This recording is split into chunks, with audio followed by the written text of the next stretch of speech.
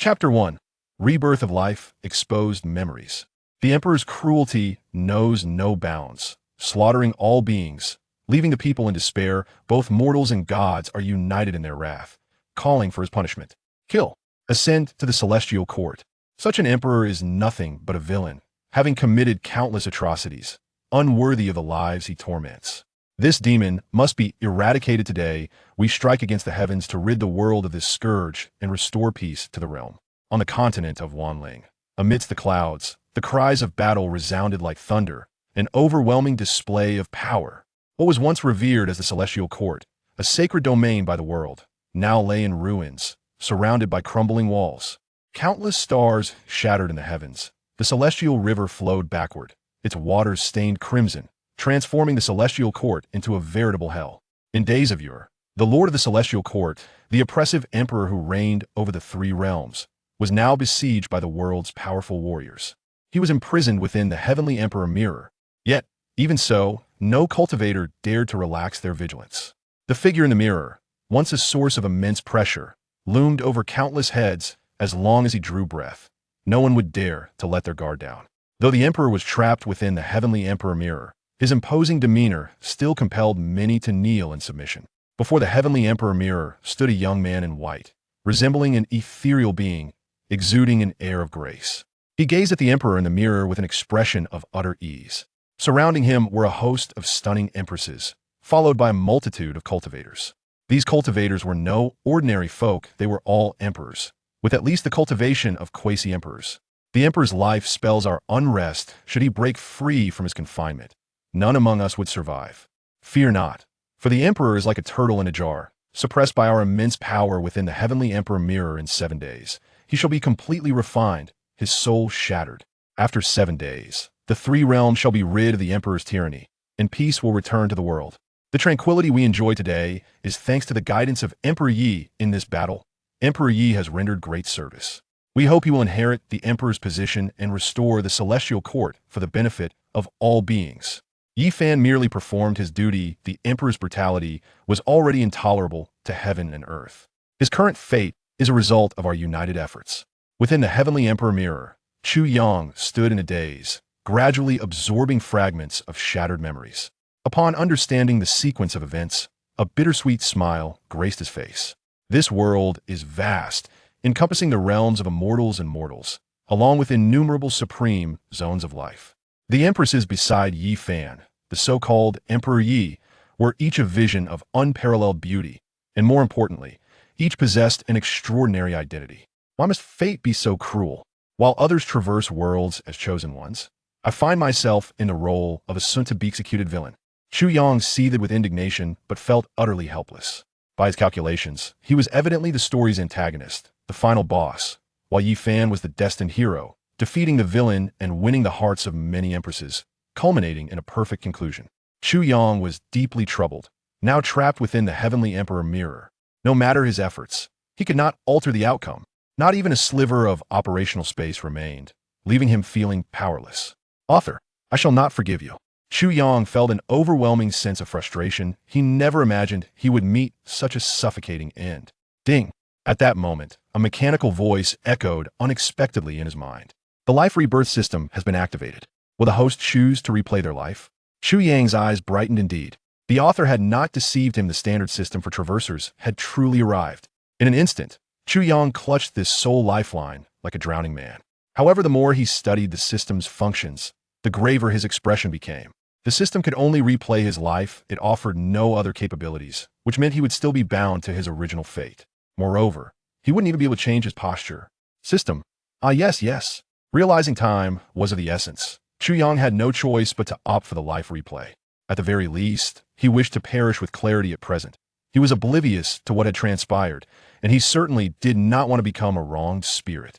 Meanwhile, the heavenly emperor mirror began to change, and the formidable emperor suddenly vanished, the image dissolving into nothingness. This scene sent shockwaves through all present cultivators. The emperor had disappeared. Could it be that the emperor had a hidden card yet to be revealed? How could such a formidable being, an ancient presence, be so easily subdued? Some emperors, who feared the emperor to their core, were now paralyzed with terror, golden liquid dripping from beneath them. In any other time, A powerful emperor displaying such a disgraceful demeanor would be the subject of endless mockery. Yet now, no one dared to laugh. Many emperors felt their hearts racing. Could it be that the emperor was truly breaking free? Mommy, I'm scared. Please don't come near, Emperor. Great Emperor, I am but a humble servant. Forced into this position, I am loyal to you. It was no wonder these emperors were so flustered. Anyone who had encountered the emperor was instilled with dread by his ruthless methods. Even Yi Fan, the destined one, appeared somewhat pale, clearly betraying his inner turmoil. To subdue the emperor was a feat that required the perfect combination of timing, location, and human resources. With divisions within the celestial court and numerous powerful figures betraying them, he had united all the emperors of the three realms, managing to suppress the emperor within the heavenly emperor mirror, using several divine artifacts. Moreover, at that time, the emperor had been in a critical state of seclusion, his strength significantly reduced compared to his peak. Even Yi Tian Emperor, a destined figure, felt fear. Needless to say, the other emperors. In the midst of this turmoil, a graceful and coldly elegant empress stepped forward, wearing a ghostly mask. Her true visage had remained concealed for ages. Her name was Chu Nannan, the emperor's sister, and equally a stunning empress. Her voice, as chilling as ice, sent shivers through the crowd. Do not worry, everyone. The heavenly emperor mirror is a supreme artifact. Even if the emperor is currently trapped within, there is no chance of him breaking free. Upon hearing this, the gathered crowd began to feel a semblance of relief. Indeed, the heavenly emperor mirror had not been breached, and within it, an unusual scene began to unfold. In a picturesque mountain village, a youth from an ordinary farming family stood tall, with striking brows and bright eyes, wielding a wooden sword, emanating an air of authority. Chapter 2. Childhood experience. As though he appeared merely 7 years of age, the young boy exuded a remarkable aura, far surpassing his peers, capturing the attention of those around him. Outside the realm of the heavenly emperor, the onlookers gazed in perplexity at the scenes unfolding within. What is this? Chu Nannan gali elucidat. When the heavenly emperor refines an individual, he presents their soul memories in visual form. Therefore, the images within the heavenly mirror depict the experiences of the heavenly emperor during his childhood. The enmity between Chu Nannan and the emperor stemmed from the past, when the emperor sought to seize the supreme bone from within Chu D's body, leading to a complete severance of their ties. One observer, intrigued, remarked, "So, the youth in the mirror is none other than the young emperor?" This was indeed fascinating. The heavenly mirror possessed such extraordinary capabilities. Thus, we shall witness the numerous heinous deeds committed by the emperor in this lifetime. Yi Fan's lips curled into a slight smile, his eyes gleaming with anticipation. The other cultivators were equally engrossed, for this was the past of the emperor, the most formidable being in the three realms, shrouded in countless secrets. However, Chu Nannan, adorned with a ghostly mask, scoffed coldly. The emperor is steeped in malevolence, devoid of humanity. Even a fleeting glimpse of his past disgusts me. At that moment, a burly man radiating an aura of terror cast a complex glance at Chu Nannan and spoke. In truth, the emperor was once quite admirable. It was only later that he changed. His name was Nie Fengyun, once a sworn brother of the emperor and his most trusted confidant. After Chu Yang ascended to the role of emperor, he entrusted Nie Fengyun with the responsibility of guarding the heavenly court, allowing him to command its forces. Had Nie Fengyun not betrayed them at the last moment, Yi Fan and the others would never have had the opportunity to breach the heavenly court. Nie Fengyun, have you forgotten? He disregarded your bond and personally killed your sister, refining her into a weapon spirit. Such a blood feud.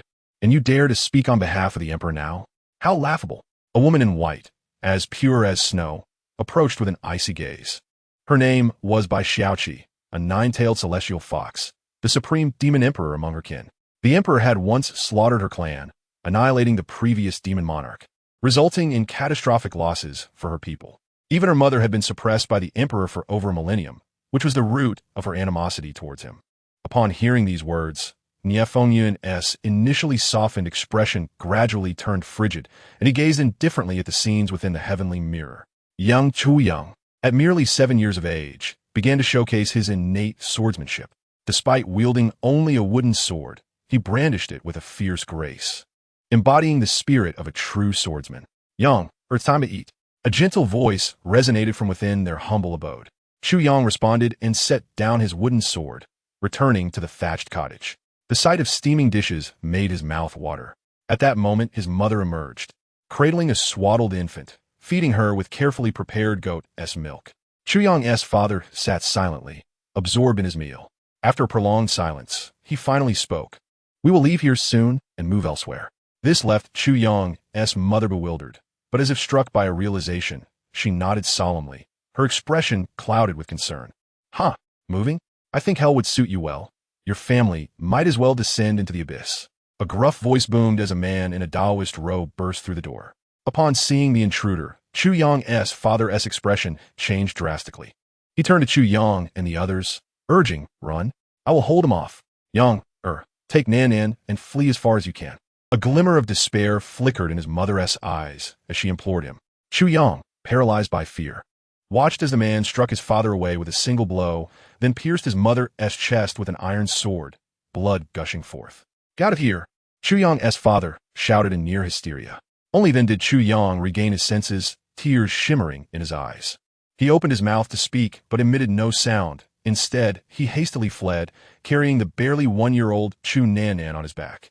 He sprinted along the hillside behind their village, not knowing how far he had run, the horrifying scene replaying in his mind. Their once blissful home had been shattered in an instant. The cultivators outside, the heavenly mirror, fell silent as they witnessed this scene. In a world governed by the law of the jungle, where strength reigned supreme, such occurrences were all too common. Ordinary people stood no different from ants before cultivators. Yet, it was unexpected to learn that the mighty emperor had also endured such tribulations in his youth. Perhaps it was from this moment that the emperor's heart hardened, transforming him into a bloodthirsty tyrant. At that moment, Yi Fan stepped forward and stood beside the masked Chu Nannan, softly declaring, "After all this, if the sects of those who wronged us still exist, I shall uproot them." Chu Nannan regarded Yi Fan with indifference before responding. "Do you believe that the ruthless emperor, upon gaining power, would spare those who have wronged him so grievously?" At this, Yi Fan could only manage a wry smile. Indeed, given the emperor's nature, those individuals had likely met a gruesome fate long ago. Within the heavenly mirror, young Chu Yang continued to flee with the swaddled Chu Nannan on his back. As dusk settled, he approached a dense forest teeming with ferocious beasts. Entering unarmed would undoubtedly spell his doom. "Sudonli, ah!" Chu Yang gasped as he unwittingly stepped into a deep pit, falling without warning. Fortunately, he instinctively shielded Chu Nannan in his embrace, preventing her from sustaining any harm. However, the pit was at least 8 or 9 meters deep, and Chu Yang's mortal body suffered a fracture in his leg upon impact. A searing pain coursed through him, yet he gritted his teeth, refusing to utter a sound. He could hear the rustling footsteps approaching the pit's edge. If that man found them now, both he and Nannan would surely perish. However, Chu Nannan, nestled on his back, began to whimper. Alarmed, Chu Yang patted her back soothingly, hoping to quiet her cries. Yet, she continued to wail as if starved, her cries growing louder despite his efforts. Chu Yang felt frantic, akin to an ant on a hot stove. He glared at his weeping sister, an intense resolve igniting within him. This fierce glimmer did not go unnoticed by the cultivators observing from outside the heavenly mirror. They were all taken aback. What was the emperor about to do? Chapter 3. The final instructions, protecting his sister with fierce determination. Chu Yang bit down hard on his finger, crimson blood flowing from the wound. He then offered the blood to Chu Nannan, who grasped his finger and began to suckle. Her cries gradually subsided, bringing a sigh of relief to Chu Yang. To prevent the wound from closing too soon and halting the flow of blood, he repeatedly bit his finger, continuously feeding his sister with his own life essence. After a considerable time, Chu Nannan fell into a peaceful slumber in his embrace. Outside the heavenly mirror, witnessing this scene, Chu Nannan felt a stir of emotion. She had never anticipated that, as a mere infant, the emperor had nourished her with his own blood. The surrounding cultivators were equally moved.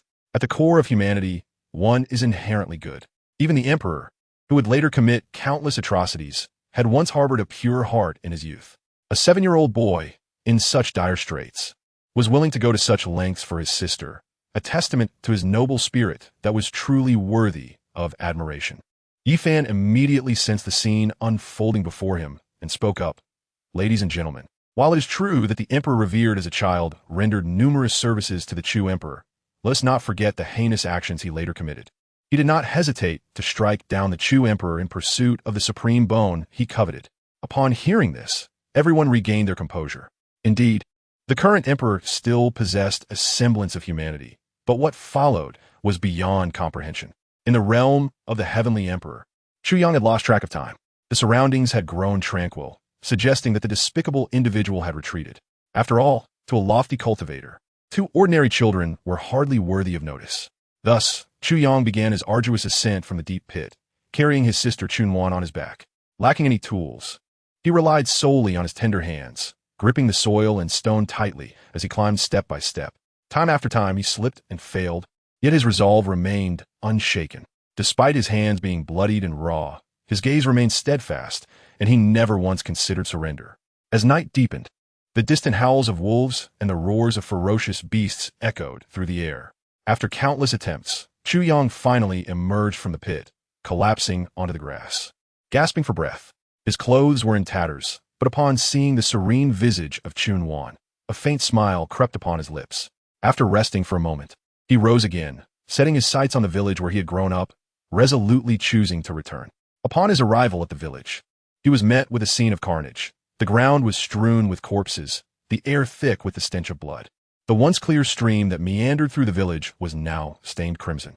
Rushing to his former home, Chu Yang found his parents lifeless in a pool of blood. The sight was grotesque, a veritable hell on earth. His mother stirred slightly, managing to open her eyes to see her tear-streaked son. With a faint, sorrowful smile, she weakly uttered, "Yang, I am so sorry. Your father and I cannot be there to watch you grow. You are the elder brother. Remember to protect your sister and ensure she grows up happy. That is your duty as an elder brother. As long as you both remain healthy and joyful, we shall have no regrets." With that, she succumbed to silence. Overwhelmed with grief, Chu Yang cried out in despair, "No, mother, do not leave. Father, mother." After a long silence, he buried his parents' remains, bowing deeply 9 times at their makeshift grave. Picking up the blood-stained wooden sword, he turned and departed from the village that had nurtured him, feeling as though, in that single night, his very essence had matured. Outside the realm of the heavenly emperor, the cultivators were at a loss for words. Such calamity befalling a 7-year-old child, burdened with profound enmity, would crush even the strongest of adults. What then for a mere boy? Yet, the Emperor saga did not end there. He ascended step by step to the apex, becoming the mightiest in the 3 realms. Standing unchallenged atop the pyramid of power, Nie Fengyun felt a heavy heart. Even as Chu Yang's closest friend, he had been oblivious to the Emperor's childhood tribulations. Chu Yang ventured into a dense forest, fraught with peril, yet the only path down the mountain. With his village destroyed, remaining here would surely lead to starvation for both him and Wan. Despite the myriad dangers ahead, he pressed on. After tending to his wounds, he hoisted Wan onto his back and, wielding his wooden sword, entered the treacherous thicket. The sun shone brightly overhead, illuminating the earth. Chu Yang spotted a fruit tree, and his spirits lifted. Since yesterday, he had eaten nothing and was ravenous. He recognized the fruit as a common one, often gathered by his father. The fist-sized red fruit was tantalizing, and Chu Yang climbed to the treetop, plucking 10 fruits. After cleaning them, he earnestly offered one to Wan, saying, "Sister, eat quickly." This scene elicited amusement from many spectators outside the mirror. The current Chu emperor had no teeth and could not speak, making the act of eating seem improbable. Realizing this, Chu Yang pondered for a moment before tasting the fruit himself and then feeding it to the infant Wan. After a simple meal, Chu Yang continued on, aware that relying solely on the fruit was not sustainable. His young sister needed proper nourishment, be it goat's milk, cow's milk, or even beast's milk. The journey was relatively calm, devoid of beastly attacks, providing Chu Yang with a slight reprieve. His heart had been taut with anxiety, for any encounter with a ferocious beast could spell doom for them both. Yet, sometimes what one fears most comes to pass. A deafening roar shattered the silence. A spotted leopard, eyes fixed hungrily upon Chu Yang, stalked closer.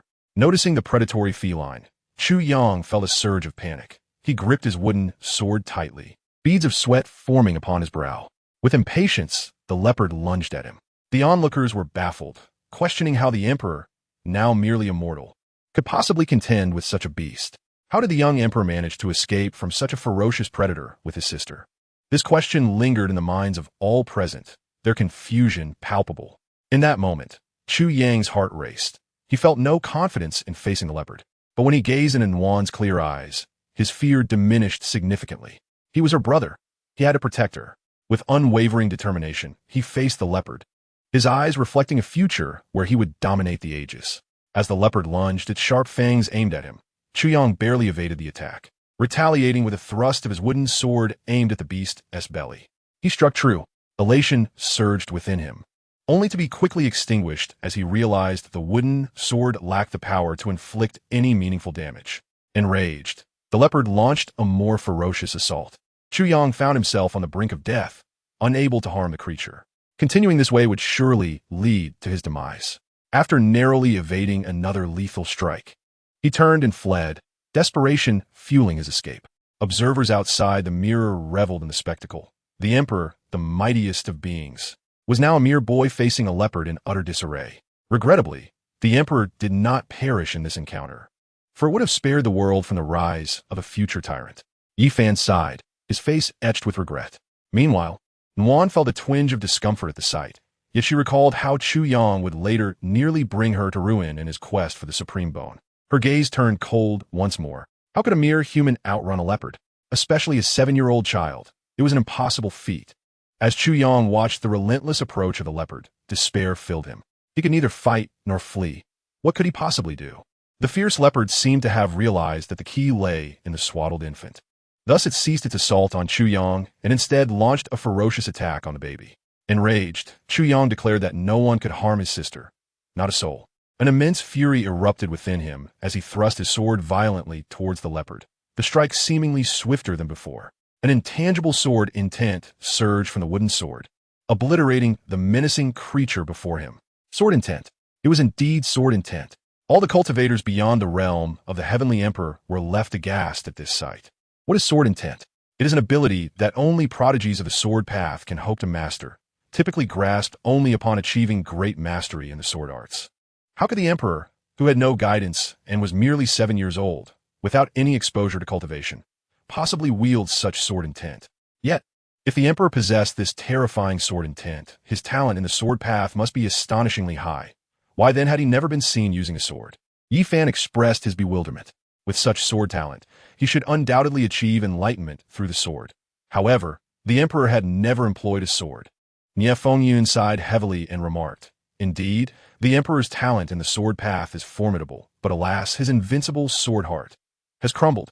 The notion of a shattered sword heart. Chu Yang breathed heavily, overwhelmed by an indescribable mix of excitement and trepidation. Days passed, and finally, Chu Yang stumbled upon a village.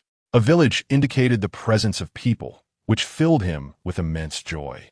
He could not allow his sister to suffer alongside him any longer. He approached a household, and upon learning of his circumstances, the villagers appeared rather indifferent. Chu Yang earnestly pleaded, "Uncle, could you adopt my sister?" The burly man furrowed his brow and gestured towards Chu Nannan, saying, "Given your situation, it is indeed difficult to survive with your sister. Abandoning her would be the path to survival. But why should I take her in?" The woman beside him nodded in agreement. "We are not affluent ourselves and have children to care for. We lack the capacity to adopt your sister." Chu Yang quickly replied, "I do not wish to abandon her. I simply do not want her to suffer alongside me. I can work, uncle. I am willing to do any menial or laborious tasks, as long as you agree to adopt my sister." The woman was about to refuse again, but the man spoke up, "I have many fields that require tilling. If you can handle that work, I will agree to your request." Chu Yang's eyes brightened, and without hesitation, he accepted the offer. For over a month, he toiled in the fields from dawn until dusk. The mere thought of his sister no longer suffering invigorated him, and he found no weariness in his labor. Finally, he completed all the tasks assigned by the man, who indeed consented to adopt Nuan. A smile radiated from Chu Yang's face. He looked at his sister's life now, and with no more worries, he chose to depart. Beyond the realm of the heavenly emperor, the cultivators were astonished. Who would have thought that at such a tender age, the emperor could be so profound in thought? He chose to abandon Chu Di, yet spoke so sanctimoniously. Surrounding cultivators chimed in, questioning how the emperor could abandon Chu Di, who was scarcely a year old at the time. Voices of condemnation towards Chu Yang echoed around them. Chu Yang was consistently troubled by thoughts of Nuan. He would stealthily return to the household from time to catch a glimpse of her. However, this time, he accidentally overheard a conversation that was unbearable for him to accept. The middle-aged woman lamented, "This year's locust plague has severely diminished our grain harvest. We do not have enough to eat." The burly man glanced at the chubby child beside him, who was incessantly crying out in hunger, and sighed heavily. If it comes to it, we may have to kill that infant and preserve her body. It could serve us in dire circumstances. Chu Yang, hidden behind the wall, felt his eyes turn blood red upon hearing this. To kill Nuan and consume her. The grotesque nature of humanity drove Chu Yang to the brink of madness. In his heart, Nuan's life was far more valuable than his own. He would not allow anyone to harm his sister. He burst into the room, and screams immediately erupted, but in a short while, silence fell. Save for a bloodied youth emerging, cradling an infant in his arms. The vile depths of humanity left Chu Yang in profound despair. He could no longer trust others easily, fearing that he might not be there for Nuan next time. The malevolence of mankind could sometimes be more terrifying than savage beasts. Chapter 5. The birth of the little demoness. Chu Yang navigated through the dense forest, his gaze frantic, as if in search of something. His agility had significantly improved compared to before. Though still merely a mortal, he possessed a certain resilience in confronting ferocious beasts. He sought a female beast. Without acquiring beast milk, one might face starvation or worse. While others avoided ferocious creatures, Chu Yang fervently sought them out. Fortunately, fortune smiled upon him. He discovered a den housing a mother leopard with her cubs.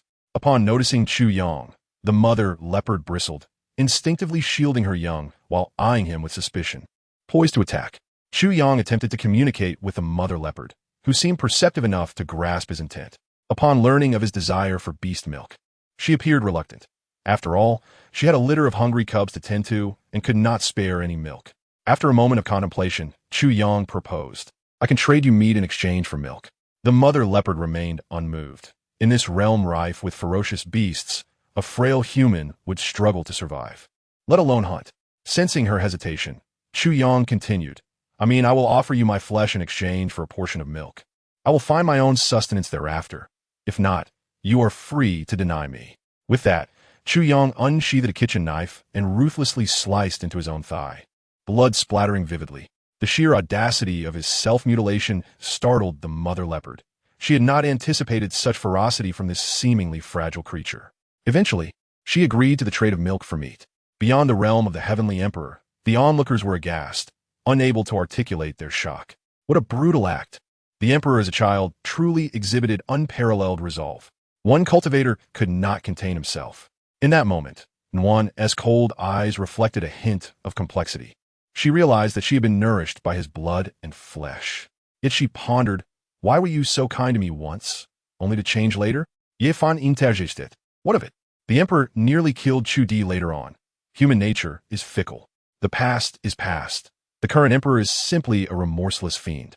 Indeed, that was merely the emperor of his youth. Chu Yang had spent considerable time in the deep mountains, constantly engaging with various ferocious beasts.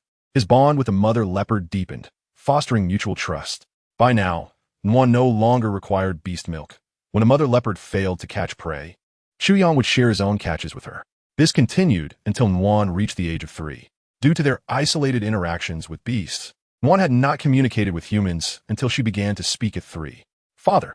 This was the first word Nuan learned to utter. Initially, Chu Yang paid it no mind. But when he realized she was addressing him as such, a multitude of black lines appeared on his face. It's brother, call me brother. Father. Both were stubborn, refusing to yield. After much effort, Nuan finally learned to call him brother.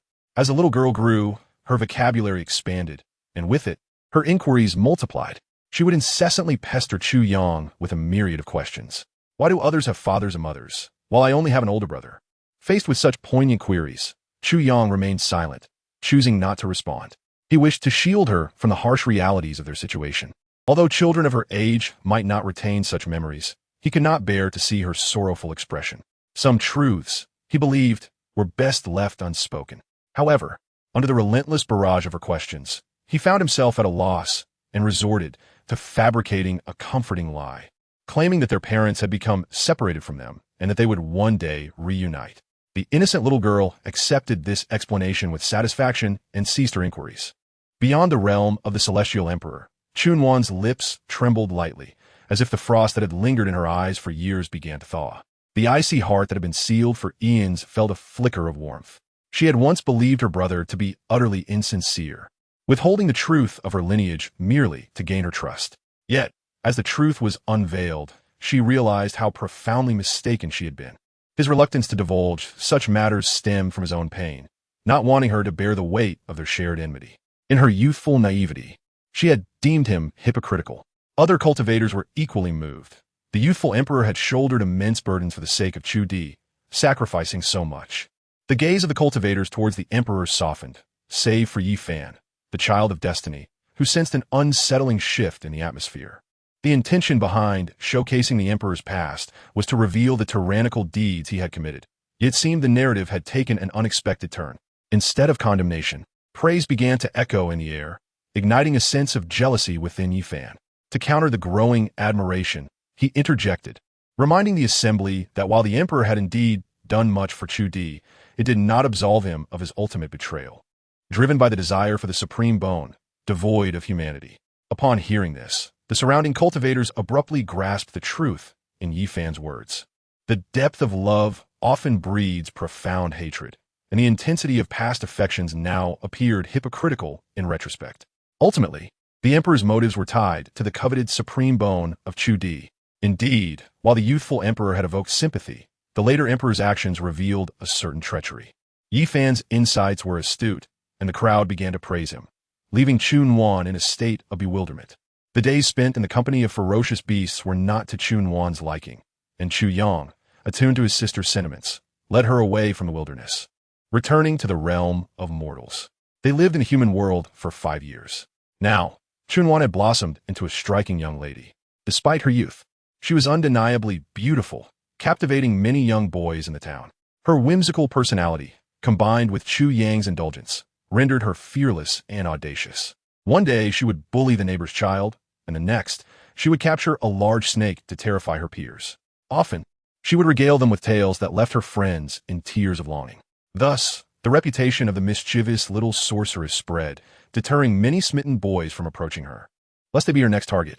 As the mundane days passed, Chu Yang remained preoccupied with their livelihood. After all, in the mortal realm, financial stability was essential for survival. However, on this fateful day, an unfortunate incident transpired. While foraging for a century-old spirit mushroom by a precipice, Chu Yang believed that acquiring this rare fungus would provide enough funds to sustain them for half a year. He meticulously prepared and cautioned his sister to await his return without wandering off. Chu Nannan nodded eagerly, promising to obey. Yet, once he departed, her inquisitive eyes began to scan the surroundings. It was inevitable that a child, in such a setting, would grow restless. Suddenly, she spotted a green viper coiled in the grass, her face lighting up with excitement as she scampered towards the serpent. Unlike her peers, who would recoil in terror at the sight of a snake, Chu Nannan perceived it as a delightful plaything, oblivious to the danger. Approaching without caution, she was met with a vicious strike, the snake sinking its fangs into her arm. The venom coursed through her veins, spreading rapidly. "Ah!" she shrieked, the potent toxin overwhelming her, and she collapsed to the ground. Chu Yang, who was just about to collect the mushroom, froze at her cry, nearly losing his footing. "Nannan, what happened?" In a state of panic, he abandoned the mushroom and rushed back, his heart racing with dread. Upon his arrival, he found her unconscious, with the serpent still lurking nearby. Enraged, Chu Yang lunged forward, his blood boiling, and with remarkable agility, he seized the viper, tearing it apart. He then noticed the deepening purple hue of Chu Nannan's arm, the poison visibly spreading. Alarmed, he scooped her up and sprinted towards the town. Arriving at a local apothecary, he sought out the proprietor, a close friend from his years in the town. "Master Chun, please, you must help my sister," he implored, eyes wide with desperation. Master Chun examined Chu Nannan's condition, his brow furrowing with concern.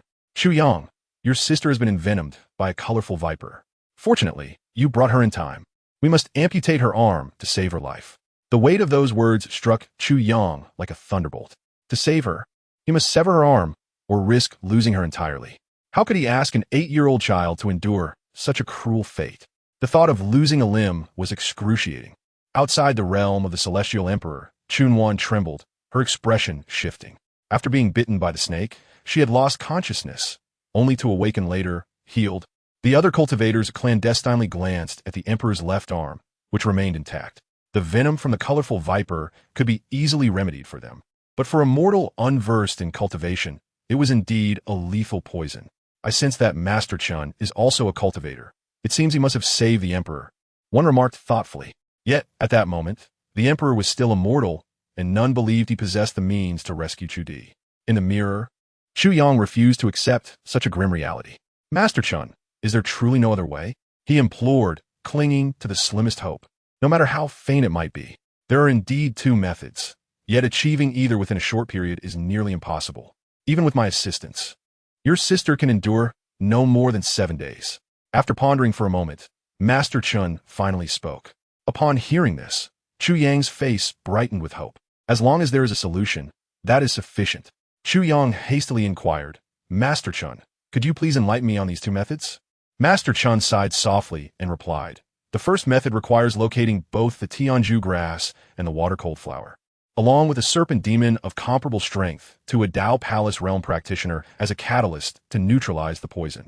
The second method necessitates a Dao Palace realm cultivator using their own spiritual power to forcibly dispel the toxin. The realms of cultivation are divided into body refinement, spirit attraction, and Dao Palace. A cultivator of the Dao Palace realm is considered a legendary existence in such a remote place, making it as challenging to find one as it is to ascend to the heavens. Master Chun has practiced for 10 years and has only reached the body refinement stage, rendering him powerless against such toxins. After Master Chin's explanation, Chu Yang fell silent, fully aware of the difficulty ahead. He took a deep breath and said to Master Chun, if I do not return in 7 days, please sever my sister's left arm. Hearing this, Master Chun felt helpless. He understood Chu Yang's character and knew he could not dissuade him. He retrieved a yellowed book from his robe and said, this is a body refinement manual. Take it. Chu Yang expressed his gratitude repeatedly, accepted the manual, and exited the apothecary. Outside the realm of the Celestial Emperor, a quasi-imperial cultivator shook his head and remarked, the body refinement manual is merely a rudimentary cultivation technique. Even a prodigious talent like the Emperor cannot possibly attain the Dao Palace realm in just 7 days.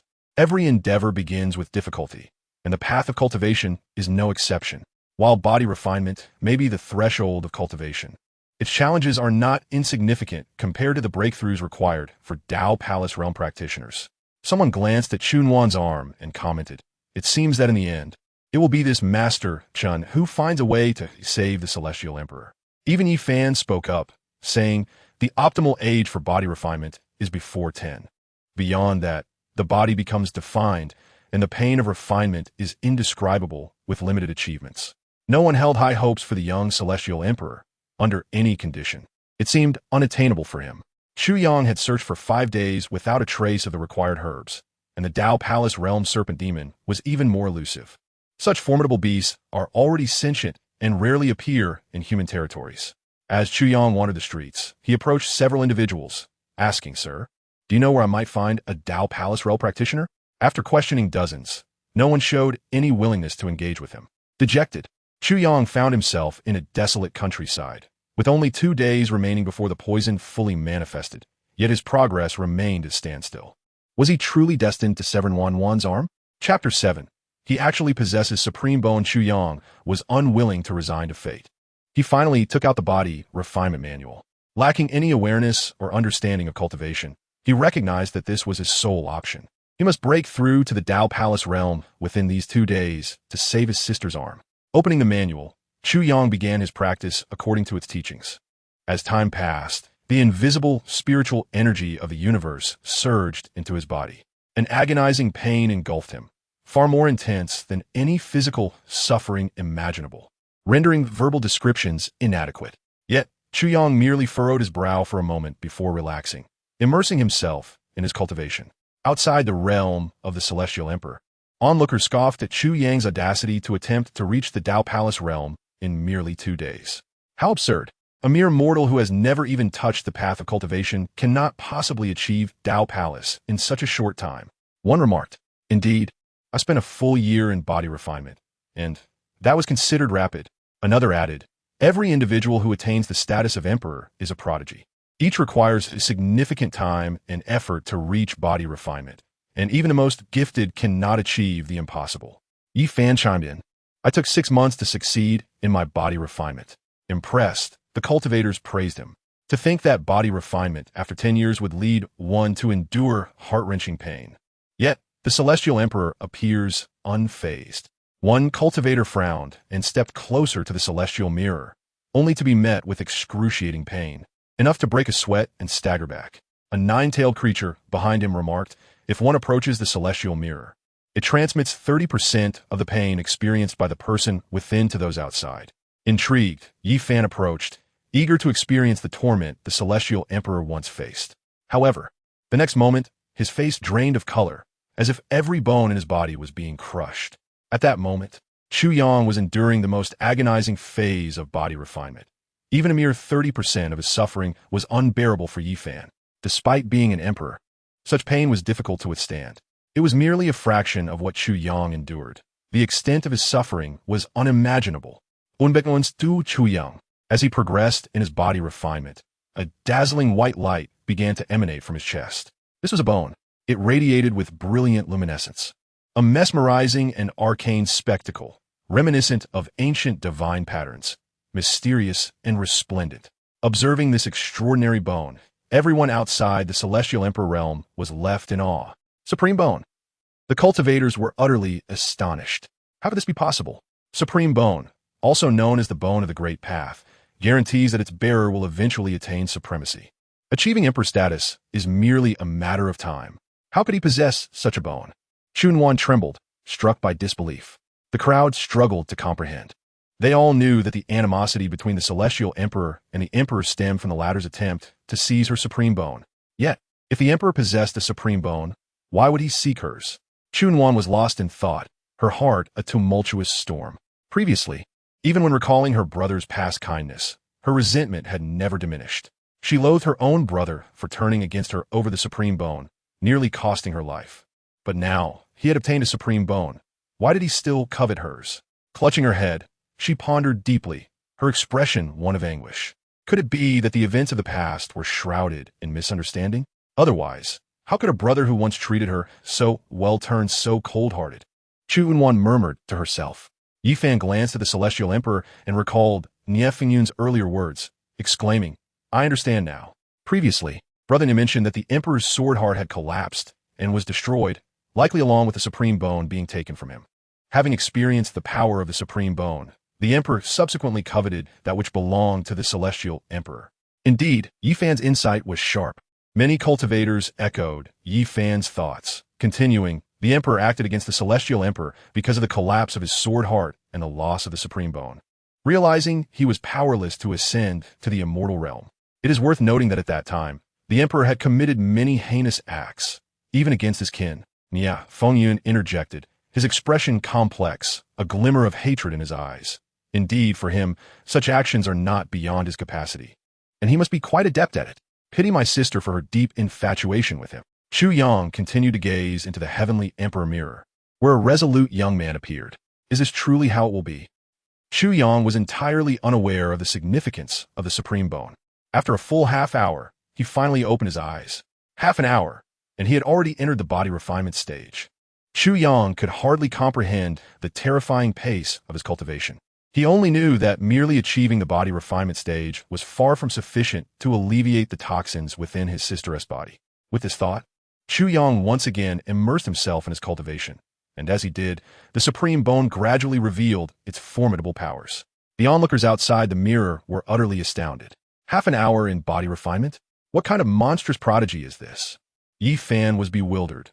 Though reluctant to admit it, he felt a pang of envy. Previously, he had taken pride in his 6-month journey through body refinement, but now, when compared to the young emperor, he felt utterly insignificant. This realization filled Yi Fan with discomfort. He had never anticipated that his once prized cultivation talent was so vastly inferior to that of the emperor. It was important to note that this was merely the result of the emperor's cultivation at the age of 15. Had he begun his training at 10, before his foundation had fully formed, would he have needed even half an hour to achieve body refinement? Time passed, and a whole day went by.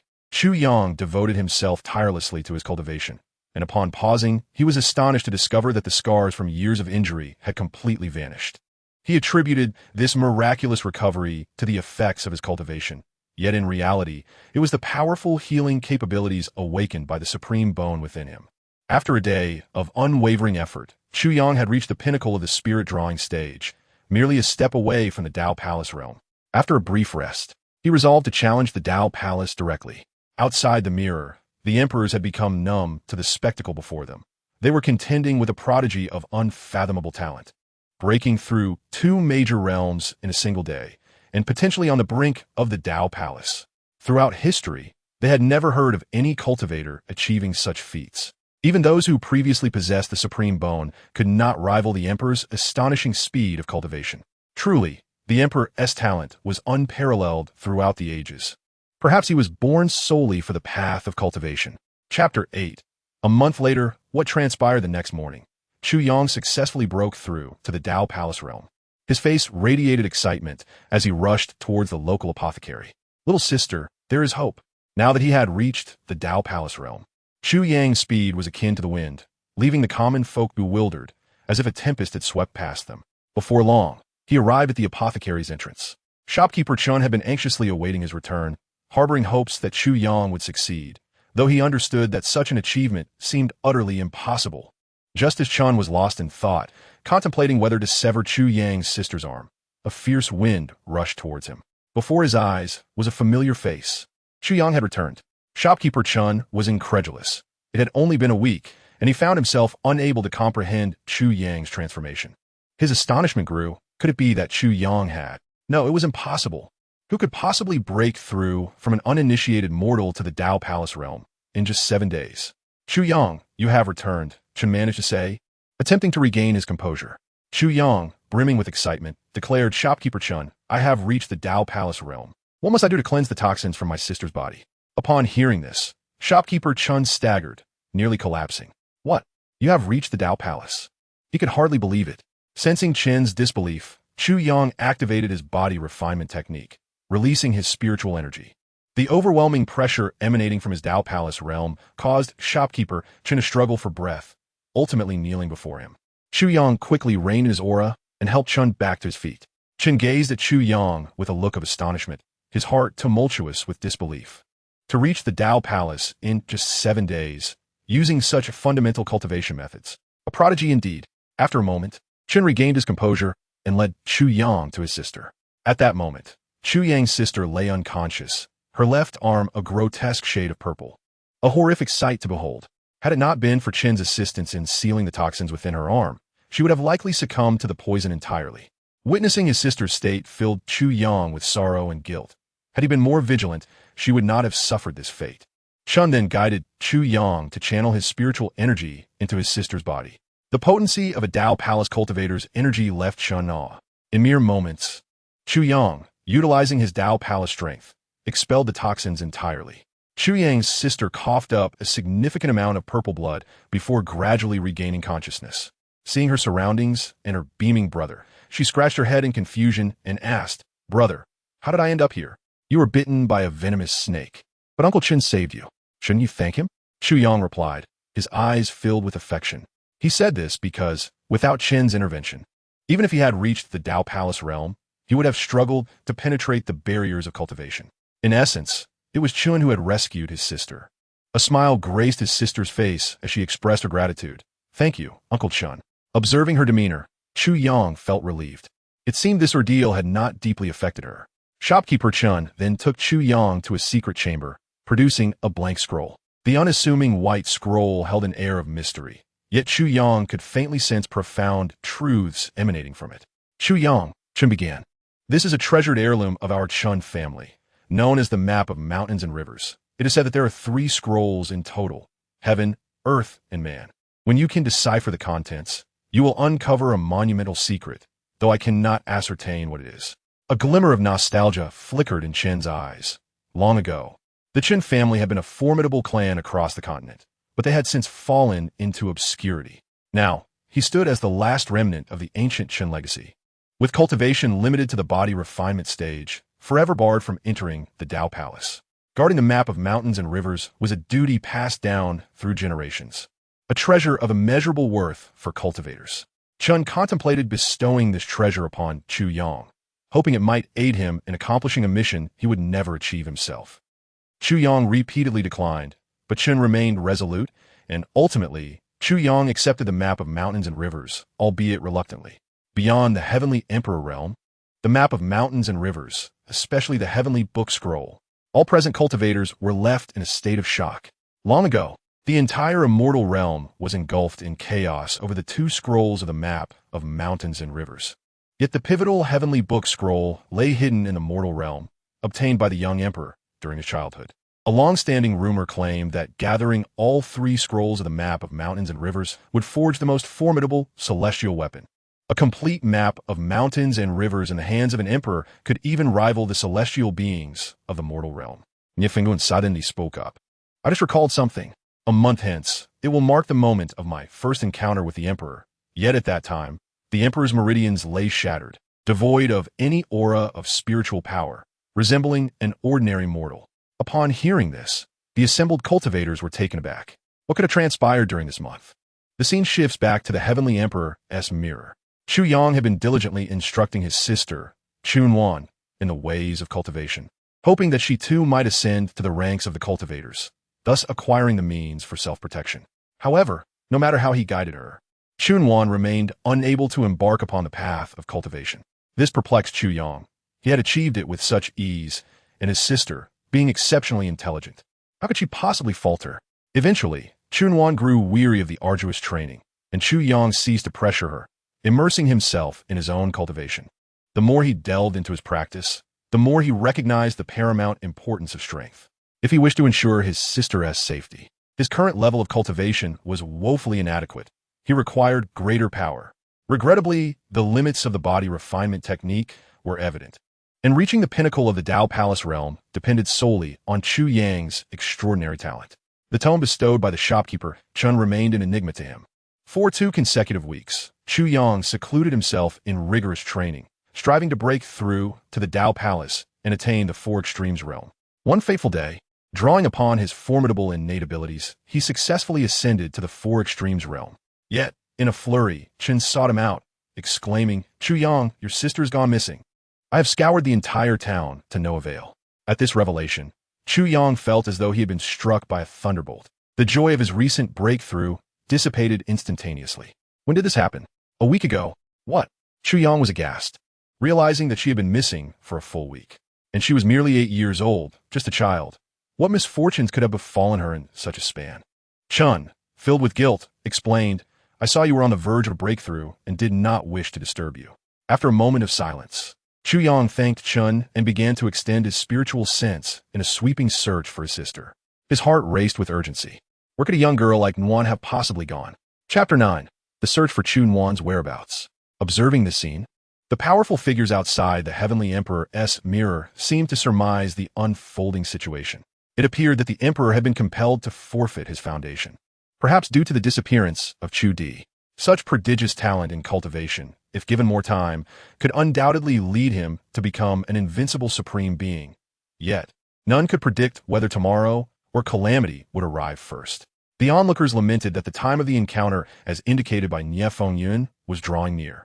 At the moment of the emperor's first meeting with Nie Fengyun, he had already lost his foundation, and the supreme bone was nowhere to be found. Chu Nannan Jianbo, harboring a similar intuition, she believed that her brother's suffering might indeed stem from her own reckless actions. "Is it because of me that your supreme bone vanished, prompting you to seek to reclaim it from me later?" Chu Nannan murmured, her face etched with bitterness. Her emotions were conflicted. Witnessing this, Yi Fan stepped forward, saying, "Perhaps the extraction of his supreme bone is indeed connected to this outing, but he is still your brother. How can you hold yourself accountable for this?" At that time, Chu Di was merely a child, and it is natural for children to be restless. Whatever actions he took were surely unintentional. Moreover, those who took his supreme bone may not have been Chu Di himself. A third party could very well be involved. Yet, the emperor sought to exact vengeance upon Chu Di for the transgressions of his youth, demonstrating a complete lack of humanity.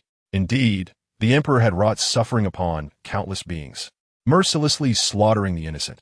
How could Chu Di bear such guilt? Chu Nannan shook her head with a bitter smile, declaring, "No need for further discussion. He lost his supreme bone because of me, and I shall return it to him. Once the emperor falls, I shall renounce my supreme bone and retreat from the world." Yi Fan was taken aback, feeling at a loss. He had always harbored aspirations of including Chu Nannan in his court. Yi Fan could not help but curse inwardly. This damned emperor, on the brink of death, still seeks to ensnare me. Chu Yang and his companions found themselves in a realm known as the Qi Kingdom, a vast dominion within the mortal world, having existed for over a millennium without decline. This does not imply that the rulers of Qi were paragons of virtue. Rather, it is the powerful sect, known as the Tianyin sect, that has supported the Qi Kingdom's growth throughout the ages. For a millennium, the Qi Kingdom thrived under the auspices of the Tianyin sect. It is quite customary for a sect to nurture a nation to sustain its daily needs. Many top-tier sects maintain a kingdom in the mortal realm, cultivating an empire that garners the faith of the populace, thus bestowing upon the sect immense fortune in facilitating their own breakthroughs. The royal city of Qi was undoubtedly the most prosperous locale within the kingdom. Chu Yang was well aware of his sister's fascination with this place. She had expressed a desire to visit the royal city on multiple occasions. However, the royal city of Qi was replete with hidden dangers, and even a moment's carelessness could lead to calamity. In order to fulfill his sister's wish and bring her to the royal city, Chu Yang devoted himself to relentless cultivation. Only by gaining sufficient strength could he ensure her safety in such perilous surroundings. Alone, Chu Yang ventured into the royal city of Qi. However, upon entering, the splendor he had anticipated was nowhere to be found. The city lay in ruins, strewn with corpses. The once bustling streets echoed with wails of despair. Stalls along the roadside were in disarray, and many mortals sat weeping on the ground. The lifeless bodies littered the streets and alleys, painting a grim tableau. Confronted with this horrific scene, Chu Yang's heart was gripped by an unprecedented fear. He understood that the royal city, the seat of the emperor, had now succumbed to such dreadful upheaval, and the court remained deaf to the cries of its people. This upheaval was likely instigated from within the court itself. Anxiously, Chu Yang began his search throughout the city, and after half a day, the only solace he found was that he had not discovered Chunwan's body. Most of the corpses were adults, with scarcely a child in sight. Nevertheless, Chu Yang remained vigilant. After pondering, he concluded that if this upheaval likely stemmed from the court, he should boldly enter the palace to seek answers. Should anything have befallen Chunwan? Chu Yang's expression turned icy as he advanced step by step toward the palace. The Qi Kingdom, after all, was a powerful empire of the mortal realm, having stood for a millennium. How could the emperor, still at the nascent stage of cultivation, muster the courage to infiltrate such a forbidden place? How could he be certain that Chu Di would indeed be within the palace? Observing the boy's actions in the mirror, some cultivators could not restrain their exclamations. Nie Fengyun furrowed his brow and solemnly remarked, "He is uncertain, yet for him, even the slightest glimmer of hope is enough to propel him forward."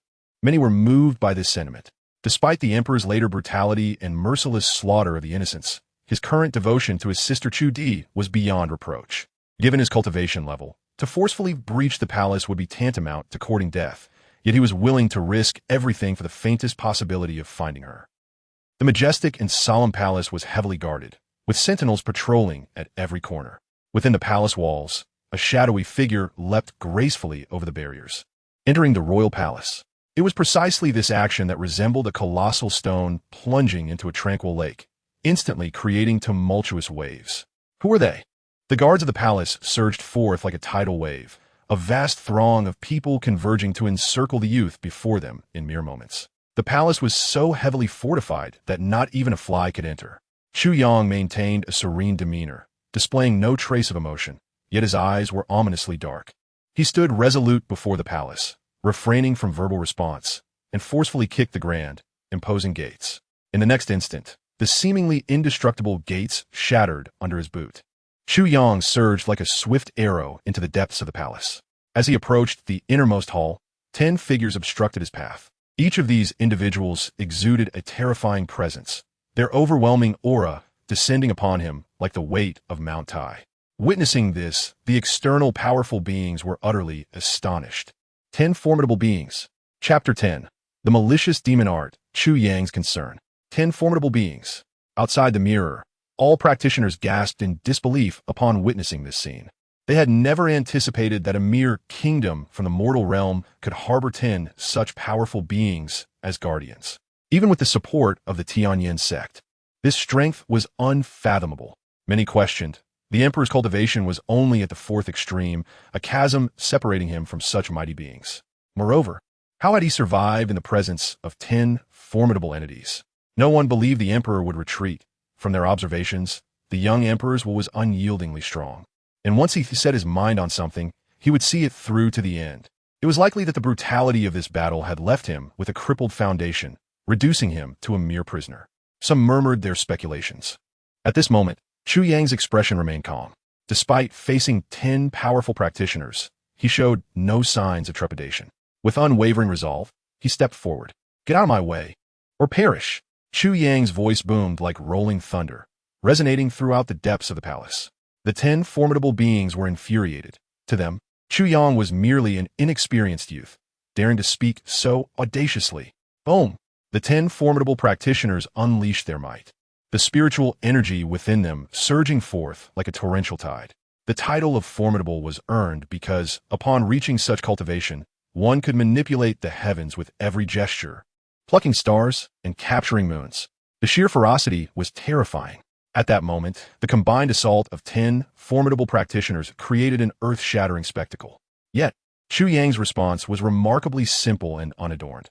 He allowed his spiritual energy to circulate within him, condensing it into his palm. With a slow, deliberate motion, he struck out.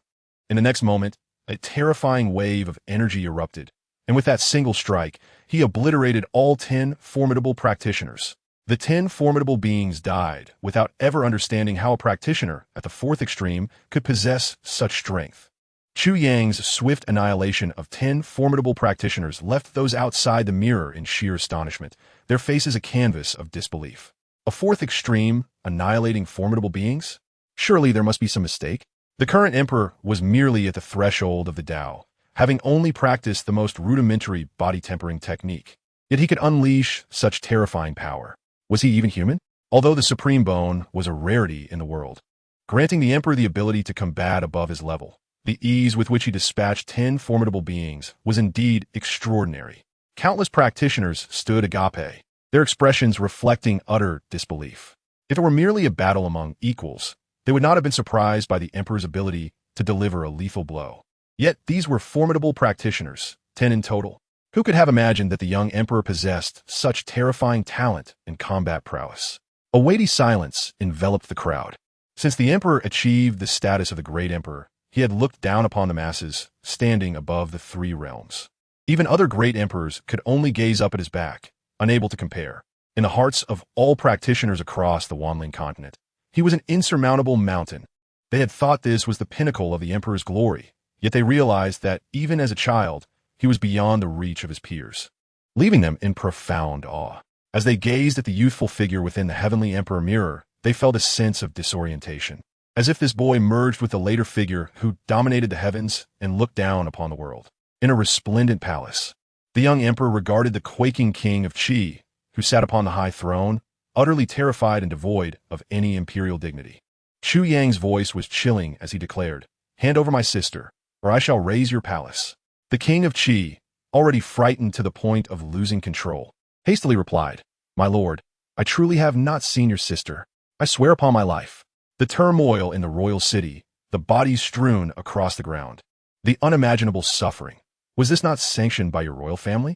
This matter is undoubtedly connected to the imperial house. My lord, this truly has nothing to do with me. The chaos in the royal city is entirely the doing of the Tianyin sect. Their leader sends people to the royal city every 5 years to abduct numerous children, using their blood to concoct a certain elixir, extending their lifespan. Upon hearing this, Chu Yang's expression turned icy. He had not anticipated that the so-called Tianyin sect was such a heartless sect, using the blood of children for alchemy. His gaze was frigid, his demeanor dark, as he seized the king of Qi and commanded, "Lead the way to the Tianyin sect." The blood of children, refined into elixirs to prolong life? Such a vile and malevolent practice still existed in past times. Outside the mirror, many practitioners expressed their shock. All practitioners pursued immortality, striving to become eternal beings in this realm. However, some malevolent techniques could extend life by forcibly prolonging existence. This involved using the pure blood of children, refining it into elixirs, and then absorbing it through corresponding techniques to achieve longevity. The blood of children possessed vibrant life force, making it ideal for crafting longevity elixirs. Yet, Such methods were heinous and would be condemned by heaven and earth. Practicing such malevolent arts would undoubtedly bring catastrophic consequences. If such a dark art were to persist, it would certainly manifest as a great evil in this realm, targeted by countless righteous sects in a united effort to eradicate it. Nie Fengyun displayed no surprise, calmly stating, "In those times, such malevolent arts not only existed, but were also quite common. Many who struggled to progress on their paths and faced imminent death resorted to these techniques to prolong their lives. However, after the emperor ascended the throne and became the Lord of Heaven, he enacted relevant regulations, leading to the disappearance of such techniques." Hearing Nie Fengyun's explanation, many were momentarily taken aback. The emperor was known for his brutality, and while the world seemed aware of his ferocity, he had indeed provided considerable assistance to these mortals throughout his life. Moreover, the tragedies the young emperor experienced were all instigated by mortals. The Tianyin sect, which had allowed the kingdom of Qi to thrive for a millennium, undoubtedly harbored many powerful beings. Does the emperor truly dare to venture forth? Someone inquired. This question drew everyone's attention back, their gazes once again fixated on the young figure within the mirror. Chapter 11. Only a cold corpse remains under the guidance of the monarch of Qi. Chu Yang swiftly arrived at a mist-laden celestial mountain. Before the celestial gate stood guardians, who were currently roasting a piece of venison, the savory aroma wafting through the air. The bloodstained deer hide was particularly conspicuous. With a detached gaze, Chu Yang approached these mountain guardians. "Have you seen my sister?" he inquired, unleashing his formidable aura. The guardians, trembling in fear from his overwhelming presence, hesitated to respond. With quaking hands, they pointed toward a nearby cliff. Following their direction, Chu Yang hastened to the precipice. Upon peering down, he was met with a harrowing sight, a heap of lifeless children's bodies. Their faces reflected sheer terror and dread, a sight that even stirred Chu Yang's stoic heart. At the bottom of the cliff lay a mound of child corpses, all under the age of 10. The despair and fear these innocent souls must have felt as death approached was unfathomable. Among the multitude of bodies, a familiar frail figure suddenly caught Chu Yang's attention. The moment he recognized his sister, Chu Nannan, a paralyzing shock coursed through him as if time itself had halted. Chu Nannan is dead? The onlookers outside the mirror were rendered speechless, their expressions a mixture of disbelief and horror. They quickly turned their gaze to the figure standing nearby, masked in a ghostly visage. Chu Di was still alive, thriving, his profound cultivation a testament to his vitality. How could this be? At this moment, Chu Nannan appeared equally bewildered, oblivious to the situation unfolding. Memories of her childhood with Chu Yang had severed when she left the town and was captured upon arriving at the palace. Upon awakening, she found herself taken by her master, devoid of any recollection of the events that had transpired. Perhaps it was her master who had saved her, she pondered. It was at this juncture that she encountered her master, subsequently joining the sect. With little time elapsed, the astonishment among the crowd remained palpable. In the mirror of the celestial emperor, Chu Nannan was devoid of life, unmistakably lifeless. Such beings capable of reviving the dead were not without precedent. Yet those who possessed such power were invariably formidable figures. They had not anticipated that Chu Nannan's master had such terrifying capabilities. If this were true, then it followed that Chu Di's master must have intervened to restore him to life. Some nodded, seemingly piecing together the events. Yet, a question lingered. Why had Chu Di's master not taken the young emperor as a disciple, but only accepted Chu Di? A perplexed cultivator spoke up, pondering why, given the young emperor's evident talent, he had not been chosen as a disciple by Chu Di's master. At this moment, Yi Fan chimed in. Is it not evident? I suspect that the young emperor's foundation will soon be obliterated, while Chu Di's supreme bone unexpectedly awakens, garnering greater attention and significance. It is even said that the awakening of the supreme bone can revive Chu Di from death. I once read in an ancient text that the supreme bone possesses a terrifying regenerative ability. As long as a single drop of blood remains, resurrection is possible. Hearing Yi Fan's analysis, the crowd nodded in agreement. Thus, it seemed the young emperor's foundation had been destroyed within the Tianyin sect. Many sighed, reflecting on the potential that could have been realized had these unforeseen events not transpired. With his innate talent and the aid of the supreme bone, perhaps he could have ascended to the pinnacle of the celestial realm, commanding respect across the three realms. In the pit, permeated by a nauseating stench, Chu Yang trembled uncontrollably, his complexion ashen and devoid of color. He opened his mouth as if to utter words, yet no sound emerged. Disbelief clouded his gaze as he stared at the diminutive figure, now lifeless and devoid of vitality. Slowly, he cleared the mound of corpses, crouched down, and cradled Chu Nannan's body in his trembling hands. Even at this moment, Chu Yang could not accept that his sister had perished in such a manner. Yet, the chilling touch of her body told him an undeniable truth. No matter how much he wished to deny it, Chu Nannan was indeed gone. Chu Nannan was dead, just like their parents had been, perishing before his very eyes. A wave of despair washed over him, engulfing Chu Yang entirely. Nannan, he whispered her name, tears cascading down his cheeks like blood. I'm so sorry. It's all my fault for not protecting you, for allowing you to suffer such harm. His heart bled for her, and the tears flowed uncontrollably. He could scarcely fathom the depths of despair, fear, and longing for her brother that must have consumed Chu Nannan in her final moments. Yet, he had not been there for her when she needed him most, failing to shield her from danger. Memories of their shared past flooded his mind, from the time she was but an infant, nurtured by his blood to fill her belly, to the countless times he braved perilous hunts to provide for them. This little one, whom he had guarded with his very life, now lay cold in his arms. Amidst the blood-soaked chaos, scenes from their past flickered before his eyes like a slideshow. Dove, we're a father and mother. Brother, I've grown up. I can roast meat now, just for you. Brother, I don't want to live in this jungle anymore. Let us go to the town outside. Brother, those kids in town are so annoying. Today, I caught a snake, and they were terrified. Brother, I want to see a more prosperous city. Those cherished moments felt like yesterday. Yet, how had that whimsical little girl become so cold? As Chu Yang gazed at the lifeless form in his arms, the terror etched upon her frozen visage shattered his heart. In the depths of that pit, Chu Yang let out a roar akin to a ferocious beast, reverberating through the heavens and earth. Chapter 12. The foundation of Tianyin sacked upon hearing that anguished roar. Every cultivator beyond the realm of the celestial emperor was moved. Each individual present could shake the very foundations of the Wanling continent with a mere stamp of their foot, yet their eyes glistened with unshed tears, clearly empathizing with the plight of the young emperor. At that moment, Chu Nannan could no longer contain her tears.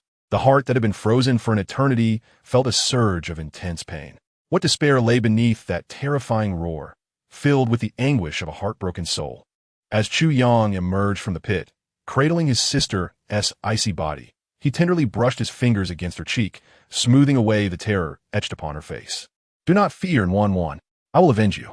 I will shatter the bodies of those who harmed you, sending them to hell to atone for their sins. His voice, surprisingly calm, masked the tempest that brewed within.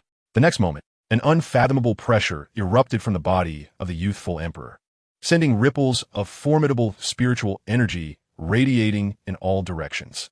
The very mountains and rivers trembled under this overwhelming aura, severed in an instant. In that moment, the boy's wrath seemed capable of annihilating everything in its path.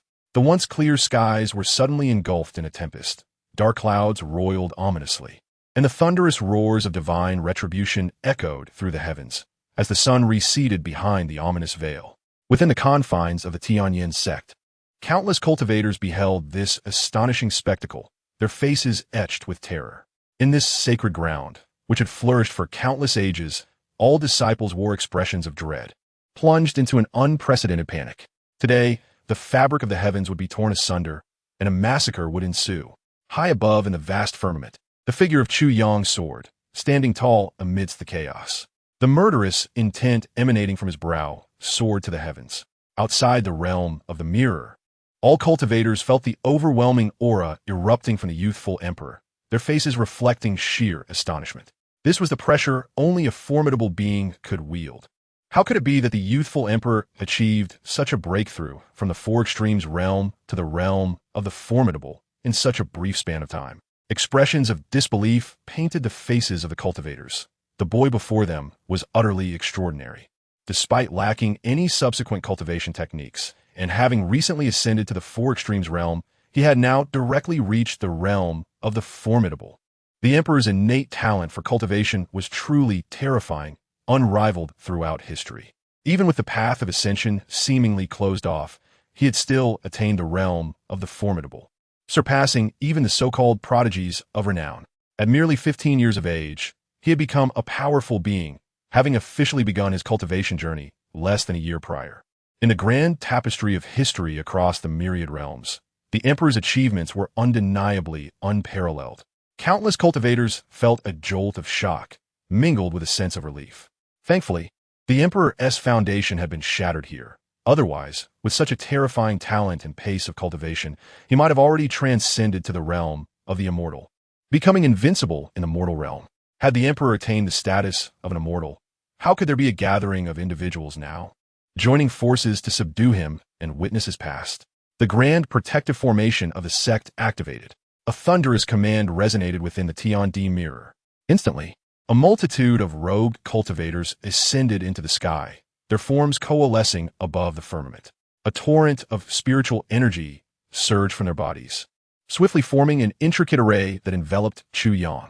Yet now, having surpassed the realm of the formidable and consumed by furious wrath, the sect's grand formation appeared as fragile as mere paper before him. In his hand, Chu Yang wielded nothing more than a simple wooden sword, a weapon of utmost ordinariness.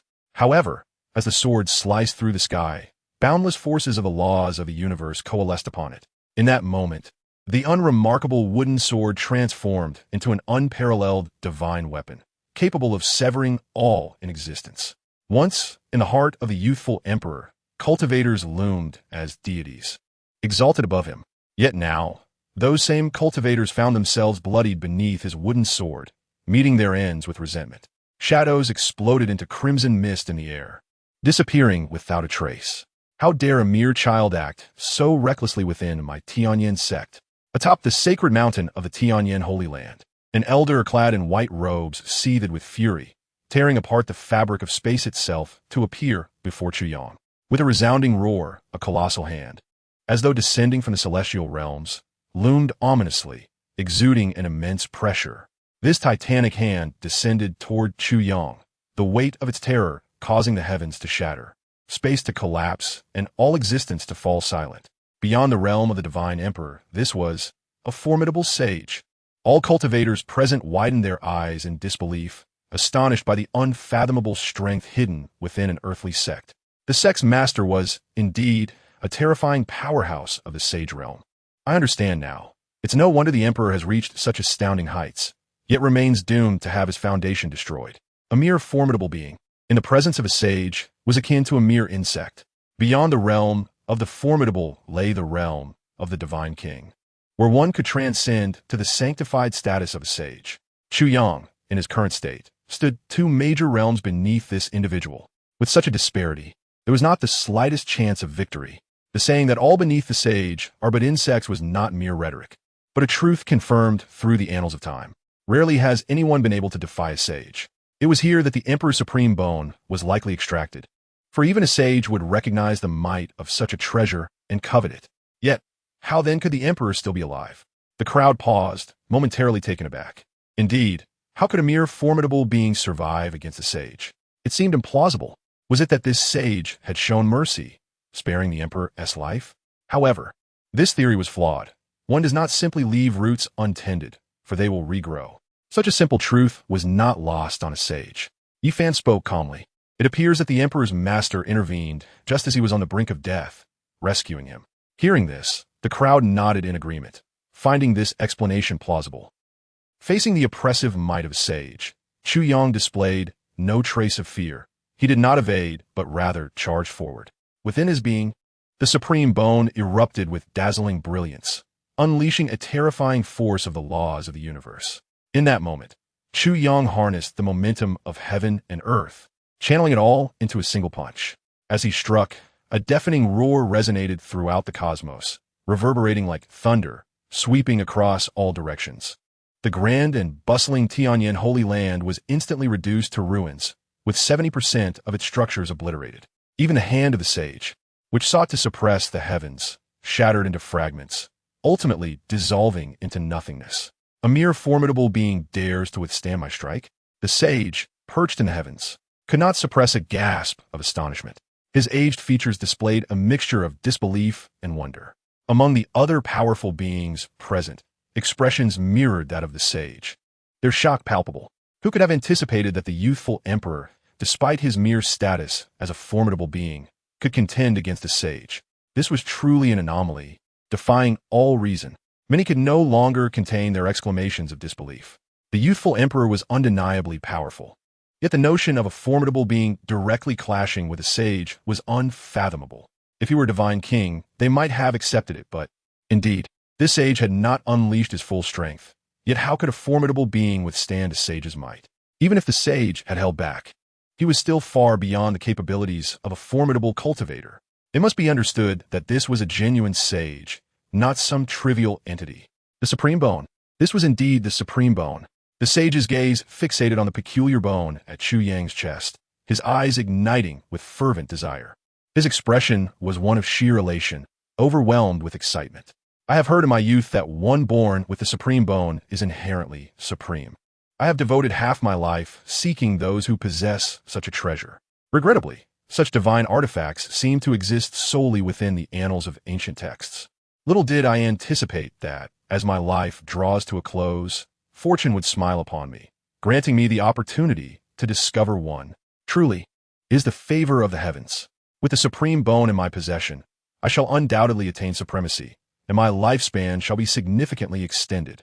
Ah! The saint emitted a chilling laugh, his gaze directed at Chu Yang, filled with menace. Young man, you cannot grasp such a treasure as the supreme bone. Allow me to safeguard it for you.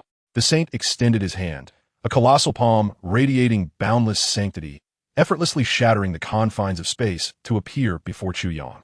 Beyond the heavenly emperor's realm, tension gripped the hearts of the onlookers. They had already surmised that the foundation of the youthful emperor had been obliterated, and the supreme bone was about to be seized. How they wished for their master to arrive sooner.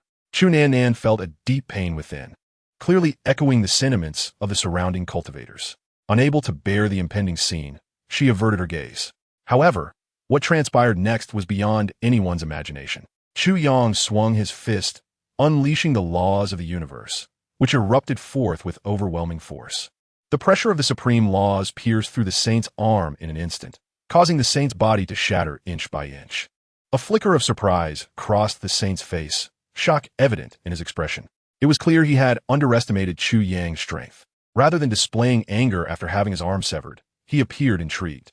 In his view, the more formidable the supreme bone, the greater his chances of ascending to the unparalleled path. How remarkable! A mere ant of a mighty figure has managed to injure me. It seems the wonders of the supreme bone are even greater than I imagined. If I can acquire the supreme bone, I might even glimpse the possibility of attaining the emperor's fruit. Chu Yang's expression darkened as he pointed at the saint, his voice cold and resolute. You, who murdered my sister? The saint dismissed his concern with a laugh, replying, I have slain countless children. I cannot say if your sister was among them. Any child beneath this cliff has fallen by my hand. None of this is significant. Since your sister is dead, you shall accompany her into the abyss. Upon hearing this, Chu Yang's fury ignited. The one responsible for his sister's death stood before him. His murderous intent surged. Today, I shall annihilate the entire Tianyin sect. The saint scoffed, wholly dismissing Chu Yang. You, a mere ant of might, hardly worthy of my attention. Yet, as soon as the words left his lips, the amusement faded from his face. Chu Yang's aura surged, becoming terrifyingly potent, and the rate of increase was astonishing. Outside the heavenly emperor's realm, the onlookers were left speechless, their eyes nearly popping out. Could it be that after just breaking through to the mighty realm, he was poised to break through again? Is your breakthrough as simple as eating or drinking? Although the emperor's earlier miraculous feats had hinted at his formidable cultivation speed, the crowd remained astounded.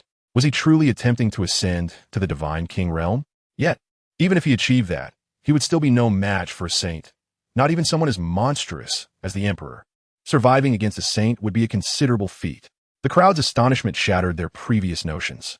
At that moment, a serene empress clad in ethereal garments stepped forward, her demeanor touched with emotion, her eyes sparkling like stars.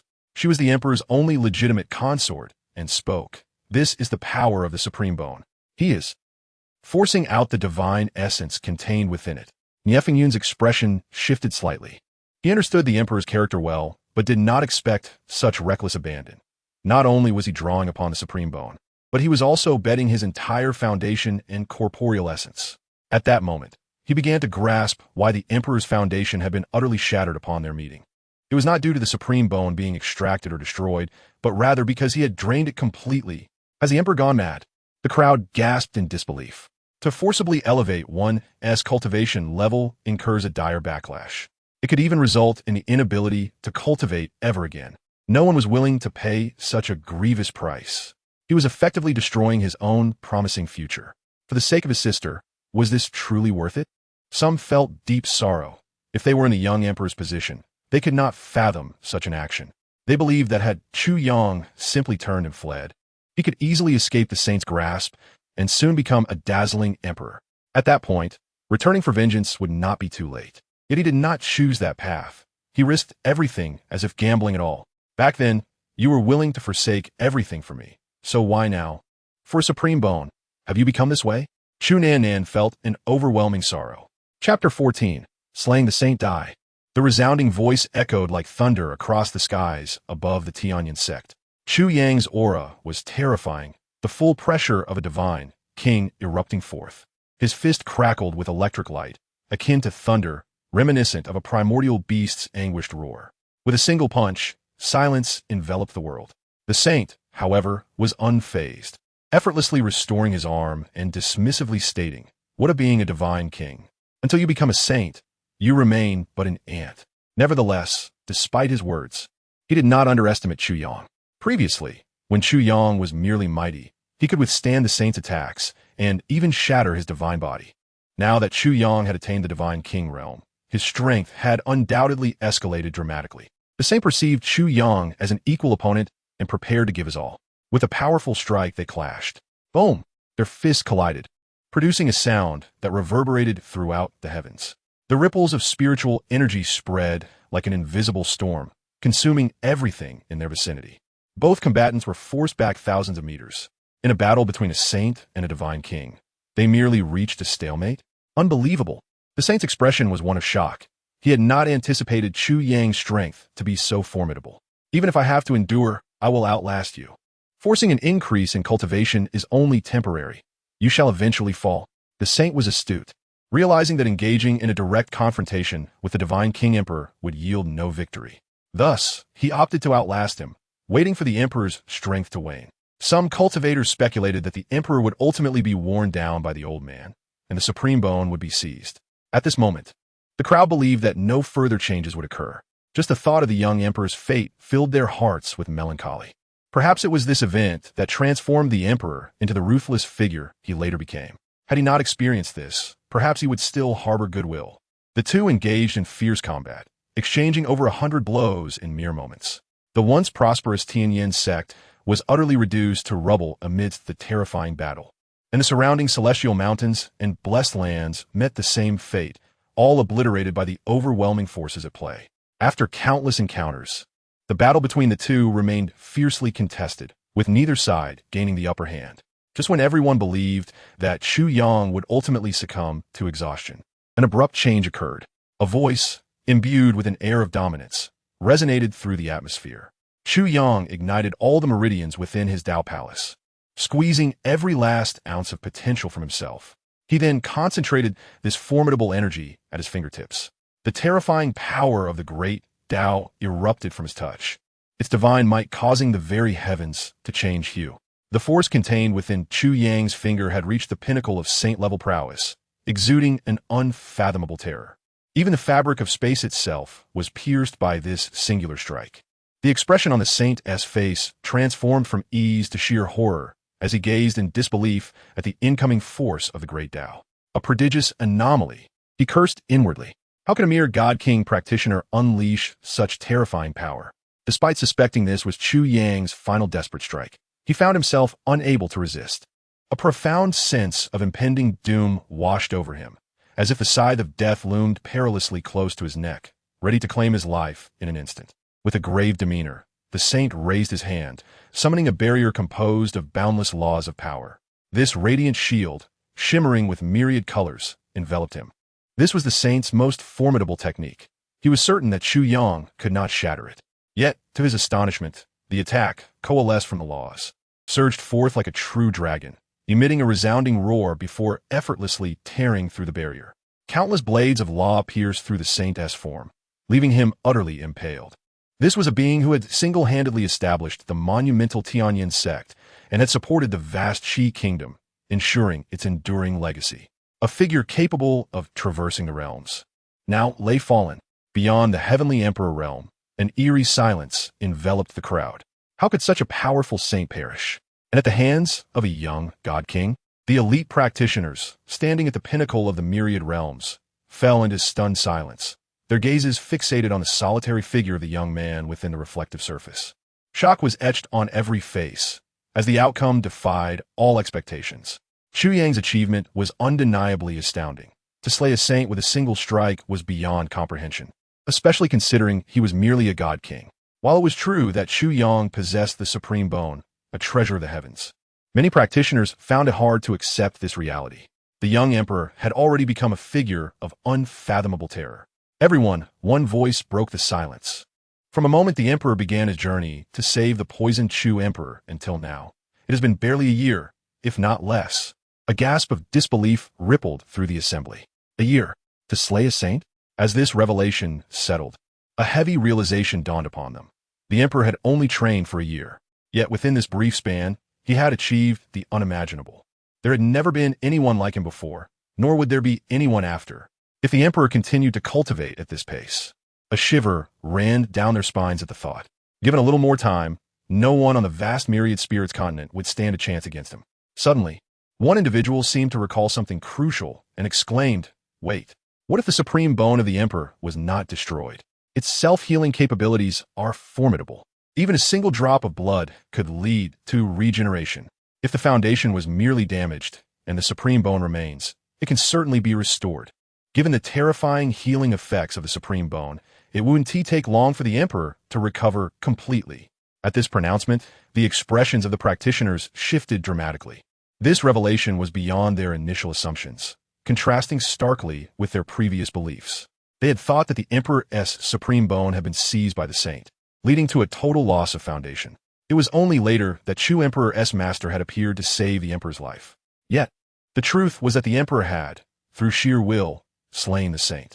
Even if his foundation had been severely compromised, the supreme bone still existed. The notion that the emperor's foundation had been destroyed had originated from Ye Fengyun, who had no reason to deceive. At this moment, even Ye Fengyun appeared perplexed. "I am unaware of what transpired during that time. All I can assert is that when I encountered the emperor, he was undoubtedly without the supreme bone, and his foundation was indeed in tatters." Upon hearing this, everyone fell into deep contemplation. What exactly had occurred? Chapter 15. A desperate situation currently. Only 3 days remained until Ye Fengyun's encounter with the young emperor. This led to the speculation that during this brief period, Chu Emperor had successfully awakened the supreme bone and entered the celestial gate, thereby parting ways with the young emperor. Yet, what had transpired during this time that resulted in the disappearance of the emperor's supreme bone? Although Chu Emperor lacked any memory of these events, the time frame was merely 3 days, and Ye Fengyun had not encountered her during his meeting with the emperor. It was clear that Chu Emperor's master had appeared within these 3 days and taken her away. Furthermore, it was inevitable that the supreme bone had been extracted before the appearance of her master. Otherwise, given the emperor's prodigious talent and the presence of the supreme bone, there would be no reason for anyone to let him slip away. A sense of tension gripped the crowd as the situation grew increasingly enigmatic. They all turned their gazes toward the heavenly emperor mirror, seeking answers for the events that had unfolded over the past 3 days. At this moment, Chu Yang lay sprawled on the ground, his body emitting a series of sharp cracks. He was acutely aware that a tumultuous transformation was occurring within him, as if all his meridians and bones were on the brink of shattering. Indeed, he had overexerted himself in his effort to slay the saint, leading to the complete rupture of his meridians and the fracturing of his bones under such immense pressure. The power that had flowed through him moments ago now ebbed away like deflating air from a balloon. Chu Yang's breath was faint, his cultivation level visibly plummeting. However, despite the overwhelming fatigue, he gritted his teeth and managed to rise, unsteadily making his way to Chunwan. He cradled her in his arms, having reached the limits of his endurance, his consciousness growing hazy and his head feeling heavy. He collapsed into a pool of blood, gazing up at the heavens with a vacant expression. At that moment, a sense of relief washed over him. Suddenly, a figure in a white robe appeared, a smile gracing his face, resembling an immortal as he approached Chu Yang step by step. "Master, is he here?" Upon seeing the white-robed figure, Chu Nannan trembled slightly and instinctively spoke. Before her ascension, her master had already passed away peacefully. Years later, upon reuniting with her revered master, Chu Nannan should have been filled with joy. However, her countenance bore no trace of elation. The circumstances surrounding her master's appearance were far from fortuitous. The crowd, upon hearing Chu Nannan's words, exhibited a subtle shift in expression. They held no expectations for this enigmatic figure, and indeed found the situation somewhat perplexing. It seemed as though this formidable presence had long been in their midst, silently observing during the previous battle between Chu Yang and the saint, remaining concealed in the shadows. Yet, this situation raised further questions. Logically, the supreme bone of the emperor should have been irrevocably destroyed before the arrival of Chu's master, and only then would the supreme bone within Chu emperor awaken. However, the current state suggested otherwise. The supreme bone still existed, and the injury sustained could be easily mended. Why, then, had Chu emperor's master not chosen to accept him as a disciple? This conundrum weighed heavily on the minds of the onlookers. Why would this mysterious power choose only Chu emperor as a disciple, now that his master had appeared and the imminent danger had been averted? The possibility of the supreme bone being taken from him seemed utterly implausible. A myriad of uncertainties lingered in the hearts of the cultivators, leaving them utterly baffled. In search of answers, they turned their gaze towards the heavenly emperor mirror. Chu Yang regarded the ethereal elder before him with a hint of bewilderment, inquiring, "Elder, are you a celestial being?" The elder, clad in white robes, responded with a playful smile. "What defines a celestial? What defines a mortal? If a being capable of traversing the heavens and shifting mountains is deemed celestial in the eyes of mere mortals, then I suppose I could be considered one." With that, the elder raised his hand, casting forth a radiant divine light that enveloped Chu Yang. In an instant, this luminous energy restored his waning vitality and healed his grievous injuries at an astonishing rate. Once again, Chu Yang's face glowed with vitality, dispelling the earlier despondency. "Celestial being, you truly are celestial," he exclaimed. "Please, I beseech you to save my sister. You must bring her back." Witnessing the elder's formidable abilities, a spark of hope ignited within Chu Yang. He firmly believed that this being was indeed a celestial entity. For a legendary celestial to resurrect a mortal should be a trivial endeavor. At that moment, images of his sister flooded his mind, and he gazed at the elder with fervent hope. The white-robed elder emanated an aura of divine brilliance, each movement seemingly orchestrated by the heavens, with the light of the Tao intricately woven around him like a halo. He appeared undeniably celestial. "This little one?" The elder's gaze shifted to the lifeless Chu Nannan, and with a dispassionate demeanor, he stated plainly, "She is dead, and has been for quite some time. Even a celestial cannot bring her back." Chu Yang, however, insisted, "Elder, are you deceiving me? Just moments ago, I felt as though I were on the brink of death, yet with a mere wave of your hand, I was completely restored. If you can save me, why can you not save my sister?" The elder sighed, recognizing the youth's loyalty and affection. Yet, he was powerless to aid the deceased. "You possess the supreme bone, an extraordinary treasure, and your innate talent is remarkable. Even if your foundation has been shattered and your Tao palace broken, your inherent strength remains formidable, making your recovery simple. However, your sister's potential is unremarkable, and her foundation is weak. Given her current state, her fate is sealed. It is not that I do not wish to help." Chu Yang was momentarily taken aback, feeling the flicker of hope within him dimming gradually. Was there truly no way to save her? Upon hearing the elder's proclamation, the gathered cultivators displayed incredulous expressions. Mediocre talent, weak foundation? How can this be? They questioned. If her talent were truly so lackluster, how could she have achieved the status of a great emperor and become one of the most powerful beings in existence? Moreover, had not Chu Emperor's master selected him as a disciple precisely because of his exceptional potential?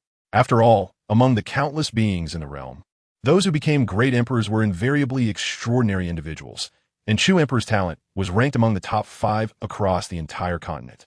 Excluding those from hidden, ancient families with terrifying legacies, or the unfathomable existences from forbidden zones, the mere possession of a supreme bone would suffice to place Chu Emperor above all.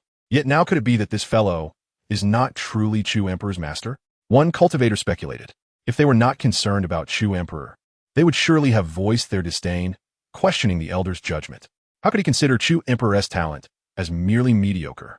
At that moment, Chu Nannan's expression mirrored the crowd's disbelief. In her memory, her master had always treated her with the utmost kindness, even indulgence. Recognizing the potential of the supreme bone she possessed, Nannan, you possess the supreme bone, the essence of a true sovereign. With time and my teachings, you shall undoubtedly ascend to become one of the strongest in this world. My greatest joy was taking you as my disciple. Only one born as a supreme is worthy of inheriting my legacy. The elder's praises echoed in her ears, yet she had never anticipated that upon their first meeting, she would be deemed unremarkable with a weak foundation. At that moment, Yi Fan stepped forward, sensing Chu Nannan's discomfort. He quickly asserted, Chu Emperor's supreme bone simply has yet to awaken, which is why his master currently perceives him as lacking. Once it awakens, the elder's opinion will surely change. The surrounding cultivators nodded in agreement, acknowledging Yi Emperor's insight. Impossible. This cannot be. How could my sister be so lacking? Chu Yang protested vehemently. From a young age, she had been exceptional and clever. If he possessed a supreme bone, how could she not? He refused to accept such a disheartening truth. The white-robed elder, exuding an air of resignation, replied lightly, How could I possibly be mistaken? I recognize your supreme bone at a glance. How could she be any different? A mere mortal holds no secrets from me. Her talent is indeed disappointingly ordinary, devoid of even the slightest trace of the potential to become a cultivator. The supreme bone is a rare treasure of the heavens. Even if concealed deeply, it must awaken when faced with death. Yet, look at her. Does she possess such roots? Outside the heavenly emperor realm, all present trembled upon hearing those words, their faces etched with disbelief. Such a reality was too much for anyone to bear. Chu Nannan did not possess a supreme bone. In that moment, every gaze converged upon Chu Nannan. It is well understood that Chu Nannan ultimately ascended to the throne as an emperor, relying on a supreme bone and formidable heritage, which enabled her to sweep through the realms and become a revered sovereign among all beings.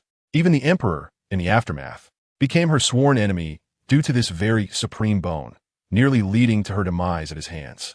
Yet now, her master astonishingly claims that she possesses no such supreme bone.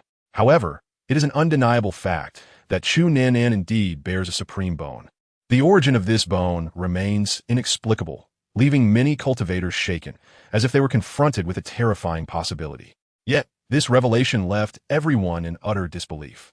They could scarcely fathom how this could be true. Chu Nannan herself was equally agitated, contemplating the last possibility.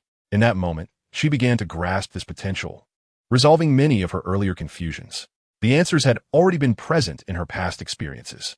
The emperor had swiftly advanced in his cultivation to reach the Dao Palace realm, while she struggled to even cross the threshold of cultivation.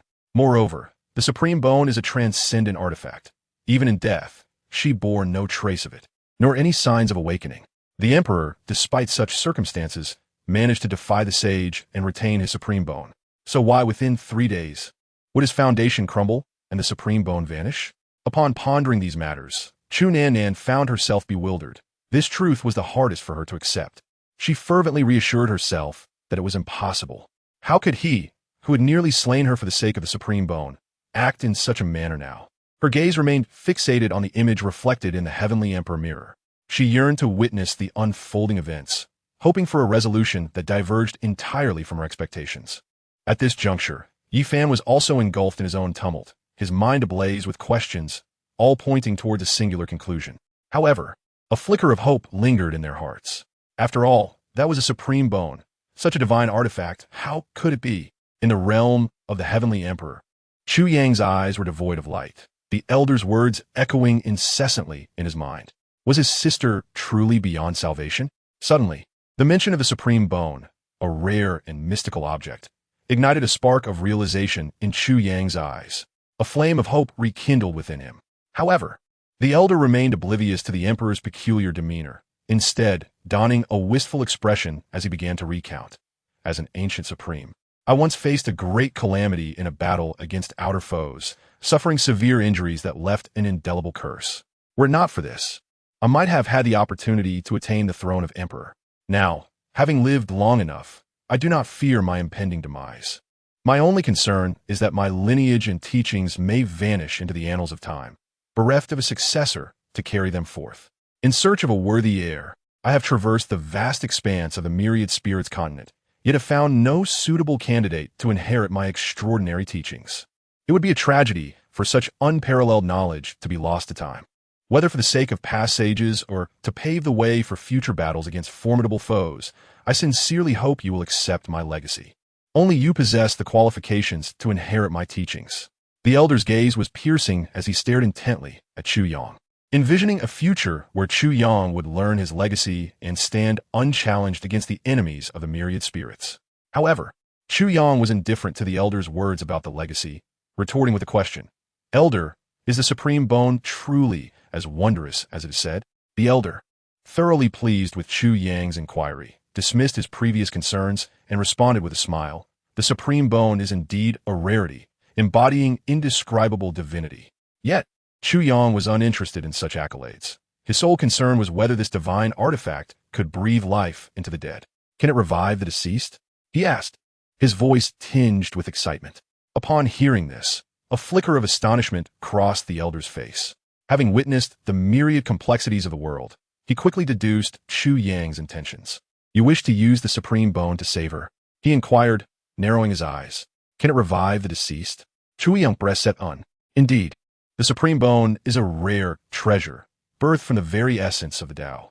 One who possesses this bone is inherently recognized by the Tao, endowed with exceptional insight, unparalleled potential, and extraordinary gifts. Even the most ordinary supreme bone can resurrect the dead. How much more so for the one you possess, which is extraordinarily rare and imbued with profound divinity. Reviving a single life is certainly within its power. The elder nodded in affirmation. Receiving the answer he sought, Chu Yang's face broke into a long-awaited smile. He gazed tenderly at the small Nannan in his arms, his hand gently caressing her cheek, reminiscent of the warm embrace of sunlight. If I were to give the supreme bone to Nannan, would you be willing to accept her as your disciple? He inquired. Although the elder had his suspicions, hearing Chu Yang voice this intent caused a tremor of shock within him. The supreme bone was not like ordinary bones. It bore divinity, intricately entwined with the owner's soul and body. To forcibly extract, it would bring unimaginable pain. It matters not, Chu Yang replied. Even if I must sacrifice my own life to grant Nannan a second chance, it would be worth it. The elder fell silent, taken aback that even such a sacrifice could not sway Chu Yang's resolve. However, he remained hopeful. While transferring the supreme bone to Nannan might allow her to harness its divinity, she would never be able to realize its full potential as Chu Yang could. If Chu Yang retained the bone, he believed he could ensure his ascension to unparalleled heights, perhaps even breaking through barriers that none had ever surpassed. In contrast, if Nannan were to inherit it, he could only guarantee her ascension to emperor, while the path to transcendence remained distant, if not altogether impossible. Young man, there is no need for such stubbornness. Life and death are the natural order of the world. Why cling so tightly to this? The elder cautioned. As a supreme being, do you not understand the vastness of your lifespan? If you were to accompany me to the celestial realm, you would attain supremacy in no time. In the countless years ahead, you will encounter innumerable souls, and this little girl will merely be a fleeting character in the grand tapestry of your existence. Why sacrifice your bright future for her? With unwavering determination, Chu Yang met the elder's gaze, a smile gracing his lips. Elder, you have your aspirations, and I have mine. My wish is simply for Nannan to grow up safe and sound. What can I say? She is my sister, and I am her brother. As her ever-reliable knight, is it not my mission to protect her? Chu Yang smiled radiantly, picking up an iron sword from the nearby mound of corpses, placing it resolutely against his chest without hesitation. With a swift motion, a gruesome wound appeared, revealing the blood and flesh beneath.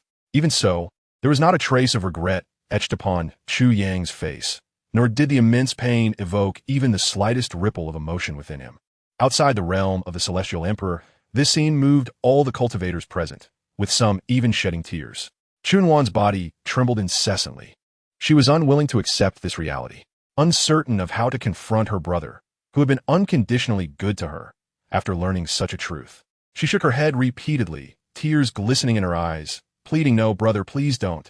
Fear gripped her heart, swirling with guilt, regret, and dread, an amalgam of emotions enveloping her being. How could she face him from this point onward? After Chu Yang carved a gaping wound in his chest, he grasped the injury with both hands. In the next moment, he yanked forcefully. From his already mangled body, a radiant bone emerged, This was the supreme bone. The supreme bone was crystal clear, resembling a flawless jade stone, emanating a dazzling light. Intricate patterns of profound laws intertwined and coiled around this supreme bone. The excruciating pain was akin to tearing one's heart asunder, causing Chu Yang to furrow his brow. His once rosy complexion had drained of color. Soon after, he reached into his own body with a bloodied hand, gripping the supreme bone tightly before wrenching it from his flesh. The agony was akin to a soul-shattering, a body being mercilessly crushed. A tidal wave of suffering surged within him. In this moment, Chu Yang felt that even death could not compare to such torment. It was a form of inhuman torture. He felt the urge to scream, yet discovered he was unable to produce a sound. The supreme bone was a divine gift. As the old man in white had said, it belonged to the endowment of the great Tao, embodying endless principles. This bone was intrinsically linked to both flesh and soul. The pain of forcibly extracting it was unimaginable. Chu Nannan was already reduced to tears, her heart pierced with anguish, as if 1,000 arrows had struck her. Her breath became erratic, her spirit shattered. She staggered toward the celestial emperor mirror. Yi Fan was alarmed, quickly pulling her back. It was no jest. The suffering endured by the emperor during his initial cultivation had nearly overwhelmed him. The torment of extracting the supreme bone was evidently 1,000-fold more agonizing. If transmitted to her, the impact could be fatal for someone of lesser endurance. This was no exaggeration. Even if the sensations conveyed from the mirror were but 30%, it was beyond their capacity to endure. Yet at that moment, Chu Nannan resembled a frenzied spirit, desperate to comprehend the depths of her brother's suffering for her sake. Nie Feng Yun and others hurriedly restrained her. Get away. Cheheu Nuan Shovit, Ye Fanaside. As he stumbled into the range of the celestial emperor mirror, a fraction of Chu Yang's suffering surged into his heart, an indescribable agony engulfing him. Ah, damn it, I'm going to die. Yi Fan's cry echoed, akin to a pig being slaughtered, as he clutched his head, retreating frantically for over 1,000 meters. Though the connection was severed, he remained shaken, panting heavily. Was such pain truly bearable for a human? The expressions of the onlookers revealed their understanding of the torment Chu Yang was enduring. All fell into silence. Chapter 18. The truth revealed what kind of resilience allowed the youthful emperor to withstand such horrific agony. Yi Fan's cheeks flushed with embarrassment and anger, though the crowd's attention was averted, granting him a moment of relief from his mortification. Chu Nannan extended her delicate hand toward the celestial emperor mirror. The piercing pain surged anew. In an instant, her face turned ashen, and she involuntarily emitted a soft groan. Yet, she gritted her teeth and bore it. In her heart, a whisper echoed. This is merely 30% of the pain, yet it is already unbearable. How did you endure it back then? Many female cultivators could not restrain their tears. If this was merely a third of the suffering, it was enough to change the complexion of a formidable empress, rendering her unable to endure. The entirety of the pain was unimaginable, and the emperor had only been 15 at that time. Chu Yang extricated his supreme bone from his body. Subsequently, his fingers, sharp as blades, traced a line across Chu Nannan's chest, creating an appropriately sized wound. He embedded the supreme bone within her corporeal form. Though the method was exceedingly rough, the results were unmistakably effective. The supreme bone was revitalized, swiftly merging with Chu Nannan's flesh, followed by the integration of their souls. Before long, color began to return to her cheeks. Indeed, the truth was as such. Chu Nannan, seemingly lost in thought, touched her chest, feeling the radiant supreme bone nestled within. A small scar had always marked that spot, which she had assumed was inherent from birth, never giving it further thought. However, she could never have imagined that the origin of this scar was such. The expressions of the crowd grew increasingly solemn. Only after uncovering the truth did they dare confirm the suspicions lurking in their hearts. Previously, they could hardly believe anyone could sacrifice a supreme bone, such a divine artifact capable of elevating one's status to another, to discover that the emperor, known for his ruthless nature and heinous deeds, had, in his youth, sacrificed his promising future merely to grant his sister a chance at life. So she too could embark on the path of cultivation and experience a life filled with wonder. At this moment, Chu Yang felt somewhat weakened. Yet witnessing his sister's gradual recovery uplifted his spirits. All the suffering he had endured was rendered worthwhile. He addressed the old man in white, saying, Elder, I, Chu Yang, have never favored owing favors, nor do I wish for others to owe me. Today, I bestow upon you a naturally gifted disciple of unparalleled talent.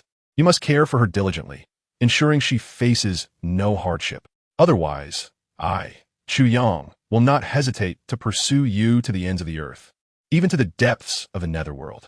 Chu Yang endeavored to imbue his voice with authority, but his weakened state rendered it feeble. The old man in white appeared moved. Despite having witnessed the myriad facets of life and death, he could not help but feel a pang of emotion. His aged face bore a mixture of admiration and regret. What you have done is truly not worth it.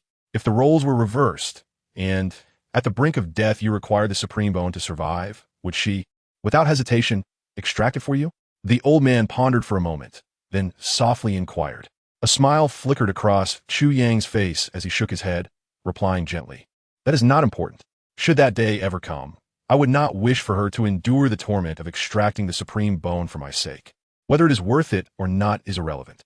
What matters is that as my sister, it is my duty to protect her. That is a natural responsibility for a brother. How could I allow her to suffer such pain?" Silence enveloped the space. After a lengthy pause, the old man in white gazed at the young man, now slumped on the ground, a sense of discomfort weighing heavily on his heart.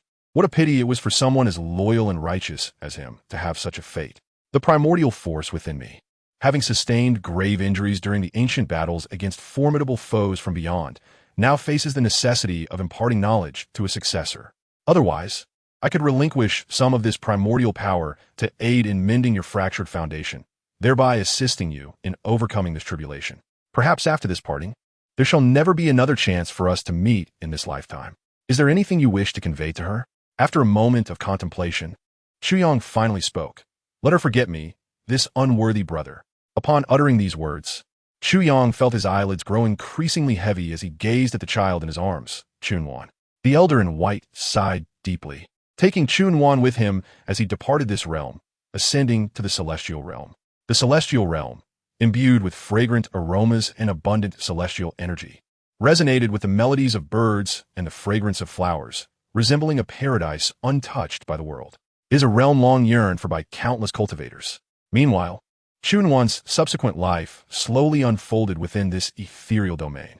At this moment, Chu Yang had reached his limit. He placed the celestial scroll of the mountains and rivers into his palm, gazing at it with an expression filled with complexity. "The blood feud of my parents. How shall I avenge them? Is there still a chance for retribution?" A voice, as faint as a whisper, arose, and immediately after, Chu Yang succumbed to a deep unconsciousness. The emperor did not divulge the blood feud of the past to the emperor of Chu. Perhaps he wished to spare his sister from bearing the weight of such profound hatred.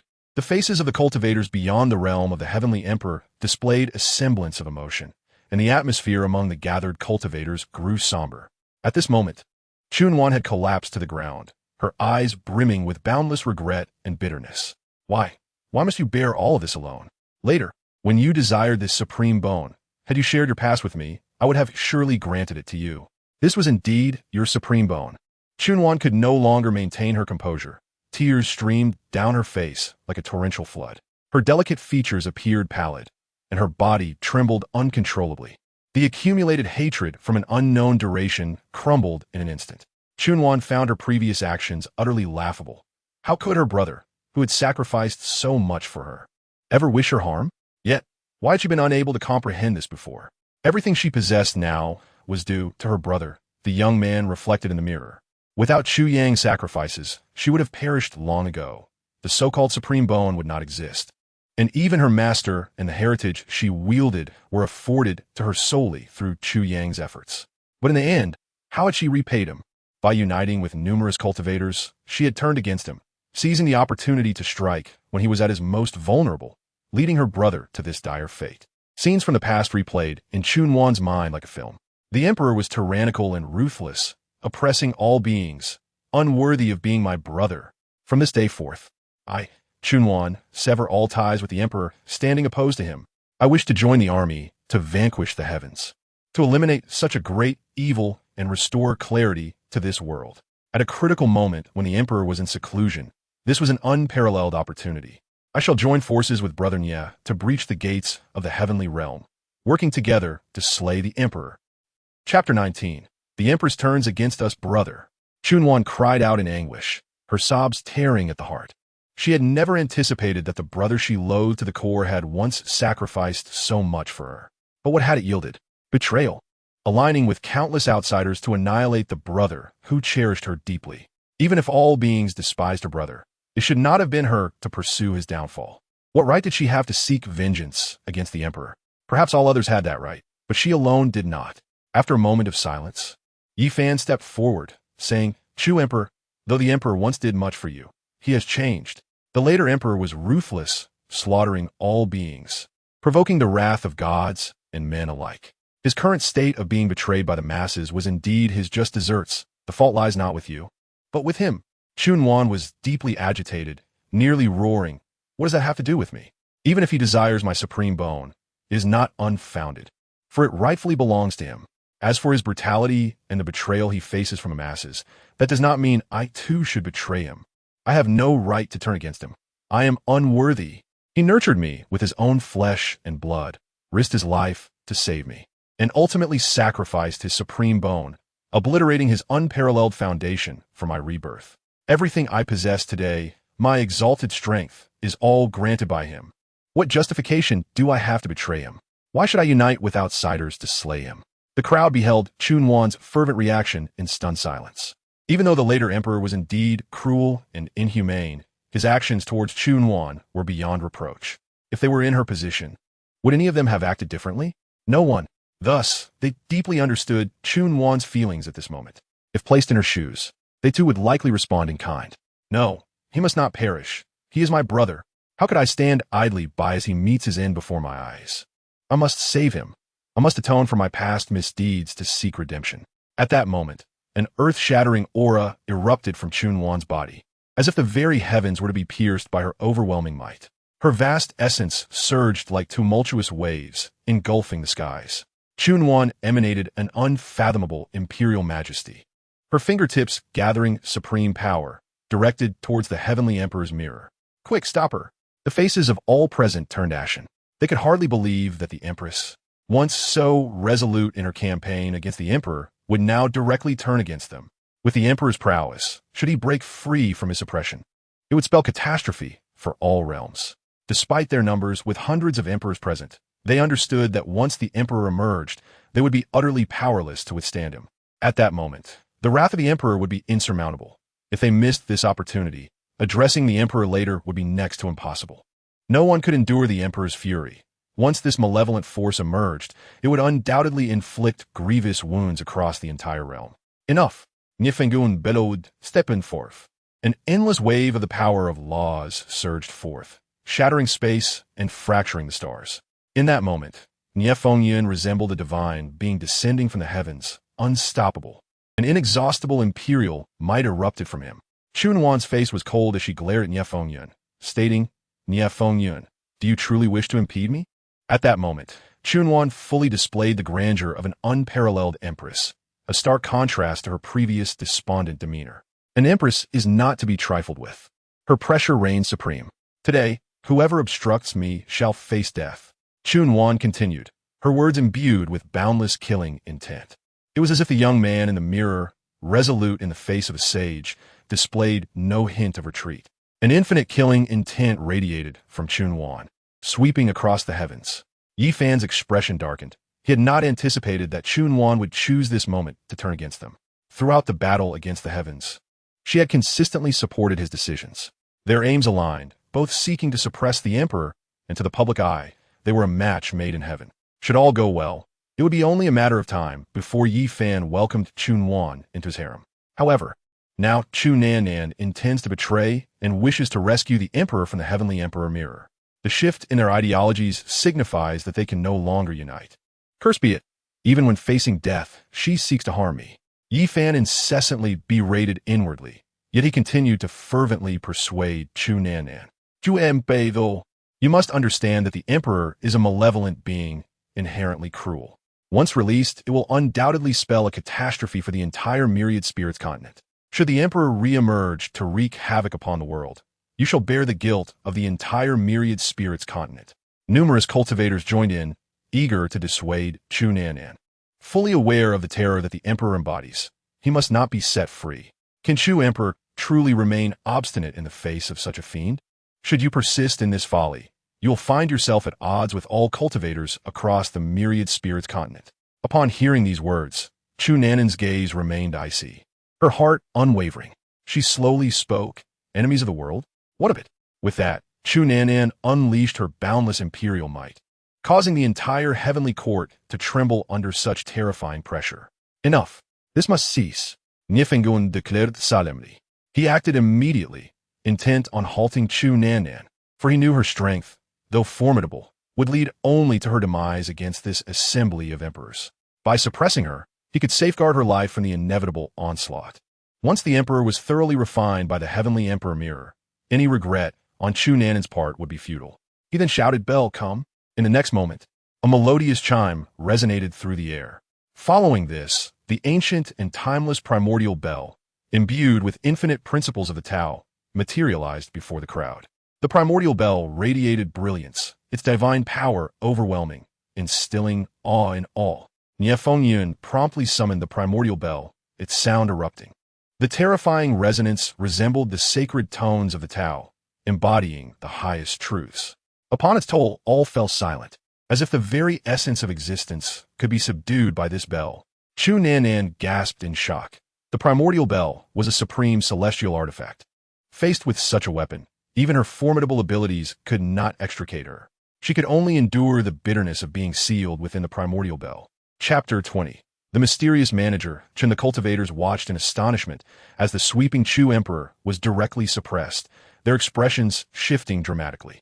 Subsequently, those led by Yi Fan gazed upon the primordial bell in Nie Fengyun's possession, their eyes gleaming with avarice.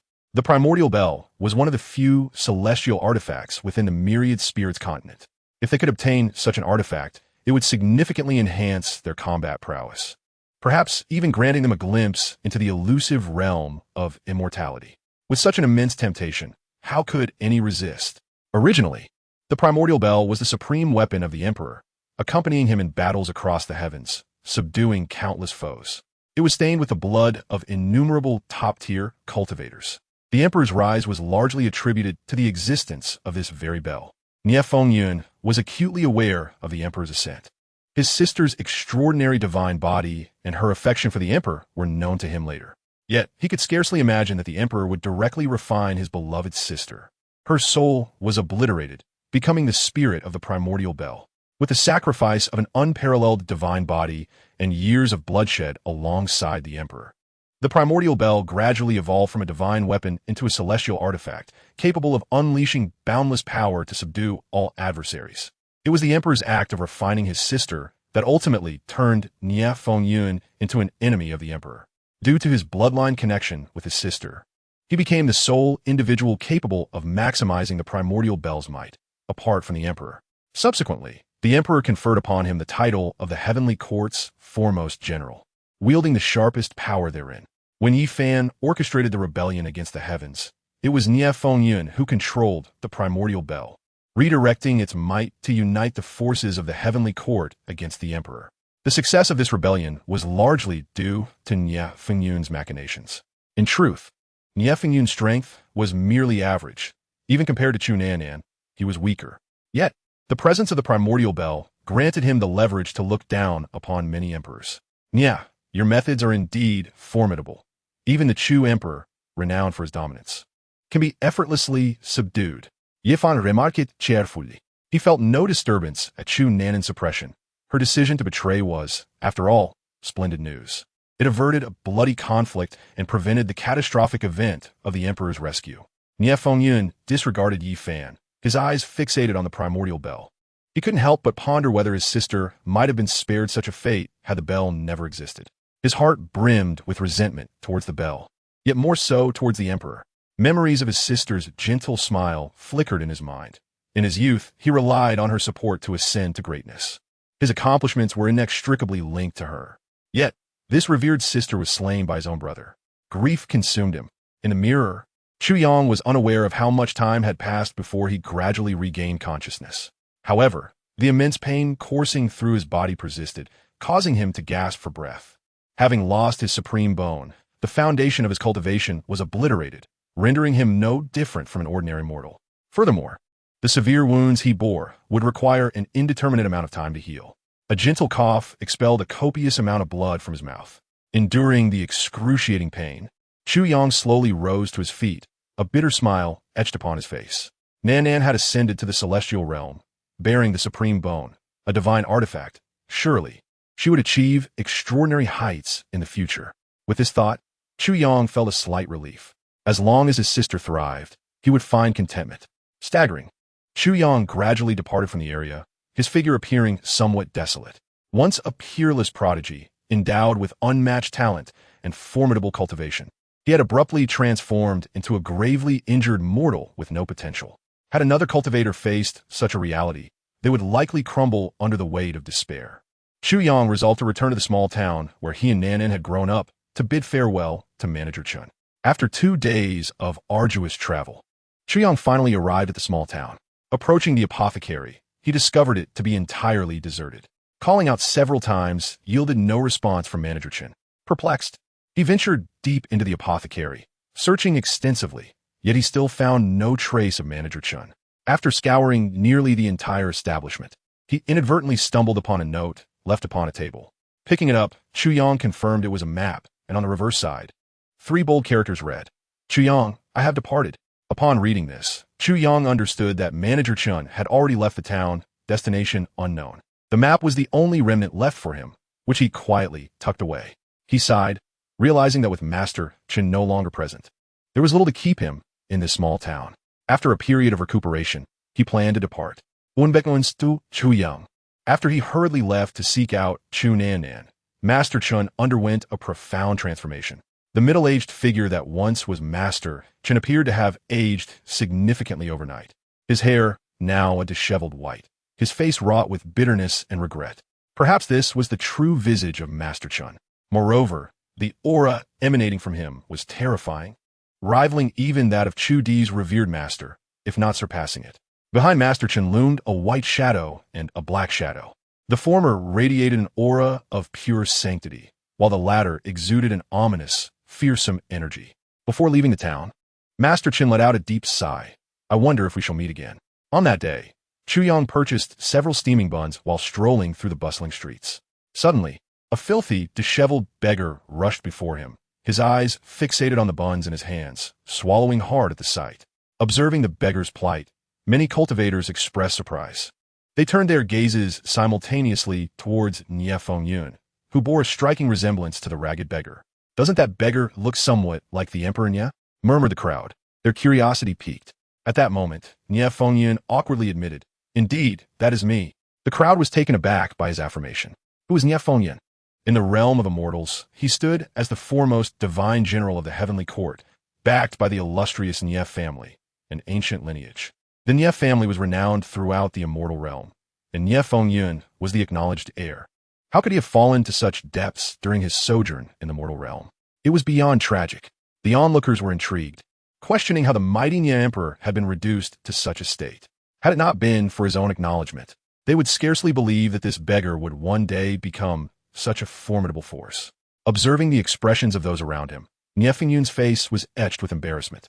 "In my youth, I was quite the wastrel. My father sent me to the mortal realm for training, providing me with considerable wealth. I thought they finally intended to let me enjoy life in this world. Yet, as soon as I left the mountains, I was robbed of all my possessions." The gathered cultivators stifled their laughter. At that time, Nie Fengyun had not yet begun his cultivation and had been rather naive, flaunting his treasures. It was no wonder he attracted the attention of bandits. Looking back, it was evident that Nie Fengyun's innocence had been a source of vulnerability. Concerned for his well-being, his family had made the difficult decision to send him to the mortal realm for growth. Feeling a pang of compassion for the unfortunate young man before him, Chu Yang chose to share half of his buns with Nie Fengyun. Having gone days without food, Nie Fengyun was on the brink of collapse, his tattered clothes revealing numerous wounds, a testament to his suffering. Upon receiving the warm buns, he devoured them with an urgency that resembled a starving ghost, consuming 7 or 8 in mere moments, leaving Chu Yang utterly astonished. Seeing that Nie Fengyun still appeared unsated, Chu Yang generously took him to a nearby inn for a hearty meal. For the first time in ages, Nie Fengyun experienced the bliss of a full stomach, his face radiating satisfaction. "How long has it been since you last ate?" Chu Yang asked, surveying the chaos on the table with a twitch of his lips. Nie Fengyun, though grateful for Chu Yang's kindness, maintained a fade of pride. It must have been 4 or 5 days, he replied. But brother, since you have assisted me, I shall not forget your kindness. I am the heir of the Nie family, a renowned lineage in the immortal realm. In 3 years, I shall return to the celestial realm, and when I do, you shall soar to great heights alongside me. Chu Yang couldn't help but chuckle. If you hold such a prestigious status, why have you been going 3 days without food? At this, Nie Fengyun's cheeks flushed with embarrassment, clearly reluctant to revisit painful memories, and quickly shifted the topic. As they conversed, a camaraderie developed between them. Despite still being untrained, Nie Fengyun's discerning eye recognized that Chu Yang was no ordinary individual. He bore an impressive foundation, though it had been irreparably damaged. During this time, Chu Yang's condition showed little improvement. His cultivation base had crumbled, rendering him weaker than an ordinary person, often slipping into prolonged unconsciousness. Each time Chu Yang fell into a stupor, Nie Fengyun tended to him with care, reflecting on their shared misfortunes. I once thought my life was miserable. Yet it seems your plight surpasses my own, he mused. However, he was not ungrateful. Having received help from Chu Yang in his darkest hour, he vowed not to abandon him. Chu Yang remained unconscious for an entire month. For Nie Fengyun, this period was a true trial, as he was unaccustomed to self-sufficiency, having always relied on luxury. Merely managing to care for Chu Yang without succumbing to starvation felt miraculous. He often pondered how a scion of a great immortal lineage could find himself in such a situation. During this time, Nie Fengyun frequently heard Chu Yang murmuring a girl's name, someone he did not recognize, yet he paid little heed. After 3 months, persistence bore fruit. Chu Yang's horrific wounds began to heal, stirring Nie Fengyun's emotions to the brink of tears. Brother, you are finally recovering. If you don't awaken soon, we shall both be doomed. Observing the unfolding events, the gathered cultivators fell silent, astonished by the unexpected nature of their reunion. Initially, they believed that Nie Fengyun, in his dire state, had brought Chu Yang back to the Nie family for healing. Yet, it seemed that back then, Nie Fengyun had been anything but a capable heir, truly living the reality of going 3 days without a meal, relying on the charity of others merely to survive. Their perception of Nie Fengyun's resilience was far from flattering, and they could not help but sympathize with Chu Yang, realizing that his sole ally was rather unreliable. Thus, the two endured 3 long months together. The meridians severed, the Tao palace collapsed, and the foundations utterly shattered. Such torment persisted for over 3 months. Even when compared to the excruciating agony of having his supreme bone extracted, the intensity of suffering was scarcely less. One cannot fathom how the emperor eventually awakened. Numerous cultivators came and went, marveling at the strength of will required to regain consciousness under such circumstances. It is worth noting that the youthful emperor, merely 15 years of age, had an extraordinary resolve. Perhaps his yearning for his sister and the overwhelming blood feud sustained him through this ordeal. One cultivator spoke up, recalling how the emperor had incessantly murmured the name of Chu Nannan during this time, a fact not lost on those observing. They could conceive of no other explanation. Perhaps the emperor's eventual rise to his current stature and power was intrinsically linked to such formidable determination. Upon hearing the praises of the emperor, Yi Fan could not restrain himself from interjecting. It was precisely this tenacity that twisted him into a being of calamity. Indeed, if the youthful emperor were to perish now, it would serve as a fitting conclusion for him. Beside him, Nie Fengyun's expression was complex as he murmured, "If I had chosen not to save him then, will my sister still be alive?" In the mirror, Chu Yang finally awakened, slowly opening his eyes.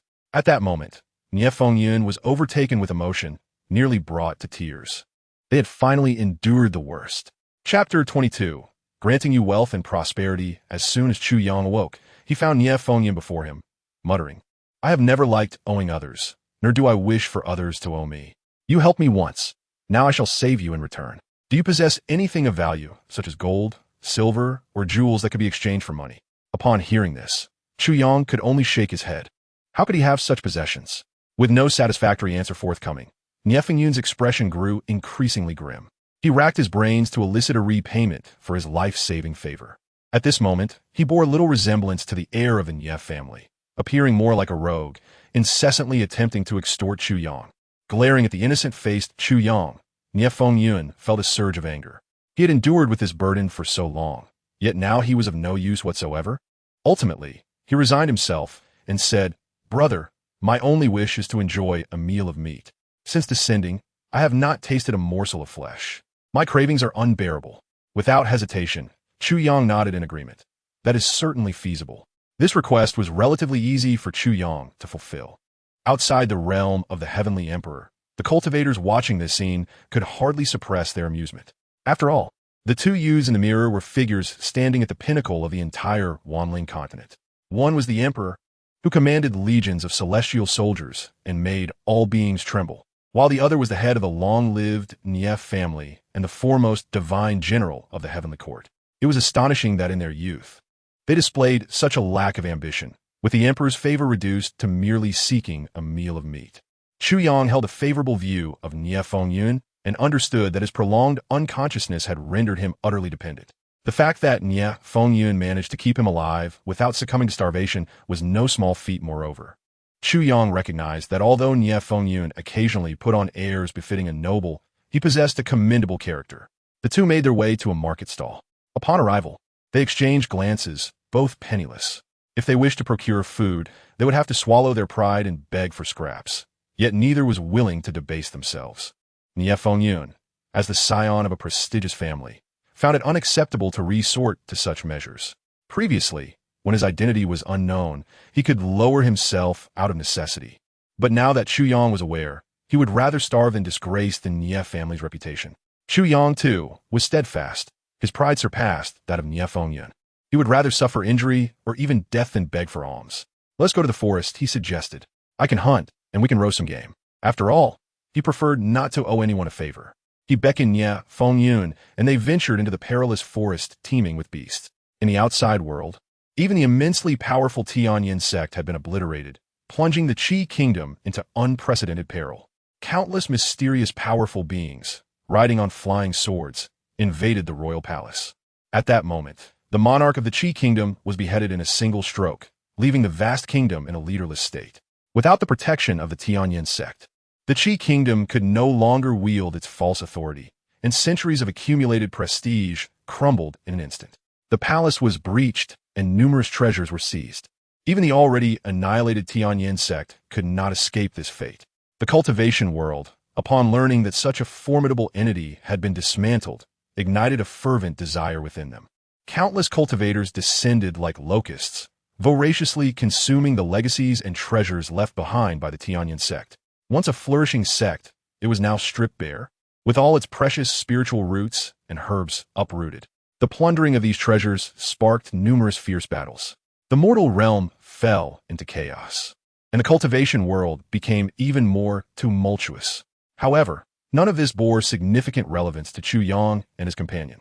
Although Chu Yang's Dao Palace lay in ruins, his comprehension of the sword remained intact. Coupled with his hunting experience from previous years, he effortlessly procured prey. Before long, with his wooden sword, he pierced a plump rabbit. Despite being an ordinary wooden sword, Chu Yang's mastery of the sword allowed him to wield it with remarkable prowess. Hunting was a task he found exceedingly easy. Meanwhile, Nie Fengyun had somehow procured a large pot and gathered firewood. Upon seeing Chu Yang return from his hunt, he was filled with joy. They would finally have meat. He incessantly chattered, "Let the feast begin." Soon, a campfire blazed, and the rabbit roasted to a golden hue, releasing a rich aroma that wafted towards Nie Fengyun's nose. At that moment, he could hardly concern himself with the dignity of a noble lineage. He eagerly tore off a succulent rabbit leg and devoured it ravenously. The rabbit meat was extraordinarily delicious. Even the delicacies he had indulged in the celestial realm paled in comparison.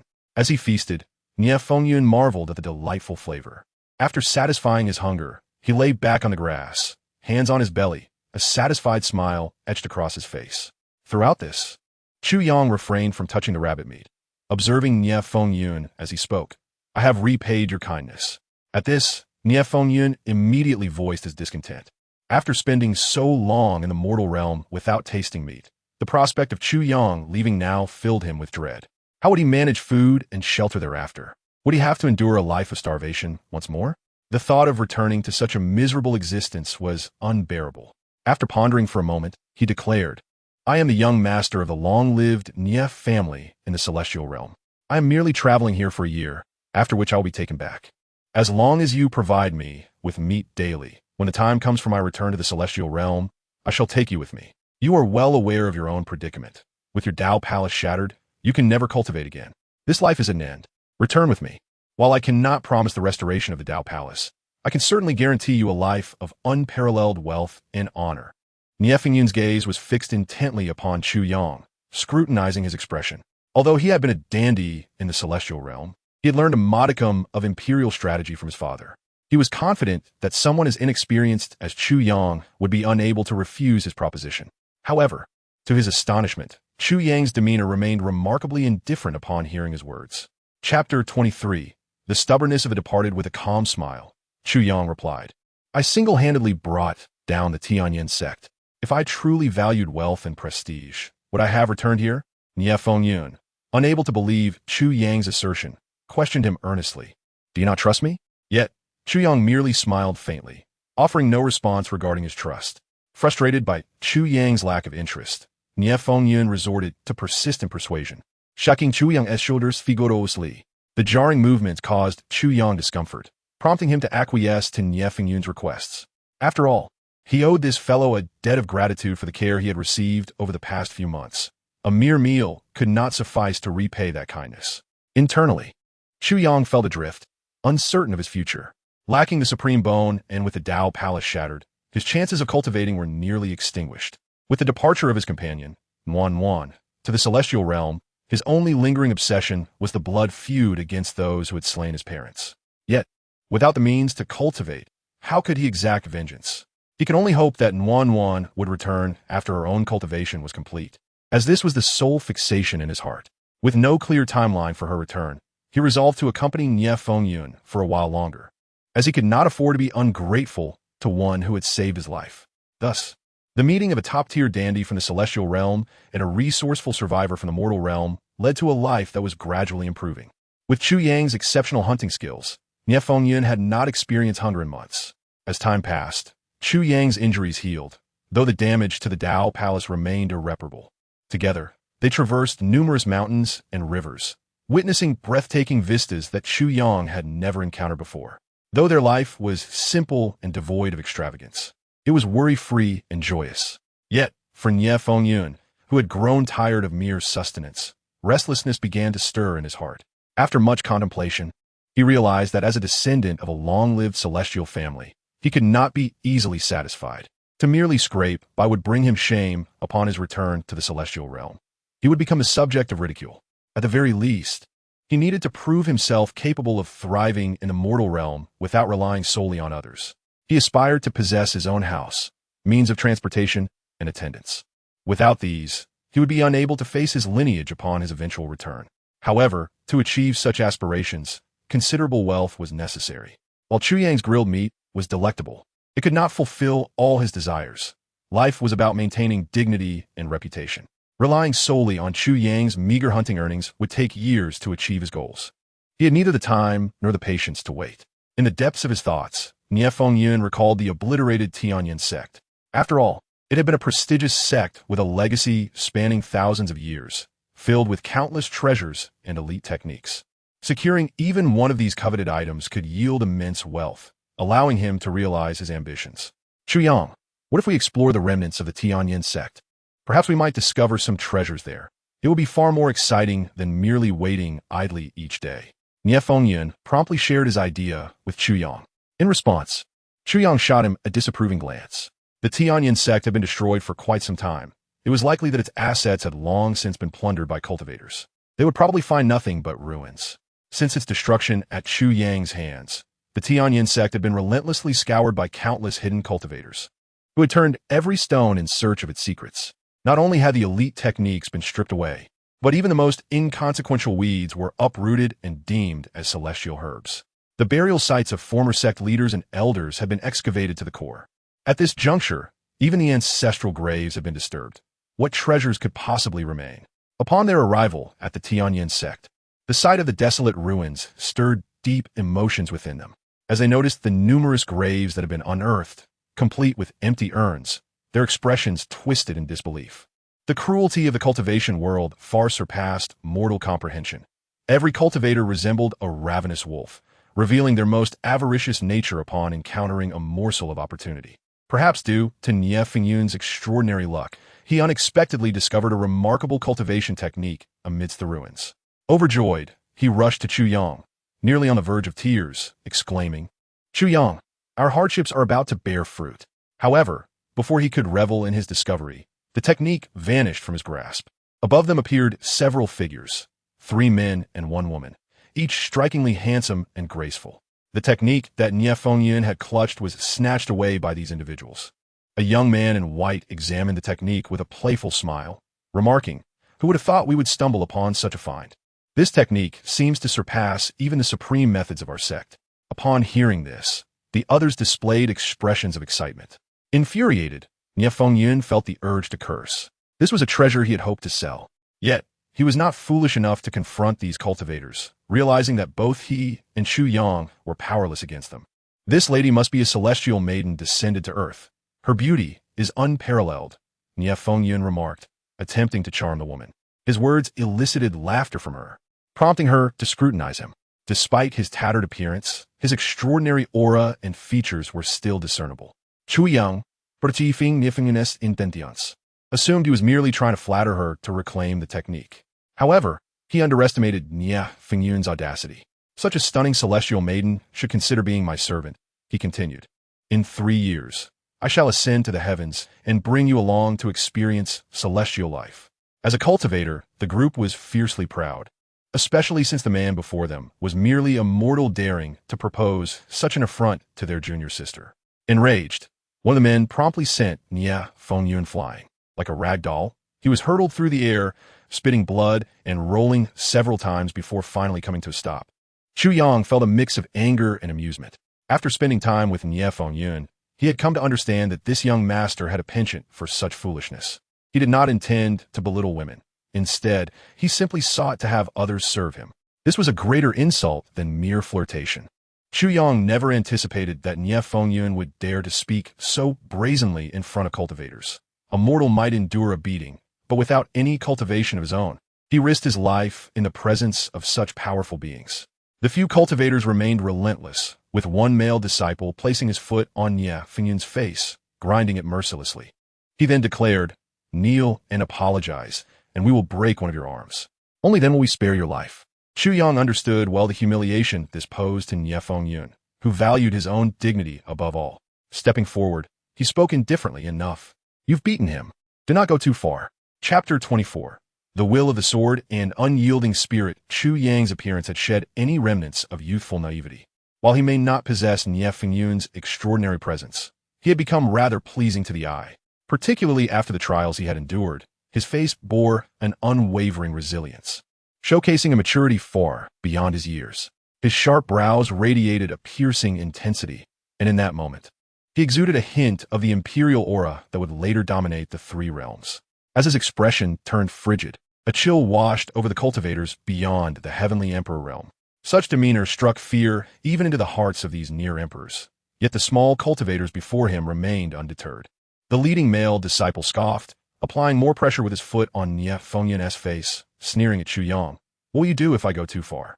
The other 3 disciples regarded Chu Yang and Nie Fingyun with indifference, dismissing them as mere mortals unworthy of concern.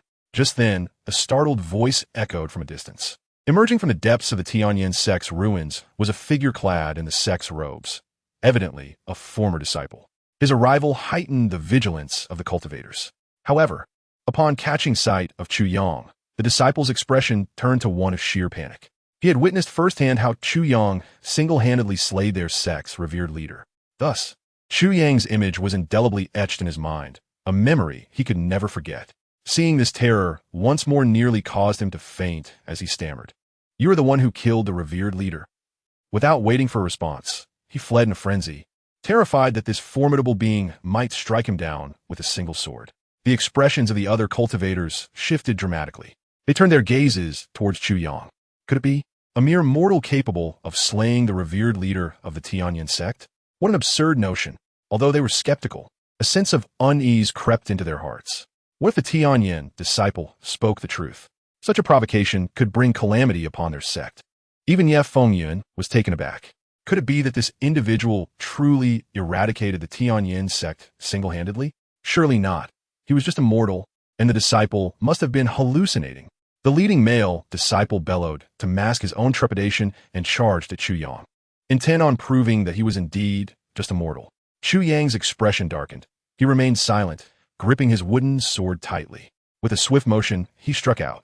The sword light surged forth, radiating a chilling brilliance. A sharp, cold blade sliced towards the disciple's chest. The male disciple, taken aback by the speed of Chu Yang's attack, reacted quickly, retreating just in time to evade the blow. As a cultivator of the spirit-drawing realm, he could not afford to be wounded by a mere mortal. What a source of ridicule that would be. Are you a sword cultivator? The disciple queried, his expression laced with skepticism as his doubts began to dissipate. He had heard that the one who vanquished the Tianyin sect's revered leader was a master of profound Tao, not a sword cultivator. Chu Yang did not answer. Instead, he seized the opportunity to pull the severely wounded Nye Fengyun behind him. The male disciple felt his pride slip away, and with anger, he retorted, "With such meager skills, do you truly believe you can gain an advantage over me?" With that, he leapt and hurled a punch at Chu Yang, channeling an immense amount of spiritual power into the blow, exuding a formidable aura. Chu Yang, still holding his wooden sword, swung it towards the oncoming attack, unleashing a torrent of sword energy. The overwhelming force of the blast erupted instantaneously, obliterating the sword energy and sending Chu Yang flying several meters, blood spilling from his lips. The impact not only exacerbated his existing injuries, but also inflicted a torrent of agony within him. The male disciple wore a sneer, watching Chu Yang in his disarray with a look of derision. Yet the next moment his smile faltered. Chu Yang sprang back to his feet, wooden sword in hand, launching another strike. The disciple was astonished. He had not expected Chu Yang to rise after receiving a blow. Yet, he dismissed Chu Yang's swordsmanship as trivial. Considering it beneath him, he swung his fist once more, sending Chu Yang crashing to the ground. A mere ant dares to act so brazenly, the young disciple thought, growing weary of Chu Yang's persistence.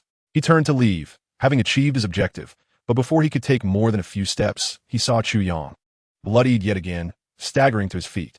It was clear that Chu Yang had reached his limits. Even lifting the wooden sword seemed a Herculean effort. Yet, there was no hint of fear in his eyes. The young disciple felt his authority being undermined. A mere mortal had embarrassed him time and again. And now he resolved to eliminate this nuisance once and for all. With a forceful punch, the air trembled. The young man ceased holding back, delivering a full-powered strike. Boom! Chu Yang was once more sent sprawling to the ground, seemingly lifeless upon impact. The young disciple scoffed, "A mortal daring to challenge us. The chasm between mortals and cultivators is beyond your imagination." He harbored no doubt that Chu Yang would not rise again and return to his companions, preparing to depart. But at that very moment, drenched in blood, Chu Yang staggered back to his feet. "Fight!" he bellowed, his voice reverberating through the heavens. In that instant, the very fabric of reality seemed to tremble under the weight of his indomitable spirit. An inexhaustible sword intent erupted from his being, awakening an invincible sword heart within him. "This is madness," one cultivator exclaimed in disbelief. Chu Yang, a mere mortal, exhibited a resilience akin to that of an indestructible cockroach, refusing to perish. "Altogether, let's eliminate him." The young disciple's expression shifted. Though he possessed greater strength than Chu Yang, apprehension began to take root. The four of them exchanged glances, ultimately deciding to join forces and extinguish this madman once and for all. With a raised hand, Chu Yang's wooden sword seemed to transform into an omnipotent divine weapon. A terrifying sword intent sweeping over all. One strike, and the 9 realms turned cold. Chapter 25. The initial manifestation of the sword heart with a single stroke. Chu Yang unleashed a sword strike that was devoid of unnecessary flourish. A simple, yet extraordinary blow that astonished all present. The blade loomed larger in the eyes of the disciples, instilling within them a profound sense of impotence, as if there were no possibility of resistance against this singular strike. This seemingly unremarkable attack sent shockwaves through the once arrogant cultivators, who now stood aghast. They dared not delay further, uniting their efforts to unleash their full spiritual power, each employing their ultimate techniques in a desperate bid to withstand Chu Yang's cataclysmic sword strike. However, all their actions appeared futile beneath the edge of that sword. The wooden sword cleaved through the crowd's assaults with ease, shattering them, leaving behind a ghastly wound on their chests. Blood gushed forth like a spring, and the eyes of these cultivators were filled with shock and despair. Ultimately, they collapsed to the ground. At this moment, Chu Yang was also utterly exhausted. He had long reached the limits of his endurance, perpetually sustaining himself, and now unleashed such a terrifying strike that his consciousness slipped into oblivion. Those cultivators outside the realm of the celestial emperor revealed strange expressions upon witnessing the emperor's fainting. On one hand, they were moved by the emperor's indomitable spirit. On the other, they were awed by the terrifying sword strike delivered by the young emperor. It was evident that Chu Yang's ability to unleash such formidable power in that final strike stemmed from the gradually coalescing heart of the sword. Although he possessed no cultivation, he relied solely on the formidable heart of the sword to slay these practitioners. Naturally, had it not been for the emperor's loss of the supreme bone, he would not have been reduced to being bullied by these lowly beings. Logically, upon witnessing the young emperor in such a state, they should have felt immense satisfaction, secretly reveling in his plight. Yet, at that moment, they genuinely felt a surge of admiration. They understood that the emperor was oblivious to the magnitude of his sword talent, fully aware of the chasm between mortals and cultivators, and cognizant of the near impossibility of defeating these individuals. Nevertheless, the young emperor remained steadfast, relentlessly pressing forward, living in defiance of death. With such a formidable will, if he could not ultimately achieve the title of celestial sovereign, who else could? In the beginning, he merely needed to remain down, and these individuals would not even bother to engage with him further. Yet, the emperor still refused to bow his head. The admiration for the emperor grew ever stronger in their hearts. They could not fathom that the one who suppressed the three realms had such a tragic past. How did the emperor, with a shattered Tao palace and no foundation, arrive at this juncture? Was it due to the sword path? No. The emperor had once mentioned that his heart of the sword had also collapsed later on, indicating that the sword path was not what he relied on. Everyone felt a deep sense of lamentation.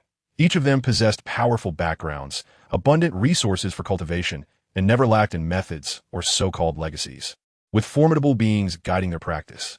Yet, despite such advantages, reaching their current level felt immensely arduous, as a moment's carelessness could thwart them from achieving the status of a great emperor. None had experienced the tragic youth that the young emperor endured. They were born into the celestial realm, entirely unaware of the brutality of the mortal world, and could scarcely imagine how a great emperor could emerge from such an environment. Furthermore, this emperor ultimately became the strongest being on the entire continent of Wanling. At this moment, trapped within the primordial bell, Chu Nannan gazed into the celestial mirror, witnessing all that the young man had endured, and tears streamed uncontrollably from her eyes. From infancy, she had been well protected by Chu Yang, never suffering an ounce of hardship, until later when she joined a sect, receiving care from her master and inheriting formidable legacies. From the beginning until now, she had never faced such trials. All that she possessed was the result of Chu Yang's selfless dedication. Without him, there would be no today for her. She had never considered how difficult it would be for someone like Chu Yang, with no background whatsoever, to survive in this cruel world, let alone rise to prominence. The challenges he faced undoubtedly exceeded her imagination. Chu Nannan's heart ached as she witnessed the tribulations her brother had endured. The more she saw, the greater her sorrow grew. If her brother had not bestowed the supreme bone upon her, would he have faced such hardships? Chu Yang, wake up. You can't be dead, can you? Chu Yang felt as though his body was on the brink of being shaken apart by the individual before him. This was the first time he found this person so irksome. He merely wished for a peaceful slumber, regretting the decision to rescue him earlier.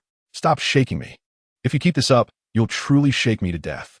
With a light cough, he spat out a pool of blood. The overwhelming pain gradually sharpened his awareness. Why did you save me? What was the need? You've only ended up injured yourself. Honestly, if you just lay there and let them pass, wouldn't that suffice? Chu Yang could discern that. Although Nie Fengyun continuously berated him, his voice was somewhat choked. A slight smile crept onto Chu Yang's face as he replied. After all, we have shared both joys and hardships for quite some time. I can't just stand by and watch you get taken down by those scoundrels, can I? If you die, who will I have to talk to? Nie Fengyun shouted in anger. Then why can't you just play dead? Why do you have to keep getting up? Do you think you're handsome? But didn't I ultimately defeat those ruffians? What if you had failed? Wouldn't you have been beaten to death? Those fellows were right. You are a madman, mad and a bit foolish. Chu Yang was not angered by these words. He refrained from continuing the banter with Nie Fengyun. However, What surprised him was that this usually resilient individual suddenly burst into tears, which moved Chu Yang. In the past, even when beaten and bloodied, Nie Fengyun would cheerfully inquire about what delicacies they would have afterward. Yet this time was different. Not only was he beaten, but he was also thoroughly humiliated. With his pride trampled underfoot, Chu Yang approached and patted his shoulder in comfort, saying, "It's just a beating. Who hasn't been beaten before? There's no shame in it. As a descendant of a long-lived family in the celestial realm, I have never endured such humiliation. Even the supreme beings in the celestial realm would respect me. Who would have thought that in this mere mortal realm, I would suffer such disgrace? Getting beaten is no disgrace. What's truly disgraceful is losing one's spirit, dignity, and sense of self. That's what shame is. Did you cry out for help? Did you plead for mercy? Did you call anyone father while being beaten? No, I didn't," he admitted. "So it doesn't count as disgraceful." Upon hearing this, Nie Fengyun was momentarily stunned, then burst into hearty laughter. Indeed, it was merely a beating. It did not signify disgrace, and he had not yielded because of it. After pondering for a while, Chu Yang continued, "You are far better off than I am.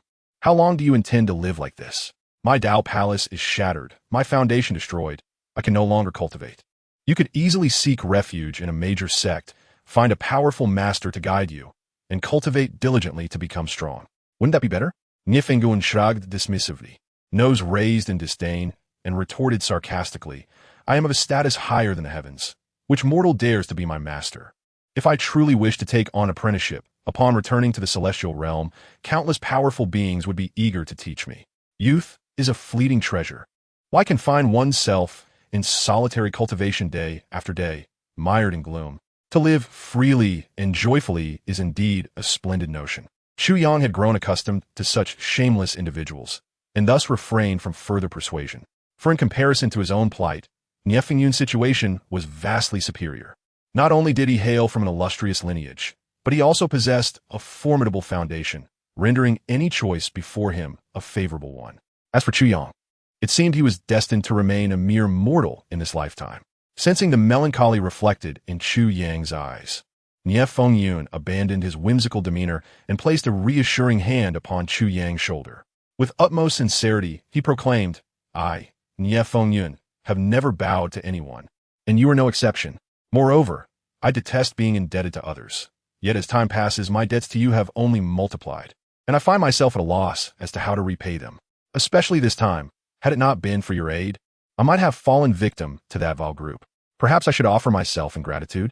Chu Yang was immediately struck by a wave of disbelief, having hoped that this fellow would finally exhibit a semblance of normalcy, only to find that he had overestimated him.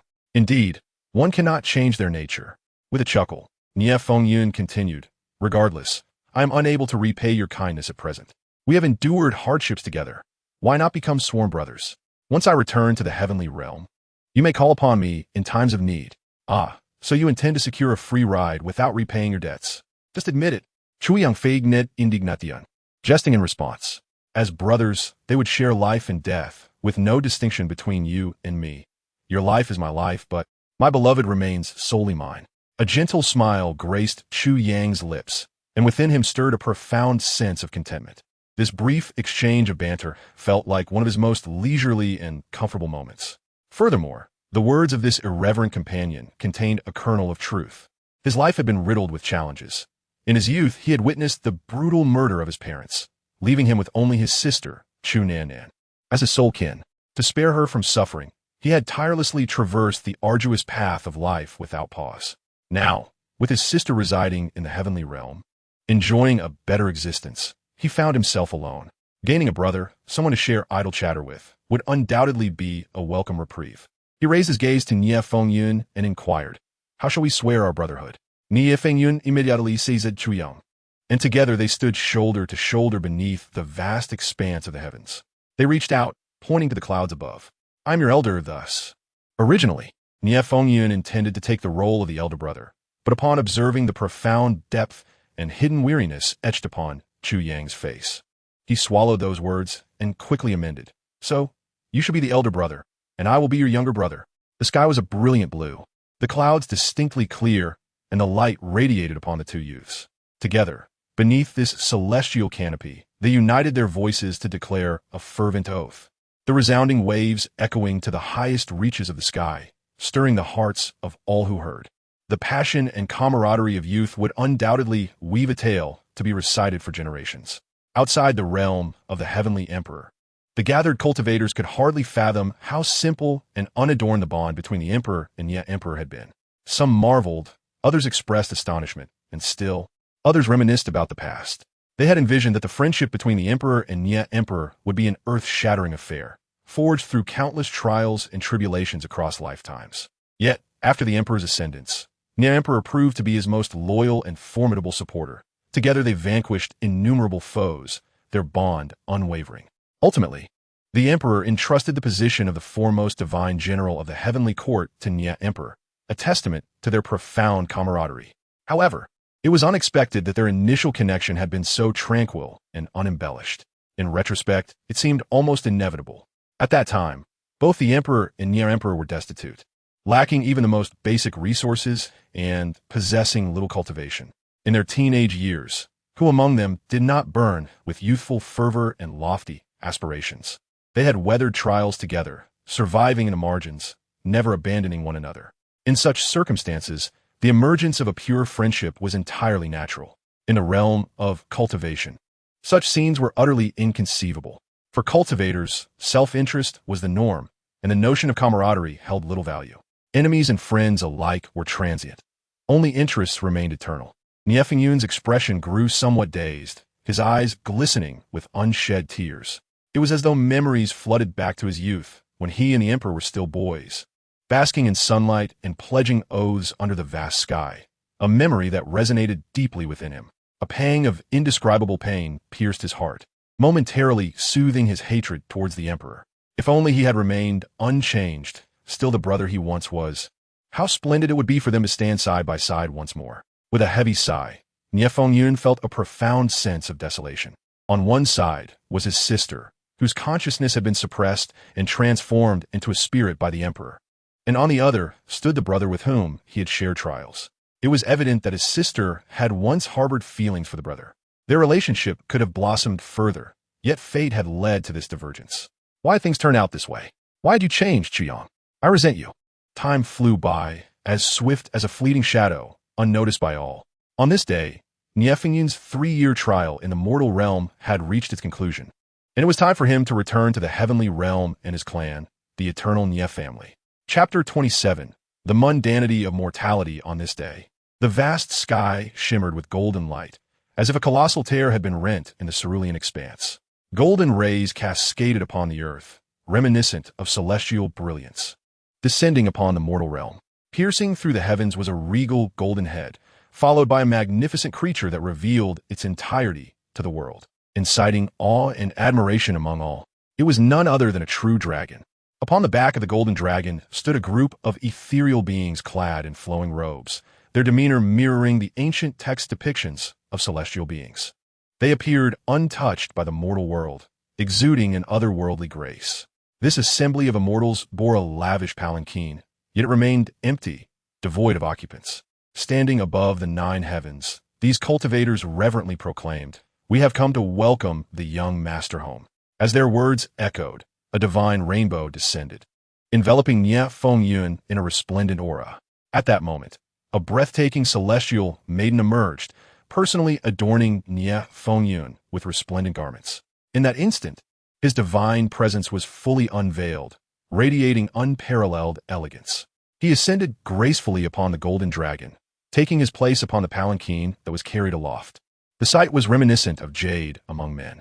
Observing this spectacle, many mortal women, once subjects of Nye Fengyun's playful jests, lamented their past decisions, filled with regret. Numerous female cultivators from the realm of cultivation also reflected on their choices. Who would have thought that the beggar-like figure they had once mocked was, in truth, a scion of the heavenly realm? Nye Fengyun wore a faint smile as his gaze fell upon the still, stationary Chu Yang. "Brother, at this moment, you must believe my earlier words. I am indeed a scion of a prestigious family from the heavenly realm. I do not deceive you."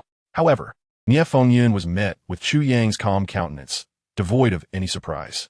Chu Yang too smiled, replying, "I believe I have never claimed that I did not trust you." Upon hearing these words, Nye Fengyun was momentarily taken aback. only to soon catch the gaze of Chu Yang. Having spent considerable time together, he understood Chu Yang well. The faith reflected in his eyes was unmistakable, contrary to Nie Fingyun's initial thoughts. With a hearty laugh, he extended his hand towards Chu Yang, exclaiming, "Brother, let us journey to the immortal realm. The hardships we have endured must come to an end today. I shall protect you from now on, and the immortal realm will be yours to explore." Eager to escape the abyss of suffering, he wished for his elder brother to leave behind the tribulations of the earthly realm. However, Chu Yang merely smiled serenely, declining the invitation. "Our paths diverge, and there is no need for compulsion. The immortal realm holds no allure for me. Life in the mortal realm is far more enjoyable. As for you, focus on your cultivation upon your return, and do not squander your talents." Nie Fingyun's expression grew complex, unable to articulate his feelings. He was acutely aware of Chu Yang's character. He would never agree to bask in the luxuries of life without effort. Recognizing the futility of persuasion, Nie Fingyun ultimately relented. Yet the prospect of parting left him with a profound sense of reluctance, as they might not meet again for a long time. Suddenly, he called out, "Your sister is named Chu Nannan, correct? She ascended to the immortal realm, and I have not forgotten. Rest assured, upon my return, I will seek her out. If anything befalls my brother's sister in the immortal realm, it would mean I, Nie Fingyun, have failed." When Chu Yang had been unconscious, he had repeatedly murmured Chu Nannan's name, prompting Nie Fingyun to invest considerable time understanding their connection and plight. Chu Yang felt a wave of gratitude wash over him, his expression complex as he glanced at Nie Fingyun, saying, "Thank you. We are brothers. Such words need not be spoken. Remember this. Chu Yang, do not perish in this mortal realm, or I shall ensure your remains are fed to the dogs." Nie Fingyun's eyes glistened with unshed tears. Chu Yang, too, felt a twinge of sorrow, responding loudly, "Fear not, I shall not." He turned away, waving his hand. In the fading light of the sunset, the silhouette of the young man elongated, casting a shadow of solitude. Nie Fingyun remained rooted in place for a long while, murmuring to himself, "You must survive. Otherwise, even if I become a great emperor, reigning over worlds, it will all be for naught." Once again, Chu Yang found himself alone, wandering through the mundane world, feeling lost and uncertain of his path. Should he seek revenge for his parents' blood feud? Yet, he was unsure how to proceed. It was not that he could not find his enemies, but beyond the familial vendetta, the only kin he had left was his sister, Chu Nannan, who was now in the immortal realm. He could only wonder when they would reunite. Had it not been for his encounter with Nie Fingyun, forming a brotherly bond, he could scarcely fathom how he would endure the monotony of earthly life. Life in the mortal realm felt dull and uninspiring. At times, Chu Yang even contemplated ending his existence, to shed the burdens he had carried for years and attain liberation. Yet, upon deeper reflection, he realized he had no right to die. The immense blood feud remained unresolved, and he had a sister awaiting him. Moreover, he had gained a brother in Nie Fingyun. He could not succumb to death. Thus, Chu Yang traversed the earthly realm like a wandering ascetic, journeying between great empires, witnessing the conflicts among mortals and the deceptions among cultivators. His gaze grew dim, viewing the world with indifference, as if nothing could ignite his interest any longer. He was uncertain of his whereabouts or the duration of his travels. He wandered like a soulless husk, quenching his thirst with spring water and satisfying his hunger with hunted game. One day, he arrived at the foot of a swordsmanship sex mountain gate. There, several disciples wielding silver swords engaged in friendly duels. They soon noticed Chu Yang, who stood before them in tattered clothes, his hair a wild mess, and his face drawn and haggard. However, the sight of the wooden sword he carried piqued their interest. One of the sword-wielding youths stepped in front of Chu Yang, demanding, "Are you also a sword cultivator?" Chu Yang, momentarily taken aback by the question from the youth clad in a Taoist robe, surveyed his surroundings before uncertainly replying, "Are you asking me? Who else could it be?" The youth frowned, pointing at the wooden sword on Chu Yang's back. "Is this the sword you use?" With an impassive expression, Chu Yang replied coolly, "I am not a sword cultivator." As he continued forward, disregarding their intentions, the youth's anger flared. He had not expected this seemingly beggar-like figure to treat him with such disdain. Just as he prepared to teach Chu Yang a lesson, a commanding voice rang out. "Why are you not practicing your swordplay properly?" As the words echoed, an amiable elder with an ethereal demeanor approached. The youths immediately deflated, lowering their heads and resuming their practice. After reprimanding the wayward disciples, the elder's gaze fell upon Chu Yang. As a half-step supreme sword cultivator, his keen perception was formidable. He instantly discerned the extraordinary potential within this disheveled youth. An indomitable sword heart lay within him, along with an unparalleled sword embryo. Moreover, he sensed a fierce sword intent, akin to a blazing fire suppressed deep within Chu Yang, yearning to be unleashed. The elder's gaze sharpened. In his centuries of life, he had never encountered a talent more suited for the sword than Chu Yang. This was no mere genius. He was a once-in-a-lifetime prodigy. Young friend, wait. The elder called out urgently. You possess a rare affinity for swordsmanship. Would you consider taking me as your master and cultivating the sword together? Hearing this, Chu Yang halted, his face a mask of astonishment. The murky, aimless look in his eyes suddenly ignited with brilliance, his gaze ablaze with fervor. Swordsmanship? Could it be that I still have a chance to cultivate? His tone was laced with urgency, a mixture of anticipation and trepidation. He feared that this might merely be a fleeting dream. The elder, noticing Chu Yang's reaction, smiled gently. In a conventional cultivation system, given your shattered Dao palace and lack of foundation, it would indeed seem impossible to cultivate again. However, sword cultivation is different. The essence of a sword cultivator lies in possessing an unwavering, invincible sword heart. You not only have such a heart, but also embody a great sword embryo, making you the most suitable candidate for sword cultivation. With just a little guidance and someone to lead you, your progress will be astonishing, and your future achievements will be limitless, rivaling those so-called prodigies in the outside world. The destruction of one's Dao palace and foundation might spell disaster for others. Yet for you, it is an opportunity. As the saying goes, from the ashes, one can rise anew. Severing other paths of cultivation will allow you to immerse yourself in the art of swordsmanship, where the sword will be your sole focus. Upon mastering it, you will wield the sword in spirit, transcending the need for a physical blade. The elder's face radiated excitement. He had not anticipated discovering such a swordsmanship prodigy. Upon hearing the elder's words, Chu Yang's eyes gleamed with hope as he nervously regarded the elder, his voice trembling with eagerness. Will you truly teach me to cultivate the sword? Throughout the ages, even in the face of death's trials, Chu Yang remained unperturbed. Yet at this moment, his demeanor was filled with profound excitement. The elder nodded and declared, You are an unparalleled genius in the way of the sword, and, as a fellow practitioner, I am more than willing to teach you, aiding you in becoming the foremost swordsman in this world. Even in death, I shall have no regrets. A surge of indescribable exhilaration filled Chu Yang's heart. I, Chu Yang, have never been one to owe a debt to another. If you are willing to instruct me, I shall undoubtedly repay your kindness in the future. Upon hearing this, the elder's face radiated joy as he nodded, Excellent. Gratitude and loyalty are virtues I cherish in a student. A pure heart in the way of the sword bears no debts, and thus you shall be deemed a worthy disciple. From this moment forth, you shall be my sole disciple, and I will impart all my knowledge to you. The surrounding young swordsmen were taken aback. The sect leader was actually taking this beggar as his disciple, and a closed-door disciple at that, an idea they found utterly unacceptable. Sect leader, we object. This fellow's talent in swordsmanship may not even surpass ours, protested one male swordsman, visibly agitated. However, both the elder and Chu Yang paid no heed to him, causing the swordsman's face to flush with anger. Beyond the realm of the heavenly emperor, the gathered cultivators were equally astonished. What? The emperor actually has a master? Their expressions turned grim. The formidable forces they had assembled for the campaign against the emperor were the elite of the myriad realms, and they had conducted thorough investigations into the emperor's past. Yet, they had uncovered no indication that Chu Yang had any form of mentorship. If the emperor's master still existed and was a recluse of great power, it could potentially influence their plans to subdue the emperor. Why had the emperor not disclosed this aspect of his past to his close allies, such as the emperor of Nye? Even they were unaware of the emperor's mentorship. Some cultivators expressed their confusion aloud.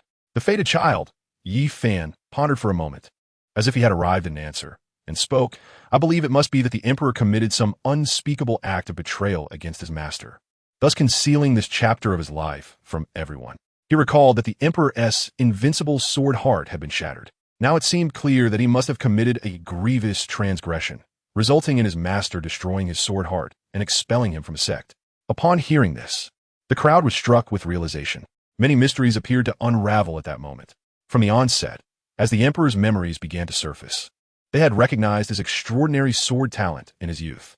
Before his cultivation, he had relied on this very talent to preserve his life, aiding young Chu Di in surviving due to that exceptional skill.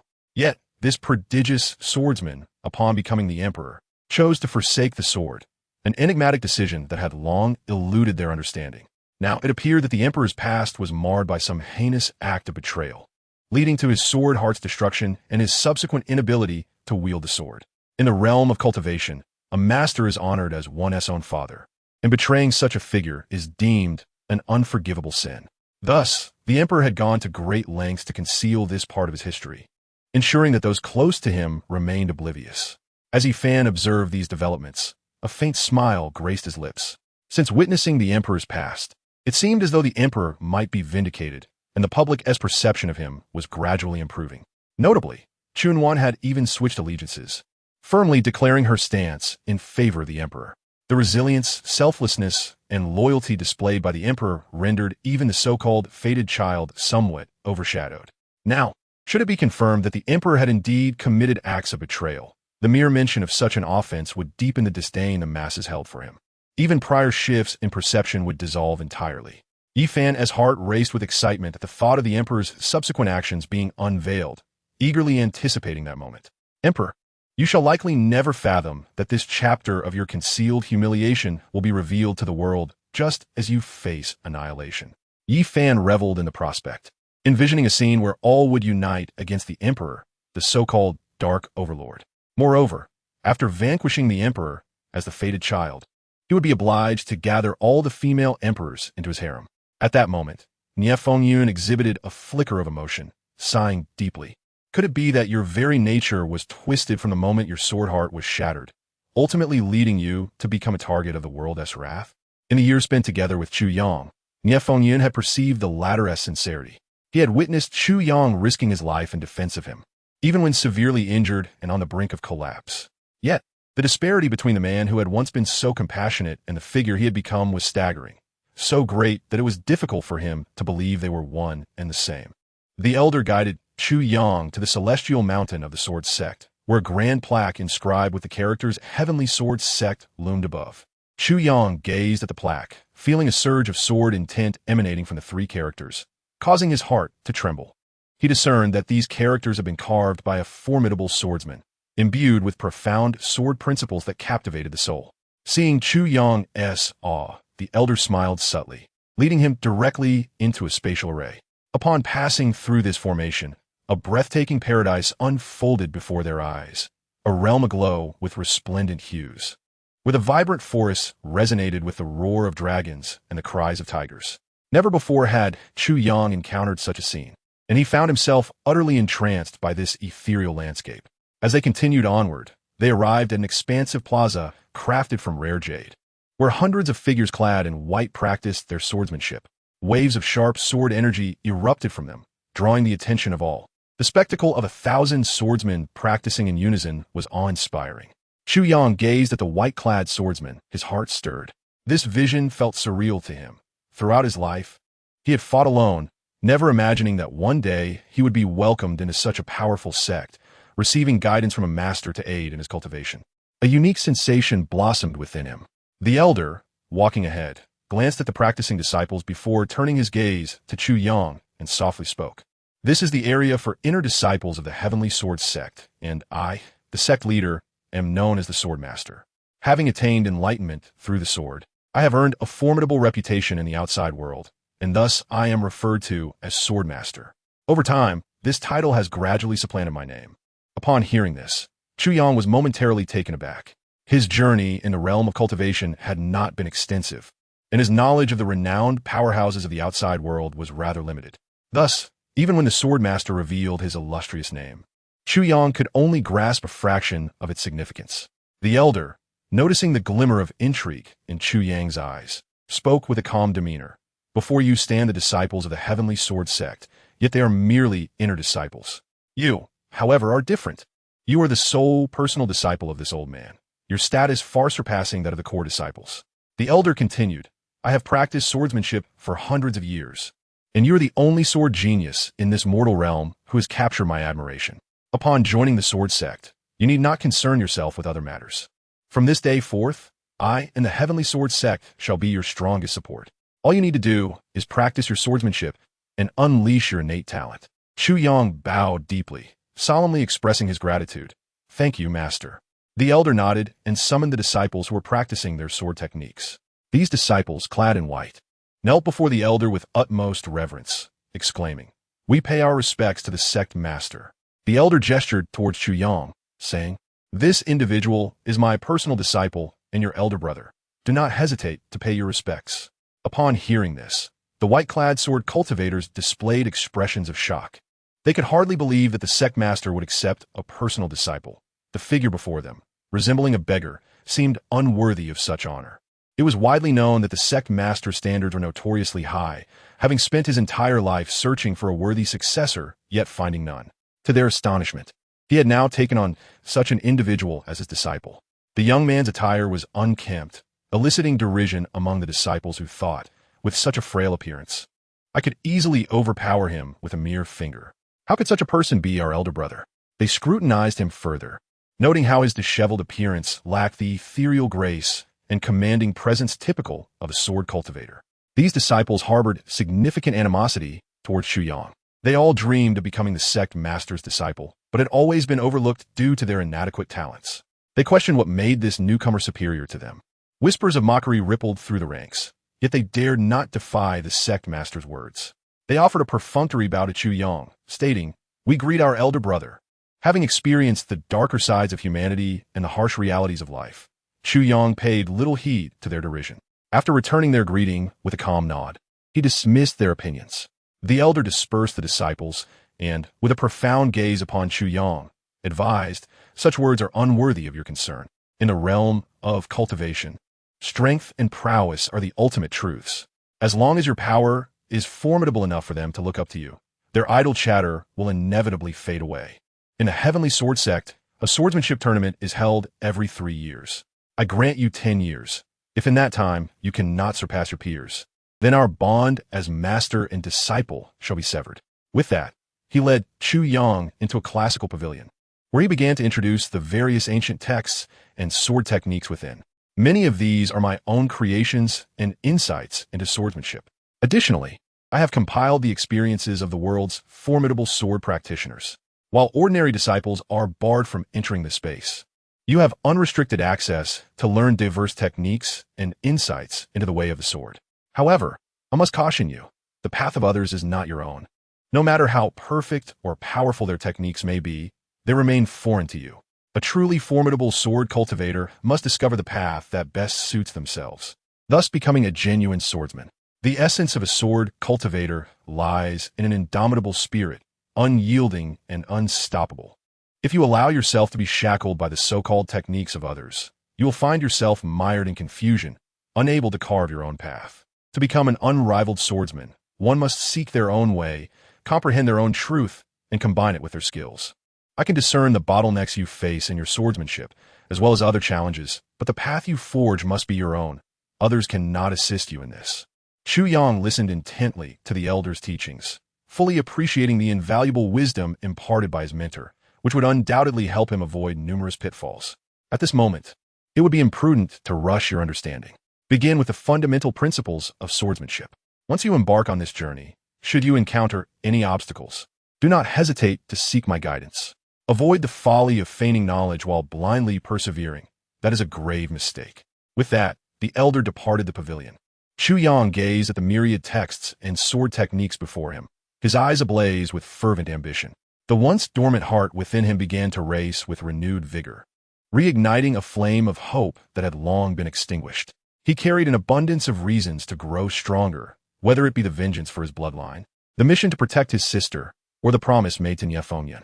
All these aspirations demanded a foundation of immense power to be realized. Taking a deep breath filled with gratitude, he bowed towards the direction the elder had departed, proclaiming, "Chu Yang here expresses profound thanks for your teachings, Master." Outside the pavilion, the elder, having not strayed far, heard Chu Yang's respectful words. He paused, casting a glance back at the faint silhouette within. A faint smile graced his lips. "My good disciple, do not disappoint me. I await the day you accomplish a great task on my behalf." In the days that followed, Chu Yang secluded himself within the pavilion, poring over the ancient texts day and night. Yet, he refrained from commencing his training. As his master had advised, a swordsman must discover their own path and cultivate an indomitable heart. When he finally embarked on the path of swordsmanship, he needed to establish a clear goal, understanding the purpose behind his practice and the significance of the sword he wielded. Without clarity on these matters, even if he began his training, he risked losing himself in confusion, making regret futile. With each passing day, 3 months slipped by. He had thoroughly examined every book within the pavilion, imprinting the insights and techniques of swordsmanship deep within his mind. These concepts began to manifest as vivid images in his thoughts, allowing him to grasp their essence more clearly. Nevertheless, Chu Yang chose not to rush. He intended to continue his introspection until he found his own path before commencing his sword training. Time continued to flow, and as he gazed at the treasured sword gifted by his master, a spark of realization flickered within him. He murmured to himself, throughout history, there has been a saying, those who align with the heavens shall prosper. Those who defy the heavens shall perish. This heaven refers to the way of heaven. The way of heaven can sway all beings. It has the power to grant life or bring death. Fate is predetermined, immutable, and irreversible. Even amidst the myriad sufferings and helplessness of the world, if heaven decrees your demise at the stroke of midnight, you shall not see the dawn. How unjust, how ironic. In this life, one cannot seize their own destiny. Can such a being still be called human? They are but puppets with a predetermined fate, devoid of independent thought, powerless over their future. As a swordsman, as a practitioner, one must defy the heavens. It is imperative to sever the ties of fate, firmly grasp one's own destiny, contending with heaven, with humanity, and with oneself. The sword in hand must cleave through the injustices of the world, even if the entire realm stands against me. Even if heaven itself forsakes me and all beings misunderstand, I shall strike down all with my sword. My fate is mine to command, not dictated by heaven. Even if heaven seeks to determine my destiny, I shall rise in defiance. The sword I wield is a formidable weapon capable of vanquishing all in this world. This is the sword path I cultivate, the invincible sword path of Chu Yang. This path is unstoppable. Chapter 31. A desire to spar with Chu Yang outside the realm of the heavenly emperor. Even though these practitioners possess at least the qualifications of an emperor, undeniably the strongest in this land, upon hearing the sword path established by the young emperor, they were all deeply moved, filled with astonishment. From that moment forth, they could distinctly feel that the youth in the mirror had begun to unveil the former might of the emperor, who once dominated the 3 realms, invincible in the world. The sword in hand must cleave through all things, heaven, humanity, and even oneself. Even if the world stands as my enemy, I shall strike them down with a single sword. The emperor's dominance and strength resonate deeply, imposing pressure upon all beings. Yet, who could have imagined that at such a tender age, he had already comprehended his own path, successfully establishing his invincible sword heart and astonishing methods. The assembled practitioners were struck with awe and profound emotion. When all practitioners first embarked on their journey, who among them did not consider themselves exceptional, believing they were the protagonists of the world? The heart of invincibility is not difficult to establish. Even an ordinary mortal, if they so desire, can cultivate such an indomitable heart. However, the true challenge lies in maintaining this unwavering belief in one's invincibility. It requires steadfast conviction that one is unmatched, enabling them to traverse the perilous path of cultivation, overcoming all obstacles. The heart of invincibility can render one immensely powerful. It also represents a treacherous road. Should any doubt arise regarding a person, an event, or a reason, one's cultivation will inevitably collapse. If the heart of invincibility crumbles, the strength once derived from that belief will vanish entirely. The collapse of the Tao heart is a calamity beyond a practitioner's imagination. Throughout history, there has been no shortage of those who stand invincible in the world. What is lacking are those brave enough to draw their swords and establish the belief that they are unparalleled amidst all beings from the very beginning of their journey. The practitioners had always assumed that the emperor's invincible Tao heart was established only after he inherited the esteemed title of emperor. Little did they know, his invincible Tao heart was already formed in his teenage years. The emperor is undeniably a figure of unparalleled talent throughout history. Even after losing his supreme bone, he sought alternate paths of cultivation and consistently exhibited a belief far surpassing that of his peers, even the older generation of strong practitioners. Only now did they feel a sense of dread. Had the emperor not lost his supreme bone, and if his invincible sword heart had not collapsed afterward, who in this realm could have been his equal upon his ascension to the emperor's throne? At that time, even if all the emperors in the world united against him, they would not be able to shake him in the slightest. With his sword heart firmly established and his path clearly defined, Chu Yang truly began his journey as a swordsman. He sequestered himself in this loft daily, undisturbed, a perfect place for cultivation. Immersed in the sword path he had established, he continually sought enlightenment in its principles. As a teenager brimming with passion, Chu Yang was no exception. At times, he would sit cross-legged in contemplation, while at others, he would wield his long sword, practicing the techniques he had comprehended within the loft. Chu Yang felt an immense pride and drive within him. Although he had a master revered in the sword path, he did not wish to trouble him with trivial matters. His master's guidance in leading him to the door of the sword path was a debt of gratitude he held dearly. He felt he owed his master much. It was not that Chu Yang had not encountered difficulties in the sword path. Rather, he believed he had already burdened his master enough and felt capable of resolving the remaining issues himself. Indeed, Chu Yang's talent for swordsmanship was beyond imagination. Even when faced with problems, he could always find insight. In the blink of an eye, a year had passed. On this day, Chu Yang stepped out of the loft for the first time, his eyes gleaming with brilliance akin to a peerless sword, its sharpness on full display. The practitioners outside the realm of the heavenly emperor were deeply moved by the emperor's relentless training. His demands upon himself were exceedingly harsh, to the point of madness. There has never been a shortage of diligent individuals in this world. However, the most crucial aspect is that others not only possess prodigious talents, but they also cultivate with unparalleled tenacity. Such individuals, with their approach to cultivation, if they ultimately do not attain the position of emperor, who among all beings can rightfully claim that title? Once, when the emperor first embarked on his path of cultivation, he too trained with fervor. Yet at that time, he was primarily motivated by the desire to save his sister, to survive. Thus, people were not as deeply moved. Now, the emperor, sheltered by a nearly invincible sect and guided by the sword sovereign, was held in high regard. He possessed an unmatched talent for swordsmanship. Yet none of this led him to slacken his dedication to cultivation. He continued to strive harder than anyone else, refusing to let the protection of this ivory tower dull his edge. Observing the admiration surrounding the emperor, Yi Fan felt an overwhelming rage swell within him. He was indignant and dissatisfied. However, upon recalling the emperor's impending treachery against his master and clan, he could not help but smirk. When that day arrived, and the emperor committed his acts of betrayal, he would be eager to see if anyone would still hold admiration for such a tyrant. The reverence felt now would surely transform into hatred and disgust by then. In the center of the vast square stood an arena. Beneath the platform, countless disciples of the Heavenly Sword sect had gathered, a sea of faces. After a year, today marked the Triennial Sword Path Conference. This conference was an opportunity for the disciples of the Heavenly Sword sect to spar with one another, ultimately determining the victor. Those who excelled in the conference would be rewarded with abundant cultivation resources and spiritual treasures, prizes that would captivate the disciples.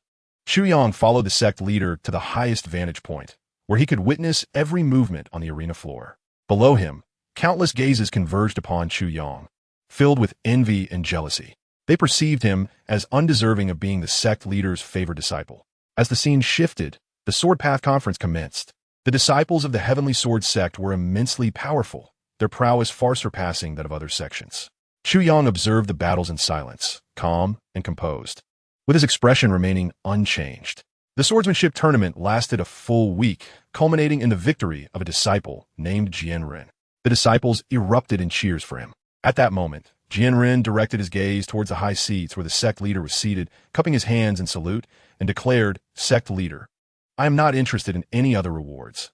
I only wish to spar with Brother Chu, to ascertain his exceptional qualities." Jianren emphasized the phrase, "first among fellow disciples," with deliberate weight. Upon the conclusion of Jianren's statement, the assembly of sword practitioners erupted into a thunderous applause. They had long harbored dissatisfaction towards Chu Yang, believing he was unworthy of being the sect leader's direct disciple. Previously, they had refrained from expressing their feelings due to the sect leader's authority, but with Jianren's challenge as the champion of the tournament, they felt emboldened to voice their sentiments.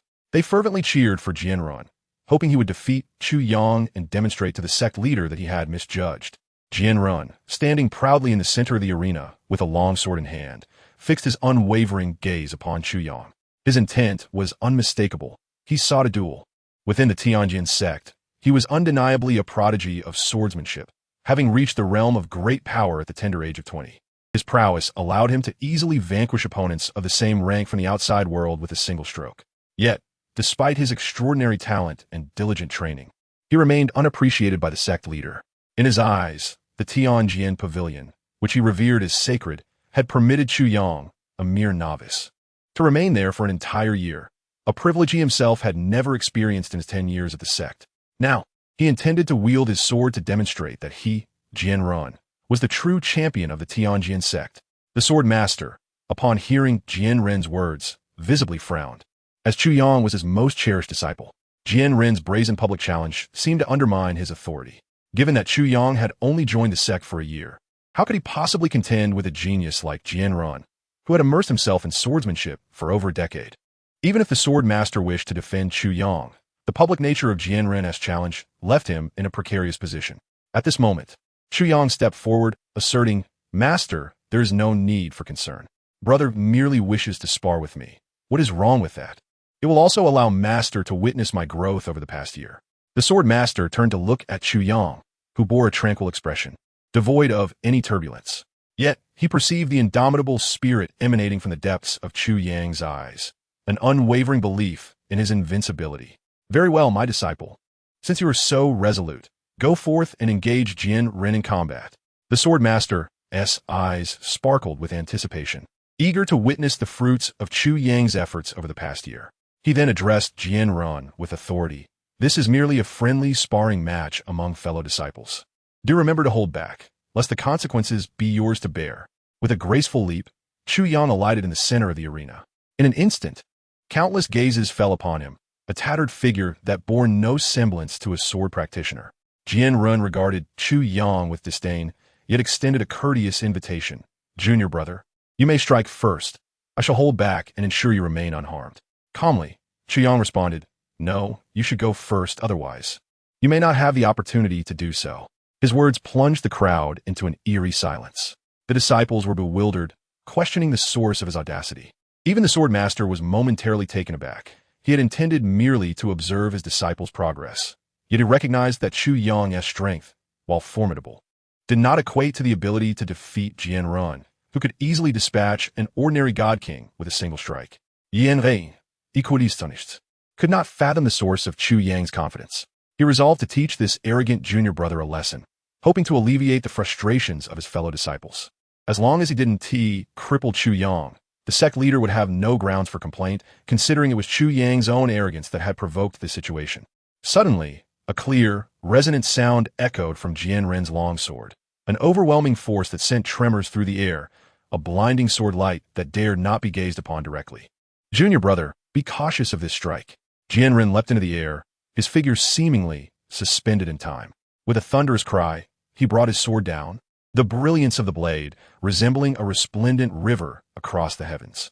The sword's light tore through space, initially a slender beam, yet expanding into a vast cascade, a force capable of cleaving through all. Time seemed to freeze. All techniques appeared pale in comparison to this singular strike. The celestial bodies above trembled before the might of the sword, dimming in its presence.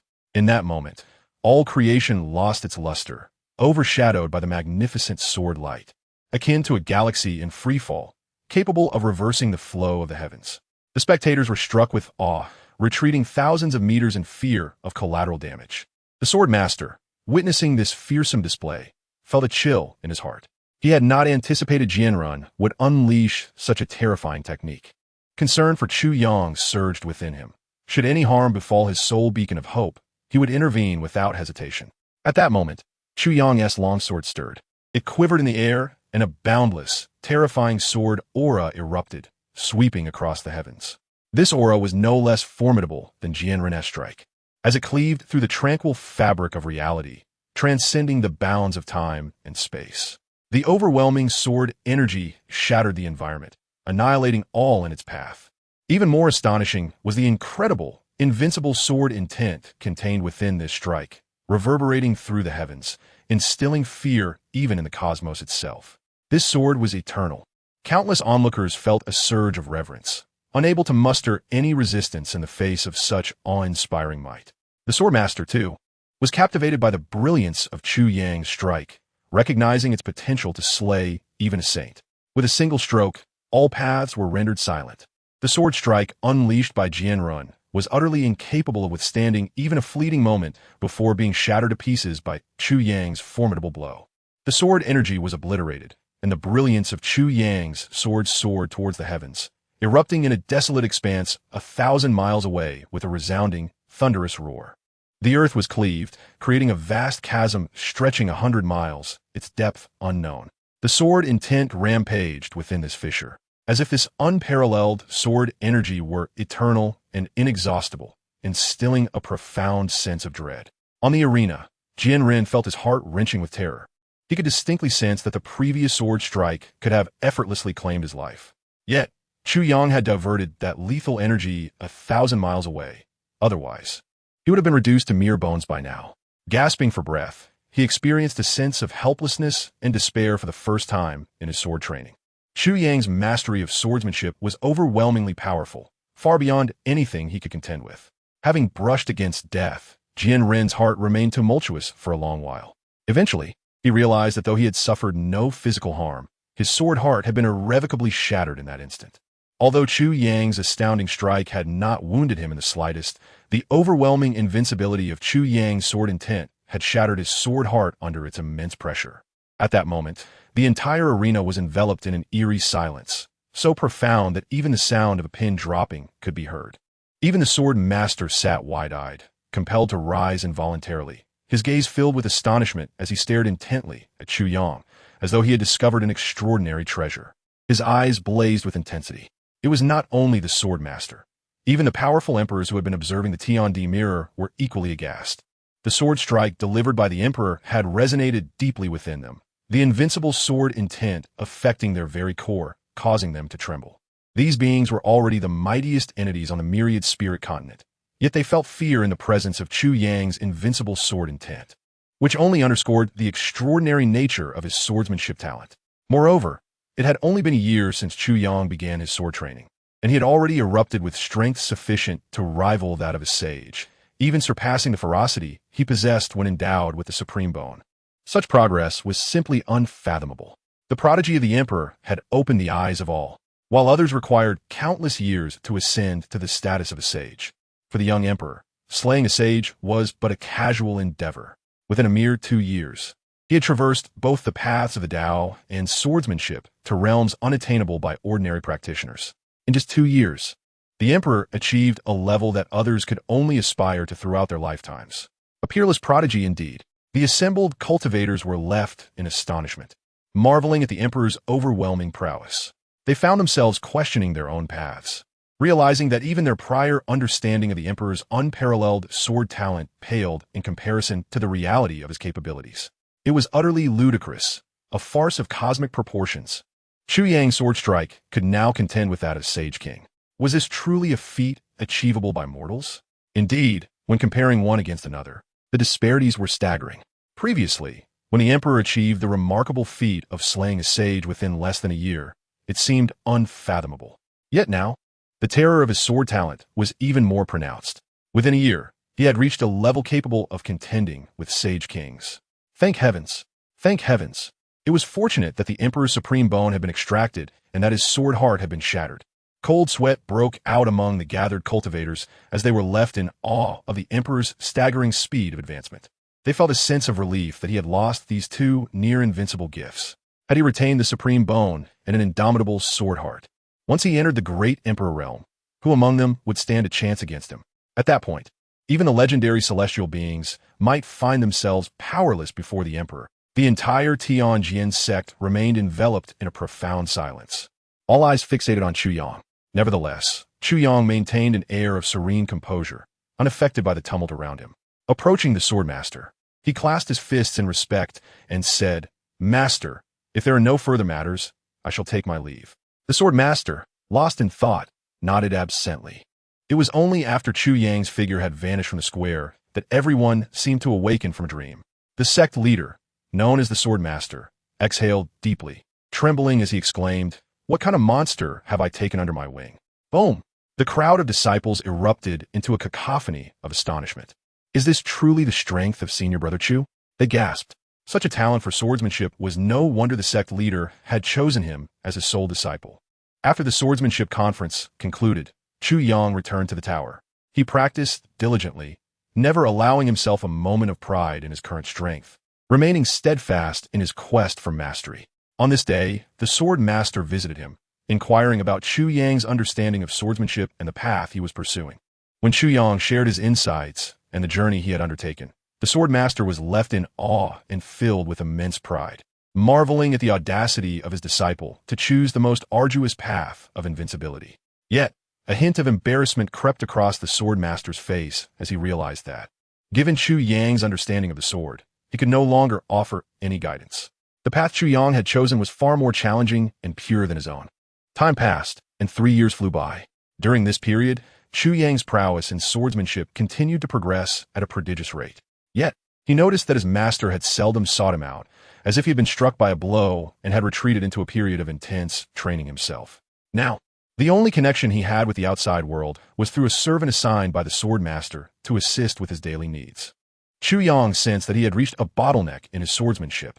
Mere dedication to arduous practice would no longer suffice, as it wasted precious time. It was then he learned from the servant about a peak within the sect known as Jiansu Peak. Even the sword master had only managed to reach the 7th level, while the peak had a total of 10 levels, each successive one promising significant advancement in sword comprehension. A glimmer of determination ignited within Chu Yang's eyes. Jiansu Peak. He had gleaned much about its wonders from the servant, and he was astonished that even his master, the sword master, had only managed to reach the 7th level, falling short of the 3 remaining levels. This revelation kindled a spark of ambition within him. Although he had devoted considerable effort to his training, he remained uncertain of his true capabilities. After all, a swordsman cultivates an indomitable sword heart. Faced with a bottleneck, he felt that testing his strength at Jiansu Peak could provide the clarity he sought. Having spent 3 years confined to his tower, Chu Yang now stepped forth into the Tianjin sect. The disciples who spotted him were filled with astonishment. Their hearts brimmed with curiosity. What was the purpose of Brother Chu's seclusion? Unfazed by the watchful eyes of his fellow disciples, Chu Yang approached a mountain peak that bore a striking resemblance to a formidable sword. The peculiarity of this mountain astonished onlookers. Its shape echoed that of an unparalleled treasure sword, and as one neared its base, an overwhelming sword intent emanated from the sword void peak. Sensing the immense will of the sword path contained within, a flicker of excitement graced Chu Yang's visage. He stepped forward, ascending the 1st level of the sword void peak. In an instant, torrents of sword intent surged toward him like myriad blades, seemingly intent on tearing his body apart. With a soft snort, Chu Yang's sword vibrated in his grasp, and the overpowering sword intent appeared capable of cleaving through celestial kings and annihilating the heavens. Each wave of sword intent unleashed from the sword void peak was shattered by a single strike. News of Chu Yang's venture into the sword void peak spread like wildfire throughout the Tianjin sect. In no time, the majority of disciples flocked to the peak. 3 years prior, Chu Yang had displayed an unparalleled talent for the sword path, and now, 3 years later, no one could fathom the extent of his strength. Perhaps through the sword void peak, they might glean some understanding. A sword cultivator murmured, "Do you think Brother Chu will break the sect leader's record of 7 levels?" Impossible. Another retorted, "Though Brother Chu is extraordinarily gifted, he has only been practicing swordsmanship for 4 years. Even with such talent, he cannot surpass the sect leader's record. Otherwise, it would imply that his strength has eclipsed that of the sect leader. Indeed, if Brother Chu could reach the 4th or even 5th level of the sword void peak, it would be a terrifying accomplishment." As the disciples debated, their gazes fixated on a projection atop the sword void peak. The peak possessed a remarkable ability. Whenever someone challenged it, their image would be displayed for all to see. In mere moments, Chu Yang had already reached the 3rd level. Yet, the 3rd level was far from his limit. In the face of its sword intent, he had yet to draw his sword. With the blade trembling, boundless sword intent erupted, shattering the will of the sword path at the 3rd level. Chu Yang's figure appeared particularly elongated as he advanced toward the 4th level. 5th level. Sixth level. At long last, Chu Yang arrived at the seventh level, the same height once attained by the swordmaster. Outside the sword void peak, the onlooking sword cultivators were rendered speechless in astonishment. Chu Yang's journey through the challenges seemed almost too effortless. Even at the seventh level, he had yet to reveal his sword. No one could discern where Chu Yang's limits lay. Perhaps Brother Chu truly could break the sect leader's record. Unbelievable. Utterly extraordinary. This is the essence of a true sword genius. We are in no position to compare ourselves to Brother Chu. The disciples of the Tianjin sect wore bitter smiles, overwhelmed by Chu Yang's formidable prowess. A few had already rushed to inform the sect leader. Perhaps today would mark a momentous occasion for the Tianjin sect. As the scene shifted, Chu Yang stood at the seventh level. The powerful will of the sword path here was exponentially stronger than that of the previous 6 levels. In the void above, an invisible blade began to take form. The boundless sword intent seemed capable of tearing the heavens apart, freezing time itself. Even the disciples observing from outside could palpably feel the terror of this sword intent. Indomitable.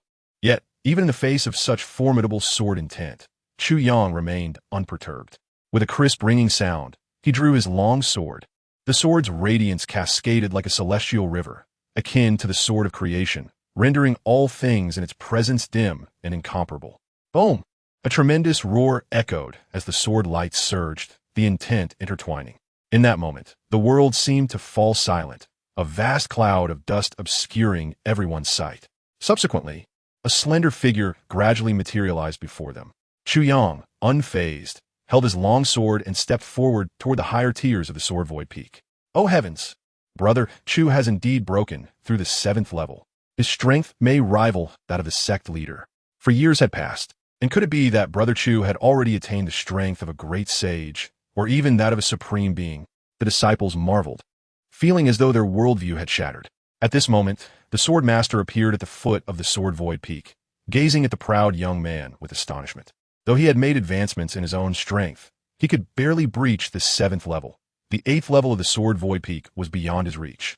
Yet, Chu Yang's display evidently showcased that he had not yet reached his limit. Could he truly surpass the 8th level?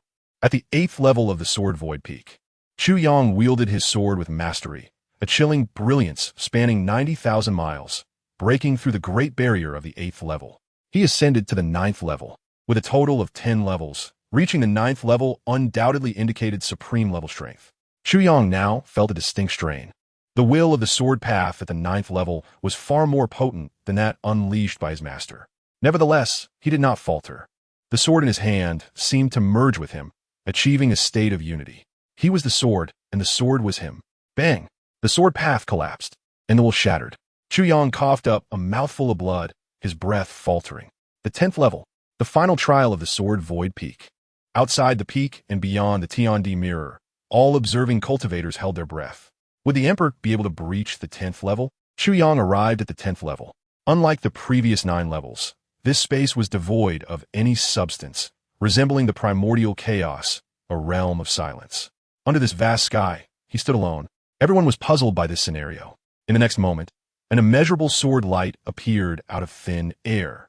This sword lacked ostentatious brilliance, no extravagant maneuvers, only this one sword. And this very sword forcefully cleaved through the chaotic heavens, reducing the entire world to a void. Even Chu Yang felt a sense of awe upon witnessing such a sword. This was the true essence of a single sword opening the gates of heaven. Just as Chu Yang was struck with astonishment, the heavens restored themselves, all anomalies dissipating, and the scene transformed back to the sword void peak. The chaos receded, and that astonishing sword vanished. Above the firmament, a golden pillar of light shot into the clouds, descending upon Chu Yang. He fell into a state of enlightenment, as if his soul had transcended into a brand new world. Uncertain how much time had passed, perhaps a fleeting moment, perhaps an hour, a day, or even a century, Chu Yang languidly opened his eyes. The earlier pillar of light was a reward from the sword void peak for those who reached its pinnacle, a profound understanding of the sword path. For Chu Yang, the difference in his comprehension of the sword path before and after was as stark as night and day, as if he had undergone a remarkable transformation. The brilliance in his gaze flickered, boundless sword intent erupting from his eyes, as if he could cleave through the heavens. Outside the sword void peak, silence enveloped the crowd. The true trial of the sword void peak consisted of only 9 levels. Reaching the 10th level conferred immense benefits. The sword master gazed at Chu Yang with trepidation. He could sense that should Chu Yang wish to end his life, a mere flick of his sword could obliterate him. Even if Chu Yang's sword path had yet to graze the edge of the quasi-emperor realm, he was undoubtedly at the pinnacle of the supreme level. This was the essence of a true sword prodigy. The sword master swallowed hard, yearning to comprehend the nature of the monstrous disciple he had taken in. Before even stepping into the immortal realm, he had already achieved a status unmatched by others, a position of invincibility beneath the quasi-emperor. Even in the era when neither quasi-emperors nor great emperors emerged in the immortal realm, Chu Yang's strength was still considered to be at the pinnacle. At this moment, he truly resembled a sword immortal, stepping upon a flying sword and gently descending to the foot of the sword void peak. The sword master approached, conversed with Chu Yang for a while, and then instructed all the surrounding disciples to disperse. He then gazed gravely at Chu Yang and inquired, "Chu Yang, do you remember the promise you made when I took you as my disciple all those years ago?" A hint of gratitude appeared on Chu Yang's face as he replied, "If Master is willing to teach me the art of swordsmanship, I, Chu Yang, shall surely repay your kindness and guidance." Although Chu Yang's power now far surpassed that of the sword master, he still held an immense respect for him in his heart. Once a teacher, forever a father. Upon hearing this, the sword master's face lit up with a smile, and he replied, "Good. It is enough that you remember. It is rare to find such a sincere heart. I have had many formidable foes in my life, each one powerful, the weakest among them being at the supreme level of cultivation or having a supreme being backing them. If these enemies are not dealt with, they shall forever haunt my heart, preventing me from making any progress in life. I fear I may never have the chance for revenge. So I wish to ask you to step forth on my behalf, to battle and eliminate those past adversaries." Chu Yang furrowed his brow momentarily, but it quickly relaxed. After a brief silence, he clasped his hands and said, "Master wishes for me to slay enemies on your behalf?" The sword master nodded with a broad smile and produced a piece of paper filled with names. It contained not only their cultivation levels, but also their backgrounds and other pertinent information. The sword master patted Chu Yang on the shoulder and cheerfully said, "My good disciple, when you speak, you must follow through. Do not let me down." With that, the sword master turned and left, hands clasped behind him. Chu Yang felt somewhat disoriented, not out of fear of these formidable foes, but because this request contradicted his sword heart. The sword he wielded was meant to cut through fate, challenge the heavenly path, eradicate evil, and extinguish injustice. Yet now, he found himself facing this dilemma. Upon glancing at the life stories of those listed, he noted that many had never committed any wrongdoing in their lives. Some were even chivalrous figures who upheld righteousness and punished evil. The thought of killing such virtuous individuals left Chu Yang in a quandary. To do so would betray his sword heart and contradict his path as a swordsman. However, the debt of gratitude he owed his master overshadowed all else. Without the sword master's shelter and guidance, he would still be wandering aimlessly, lacking such skills. For Chu Yang, his mastery of the sword was a gift bestowed by the sword master. He had no grounds to refuse. Slowly, he raised his gaze to the heavens. The night was dark and windy. The once bustling stars had retreated, leaving a heavy shroud of darkness that mirrored his own oppressive mood. Ultimately, Chu Yang chose to repay his master's kindness.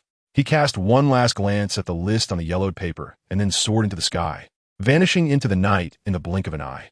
In a matter of moments, Chu Yang found himself before a secluded sect perched atop the clouds. The target of his hunt was an individual named Wang Tung.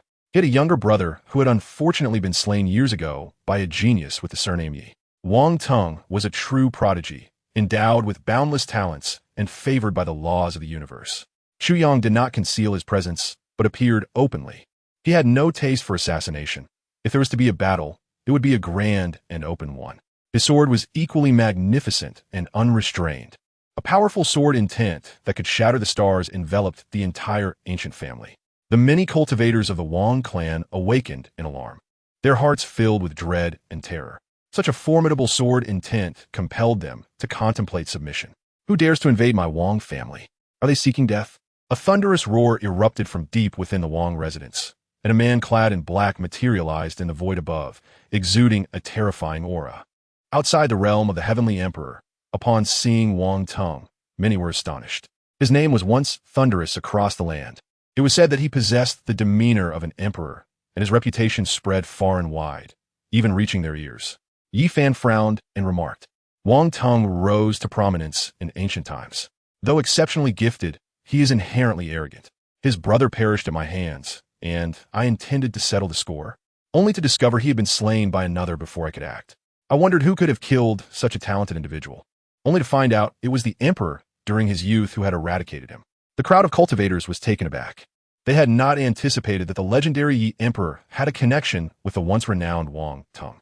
However, despite their astonishment, they did not believe the young emperor had the power to defeat Wang Tung.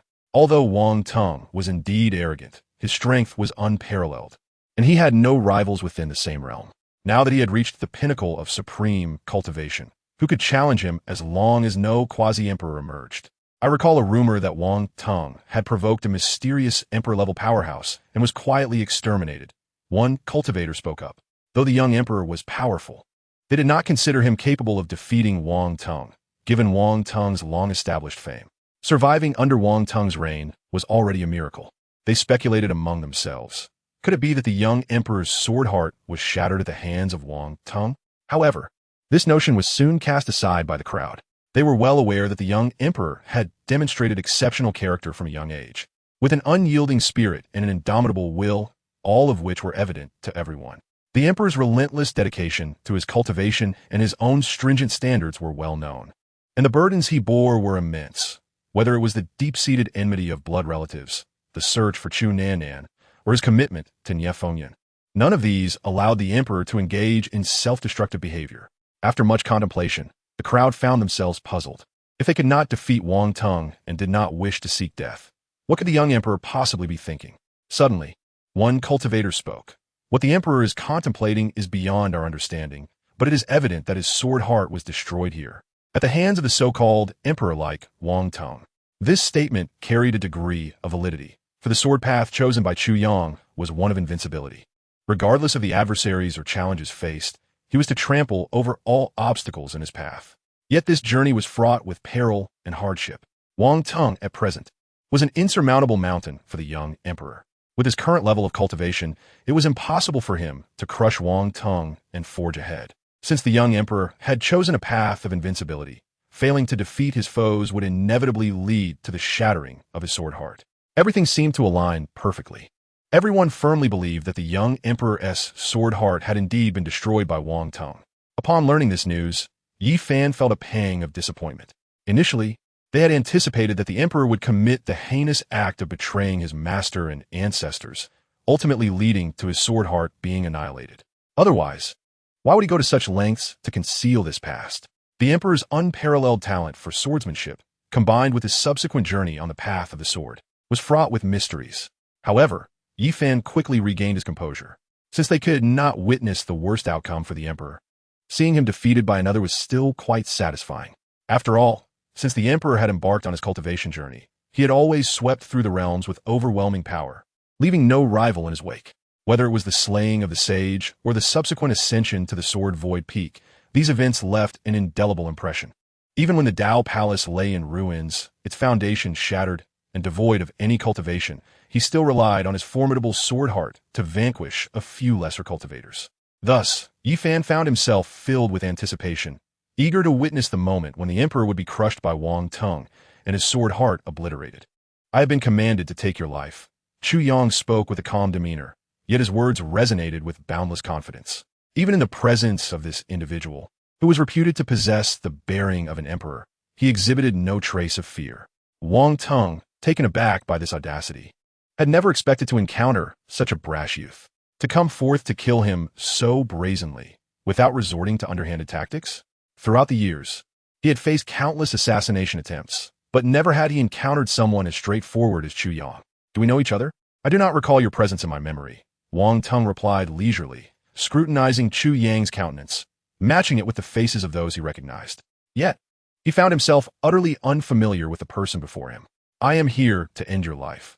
There is no need for a dead man to know anything else. Chu Yang replied nonchalantly. Wang Tung was astonished, unable to fathom the audacity of this individual. However, the disdainful expression on Chu Yang's face irked him. He had never been looked down upon in his life, and now this fellow appeared to regard him with contempt. Since Chu Yang refused to engage in pretense, Wang Tung resolved to grant him a dignified demise. Gulme, he bellowed, raising his hand to summon an ethereal passageway that emerged before them, a route whose destination remained unknown. After all, the might of supreme beings was terrifying, their battles capable of obliterating the very heavens and earth. Across the vast expanse of 10,000 spirits continent and within the three realms, countless sages existed, yet those who achieved the status of supreme were lamentably few. Should a supreme being wish to annihilate a sage, perhaps a mere glance would suffice to extinguish their soul. As the two arrived in a realm of pure void, darkness enveloped the surroundings, devoid of any substance, leaving only Chu Yang and Wang Tung. Considering your forthrightness, I shall afford you the opportunity to strike, Wang Tung proclaimed, standing with an air of a seasoned sage. His gaze was piercing as it bore down upon Chu Yang, who he deemed a mere 20-year-old youth, incapable of being his adversary. Once he made his move, he believed there would be no chance of survival for this individual. However, to Wang Tung's astonishment, Chu Yang remained unfazed, his eyes calm as he spoke. We harbor no grievances. Thus, I can grant you a chance to act. Otherwise, there will be no opportunity for you. Wang Tung erupted in laughter, incredulous that a renowned supreme being, undefeated among his peers, could be so disregarded by a mere youth. Though he was a proud man, he now realized that Chu Yang appeared even more arrogant than himself. I have no time to indulge you. Since you do not value this opportunity, do not blame me for my ruthlessness. With that, Wang Tung unleashed a terrifying aura, one so potent that it swept through the realms as if he were a divine being incarnate. He gestured grandly, summoning endless laws of the universe to his command. Even a fraction of this overwhelming power was enough to shatter stars. All this force coalesced within Wang Tung's palm, and he brought it crashing down upon Chu Yang. At that moment, all laws erupted forth. A colossal hand manifested in the void, engulfing Chu Yang entirely. Yet, in the face of such a cataclysmic assault, Chu Yang displayed no signs of panic. A glimmer of sword light flickered in his eyes, and his sword emitted a resounding hum. Without any apparent movement from him, the sword unsheathed itself, releasing an immeasurable brilliance, with an indomitable sword intent coalescing within it. Initially, the sword light appeared as a slender thread, but in the next heartbeat, it expanded into a torrent akin to a galactic river, dominating the heavens. The brilliance of the sword was blinding, as if the very cosmos were cleaved in twain, and time itself could not withstand the tyranny of this sword. The momentum of the strike grew ever more ferocious. Wang Tung felt an overwhelming dread at the sight of this sword, realizing the true power of Chu Yang. The confidence he exhibited was not mere arrogance. It was well-founded. Yet, it was too late for Wang Tung to comprehend this. The sword light cascaded down as if the Milky Way had inverted, obliterating the gigantic hand and piercing through it. In the face of such a strike, the once mighty supreme being found himself devoid of any thought of resistance. With a single stroke, the sword illuminated the 9 provinces, its radiance fracturing into myriad beams, each penetrating Wang Tung's essence. His aura dissipated rapidly, and in the blink of an eye, the once revered Wang Tung, who had traversed the 10,000 spirits continent for countless years and bore the bearing of an emperor, lay lifeless beneath the heavens. The boundless void surrounding them could not withstand the pressure of this sword, shattering completely. In the night sky, Chu Yang cast a glance at Wang Tung's lifeless form before turning away, soaring away on his sword. Chapter 37. The sword heart cannot be destroyed by any hand at this moment. Outside the realm of the heavenly emperor, an eerie silence enveloped the crowd, their faces etched with disbelief. Even though these cultivators had reached the pinnacle of power on the 10,000 spirits continent, witnessing the youth in the mirror slay the formidable supreme being left them utterly astonished. This cannot be real. Are we dreaming? One cultivator murmured, bewildered. Indeed, how is this possible? We must remember, the youthful emperor faced a terrifying supreme being renowned for their unparalleled talent. To become a supreme being, one had to possess various fortunes, exceptional talent, and the favor of the great Tao. The journey to this pinnacle often spanned millennia of dedication and immersion. Yet, the youthful emperor? He had only spent a mere 4 years honing his swordsmanship. A mere 4 years, a blink of an eye for cultivators who often spent decades in seclusion. Yet, in that short span, the emperor had achieved what others took thousands of years to accomplish, all without guidance, relying solely on his own discoveries. The so-called fortunes he possessed were scant, in comparison to the youthful emperor, who was truly the prodigy of their generation. Who could have foreseen that the emperor's swordsmanship would reach such terrifying heights?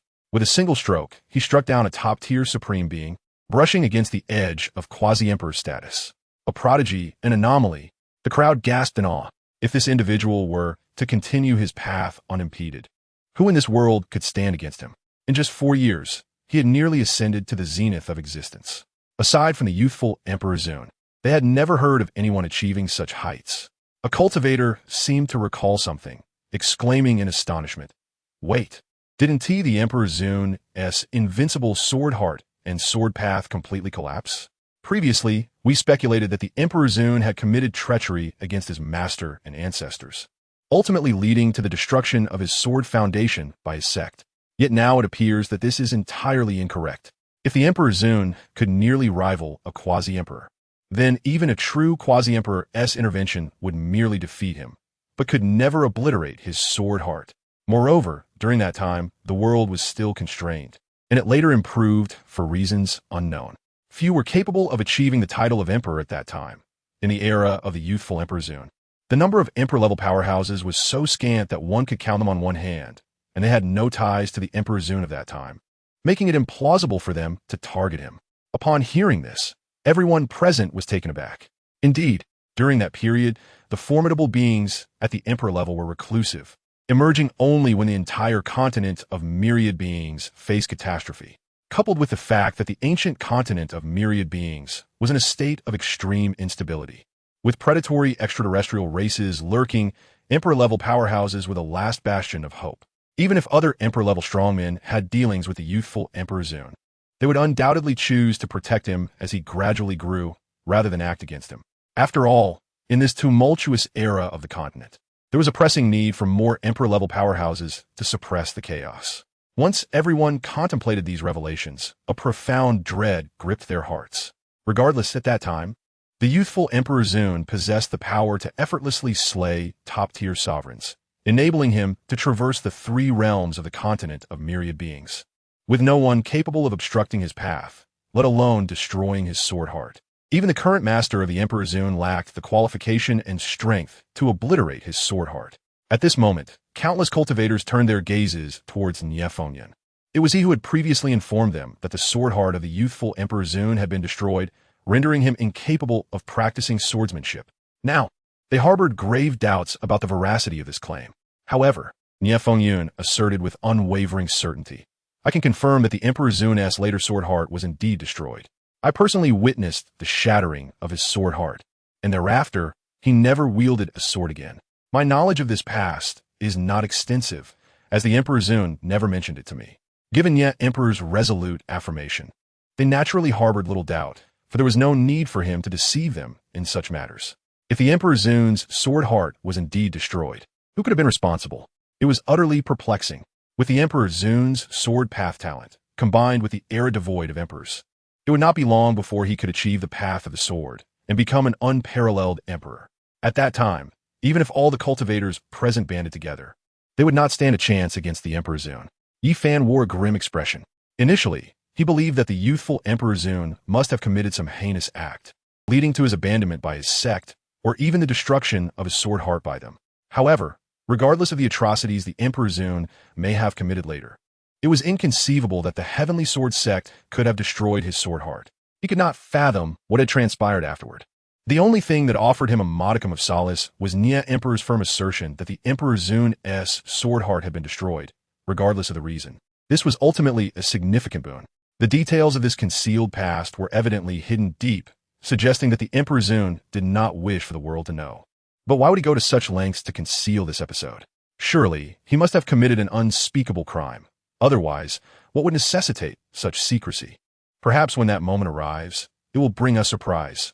Who knows? The youthful Emperor Zun may have committed something even more egregious than treachery against his master and ancestors.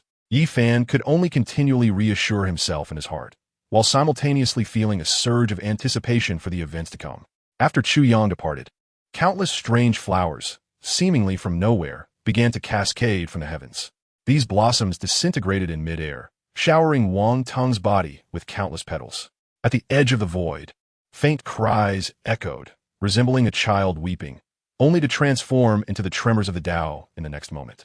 It was as if the fall of a prodigy like Wang Tung elicited sorrow from the very fabric of the universe. Various ominous phenomena followed suit. The scene was breathtaking, yet hauntingly tragic. Chu Yang, who had already left, could not help but turn back to gaze upon it all, his heart laden with indescribable emotions. Originally, there was no connection between them. Had it not been for the need to repay a debt of gratitude to his master, the other would not have perished at his hands. Perhaps this prodigy had an even greater future ahead. Alas, he had fallen to such an end. Chapter 38. Caring for others is not my forte. Reflecting on these matters, an uncomfortable sensation welled up within Chu Yang. He had no inclination to indiscriminately slay the innocent, let alone a prodigy who might truly achieve the status of emperor, which would be a tremendous boon for the entire continent of myriad beings. Yet, if he refrained from continuing his slaughter, how could he repay the favor owed to his sect? Without his master's guidance and support, leading him onto the righteous path, he would simply be a mortal with a collapsed Tao palace and no foundation. What then could he speak of regarding cultivation, strength, or the overwhelming blood vendettas? Without his master, there would be no present-day Chu Yang. The debt of rebirth must not be forgotten.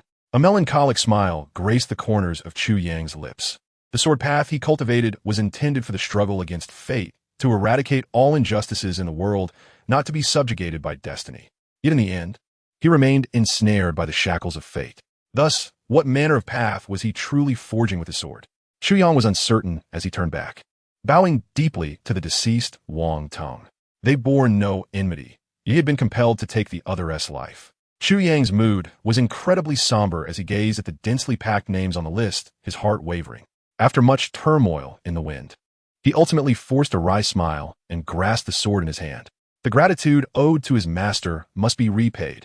Subsequently, Chu Yang set his sights on the next target, an exalted being from the celestial realm who, relying on his formidable strength, had established dominance over a mountain. Indulging in acts of oppression and tyranny, Chu Yang felt a sense of relief, at least in confronting such a malevolent individual. The burden of guilt on his conscience would be somewhat alleviated. Thereafter, he soared upwards towards the celestial realm. Most of the individuals listed for extermination resided within the celestial realm, as the number of sovereigns in the mortal realm was exceedingly scarce, especially those with grievances against his master. In the celestial realm, an unknown and powerful sword cultivator wreaked havoc as if in a world devoid of witnesses, leading to the demise of numerous formidable beings. These were all exalted individuals. Many in the celestial realm were rendered distraught by such astonishing news. However, upon closer investigation, it was discovered that the mysterious sword cultivator had only targeted those who were truly wicked.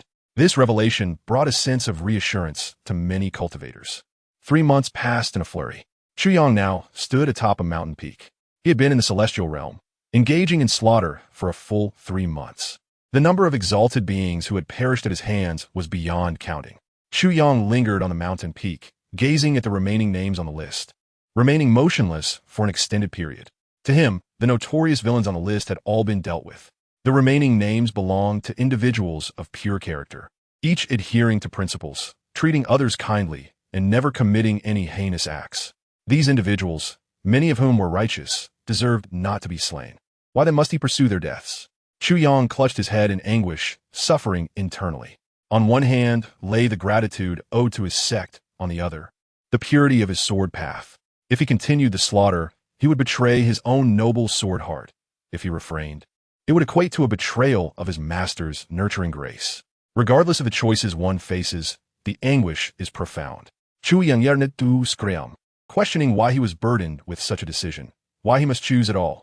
His gaze fell upon the unnamed sword that had accompanied him through countless battles, stirring a deep discomfort within his heart. Shouldn't his sword sever the strings of fate, vanquishing all injustices in the world? Yet now, it was to be directed against the virtuous, striking down those who should not perish by his hand. Ultimately, even he could not escape the machinations of destiny, nor its cruel jest. Despite his unparalleled mastery of the sword, he found himself incapable of making a choice. No matter the path taken, it betrayed his innermost self. Since time immemorial, dilemmas have plagued humanity, and in this moment, Chu Yang grasped the essence of that adage. After a prolonged moment of turmoil, he finally lifted the unnamed sword, his countenance devoid of emotion, and vanished from that place. The scene shifted. Chu Yang now stood in a picturesque meadow, where the mountains were verdant and the waters crystalline. The landscape was breathtaking, filled with industrious people whose faces radiated innocent joy. Barefoot children frolicked in the fields, carefree and brimming with purity. Chu Yang was taken aback. He had not anticipated such a haven existing in the celestial realm. The individuals before him bore no trace of spiritual energy, clearly mere mortals. Soon, he spotted his target within a humble thatched cottage. A middle-aged man stood there, his deep-set eyes gleaming like morning stars. Clad in simple attire, he nonetheless exuded an extraordinary presence, unmistakably not an ordinary individual. Beside him were two young children, a boy and a girl, as he imparted lessons on the fundamentals of humanity and moral principles. His voice was gentle, and the children listened with utmost seriousness. The moment Chu Yang appeared, the man noticed, pausing momentarily before breaking into a warm smile, inviting Chu Yang to sit and share a cup of tea. The two children, aged merely 7 or 8, eagerly prepared steaming tea for the guests. Chu Yang remained silent, taking a seat opposite the man and savoring the tea. "If I am not mistaken, you have come to kill me," the middle-aged man stated calmly. Upon hearing this, the children's eyes widened in shock, fixating on Chu Yang. The man reassured them, urging them not to be disruptive. Chu Yang nodded, remaining silent. The man, undeterred, wore a nostalgic expression as he began. "In my youth, I too committed many regrettable acts. You may kill me, but I implore you to care for these two little ones. They're quite unfortunate." Chu Yang's gaze involuntarily shifted to the young siblings, momentarily lost in thought. In their innocent faces, he saw reflections of his past with Nannan, except they had someone willing to nurture and adopt them. "No, father, do you not want us anymore? You cannot die. They are the villains. Why must they seek to harm someone as good as you?" The children, tears streaming down their faces, clutched at the man's clothing, filled with reluctance. The man, gentle and warm, stroked their heads. "Do not cry, my dears." After a prolonged silence, Chu Yang seemed to find resolution. "Senior, please take good care of them. Caring for others is not my forte." With that, he smiled freely, soared into the sky on his sword, and departed from that realm. Chu Yang had made his choice. He no longer wished to take lives. Chapter 39. Why him Chu Yang traversed the skies, discarding the list in his hand, resolutely returning to the heavenly sword sect.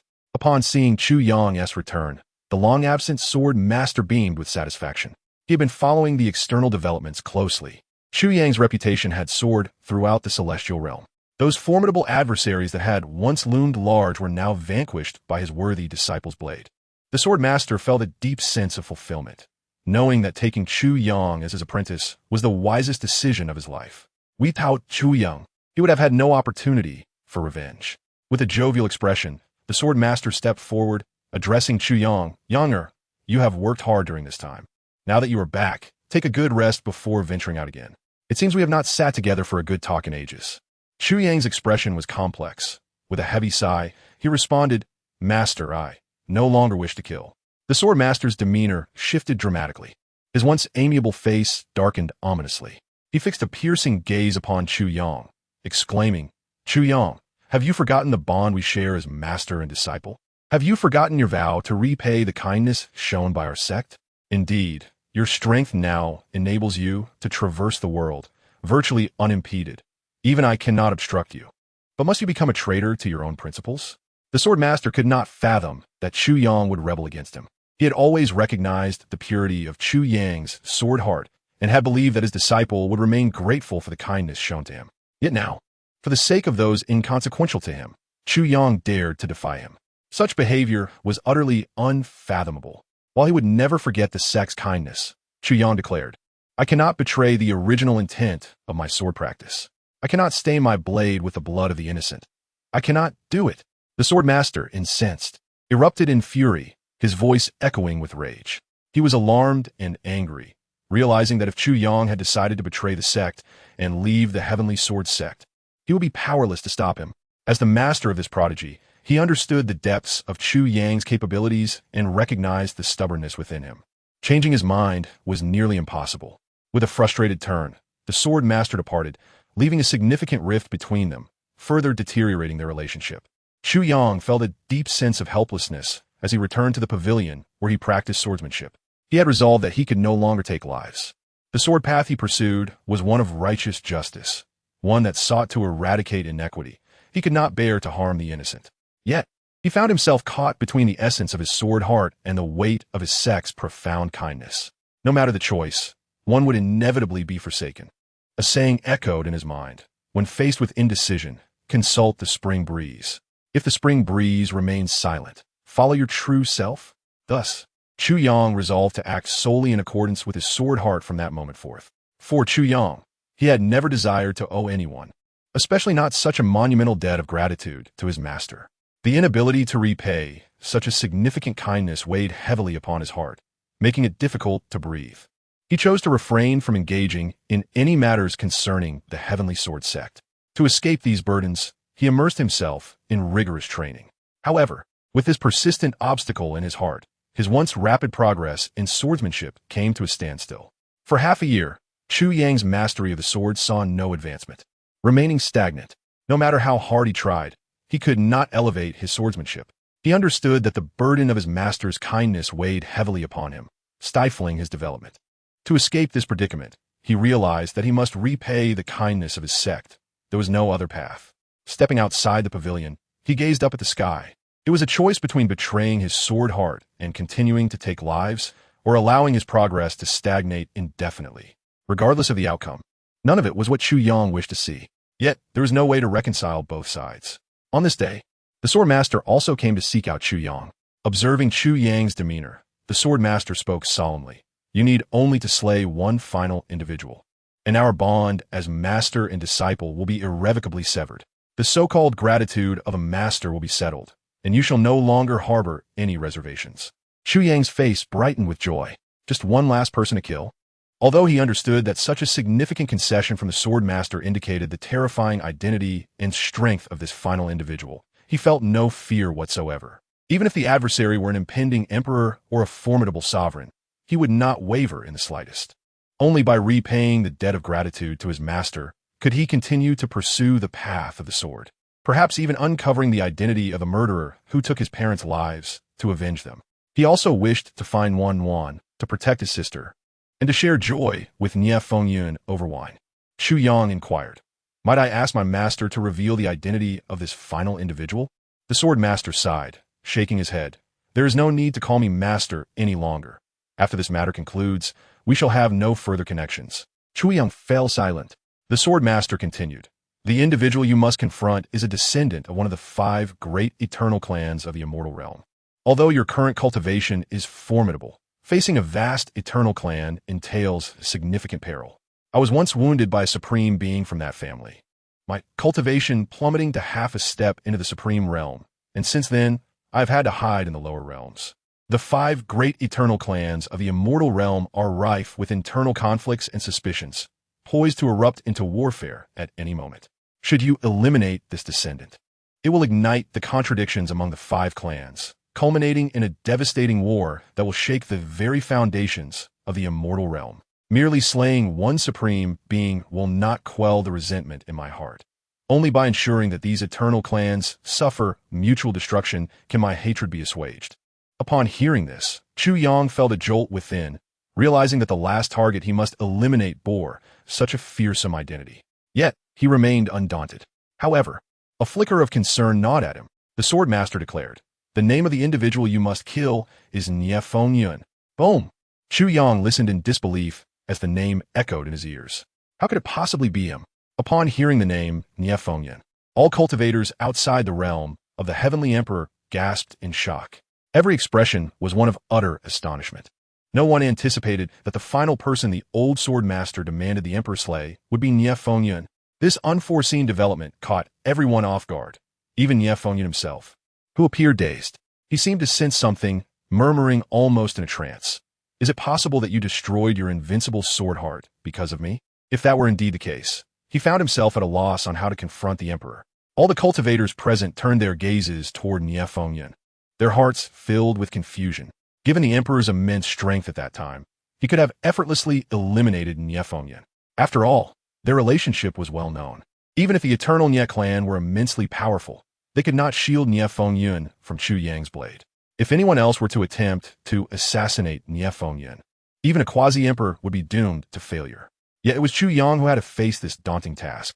Under these circumstances, as long as the emperor willed it, the assassination of this final target would be far easier than before.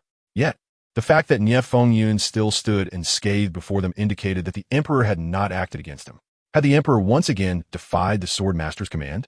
If so, how then had the emperor's sword heart been destroyed? In the era of the emperor, where sovereigns remained reclusive, no one could have shattered his sword heart. This was indisputable. Yet what transpired later that led the emperor to annihilate his own sword heart? Yi Fan, too, had not anticipated that events would unfold in such an intriguing manner. As the child of destiny, a fervent light ignited in his eyes. Although the conclusion diverged from his initial conjectures, it mattered not. Rather, it was far more fascinating than he had previously imagined. On one side lay the profound gratitude owed to the emperor as a mentor, and on the other, the bond of brotherhood with Nie Fengyun. To slay Nie Fengyun would equate to betraying a brother, yet to spare him would defy the master's wishes. Regardless of the choice made, it would be wrong, casting the emperor into a sea of infamy, subject to the scorn of the masses. This ignominious reputation was already sealed, utterly inescapable. Contemplating this, Yi Fan's anticipation heightened. For no matter the choice the emperor made, the outcome would delight him. The emperor would bear an inescapable infamy. The cultivators present fell into silence. If they were in the emperor's position, they too would find it exceedingly difficult to choose. Faced with such a dilemma, no one dare claim they could make the right decision, for both choices were flawed. Throughout history, countless matters have been fraught with difficulty. Confronting such a predicament is inherently agonizing. This scenario was indeed unsolvable. Why must the final target be him? Why must I be the one to do it? Chu Yang's face was etched with profound bitterness. He was at a loss for how to proceed. His words seemed to convey both complaint and inquiry. Why must he be forced into such a choice? Did their years of companionship yield no semblance of master-disciple affection? The sword-master's gaze slightly shifted, revealing his own reluctance. He understood that Chu Yang's ability to remain at the heavenly sword sect under such circumstances spoke volumes of his pure heart toward the sword. Had it been anyone else facing such a choice, even the most devoted would have departed long ago. Thus, he was willing to invest all he had to cultivate Chu Yang into an unparalleled swordsman. Over the years, the swordmaster had also investigated the past between Chu Yang and Nie Fengyun, knowing well that their bond was as high as the heavens and as deep as the earth. He was aware of the overwhelming blood feud Chu Yang bore, as well as the sister he sought in the immortal realm. He needed strength, immense strength. Therefore, the swordmaster was convinced that Chu Yang would make a sacrifice to continue growing stronger. To eliminate Nie Fengyun was the best choice for Chu Yang. The swordmaster sighed softly, attempting to comfort him. You bear many burdens. Your talent should not be squandered. Although Nie Fengyun shares a profound bond with you, there are many more endeavors awaiting your attention. Your lifespan ahead will be exceedingly long. A single brother is hardly of consequence. In your extended journey, there will be a second Nie Fengyun, a third Nie Fengyun. You should be able to see clearly how to proceed. To squander your unparalleled talent for the sake of one brother would indeed be a tragedy. The swordmaster continued to speak, dissuading Chu Yang. Were it not for the irreconcilable enmity between himself and the eternal Nie clan, he would have gladly spared Chu Yang, allowing him to slay an inconsequential individual instead, granting him freedom. However, without Chu Yang's swift blade, he would forever be unable to exact revenge against the Nie clan. He too had his reasons that compelled him to act thus. In life, one is inevitably faced with myriad dilemmas. This cannot be avoided. Chu Yang remained silent. Many years ago, when he sought to save Wan, a certain sovereign had imparted similar words to him. The sword master stated, Chu Yang, now before you are but two choices. One is to venture to the Nie clan and slay Nie Fengyun. Upon completion, you and I shall have no further ties. The heavenly sword sect will no longer be connected to you in any way. Our bond as master and disciple will be irrevocably severed, and you shall tread your own path while I walk mine. Secondly, you need not slay Nie Fengyun. After all, given your current prowess, even if you choose to depart, I will be powerless to impede you. However, you must remember that by doing so, you shall owe me a debt of karma that you can never repay in this lifetime. With a sorrowful expression, Chu Yang had already made his decision. Chu Yang, have never owed anyone a debt of gratitude or karma. The nameless sword emitted a resonant hum, as if sensing its master's inner turmoil, and let out mournful cries. Attempting to dissuade Chu Yang. Yet, with unwavering resolve, Chu Yang chose to wield the nameless sword and, without hesitation, swung it down upon his right arm. The blade's light erupted forth, and a torrent of blood gushed from his arm. In that moment, the sword sovereign was struck with astonishment. He had not anticipated that Chu Yang would take such drastic measures. He could clearly sense that Chu Yang's indomitable sword heart was shattering. The essence of swordsmanship began to dissipate, akin to air escaping from a deflated balloon, flowing away from Chu Yang's being. How could such an invincible sword path be so easily destroyed? With a clang, Chu Yang's visage paled as he cast the nameless sword to the ground. His face was suffused with an overwhelming sense of desolation. He is my sworn brother, and you, my revered master who has bestowed upon me a second chance at life. If you demand I slay him, I shall sever this arm that is trained in the art of the sword, relinquishing all my swordsmanship. Thus, I am not unworthy of your teachings, for this sword not only severs my swordsmanship, but also the ties of karma between us. From this day forth, we stand as equals. In this manner, a sword heart capable of driving the entire realm of cultivators in a frenzy was severed by Chu Yang's blade. Chapter 41. No more sword cultivators in the world. Today, I return to you the swordsmanship you imparted to me in this very sword heart. Can this suffice to repay your years of guidance? Chu Yang's voice was nearly hoarse as he bore the immense pain wrought by the collapse of his sword heart. Yet, within, he felt as if he had attained liberation. At the very least, he was no longer burdened. He could now make a choice that honored both sides, allowing his conscience to rest easy. Outside the heavenly emperor's domain, all cultivators stood in stunned silence, their faces etched with disbelief. They had envisioned countless scenarios regarding how the emperor would address the current predicament. Yet, none could have fathomed that the emperor would make such a choice. He had not betrayed his master's teachings, nor had he wronged his brother. The only one he had wronged was himself. Had any of them been in his position, they could not have mustered the resolve to destroy their own invincible sword heart, let alone sever their own arm. The eyes of every cultivator were now tinged with crimson. They were deeply moved, their hearts filled with lament. What kind of conclusion could possibly be worthy of the emperor's years of turmoil? Bearing the blood feud of his parents from a young age, while nurturing his infant sister, was a monumental task for a mere 7-year-old boy. Later, burdened with the supreme bone and achieving some measure of strength, he lost his sister to murder, prompting the emperor to slay his formidable foes, enduring grievous injuries in the process. In a desperate bid to save his sister, he extracted the supreme bone. Then, after finally regaining his sword path, just as he was poised to reach the pinnacle, he resolutely shattered his sword heart for the sake of his master and brother. Despite the arduous journey he had undertaken to attain such a level of power, capable of avenging his kin, he found himself in this dire predicament. This sword heart was the dream of countless cultivators, yet the emperor willingly destroyed it. In truth, we should have anticipated that, in that era, besides the emperor himself, who could bear to obliterate his own sword heart? The truth of that time was indeed shocking.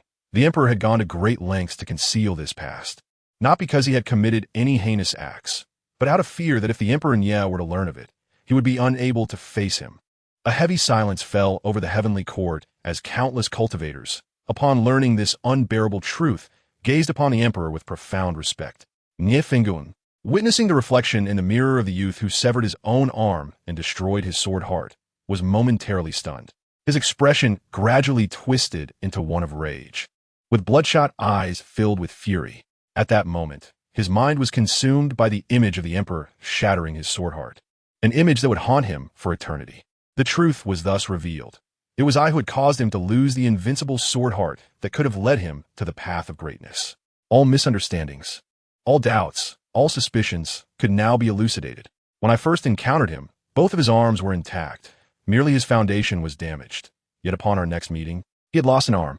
I had inquired about this, but he had remained silent on the matter.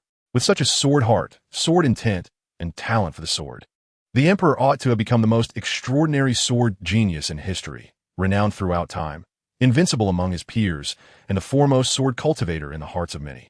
Despite our brotherly bond, he had never shared this past with me, fearing I might feel guilt.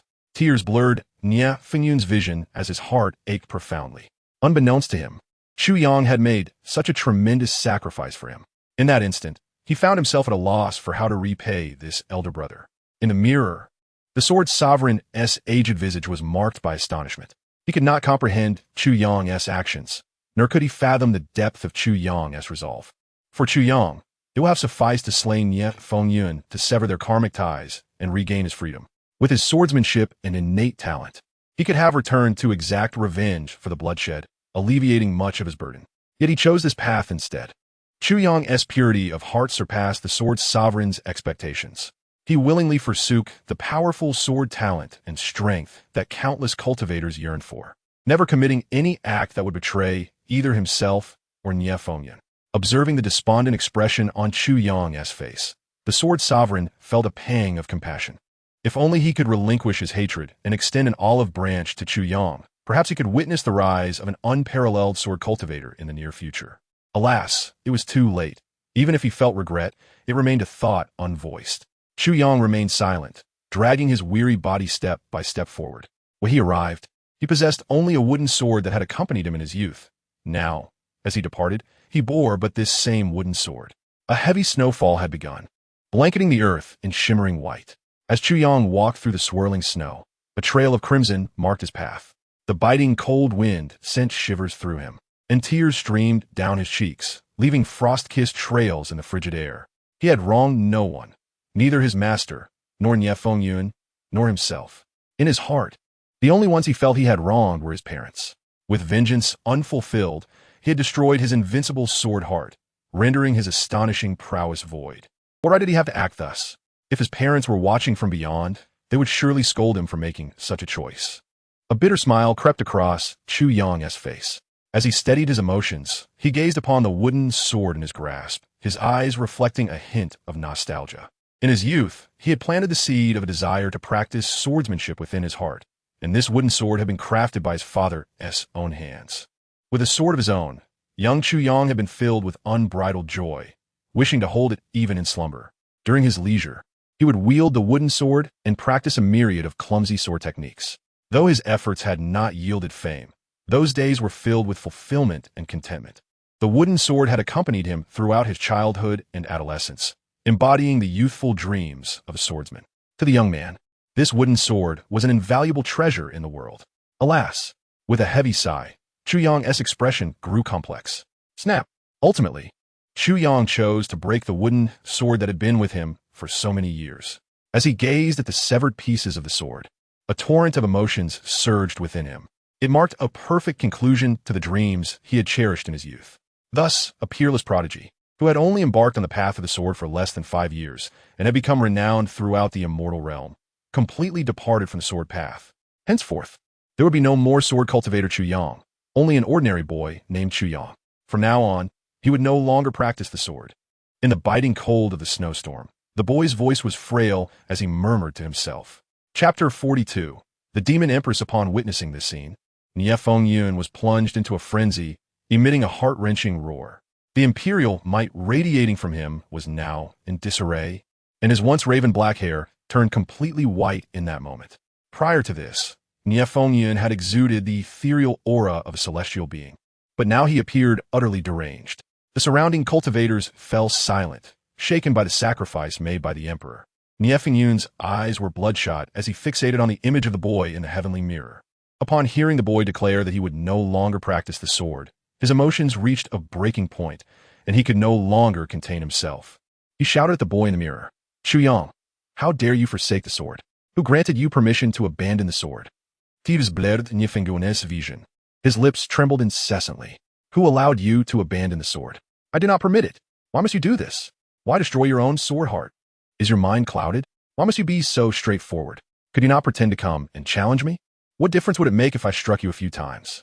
We are brothers. A few strikes could preserve your sword heart.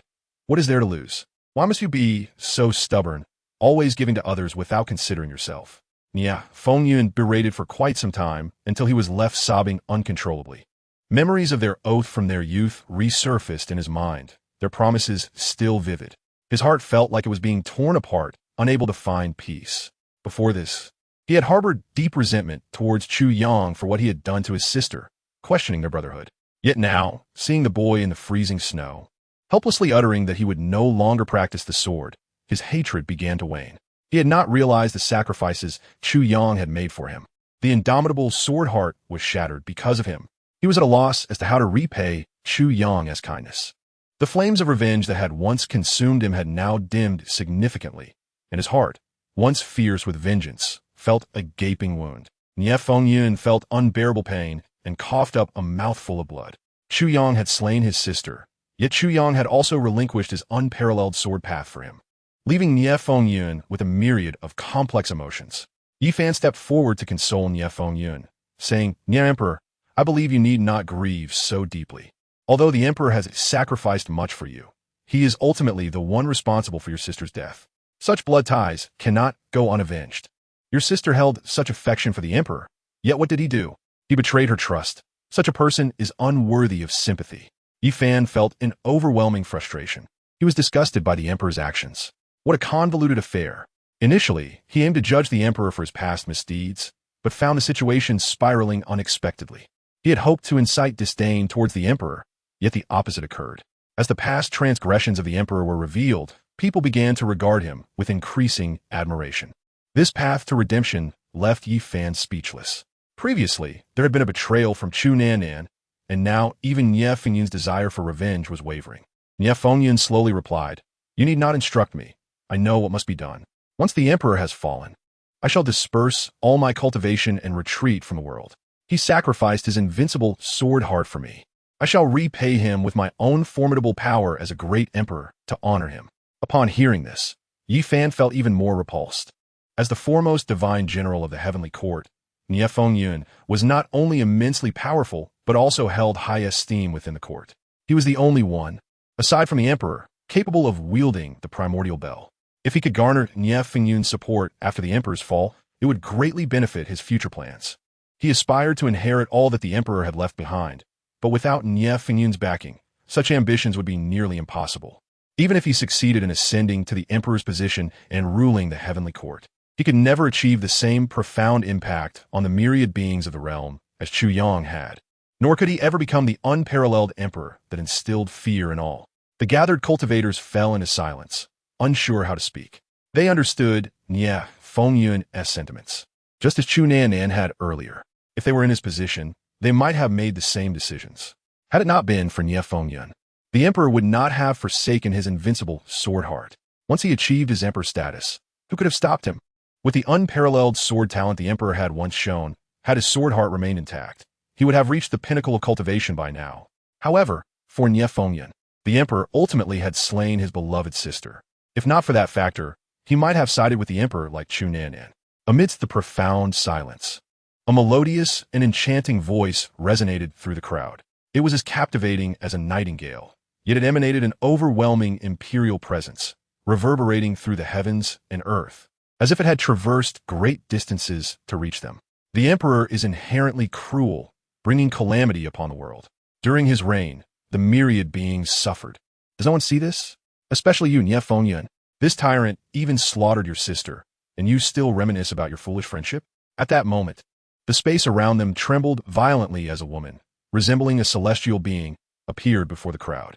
Her skin gleamed like white jade, her features exquisite and flawless, and her phoenix-like eyes sparkled with the brilliance of stars. The endless laws of the heavenly path seemed to shower upon her without reserve. Every movement was like a divine creation, as the power of the heavenly path surrounded her, her formidable aura ever rising. She appeared as if she were the beloved daughter of the heavenly path, embodying all that is beautiful and good in the world. Her name was Besieged, the only nine-tailed spirit fox in existence, and she was now the empress of the demon clan. With her singular strength, she dominated the vast demon clan, becoming one of the most formidable races on the entire Wanshan continent. Yet, her eyes were equally filled with boundless hatred towards the emperor. Once, the emperor had ruthlessly slaughtered the entire demon clan, inflicting devastating losses that nearly submerged them in the endless river of history. Her mother had been suppressed by the emperor to this day. As long as the emperor lived, her mother would never regain her freedom. Thus, her animosity towards the emperor was profound, a grudge that could not be reconciled. Yi Fan initially intended to ingratiate himself with her, hoping to draw closer through flattery. But Besieged remained icy and distant. She coldly declared, Whoever seeks to rescue the emperor shall be my enemy, and it will be a fight to the death. Chapter 43. The first encounter with the little fox, the words of the demon empress, Besieged, left all present cultivators utterly stunned. No one doubted her formidable power. She was a favored child of the heavenly way, embodying myriad laws, with a powerful demon clan at her command. No one wished to provoke such an existence. With her stance firmly established, Yi Fan felt a slight relief. First, Chu Nannan, then Ye Fengyun, showed signs of betrayal, which deeply concerned him. However, he knew that among the emperors present, the demon empress was the least likely to turn against him. Her enmity with the emperor ran too deep, nearly irreconcilable. Regardless of the emperor's past, it would never sway this demon empress. Chu Yang, having destroyed his sword heart and severed an arm, found all his strength rendered null. Even if he desired revenge for his parents' blood, he was powerless, for he had lost everything. Previously, he at least had a wooden sword to accompany him. Now, even that was gone. Chu Yang had experienced profound despair before, but he had later found hope. Now, that hope shattered, leaving him engulfed in boundless despair once more. His heart had long since died, leaving nothing worth clinging to or relying upon. Chu Yang arrived at the teleportation array, leading away from the Tianjin sect. As he stepped into the array, a mysterious aura enveloped him. Unsure of his destination, he resigned himself to the array's random teleportation. After a long while, he stumbled out of the array dazed. The biting cold wind stung his cheeks painfully. In the frigid wilderness, he wandered like a lost soul, aimlessly moving forward. Stripped of his swordsmanship, Chu Yang had reverted to the status of an ordinary mortal. Due to the severity of his injuries, his physique was even weaker than that of an average person his age. The heavy snowfall surrounded him, vast and endless, leaving him oblivious to how long he must walk to escape. Time passed without his awareness until his strength finally waned, and he collapsed in the snow. In this desolate place, devoid of food or adequate clothing, he felt the last vestiges of his strength dissipate, and he saw no glimmer of hope for survival. A bitter smile escaped his lips. Was he finally to be liberated? Upon reflection, dying in this icy expanse was not an unbearable fate. He felt weary. The images of his parents surfaced in his mind, and he murmured, "Father, Mother, I shall reunite with you soon." Just as Chu Yang teetered on the brink of unconsciousness, a small fox suddenly appeared before him. The little fox, with its pristine white fur, looked exceptionally adorable as it hopped beside Chu Yang, its large eyes fixed intently upon him. After a moment, it spoke, "You are quite handsome." At these words, the corners of Chu Yang's mouth twitched. He was utterly exhausted, unable to muster the strength to respond. The little fox seemed to grasp his plight. It bit into its own flesh, allowing its radiant blood to flow forth. The divine essence within that blood, once fed to Chu Yang, wrought miraculous effects. The fatigue that had once consumed him began to fade, and the pain lessened significantly. Chu Yang understood, well, that a fox capable of speech and possessing such divine blood must surely be a fox spirit, outside the heavenly emperor's realm. The cultivators were left speechless by the appearance of this fox. As a fox, shouldn't its aesthetic preference be for handsome male foxes? Such an interspecies admiration was truly astonishing. Simultaneously, they noted that this fox spirit appeared to possess considerable prowess. Bai Xiaoqi, as the demon empress, was herself a nine-tailed spirit fox. Could there be a connection between her and this little fox? Bai Xiaoqi also noticed the gazes of the cultivators and, with a hint of pride, flicked her 9 tails. "I am one of the last of the 9-tailed spirit foxes. This fox spirit is unfamiliar to me and certainly cannot be connected to me. There are no other fox spirits in my demon army." Bai Xiaoqi replied indifferently. Hearing this, Yi Fan felt a slight relief. He had been worried that this fox spirit might be a formidable ally of the demon clan or a relative of Bai Xiaoqi. It was not without reason for his concern. Every time the emperor's past was revealed, another emperor would defect to the emperor's camp. If Ye Fengyun were not entangled by his sister's vengeance, he would likely have attacked by now. Since this fox spirit bore no relation to Bai Xiaoqi, there was no cause for alarm. Bai Xiaoqi's eyes glimmered with cold light as she contemplated. She suspected that this fox spirit was responsible for rescuing the emperor. With a huff, she remarked, "As a member of the demon clan, yet saving our enemy, if not for this little fox's intervention, the emperor would likely have perished. Had the emperor died here, the subsequent massacre of the demon clan would not have occurred, and we would have grown even stronger." In that moment, Bai Xiaoqi felt an intense loathing towards the little fox, vowing silently that if she discovered its identity, she would personally subdue it. Chu Yang gazed at the little fox before him with cold indifference and asked, "Why did you save me?" The animosity between the demon clan and the human clan had existed since time immemorial. Whenever the two races met, a catastrophic battle would erupt. It had become a mortal struggle. For the human clan, The inner cores of demon beasts contain the essence of their life's cultivation, making them highly coveted by human cultivators. Conversely, the demon clan regarded humans as prey, their flesh and blood possessing unparalleled allure. The little fox shook its head and replied, "I have no ulterior motive. I simply find you pleasing to the eye, and like me, you are a suffering soul. Perhaps it is a case of mutual sympathy." However, Chu Yang was not the least convinced. He recalled that when he first met Nie Yun, the latter had rescued him primarily for his own benefit, seeking to repay kindness and enjoy a comfortable life among mortals. If humans could act thus, it was even less likely for a demon to do otherwise. Chu Yang understood well that in this world, apart from close kin, no one would offer help without reason. Even Nie Yun and the old sword master were no exceptions. The old sword master had taught him swordsmanship not out of pure intention, but to utilize him against his enemies, and to manipulate him into confronting Nie Yun. The treachery of human nature was something Chu Yang had already witnessed. Therefore, he wished to avoid similar experiences. Chapter 44.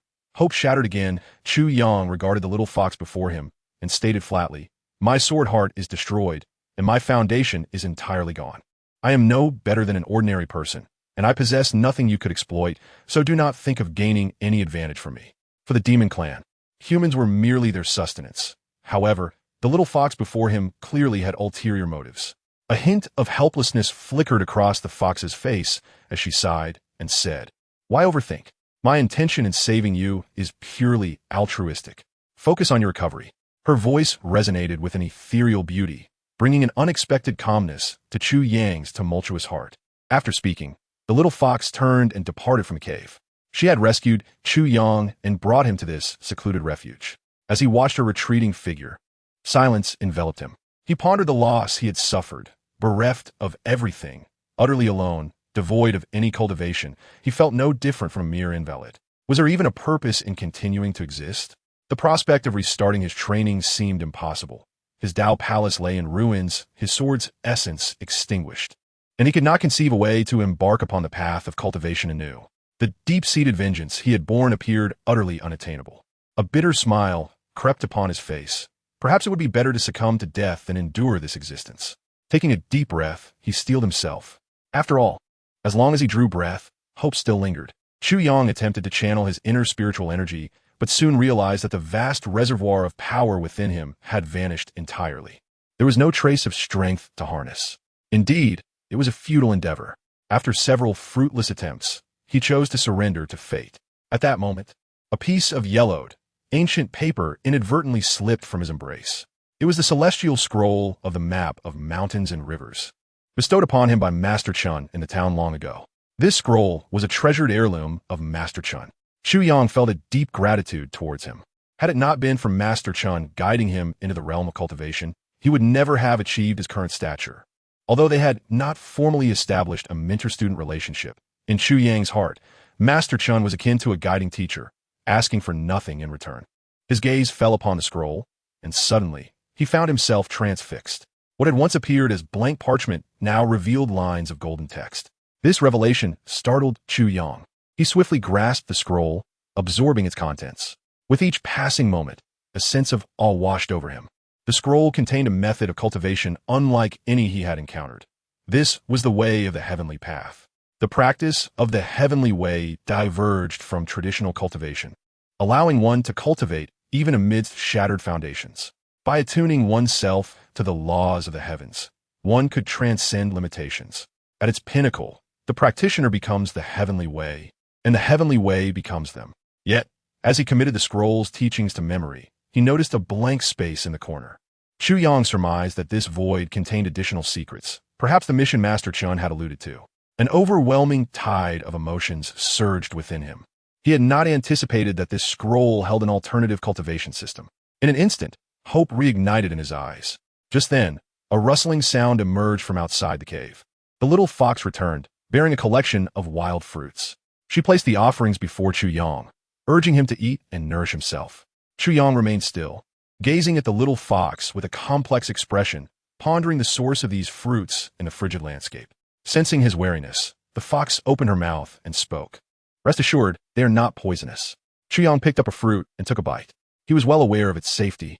If the little fox intended to harm him, She would not have gone to such lengths to save him. Nevertheless, a lingering sense of doubt gnawed at him. What was her true motive for saving him? He refrained from pressing further, believing that in due time, her intentions would reveal themselves. That night, amidst the swirling snow, the temperature outside plummeted alarmingly. Water droplets on the rocky walls had long since frozen, and the biting cold seeped into the cave. Devoid of cultivation and nursing a severed arm, Chu Yang's condition had deteriorated drastically. How could he withstand the frigid winds? He curled into a ball, seeking warmth deep within the cave. Yet, the cold winds clung to him like a malevolent specter, robbing him of sleep. Out of the corner of his eye, a flicker of bright flame illuminated the darkness. A wave of warmth enveloped him, prompting him to shift closer to the crackling fire. The following morning, Chu Yang felt an itch on his face and instinctively reached to scratch it, only to grasp a tuft of fur. Opening his eyes, he was startled to find himself nestled in the embrace of the little fox, who seemed to have been awake for some time, observing him. Upon noticing his awakening, she spoke, "You must be hungry. I'll go find something for you to eat. Your condition is dire. You cannot venture outside." And thus, 6 months passed. Throughout this time, Chu Yang never left the cave. The little fox diligently foraged for food daily, ensuring he was nourished, often using her own fur to keep him warm on cold nights. Whenever Chu Yang's injuries worsened, she would provide her own blood to heal his wounds. During this period, Chu Yang could clearly perceive the little fox's innocence and goodwill, yet he remained steadfast in his belief that no love existed without reason in this world. Over the course of 6 months, he frequently studied the celestial scrolls' teachings on the heavenly way. However, the more he practiced, the deeper his despair grew. No matter how hard he tried, he could not manifest even a fraction of power. His hopes were repeatedly extinguished. Chu Yang felt his spirit crumbling. He trusted that Master Chun would not deceive him, so the alternative cultivation method inscribed in the scroll must be feasible. Yet, why could he not find a path? One day, his injuries flared up once more, overwhelming him with excruciating pain. The lingering wounds from his shattered supreme bone, the hidden ailments from his destroyed Tao palace, and the agony from his collapsed sword essence surged like a tidal wave. In that moment, the little fox, witnessing his immense suffering, unhesitatingly released her vital blood into his mouth. A flicker of emotion crossed Chu Yang's face. For cultivators, vital blood was the most precious essence of their being, indispensable for survival. Unlike ordinary blood, vital blood was intertwined with the soul, making each drop invaluable. Losing vital blood could leave lasting, untreatable consequences, potentially preventing a cultivator from ever reaching their zenith. Chu Yang sensed that the little fox was not in optimal condition herself, yet she was willing to sacrifice her vital essence to save him. He found himself questioning her motives. Why would she expend such effort for a mere invalid? He stared at her, his doubts gradually dissipating, and his concern about her being a demon slowly faded. "You need not go to such lengths. My body is beyond repair. I have been so tormented that I am nothing but a hollow shell. Even if you were to give all your blood, it would not mend my broken state. There is no need to waste your time on me." He reflected, pondering whether he was worth such a sacrifice. To mortals, he was merely a burden. What could he possibly mean to the little fox? Unable to contain himself, he once again asked her why she would go to such lengths. The little fox's response was astonishingly simple, so much so that it bordered on absurdity. "Our encounter is indeed fated, and since fate has brought us together, I cannot stand idly by as you perish before my eyes." The little fox disregarded Chu Yang's pleas. Extracting another drop of her essence blood and placing it into his mouth, she murmured softly, "No matter how dire the situation may become, there will surely be a solution. If I can save you, then all my efforts shall not be in vain." With the healing properties of the little fox's blood, Chu Yang felt his wounds begin to mend somewhat. However, he understood all too well that this improvement was merely temporary. His injuries had progressed to a critical state, and not even a supreme being or an ascendant emperor could restore his health. Only the legendary treasures of heaven and earth could potentially cure his afflictions completely. Having sacrificed 2 drops of her precious blood, the little fox grew weak and lay down to rest for a while. Gradually, color returned to her cheeks, and she stood up once more, addressing Chu Yang. "I will return shortly. Wait for me here." Chu Yang was taken aback, a sense of unease stirring within him, and he asked, "Where are you going?" "I will tell you upon my return," she replied, casting him a reassuring smile before turning to leave the cave. As the snow and wind subsided, her figure quickly vanished across the grassland, leaving Chu Yang in a daze, lost in thought. A week passed in the blink of an eye. Thanks to the little fox's care during this time, Chu Yang's condition had improved significantly. He was no longer as frail as he had been at the outset. He could hunt for sustenance, managing to sustain himself. Indeed, merely surviving without succumbing to starvation was no small feat. Returning to the cave, Chu Yang glanced in the direction where the little fox had departed. A full week had elapsed. It seemed she had come to realize the limitations of bringing along someone as burdensome as himself, prompting her departure. He harbored no resentment. Rather, he felt indebted to the little fox for her life-saving efforts. However, how could he repay such a debt in his current state? He genuinely felt happy for the little fox's clarity of thought. 3 more days slipped by, and Chu Yang again sensed a troubling agitation within his body, signaling an imminent resurgence of his injuries. The impact of these wounds had rendered him increasingly sluggish. Where he had once easily caught prey, he now repeatedly missed his targets. Left with no other choice, he resorted to foraging for fruit to stave off hunger. Days passed in a haze. As night fell, Chu Yang lay in the cave, his gaze unfocused, fully aware that he had reached his limits and was on the verge of collapse. Tuti? He pondered. At that moment, he suddenly discerned a snow-white figure outside the cave. Bathed in moonlight, it appeared strikingly enchanting. Chu Yang could scarcely believe that, faced with death, he would conjure an illusion. The little fox had been gone for so long. How could she possibly return? Yet, the snow-white silhouette gradually entered the cave. As her face came into clearer view, he was taken aback to see it marred with blood and numerous sword wounds adorning her body. As a former swordmaster, Chu Yang could sense the ferocious sword energy emanating from her injuries. This revelation jolted him awake, sharpening his awareness. He scrutinized the little fox's wounds, feeling a strange familiarity with them. Furrowing his brow, he recognized that these injuries bore a striking resemblance to the sword path of the sword sovereign. Had the little fox ventured to the heavenly sword sect? The little fox produced 3 plump pills resonating with vitality and handed them to Chu Yang, urging him, "Eat these quickly. They will greatly alleviate your injuries." In that instant, understanding dawned upon Chu Yang regarding the little fox's actions during her absence. She had audaciously infiltrated the heavenly sword sect to steal these healing pills. Given the formidable strength of the old sword master, a half-step supreme being and a sword cultivator, one could only imagine the difficulty of pilfering medicine right under his nose. Enraged, Chu Yang yearned to chastise the little fox, but his grievous injuries rendered him too weak to voice his indignation. The little fox, sensing his frailty, disregarded his fury, firmly held his head, and personally fed him the pills. Despite his reluctance, Chu Yang found himself unable to resist. He felt increasingly indebted to her, believing he lacked the capacity to repay her kindness, and feared that continuing to live would only burden her further.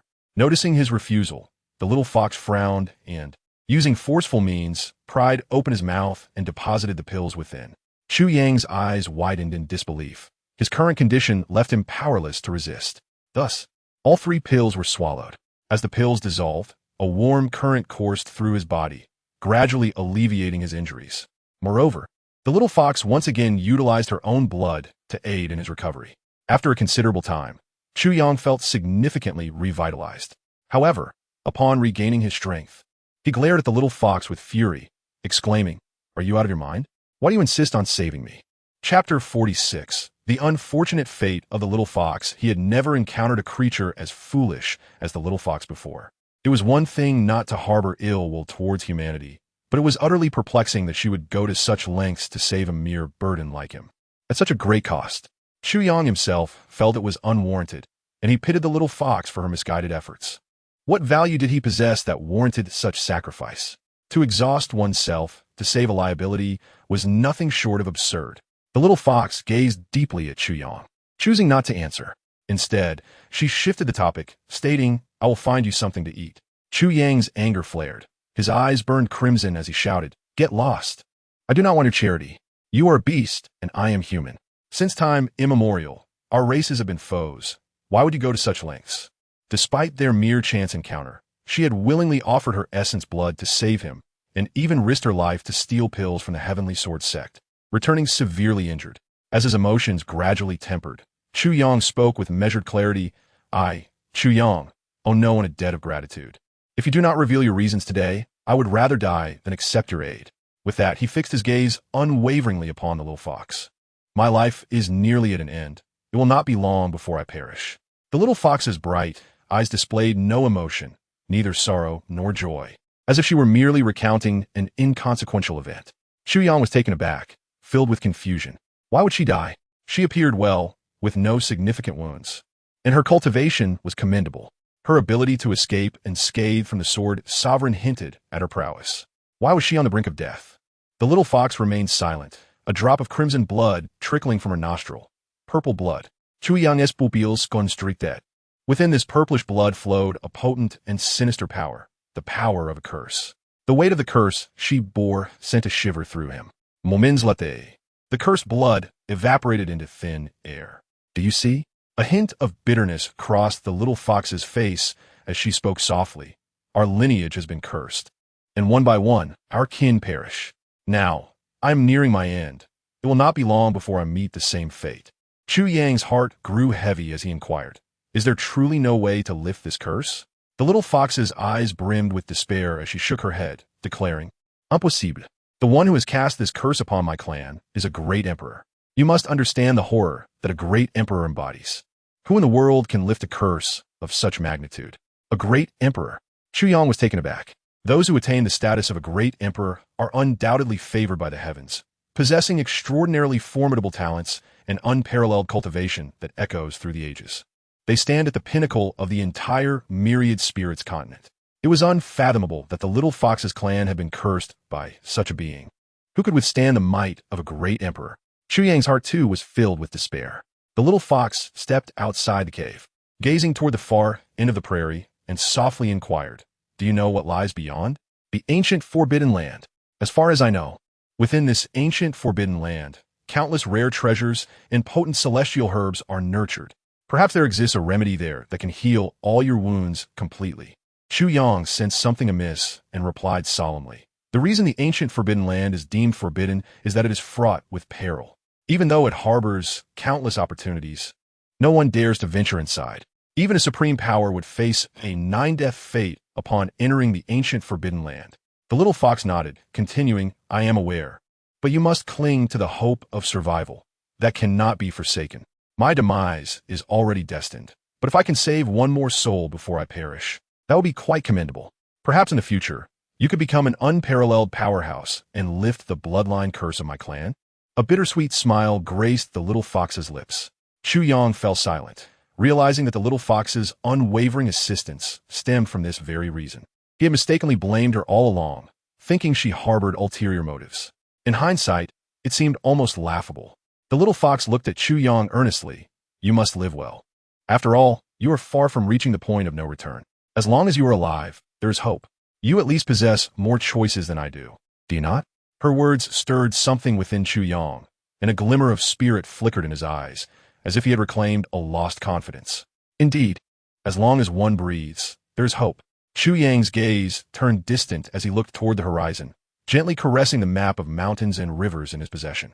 He had yet to avenge his blood feud, reunite with his sister, and there was still a fool in the celestial realm awaiting him to share wine and songs.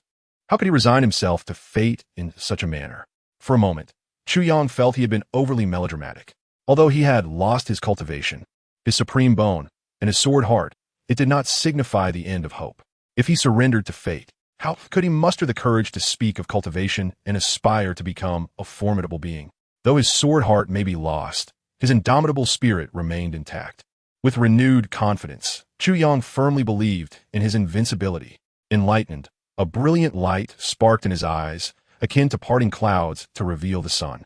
Observing Chu Yang gradually regaining his confidence, the little fox smiled. Wait for me. I shall find a remedy to restore your injuries.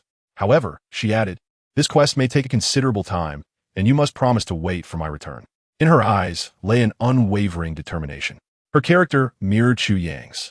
Once she made a decision, she would not waver, impervious to persuasion. To put it bluntly, one might call it foolishness, unwilling to turn back until she had met her fate. Chu Yang felt a surge of gratitude. He believed that in this vast world, no other creature could possess the same kindness as this little fox before him. He opened his heart to her completely. Perhaps it was their shared tragic destinies that allowed him to perceive the little fox's strength and her refusal to bow to fate. Chu Yang inquired about the little fox's name, and thus, these two kindred spirits fully recognized one another. Shao Qi, Are you truly going to the ancient forbidden land? Yes. I shall accompany you. Are you out of your mind? You are merely an ordinary person now.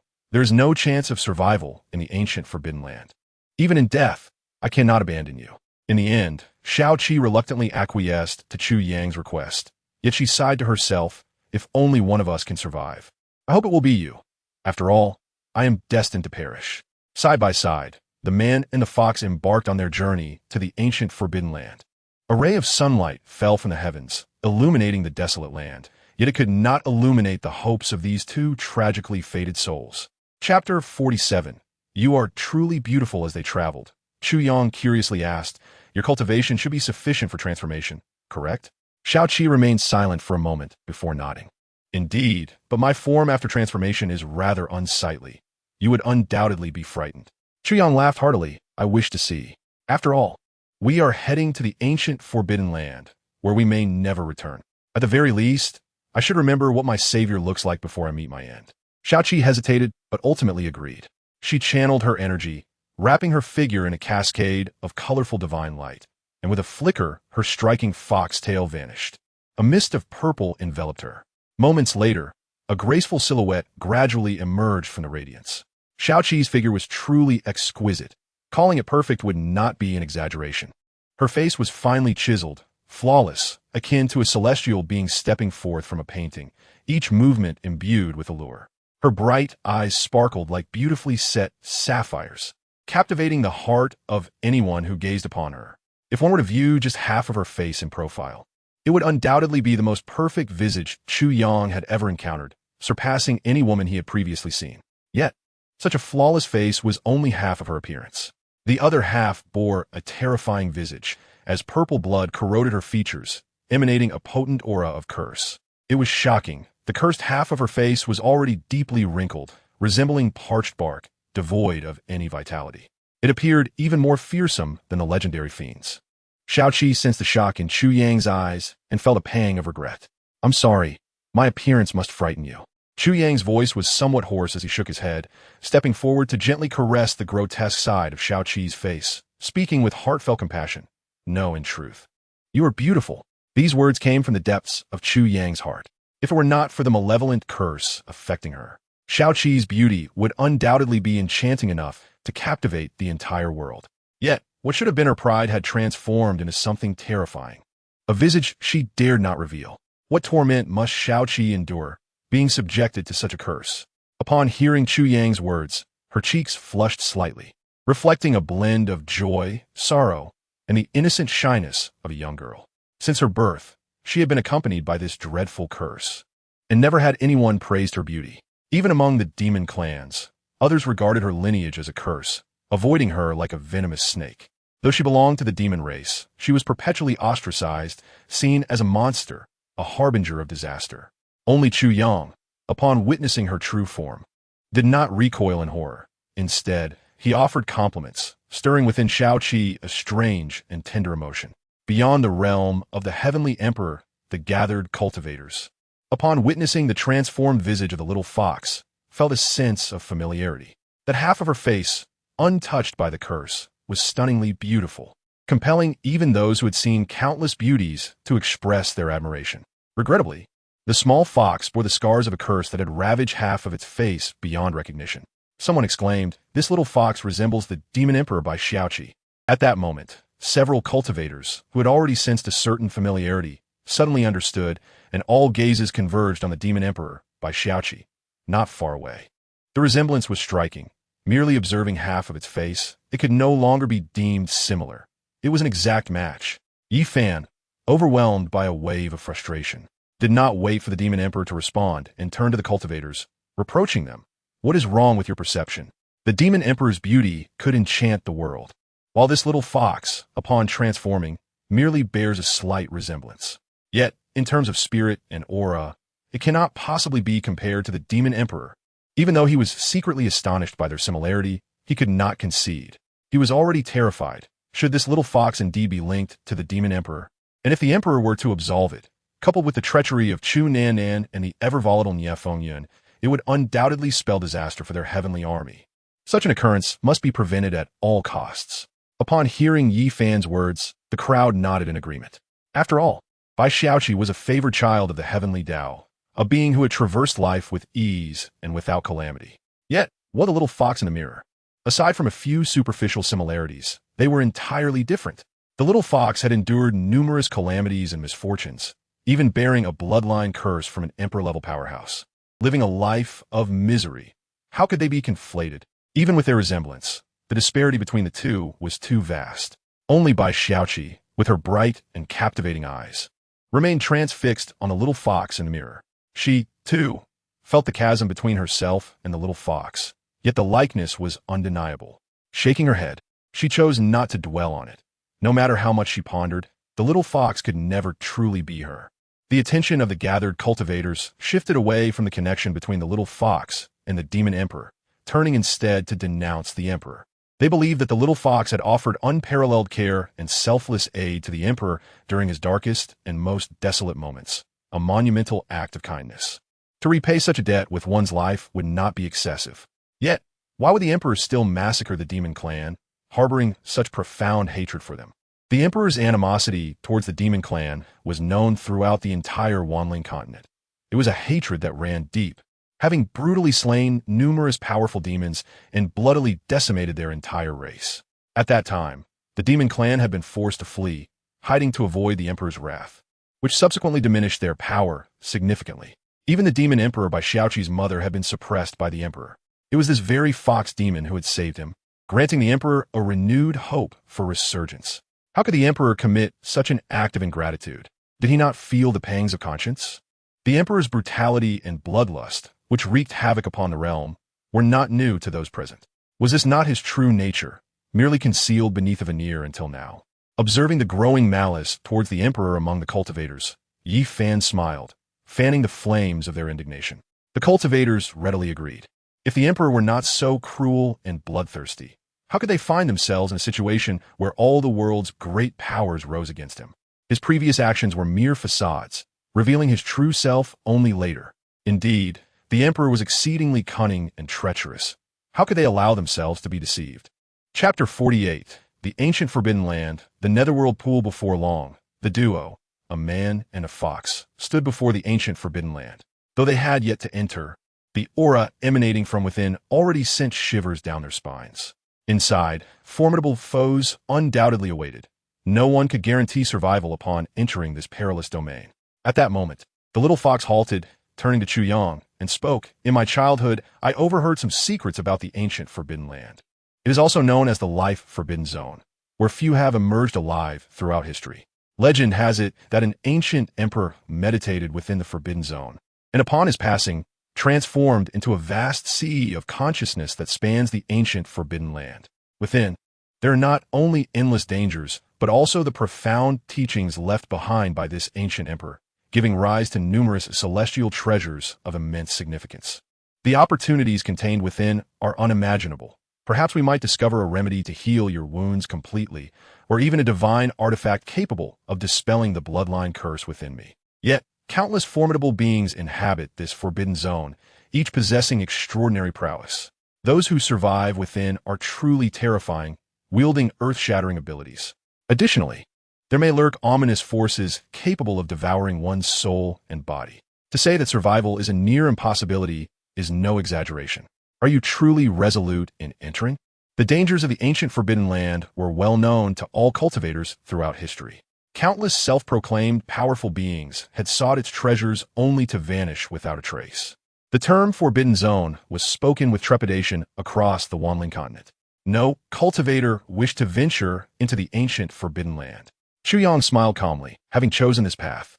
Retreat is not an option. Life and death together, what is there to fear? The little fox was momentarily taken aback, sensing Chu Yang's determination, and ceased her attempts to dissuade him as they approached the entrance of the ancient Forbidden Land. Upon entering, the howling winds felt like invisible claws, incessantly gnawing at their beings.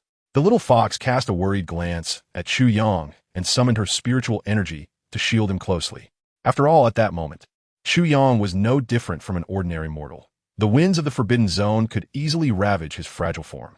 Throughout history, no one had dared to enter the ancient Forbidden Land without any power, as Chu Yang did. The gathered cultivators were moved by this scene. The term ancient forbidden land represented a realm where life meets its end. Even now, as they stood as quasi-emperors, possessing the cultivation of an emperor, they dared not recklessly intrude. They were not afraid of the hidden powerful beings, but rather of the terrifying ominous forces that resided within. Those who attracted such ominousness never lived to tell the tale. Even those who managed to enter and return often faced dire consequences in their later years due to their encounters with the ominous.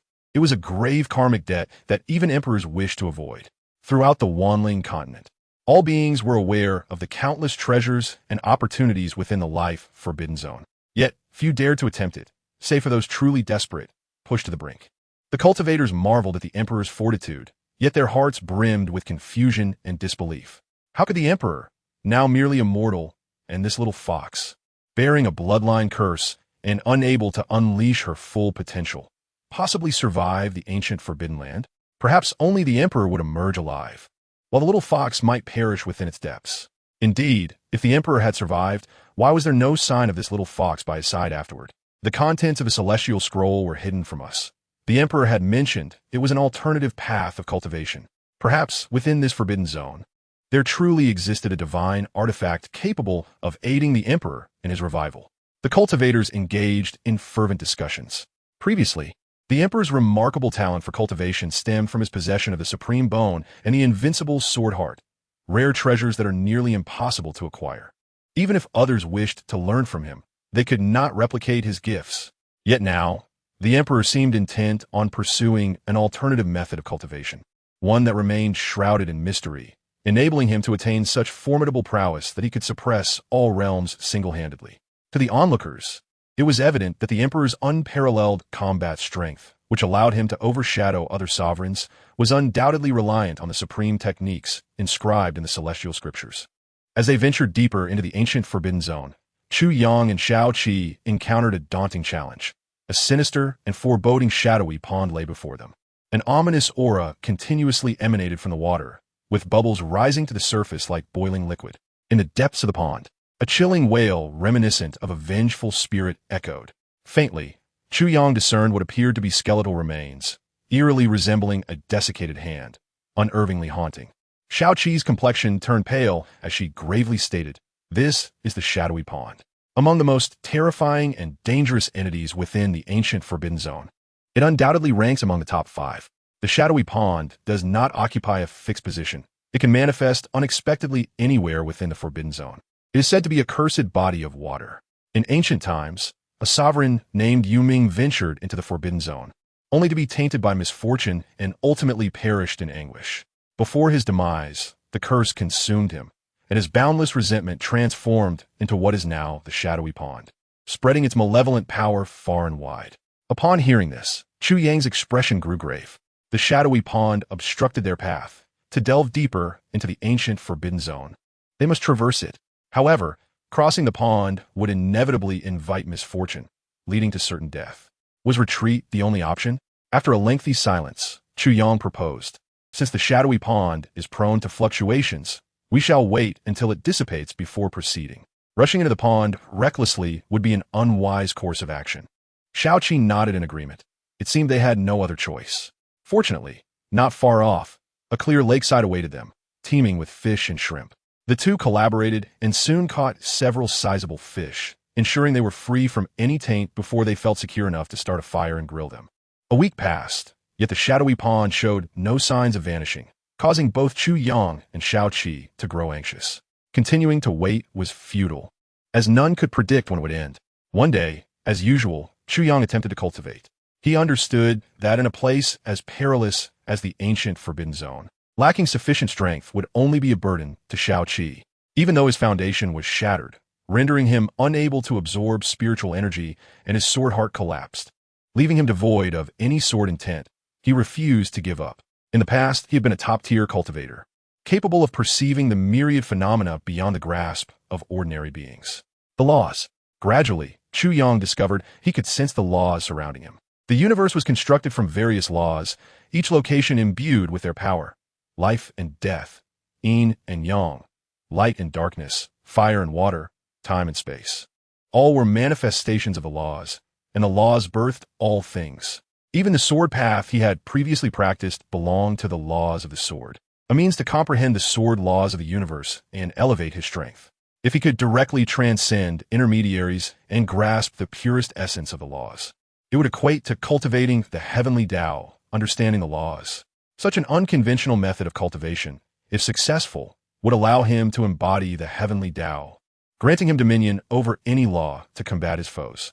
With this newfound insight, Chu Yang resumed his practice according to the celestial scriptures of the mountain and river nation map. This time, he was not met with silence. The formidable laws of the universe surged into him like spiritual energy during cultivation, more pure and potent than any spiritual force. After a considerable time, Chu Yang felt the familiar surge of power within him, exhaling a sigh of relief. He had succeeded. The sensation of wielding power was exquisite, although his current understanding was still rudimentary, preventing him from unleashing any truly astonishing might. He believed that having taken this challenging first step, continued cultivation would surely yield results. Damn it! The Emperor has once again successfully re-entered the path of cultivation. The onlookers outside the heavenly mirror were left astounded as they sensed the laws of power surging within the young man. This was truly astonishing. His Tao palace lay in ruins, his foundation obliterated, rendering him unable to cultivate. Yet, the Emperor had bypassed this intermediate stage and commenced grasping the heavenly Tao's laws. Many cultivators had previously attempted to cultivate the heavenly Tao laws, but all had met with failure. Yet the Emperor had genuinely achieved it. Initially, the crowd had intended to mock the Emperor for what seemed to be a futile struggle against insurmountable odds. After all, in their view, Chu Yang had lost all hope of cultivation, yet persevered stubbornly. What folly! Yet he had accomplished the impossible, which was infuriating. For cultivators, recultivation was undeniably fraught with risks, and no one dared undertake it lightly, especially not someone like Chu Yang, who had attempted recultivation thrice. Each time, the methods differed, and he had left no retreat for himself in the previous attempts.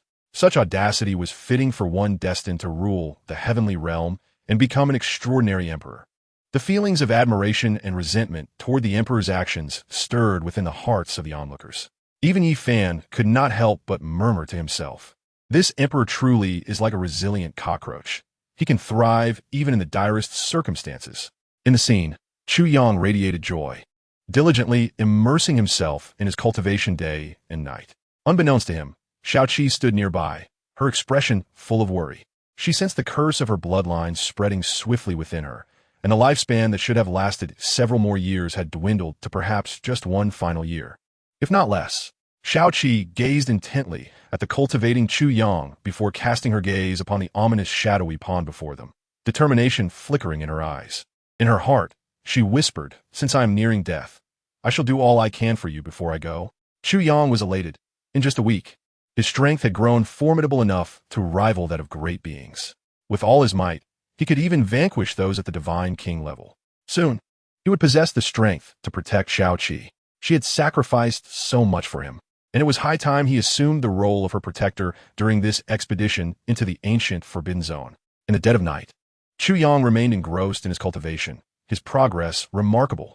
At that moment, Xiaoqi had made a decision. She raised her hand and unleashed a powerful cyclone that struck Chu Yang, who was caught completely off guard. Despite his keen instincts, he could not withstand the attack from the fox, whose power was akin to that of a half-step sovereign. In that instant, Chu Yang understood her intentions and desperately tried to call out to her, but found himself unable to utter a sound. As he fell unconscious, Xiaoqi gazed deeply at him, murmuring softly, "Perhaps after this encounter with the shadowy pond, I shall meet my end, even if I do not perish. My time is short. If I were to perish, I hope you would find the strength to emerge from the ancient desolate realm. Do not forget me." Tears streamed down Xiaoqi's face as she gently pressed her forehead against Chu Yang's. Then, she hoisted the unconscious Chu Yang onto her back, and in the next moment, her form expanded dramatically, towering over Ten Zhang, resembling a giant. This was the true manifestation of her essence. Above the nether pool, all magical powers were rendered ineffective, and any means would be undone by the ominous curse. The horror of this malevolence was beyond the imagination of all. Thus, traversing the nether pool seemed utterly unrealistic. One could only proceed step by step. Fortunately, this ominous curse could not be transmitted among living beings. Otherwise, Several who had been tainted by this malevolence would have long since spread it throughout the entire spirit continent after escaping the ancient desolate zone. With unwavering determination, the little fox stepped into the nether pool. Immediately, the ghastly curse surged into her body from all directions. Chapter 50. Returning to the Supreme Realm. This time it is I who will protect you. The little fox's face contorted in agony, tormented by excruciating pain. Her legs had been eroded by the curse, her flesh dissolving into nothingness, even her bones shattered. Yet, she remained resolute, advancing step by step toward the opposite shore of the nether pool. The skeletal phantoms within the pool appeared to solidify further, and from the depths of the abyss, a wailing cry of ghosts echoed. The waters of the pool boiled like scalding water, incessantly tormenting the little fox. The corrosive nature of the nether pool was so potent that even a piece of mysterious iron would be eroded, let alone flesh and blood. At this moment, even spiritual powers could not be wielded, and the only reliance for crossing the nether pool was her immense willpower. No one could fathom the torment the little fox was enduring. The purple curse consumed her entirely, and the dormant bloodline curse within her erupted. The torment of body and soul left her feeling increasingly feeble, her vision blurred, yet she persisted, knowing that if she could cross this nether pool, there remained hope for Chu Yang to restore his shattered foundation. Thoughts of Chu Yang filled her heart with hope, as she drew upon her immense willpower to traverse the long expanse of the nether pool. However, the little fox was already a mere shadow of her former self, her fur rotting and flesh mangled, presenting a terrifying visage.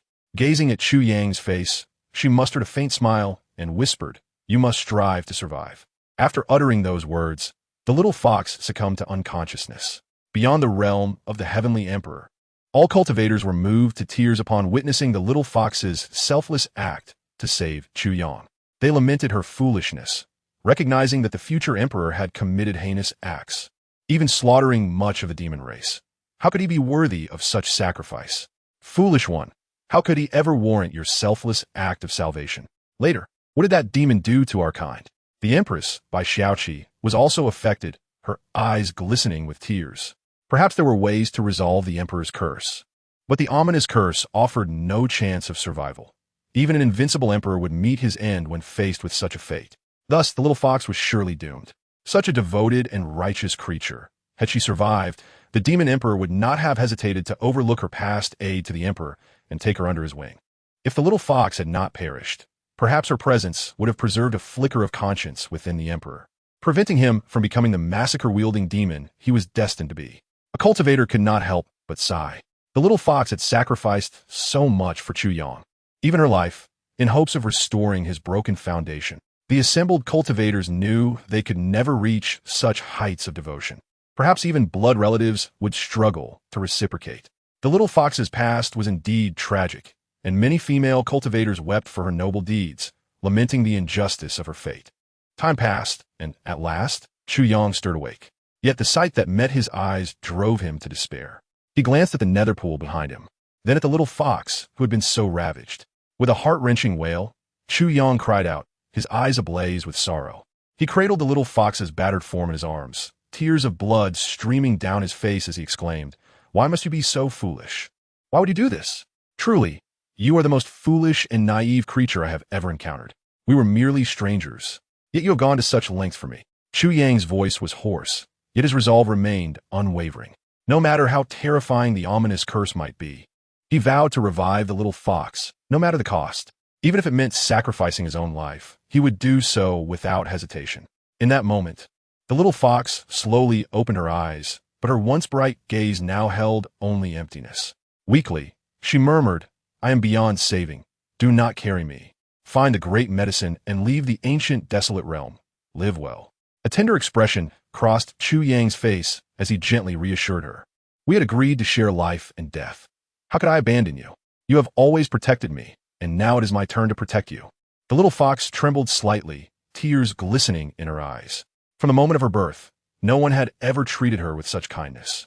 Even her mother often scolded her. Throughout her years among the demon race, she had endured countless humiliations, yet she clung to her benevolent heart, yearning for the light. Chu Yang's words profoundly resonated within her. This time, it is I who will protect you.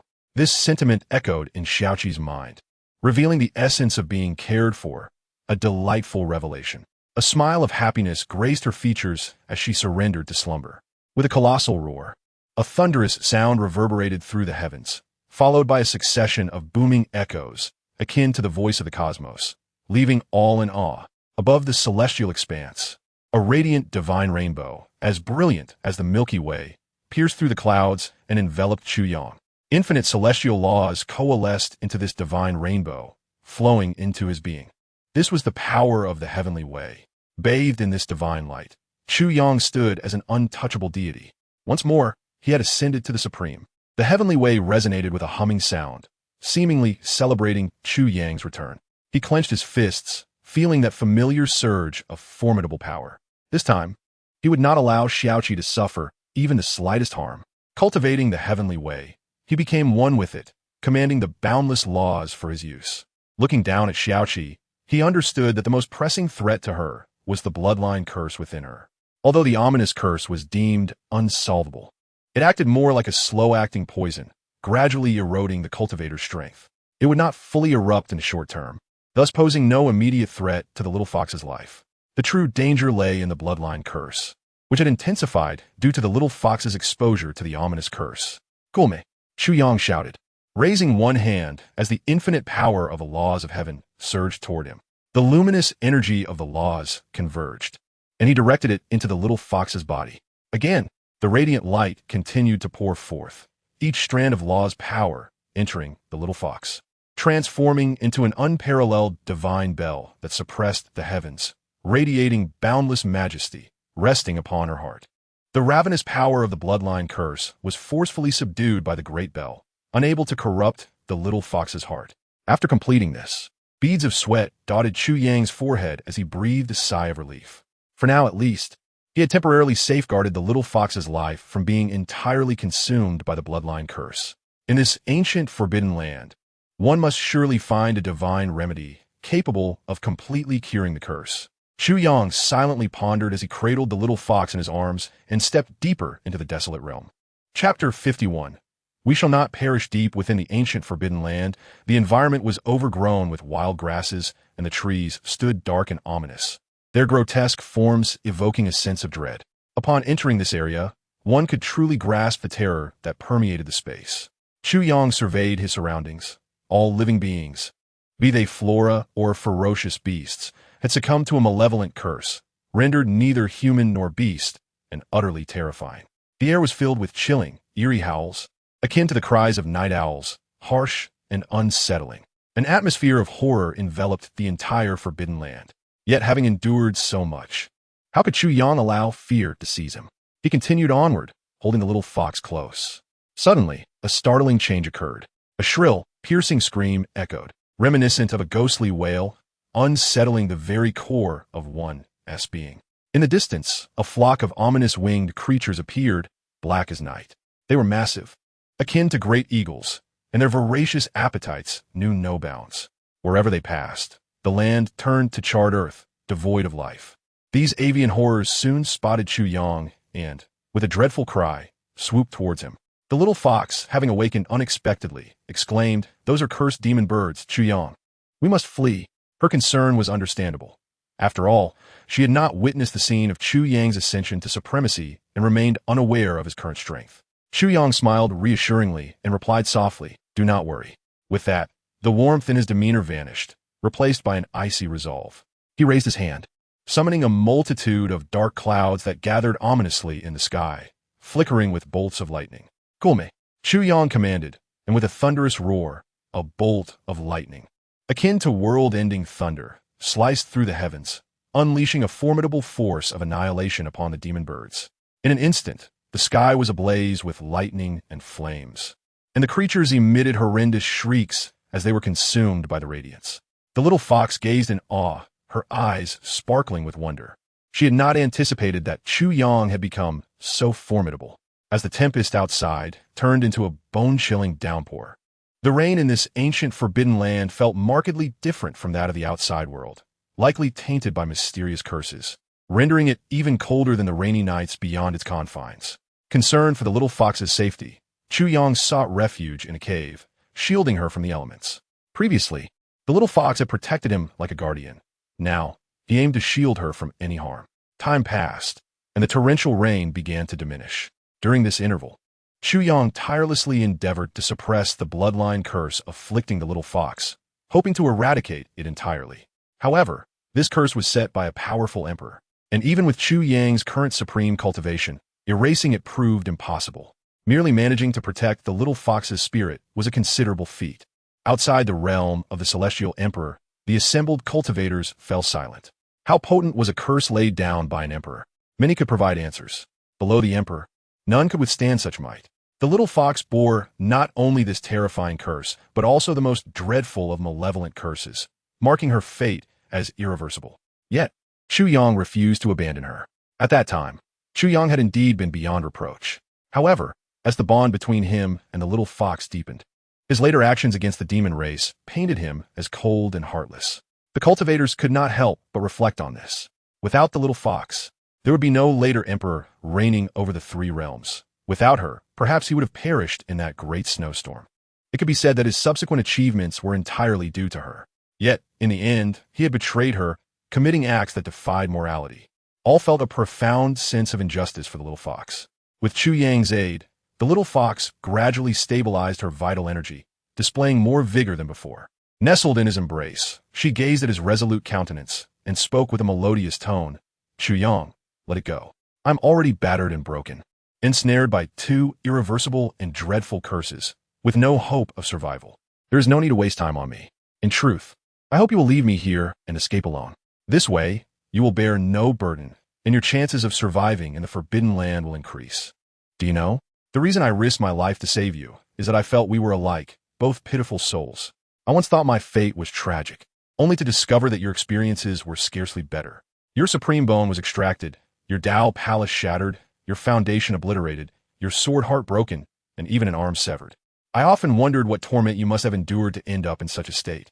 We truly are alike, sharing a bond of suffering and misfortune, both obstinate and sorrowful.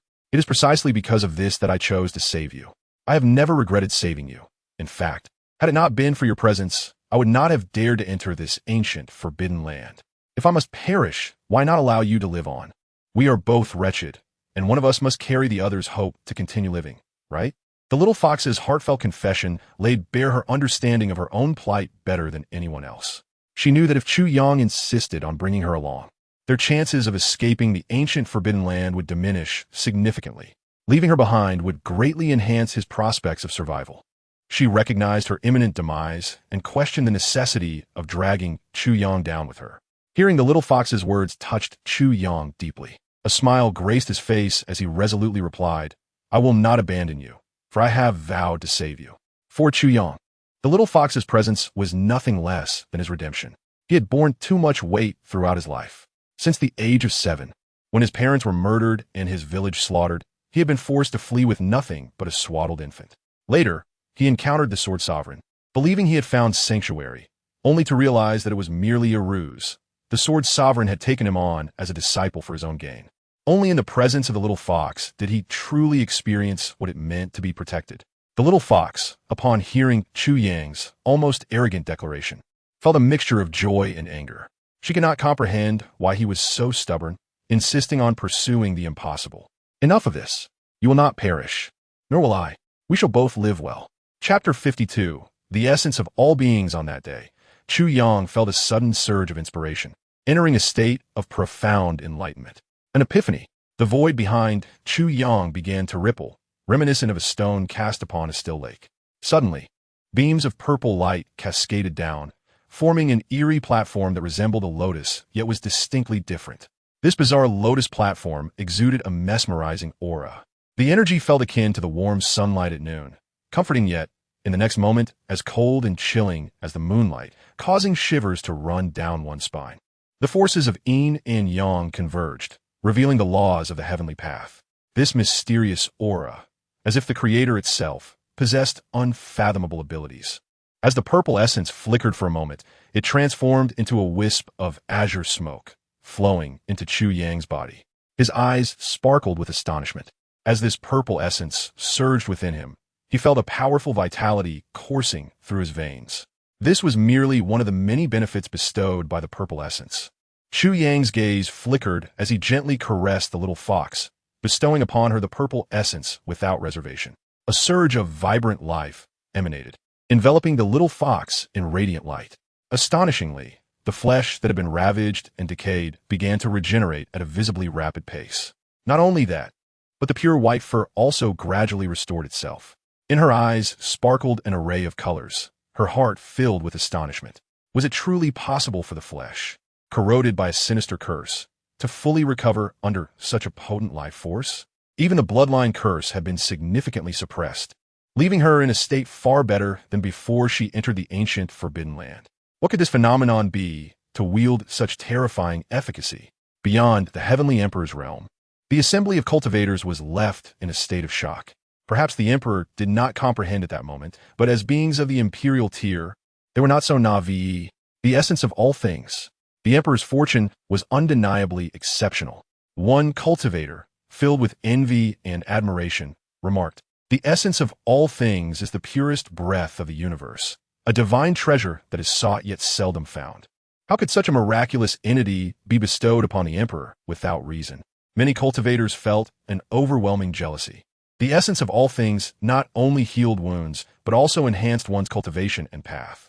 When infused into weapons during refinement, it could elevate them to unprecedented levels, potentially even crafting a supreme divine weapon. The magnitude of the essence's effects was evident. Yet, after acquiring this essence, the Emperor had the audacity to directly gift it to the little fox. A cultivator expressed surprise, clearly taken aback. For those present, the Emperor's cruelty and ingratitude were indelibly etched into their minds.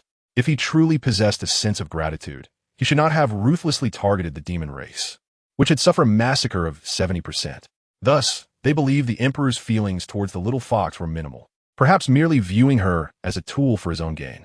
Indeed, Leaf Fan chuckled softly. After the demise of the demon race, their inner cores would manifest. It is evident that the Emperor's ultimate aim was merely the little fox's core. Did anyone notice the Emperor's current cultivation method?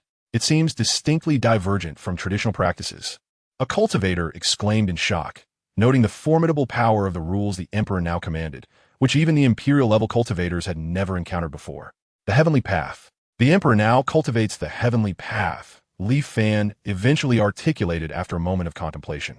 As the child of destiny, he had traversed numerous cultivation paths and ultimately created a new set of principles, thus having broader exposure than most. Years ago, he had also encountered the teachings of the Heavenly Path, but due to its rigorous demands, he had abandoned that pursuit. Little did he expect the Emperor to embark on the Heavenly Path and achieve the pinnacle of supremacy. The Heavenly Path, though the gathered cultivators had not practiced it, they had heard tales. All cultivation under heaven relies on the principles of the Heavenly Path. Mastering its laws to perfection could lead to such accomplishments. Yet, cultivating the Heavenly Path is akin to assimilating the strengths of countless disciplines, requiring mastery of all laws. Upon reaching great proficiency, one could embody the Heavenly Path and reverse the fundamental laws of existence, wielding unparalleled power. Everyone was astounded that the Emperor was now cultivating the laws of the Heavenly Path. Then another cultivator spoke up in ancient texts. I once encountered some references to the cultivation of the Heavenly Path. This path is achieved through comprehending the rules of heaven and earth, harnessing their power.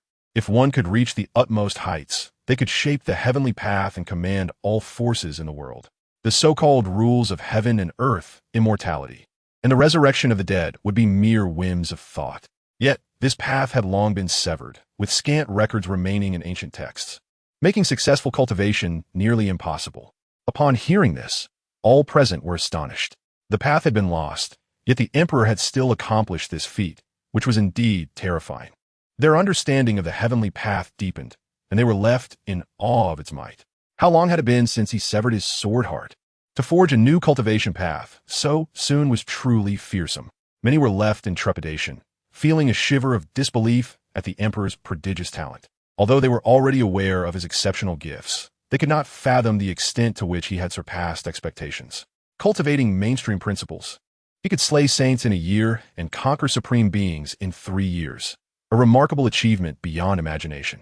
This already extraordinary feat was compounded by the fact that the Emperor, despite shattering his foundation and collapsing his sword heart, had embarked on the path of the heavenly path, far surpassing any previous cultivation journey. Truly, he was an anomaly, almost beyond human comprehension. Countless cultivators secretly cursed in envy, filled with admiration and jealousy. Chapter 53. The reason behind the emperor's drastic change. The little fox also sensed the transformation in her body, her eyes wide with astonishment as she gazed at Chu Yang, asking in bewilderment, "How is this possible?" Chu Yang merely smiled, offering no reply. Although the little fox's injuries were rapidly healing, he understood that these were merely surface-level recoveries. The ominous and bloodline curses lay deep within her, still festering and untreated. He could sense that both curses were still rampant within her. Each curse alone could bring about a fate worse than death. Together, their unleashed power was even more terrifying. It was akin to the indelible mark left by a supreme emperor, one that even his formidable abilities could not erase. This was not to suggest that the essence of all things could not cure the curses. Rather, it was because Chu Yang lacked the knowledge to fully harness its potential, having yet to unlock even a fraction of its capabilities, which resulted in the current predicament. If Chu Yang reached quasi-emperor status with the aid of the essence, completely eradicating these two curses would not be an impossible task. However, using an abundance of heavenly path principles to channel the essence had left him somewhat weakened, his complexion paling. The little fox felt a pang of concern. If not for him, Chu Yang would not have to endure such hardships. Outside the heavenly emperor's realm, the assembly of cultivators remained equally stunned. They had not anticipated that even the divine essence of all things could not eradicate the curses. This demonstrated the formidable nature of the two curses. Even with their celestial cultivation, contracting both the ominous curse and the bloodline curse could spell their demise. One cultivator could not help but exclaim, "What kind of formidable entity has the little fox's clan offended to incur such a dreadful bloodline curse?" The severity of this bloodline curse was extraordinarily high. Given the little fox's current strength, it was improbable that such a being would have targeted her specifically. This indicated that the Fox clan had likely offended a supreme being in the past, resulting in a bloodline curse that had persisted through generations, remaining potent even after many years. It was clear that the adversary harbored a deep-seated hatred for the Fox clan. Otherwise, it would have been far easier to simply eradicate them. The application of such a curse suggested a desire to see the entire Fox clan suffer and perish in torment. The cultivators pondered among themselves, acknowledging that while they did not consider themselves paragons of virtue, they could never commit such heinous acts against an entire race, inflicting such unspeakable slaughter. Even the later annihilation of the demon race by the emperor would pale in comparison to this atrocity. In the days that followed, Chu Yang and the little fox delved deeper into the ancient forbidden land, while Chu Yang continued his daily practice of the heavenly laws. This endeavor was not solely for his own benefit, but also aimed at lifting the curse that afflicted the little fox. Only with sufficient strength could he hope to achieve such a feat. Moreover, as he embarked on his cultivation of the heavenly path, the number of heavenly rules he grasped grew exponentially. Life and death, reincarnation, time and space, destruction, immortality, and creation. In that moment, Chu Yang resembled a creator of these laws, as countless forces of regulation transformed into luminous pillars surrounding him, evoking awe and trepidation.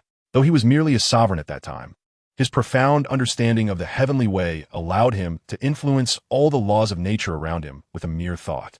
He recognized that his current power far surpassed that which he possessed upon becoming the sovereign of the sword. Even weaker quasi-emperor realm cultivators would find it challenging to contend with him. This exemplified the terrifying and domineering nature of cultivating the heavenly path, being a sovereign capable of battling quasi-emperors. Once he attained the emperor's position through the heavenly way, Chu Yang's might would be utterly formidable, capable of suppressing the heavens and the earth without difficulty. Even the foreign cultivators, long numbed by the emperor's previous actions, could not help but express their disbelief. It felt akin to wielding a cheat, now capable of challenging quasi-emperors. Did this imply that many of the cultivators present would not stand a chance against the emperor at that time? During this period, Chu Yang's care for the little fox was meticulous, despite the myriad dangers lurking within the ancient forbidden land. He single-handedly vanquished the monstrous entities to ensure that the little fox remained unharmed. The bond between the two deepened significantly. The cultivators observed the inseparable duo in silence. Initially, they believed that the emperor's vow of life and death shared with the little fox was merely a fleeting remark. However, It became increasingly evident that the little fox held an irreplaceable position in the emperor's heart. They sensed that should the little fox perish, the emperor would surely descend into madness, far more so than when Chu Nannan was slain. The little fox had rekindled a flicker of hope in the emperor's life, which had long been shrouded in darkness. Having endured so much, the emperor had come to regard the little fox as the most pivotal figure in his existence. To suffer such torment a second time would undoubtedly drive him to greater madness than he experienced with Chu Nannan's demise. Perhaps it was precisely due to the profound bond between the little fox and the emperor that her downfall triggered a drastic change in him, leading to the bloodbath of the demon race and calamity for the world. After a moment of contemplation, a cultivator spoke up, and the others nodded in agreement with this conclusion. After all, neither the ominous curse nor the bloodline curse was something an ordinary person could resolve. Even if one were to discover a potent remedy for one of the curses within the ancient forbidden land, could they possibly eliminate the ominous curse as well? Such a notion was utterly implausible. Countless unparalleled powerhouses throughout history, tainted by ominousness, ultimately succumbed to their fate, dying in bitterness during their twilight years. Indeed, the emperor's side had not seen the little fox's presence again. Someone remarked, and a heavy silence fell over the cultivators, who felt a deep sense of loss for the benevolent little fox. Had she not sacrificed herself to save the emperor, she would not have been afflicted by the ominous curse. If it were merely the bloodline curse, it could have been resolved. Simultaneously, the cultivator's resentment towards the emperor intensified. The little fox had done so much for him, yet he had repaid her with the slaughter of the demon race, a truly laughable display of ingratitude. A flicker of concern crossed Chu Yang's eyes. He was acutely aware that even though the little fox's curse was currently suppressed, if he could not locate a divine object to lift it, her life would soon reach its end. He could feel the essence of her life rapidly waning, and he felt utterly powerless to halt it. Moreover, the thought of encountering further misfortunes while carrying the little fox filled him with dread. He resolved that even if he could not find a cure to eradicate the curse entirely, he would at least seek out a remedy to prolong the little fox's life. He could not allow her to perish before his eyes after all she had done for him. A decisive glint shone in his eyes as he glanced back at the little fox, now peacefully asleep in the cave. He raised his hand to invoke a law of the heavens, cloaking the cave entrance so that no one could sense her presence. Utilizing his divine abilities, he ensured the little fox remained in a deep slumber, free from the urge to seek him out. Chu Yang had made up his mind. He would venture alone into the ancient forbidden land to find the divine remedy for the little fox. Thus, he left the cave with an impassive expression, his silhouette elongated in the night. The cultivators watched in astonishment as the emperor departed, wondering if he truly intended to abandon the pitiful little fox. Anger surged within them as they lamented her fate. She had transformed herself to save Chu Yang, yet he was prepared to forsake her. No one could have anticipated that mere moments after pledging eternal companionship, the emperor would choose to leave the little fox behind and depart alone. The emperor's true nature was laid bare, and many thought he had transformed due to the little fox's death, only to witness him cast her aside so callously. The emperor was heartless, a butcher to the demon race, devoid of any semblance of loyalty. Perhaps, to him, the little fox had never existed at all, merely a pawn to be used. Indeed, such actions were utterly reprehensible, explaining the profound hatred that future generations would harbor towards the emperor. There was no injustice in their feelings. At this moment, Chu Yang found himself amidst a vibrant mountain landscape. In any other context, he might have regarded such a picturesque locale as nothing extraordinary. Yet, they were in the ancient forbidden land, a place notorious as a zone devoid of life. As they ventured deeper, signs of normal life were conspicuously absent. Any remaining creatures were either cursed by ominousness, emanating overwhelming malevolence, or had long been obliterated, leaving behind desolation. Yet here, the mountains brimmed with vitality. Splendid vistas unfolded, birds flitted about, and the melodious chirping of birds mingled with the gentle babbling of streams, creating a serene and peaceful atmosphere that aroused Chu Yang's suspicion. In the ancient forbidden land, the more ordinary a place appeared, the more sinister it often proved to be, especially when such a scene, typically found in the outside world, manifested in this foreboding realm. It was likely that great horrors lay in wait. Nevertheless, Chu Yang understood that whether in the forbidden land or the outside world, the most terrifying locations often concealed the greatest opportunities and blessings. Such was an immutable truth throughout the ages. Although it remains unclear why such a paradise-like place exists here, Chu Yang has already made his decision. He intends to venture within to uncover the truth. As he stepped into the mountains, he found a verdant grassland alive with small creatures frolicking about. Compared to the animals in the outside world, these appeared more robust and exuded a remarkable vitality. This observation became evident to Chu Yang soon after he entered the mountainous region. Not only the animals, but even the vegetation displayed this vitality. Upon closer inspection, he discerned a powerful life force emanating from the plants. This finding clearly reaffirmed his suspicions. A divine rainbow of laws materialized beneath his feet, allowing Chu Yang to harness its energy as he extended his senses to trace the source of this life force. Before long, he stood before a small stream. Though termed a stream, it interconnected the entire mountain area, its waters tranquil and crystal clear. Following his intuition, he arrived at the stream, and upon closer proximity, he discerned the profound life essence contained within the water. After sampling a small amount, he felt a surge of vitality coursing through him, enveloping his entire being in comfort and tranquility. The magnitude of this effect left Chu Yang astonished. It was no wonder that the flora and fauna here possessed such formidable life energy. It must be attributed to the stream's waters. After all, this stream was the sole source of water in the valley, and the potent essence it contained was likely far more divine than Chu Yang had imagined. Yet, he did not let his guard down. He remained highly vigilant and began to search for the legendary herb along the stream. Soon, he spotted a red water lily, the ultimate source of the life force he had been seeking. The water lily radiated a divine glow, illuminating the stream, while the waters nearby formed a delicate whirlpool, exuding boundless vitality. Chu Yang was resolute. He understood that this water lily was the precious herb he sought. He raised his hand to pluck it, but at that moment, a terrifying aura surged forth, causing the serene waters to boil with agitation. With a thunderous crash, the water erupted into layers of ripples. A fearsome beast, resembling a colossal crocodile, surfaced, instilling dread in those who beheld it. Its massive form loomed nearly 10 jong tall, a terrifying sight with a menacing appearance and a bloodthirsty aura. Its glistening scales radiated an imposing majesty, captivating all who laid eyes upon it. A formidable presence enveloped the entire sky, exuding an ancient pressure. The beast opened its cavernous maw, akin to an unfathomable abyss, emanating a terrifying aura of destruction directed towards Chu Yang. However, Chu Yang had anticipated the unfolding events. With unshaken composure, he simply snapped his fingers. Accompanying this gesture was a deep chant, and the surrounding laws became tangible and apparent. In the next moment, the very fabric of space seemed to tear apart as Chu Yang vanished from his original position. The miss of the beast's attack was met with a bone-chilling roar, akin to an ancient monstrosity breaking free from some confinement, its roar shattering mountains and distorting the heavens.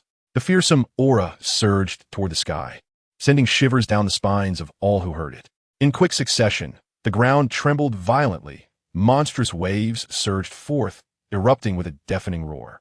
Water splashed up to a height of 100 meters, and within the mist, the gargantuan form of the beast gradually emerged. Its eyes glowed like crimson lanterns, filled with menace. Soon, the beast freed itself from all restraints, emerging from the stream and reaching the shore. Its gaze was fixed on Chu Yang, filled with rage. Its cold stare was as frigid as the depths of the void, instilling a profound chill.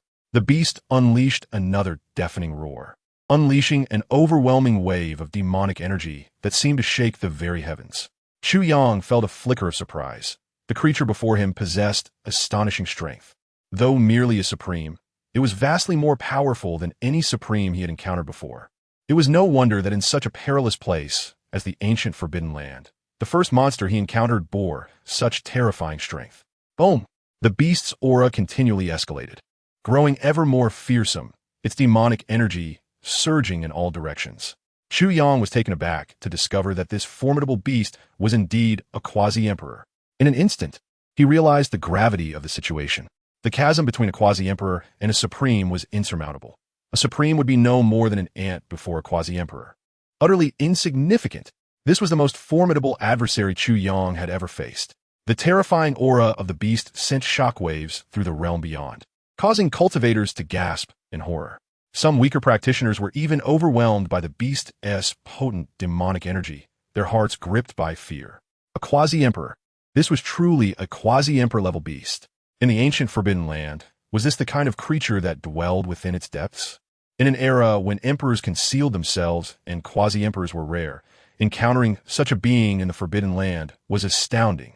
The crowd of cultivators felt an overwhelming sense of disbelief and dread. If such a beast were to emerge from the ancient Forbidden Land into the human realm, it would unleash unimaginable calamities. The destructive potential of a quasi-emperor is indeed formidable. It was rumored that deep within the lifeblood of the Forbidden Zone lay some who were originally emperor-level beings, unwilling to transcend and instead choosing to hide within, severing their connection to the great Tao. Though these emperors could not fully harness their true power, they were still terrifyingly formidable, capable of easily annihilating a quasi-emperor. These entities represented the most fearsome existence within the Forbidden Land. Observing the monstrous beast in the mirror, which seemed capable of devouring mountains and suppressing the universe, the cultivators were filled with doubts. They questioned whether the emperor would be able to contend with such a terrifying creature. Even though the emperor now practiced the heavenly Tao, he was still merely at the supreme level, and thus could not possibly rival a quasi-emperor. The disparity was so vast that even the most extraordinary beings could not bridge it. How had the emperor survived in the presence of the beast? The crowd continued to watch the heavenly emperor mirror with confusion. Roar! Once the beast broke free from the stream's constraints, its full power erupted, and its body returned to its original colossal size. Standing hundreds of zhang tall, it loomed like a mountain, casting shadows over the land and instilling a profound sense of oppression. Its gaping maw, resembling a massive chasm, seemed as if it could consume the very heavens themselves. Chu Yang's expression was cold, clad in dark robes, standing defiantly beneath the heavens. He raised his hand, summoning boundless thunderous laws that cascaded down. The divine thunder pierced through the cosmos, multiplying in number until 10 bolts of divine lightning interwove and converged, forming chains of divine will that descended upon the gargantuan beast. The divine thunder illuminated the realm, its might overwhelming and suppressive. The ground fractured under the weight of its power, countless laws collapsing. Remarkably, the beast chose to withstand this divine might with its physical form. The chains of lightning struck against its glimmering scales, releasing a terrifying explosion. The energy of the laws radiated outward, a torrent of power surging forth, pushing its massive form back several thousand meters. Yet, it suffered no real harm, save for few scorch scales. Chu Yang was astonished. He had not anticipated the creature's defense to be so formidable. Such a law-based attack would have obliterated any supreme, yet had little effect on this beast. Its hide was as thick and durable as an ancient fortress. The colossal crocodile seethed with rage. It was a being on the verge of imperial status. Though uninjured, it had been nearly bested by an insignificant ant, igniting a fury within it. From its cavernous maw erupted an unparalleled might, aimed directly at Chu Yang. The force of annihilation surged forth, as if the very Milky Way could be devoured. With the sun and moon unable to escape their fate, Chu Yang remained calm, his figure vanishing in an instant, utilizing the laws of space to conceal himself within the void, narrowly evading the impending strike. The assault from an imperial-level being was terrifying at his current realm. A single bite from the colossal crocodile would spell either death or grievous injury. Chu Yang's silhouette was elusive, while countless thunderous marks descended upon the crocodile from all directions. Yet the result was merely a few steps back for the beast, failing to inflict any substantial harm. It was imperative to recognize that this was the foremost lightning attribute law of attack, and still, it illustrated just how formidable the crocodile's defenses truly were. A flicker of urgency coursed through Chu Yang's heart. The little fox was in dire peril. Delaying even a moment longer could jeopardize her life. A glint of determination flashed in his eyes. With one hand raised to the heavens, he dispersed the ominous clouds, summoning a brilliant purple divine thunder that illuminated the sky. Subsequently, the second and third bolts followed, culminating in a total of 100 purple divine thunders gathered in a compact sphere no larger than the tip of his finger. The surging lightning radiated a power potent enough to shatter mountains. Chu Yang's countenance turned pale as he forced himself to harness a power beyond his current capabilities, suffering considerable backlash. Yet, he remained undeterred. The crocodile's massive jaws lunged once more, but this time, Chu Yang did not evade. With an impassive expression, he pointed a finger, launching the sphere of concentrated divine thunder into the crocodile's gaping mouth. The thunder's might erupted with cataclysmic force, a celestial majesty reminiscent of world-ending devastation. The terrifying waves of annihilation exploded from the crocodile's mouth, releasing an unending torrent of law energy, rendering all into silence. The world fell quiet, save for the resplendent glow of divine thunder illuminating the heavens. The crocodile's form was obliterated, unable to withstand such celestial wrath, its remains scattering like sanguine fragments across the sky.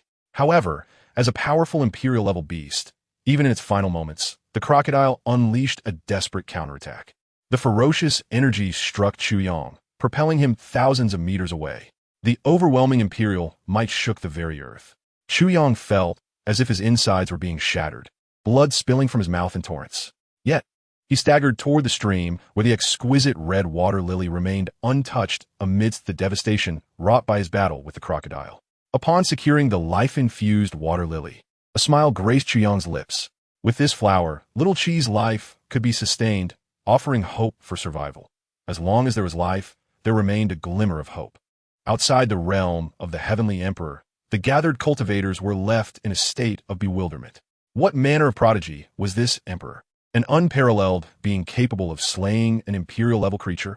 The onlookers, all formidable in their own right, sensed that this crocodile was stronger than the average imperial being. For an emperor to achieve such a feat was nothing short of historic. One cultivator, struggling to comprehend, spoke up. Never before had there been any record of anyone slaying an imperial beast while still in the emperor realm. To even be associated with the title of emperor was terrifying, though an imperial being was not yet a true emperor. They were far beyond what a mere emperor could contend with. A typical imperial being could easily crush hundreds or thousands of emperor-level cultivators, and, at such a level, sheer numbers could not compensate. The astonishment lingered as the realization dawned. If the emperor was this formidable now, what might they achieve upon reaching imperial status? Another cultivator boldly speculated. Could it be that the emperor would then be capable of slaying a true emperor? This thought jolted everyone back to reality, yet disbelief persisted. No matter how extraordinary the emperor, it was inconceivable that they could slay a true emperor-level being. After all, true emperors represented the pinnacle of existence. Unparalleled forces in this world. Discussion rippled through the crowd regarding the red water lily obtained at such a high cost. One cultivator posed the question, could it be that the emperor intended to use it to save the little fox? How could that be? The emperor had seemingly abandoned her. Why would he risk acquiring such a precious remedy? Clearly, the emperor discovered this miraculous herb and sought to claim it for himself. Not hesitating to battle the crocodile for it, others chimed in skeptically. With the emperor's ruthless, ungrateful nature, could he truly perform such an act of kindness? Countless cultivators voiced their derision. When they first entered the ancient forbidden land, the little fox had risked everything for the emperor, even succumbing to a curse more dreadful than bloodline affliction. In the end, she received only betrayal. Many felt deep sympathy for the little fox, including the demon emperor by Xiaoqi, who could not help but sigh. Why be so foolish? His heart was never yours. All you did was in vain, yielding no reward. Chu Yang, having obtained the red water lily, hurried back to the cave. The little fox glared at him with fury, astonished that he would confine her within the cave. Understanding Chu Yang's character, she knew he would never abandon her. His actions were clearly intended to protect her from danger. Quickly consume this. It should help suppress the curse within you, Chu Yang said calmly, disregarding her anger. Prior to his return, he had concealed his injuries, making them difficult to detect. Sensing the overwhelming life force emanating from the red water lily, the little fox felt a surge of dread. It was evidently a potent herb brimming with the essence of life. The danger of obtaining such a remedy in the ancient forbidden land was unimaginable. Filled with both anger and sorrow, little Chi thought, I am destined to perish anyway. You may as well keep the herb for yourself. Using it would only be a waste. Chu Yang, growing anxious, felt the imperial might within him erupt like 1,000 blades, tearing through his body. Blood gushed forth. What is happening to you? The little fox asked, her face etched with concern. Chu Yang gently shook his head. It's nothing, just a minor injury. Quickly eat this. It will alleviate some of the torment from the curse.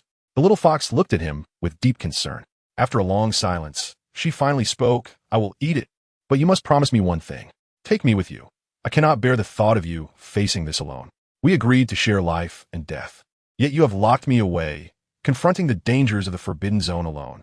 If we must die, let's die together.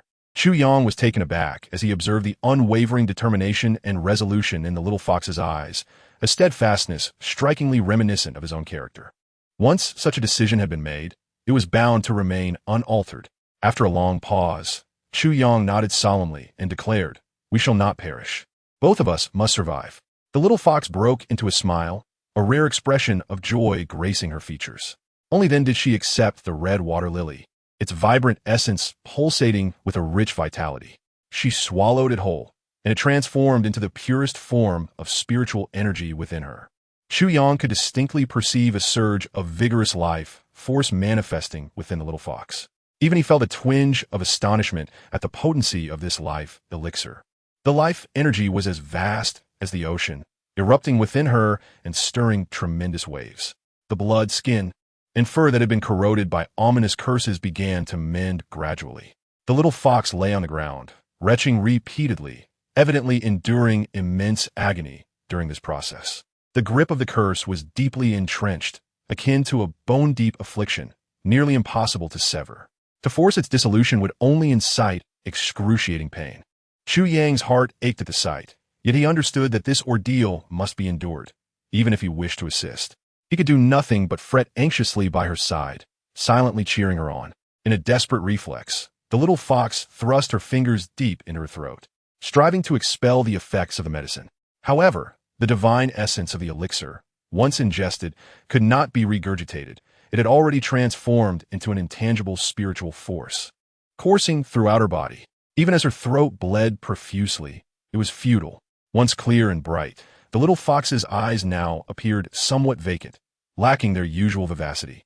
Although the process was fraught with difficulty and suffering, the results were striking. The side of her face, once ravaged by the bloodline curse, was visibly restoring itself, the flesh regaining its natural hue. Her exquisitely beautiful and flawless visage emerged before him, rendering Chu Yang momentarily breathless. The beauty was so profound that it felt surreal. Any words used to describe the little fox's appearance would be an affront to its magnificence, a beauty beyond articulation. As the little fox's once corroded cheek gradually healed, all the onlookers were left in a stupor, their expressions a mix of disbelief. They were not awestruck solely by her beauty, but rather by the uncanny resemblance she bore to the reigning empress of the demon clan, by Shaoqi.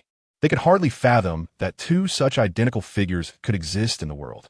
All gazes turned to the demon empress, awaiting her response.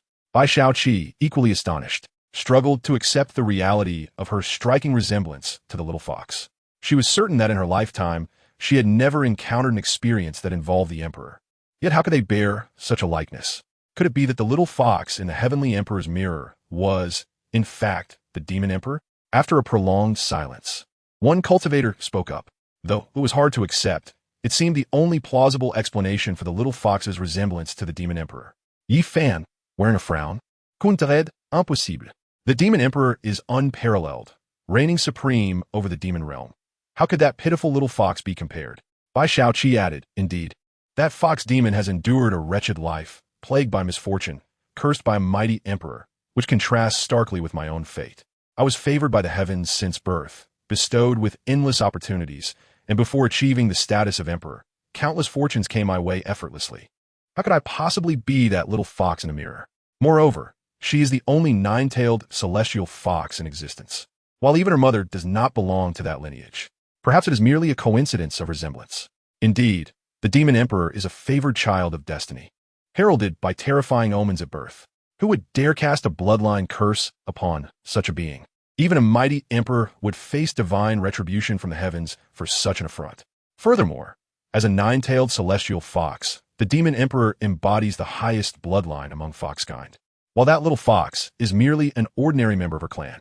Thus, it seems the little fox is merely reminiscent of the demon emperor. Many cultivators, reflecting on this, concurred that the demon emperor and the little fox could not be the same individual. Moreover, it appeared likely that the little fox had perished in the ancient forbidden grounds, further solidifying their disbelief. As they contemplated this, their gazes returned to the heavenly emperor's mirror. At that moment, the little fox's eyes had lost their former liveliness, replaced instead by a primal, bloodthirsty gleam typical of her kind. The rich scent of blood emanating from Chu Yang deeply captivated her, prompting the little fox to pounce on him, knocking him to the ground as she greedily lapped at the blood trickling from the corner of his mouth.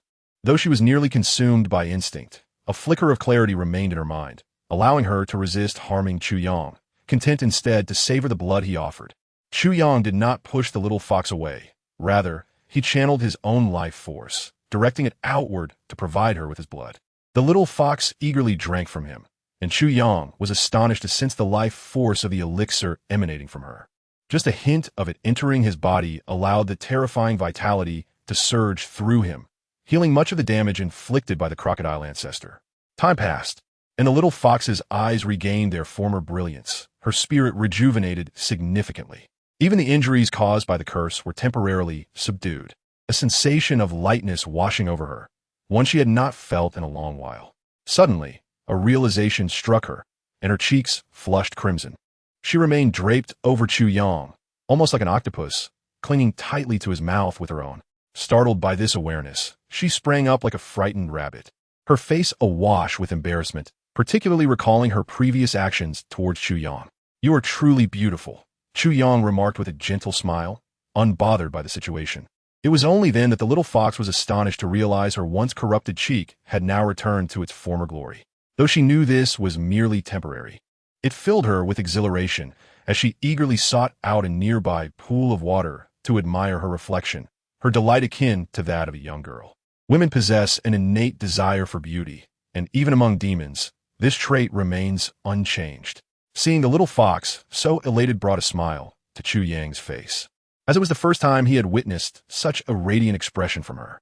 Chapter 58. The location of the cycle C. Although the bloodline curse upon the little fox had been significantly suppressed, it had not been entirely lifted, prompting Chu Yang to remain vigilant. At that moment, the little fox spoke. "I recall hearing that within the ancient forbidden grounds lies a place known as the cycle C, born from the transcendence of an unparalleled emperor of the ancient celestial race. Within its depths, many divine artifacts and elixirs are said to exist, perhaps even one capable of dispelling the bloodline curse." Upon hearing this, Chu Yang's eyes brightened. As long as there is hope, it is worth a try. However, the little fox wore a worried expression and said, "Although many divine objects and great medicines exist within the reincarnation sea, the level of danger is exceedingly high, perhaps even surpassing that of the previously encountered underworld pool. In my view, Chu Yang has no need to take such risks for me. He could choose to leave the ancient forbidden land and lead a remarkable life, destined to reach the pinnacle of the world. To perish in this ancient forbidden land for the sake of an ordinary reincarnation sea would be a loss too great to bear." Chu Yang smiled lightly.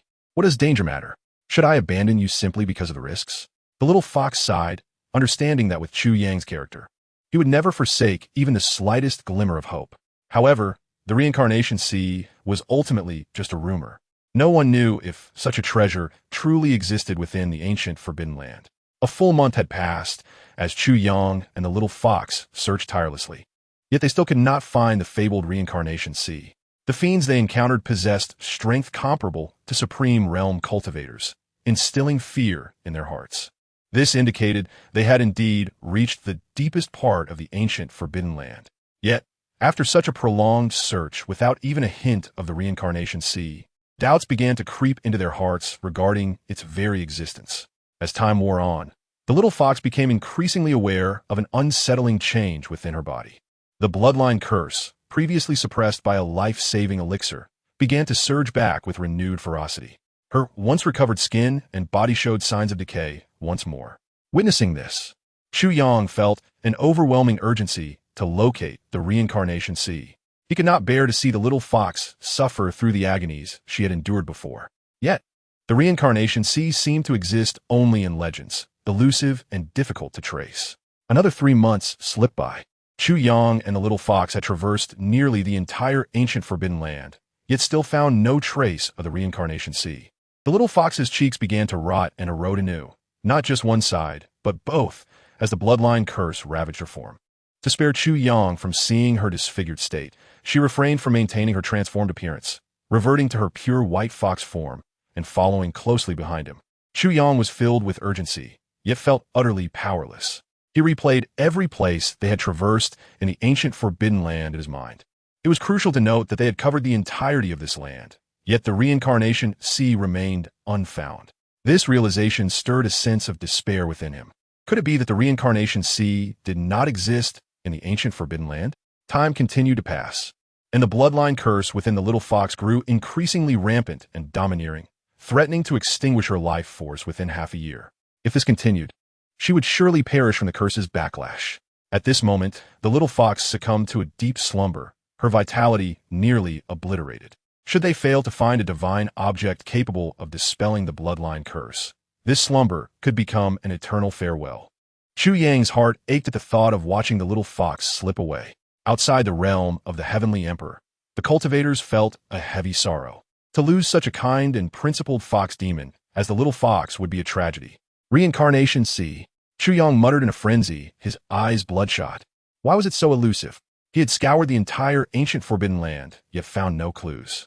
The more anxious he became, the more chaotic his thoughts grew. Gradually, he calmed himself, meticulously recalling every place he and the little fox had explored in the ancient Forbidden Land. Every detail and unusual aspect of their journey surfaced in his mind. The very fact that the reincarnation sea was referred to as a sea suggested its vastness. Such a grand expanse should have been visible. Yet, it remained hidden. Thus, perhaps the true location of the reincarnation sea was not on the surface of the ancient Forbidden Land. Could it be that a passage to the reincarnation sea existed in some inconspicuous place? In that moment, the core of the issue became clear to Chu Yang. The passage to the reincarnation sea. Within it lay countless divine objects and great medicines. Perhaps even the antidote to the little fox's bloodline curse, indicating an abundance of vitality within. But where in the ancient Forbidden Land could such vitality be found? Chu Yang pondered deeply. The ancient Forbidden Land had earned its reputation as a realm of death, where living beings scarcely emerged alive. Every inch of land lacked vitality. Suddenly, Chu Yang's eyes lit up with realization. He recalled a place resembling a paradise where he had found a red life lotus. Yet, sustaining such a vast area of life energy could not rely solely on a single lotus. There must be greater secrets hidden within that small creek. He hurried back to the location where he had obtained the life lotus. Sure enough, even after the lotus was removed, the life energy in that land remained abundant, sustaining the necessary vitality for that realm. Moreover, the creek seemed to still be the source of this life force. With this thought, Chu Yang rushed to the creek and leaped in. The bottom of the creek was much deeper than he had imagined. Soon he dove to the very depths, where an inconspicuous crevice in the rock exuded an exceptionally pure life force, invigorating his spirit. Chu Yang's eyes brightened. Surely this was the passage to the reincarnation sea. Chapter 59. Daring to ask heaven, is there an immortal? Upon witnessing this scene, the gathered cultivators' eyes gleamed with hope. Though they knew the little fox would eventually perish, they could not help but harbor a flicker of expectation. They yearned to see if the emperor could uncover the whereabouts of the reincarnation sea. For Chu Yang, now wielding the power of the heavenly Tao, delving into the profound depths of water posed no challenge. After traversing the narrow passage, an extraordinary vista unfolded before him. Everything was indeed as Chu Yang had anticipated. He stood at the edge of a chasm, the abyss corresponding precisely to the location of the red life lotus. Furthermore, he was astonished to discover faint traces left behind by the demon clan. At that moment, many of the mysteries became clear, as if a sudden understanding had dawned upon him. The end of this abyssal passage likely led to the reincarnation sea. Yet, the fact that even a quasi-emperor level demon lord dared not enter this passage, but lingered nearby, implied the presence of something far more terrifying at its end. However, Chu Yang could not afford to ponder such dangers. He needed to find the reincarnation sea to save the little fox. To rescue her, he was willing to brave any peril, even if it meant confronting formidable emperor-level adversaries.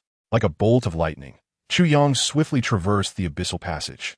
In an instant, his surroundings became a blur. After a dizzying whirl, he felt as though he had left the creek behind. He could distinctly sense his body plummeting at an alarming speed.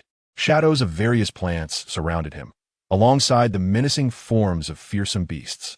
The scene before me does not resemble a watery expanse.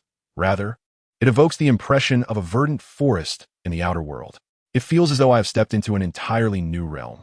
Above, an immense sun hangs high in the sky, casting a gentle and comforting light that bathes the land.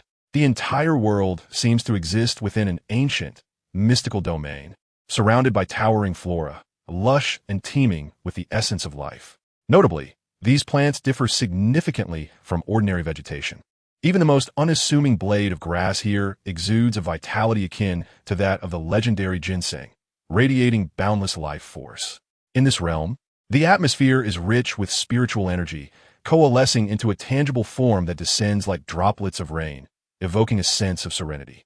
To cultivate in such a sanctuary could enhance a practitioner's progress manifold. In mere moments, I, Chu Yang, could perceive the unparalleled purity and abundance of the spiritual energy drawn from this land, even feeling a subtle healing of past injuries. The realization struck me with profound astonishment. Such a treasure trove could rightfully be deemed a celestial paradise. The countless practitioners in the outside world must surely yearn for a haven like this. As I ventured deeper, I soon arrived at the central expanse of this ethereal place. Suddenly, resounding booms echoed through the air, akin to tumultuous waves crashing upon the shore, compelling my gaze toward the source of the commotion. There, before me, an expanse of crimson waters appeared as if conjured from thin air, radiating an enigmatic aura of unparalleled value. Upon the surface of this vast sea, clusters of red water lotuses emerged, some merely breaking the surface, while others burgeoned with fervor. The sight was seemingly endless. The waves surged fiercely, splashing droplets high into the air, releasing an overwhelming essence of life that surged skyward. My eyes remained fixed on this immense sea. Surely, this was the fabled reincarnation sea. The red water lotuses mirrored the one I had previously harvested, both imbued with the essence of life. I stood in awe, for the life elixir I had labored so hard to obtain now lay before me in seemingly infinite abundance. This was astonishing. One must understand that a single such life elixir could incite fierce competition among even the mightiest of the quasi-emperors in the outside world. Was this truly the reincarnation sea? At that moment, the practitioners outside the heavenly emperor mirror were equally astonished by the spectacle. Their eyes were fixed upon the reincarnation sea, glimmering with avarice. They had already witnessed the terrifying efficacy of the life elixir, a powerful substance capable of reviving the dead. Yet, here, in the reincarnation sea, it was as commonplace as weeds by the roadside, abundant beyond measure. The practitioners swallowed hard, murmuring in disbelief. Who would have thought that the emperor truly discovered the whereabouts of the reincarnation sea? Such an extraordinary revelation ignited fervent excitement among the assembled powerful figures. After Chu Yang entered this celestial realm, they too felt the profound mysteries of this land, with its infinite reserves of spiritual energy and life essence. A veritable paradise sought by all.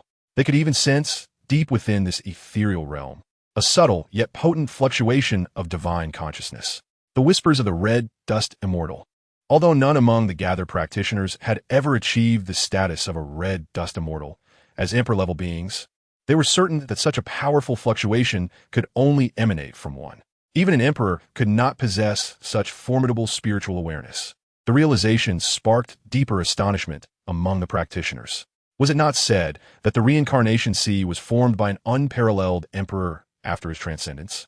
Why then did it harbor the spiritual resonance of a red dust immortal? The phrase red dust immortal was familiar to all, yet none had ever glimpsed one, as if they were mere figments of lore. Countless prodigies had once lamented on the path of immortality, questioning whether celestial beings truly existed. Now, with the reincarnation sea manifesting before them, it seemed to provide answers to the queries lingering in many hearts. This reincarnation sea undoubtedly concealed monumental secrets. However, regardless of the terrors veiled within the reincarnation sea, it was not within their purview to probe.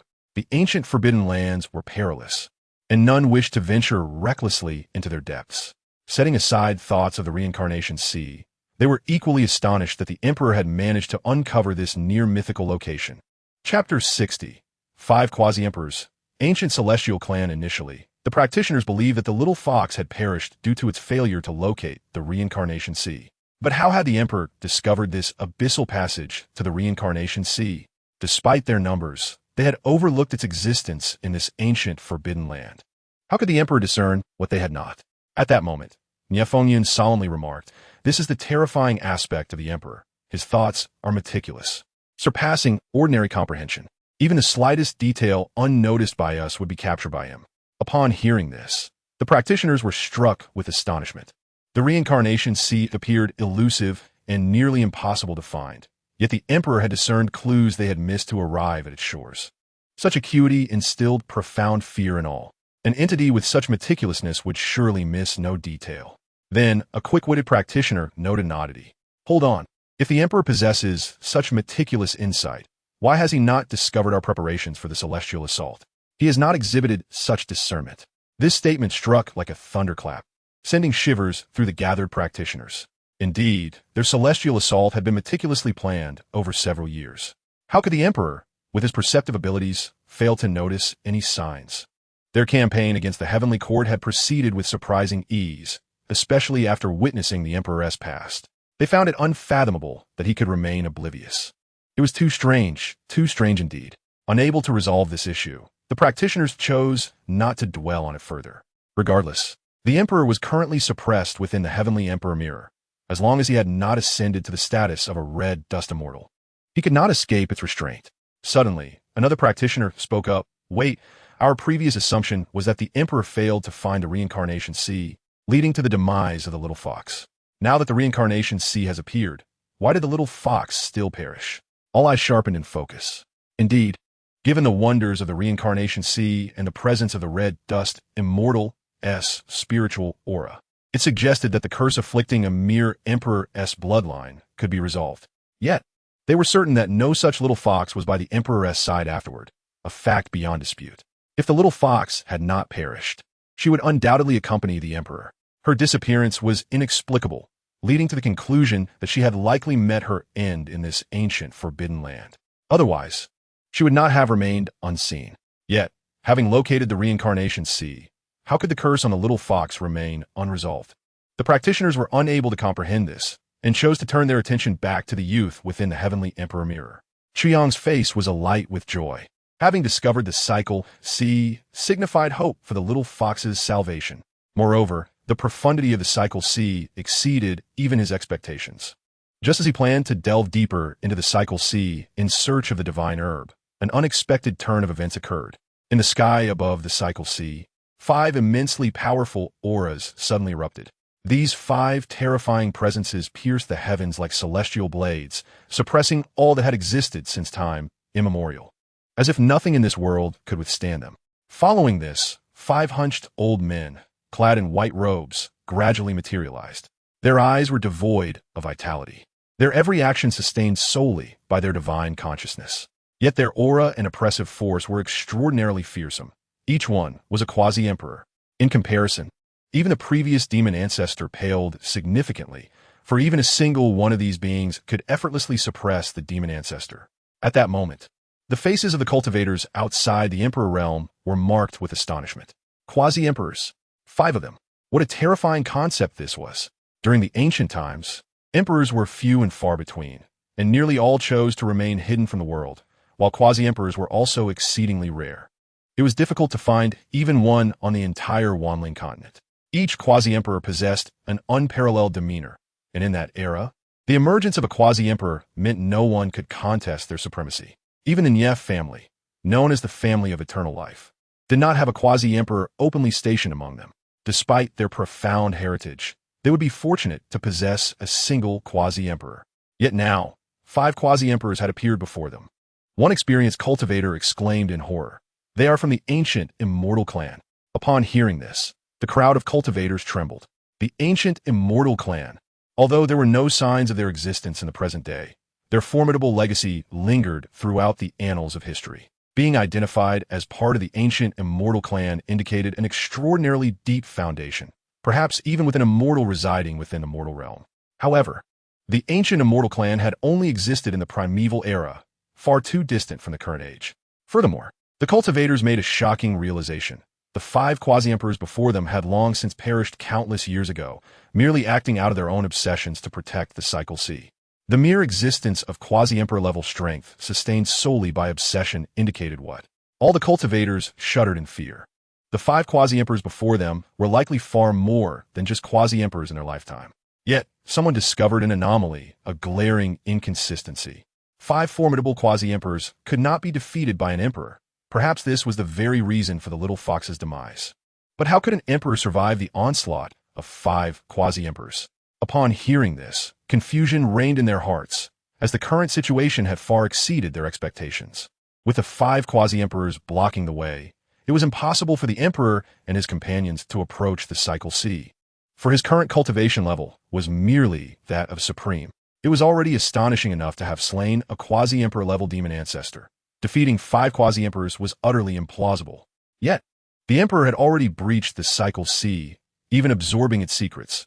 How could these quasi-emperors allow him to leave? The only possibility was that the emperor had ascended to the status of a quasi-emperor and annihilated all 5. This was the only conceivable scenario. However, the crowd of cultivators shook their heads, deeming it too unbelievable. If the emperor could truly break through to quasi-emperor status under such circumstances and slay 5 quasi-emperors, then he would indeed be an extraordinary anomaly. Chapter 61. The diagram of life and death. Who dares to intrude upon the sacred ground of our ancestors' transformation? To the intruder, today marks your demise. Above the cycle sea, the 5 quasi-emperors loomed like radiant suns, exuding an aura of immense authority that was not to be trifled with. Although they were devoid of life, their divine might still instilled fear. The entire secret realm of the cycle sea had gradually formed over countless years, resulting from a mortal-immortal's transformation, and it could be said that the entire primeval forbidden land was born from the cycle sea. Those dreadful and ominous curses resembled the cycle of life and death in the cycle sea.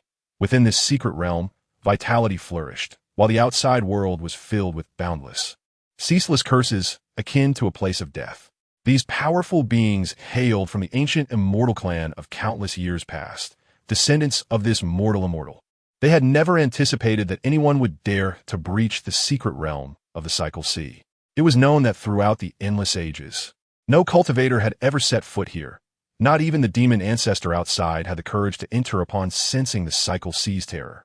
Chu Yang did not display anger. Instead, he lowered his posture and said, "Esteemed elders, I mean no offense. I merely seek to enter the cycle sea to rescue someone. I implore you to grant me this favor." He fixed his gaze intently upon the 5 imposing figures, neither servile nor arrogant, his determination unwavering. The cycle sea, capable of dispelling the bloodline curse within the little fox, was now within reach. He could not abandon this opportunity. It mattered not if 5 quasi-emperors stood in his way. Even if an emperor obstructed him, he would dare to confront them. One of the old men, dismissive, coldly stated, "The cycle sea is the creation of our ancestors. If tainted by outsiders, it will suffer irreparable damage to its sanctity, causing irreversible harm to our clan. Entry into the cycle sea is utterly impossible. Why waste words on such insects? Those who intrude upon the cycle sea shall be executed without mercy." The other old men wore expressions of grim determination, their eyes fixed on Chu Yang, radiating a bloodthirsty gleam. Chu Yang's expression remained unperturbed, devoid of joy or sorrow. He first invoked the supreme power of the laws, enveloping the little fox's form and isolating it from this realm. Then, his gaze shimmered with infinite law energy as he took a single step into the air. A tempest arose, causing his robes to billow and his hair to dance wildly in the wind. Countless waves of lawful energy surged around him, a dazzling array of colors encircling him, creating a breathtaking spectacle. "Then let it be so," Chu Yang declared softly. As his voice fell, the winds and clouds shifted dramatically. A terrifying ocean of thunder materialized out of thin air, filled with destructive waves of thunder, where divine lightning crackled and erupted with overwhelming power. These divine bolts were even more fearsome than those he had unleashed against the demon ancestor. The thunder roared like a raging tempest, as if it sought to pierce the heavens. "Gome!" A thunderous shout resounded, akin to the decree of the heavenly Tao, delivering an unparalleled command. Following this, over 100 divine bolts intertwined and erupted simultaneously.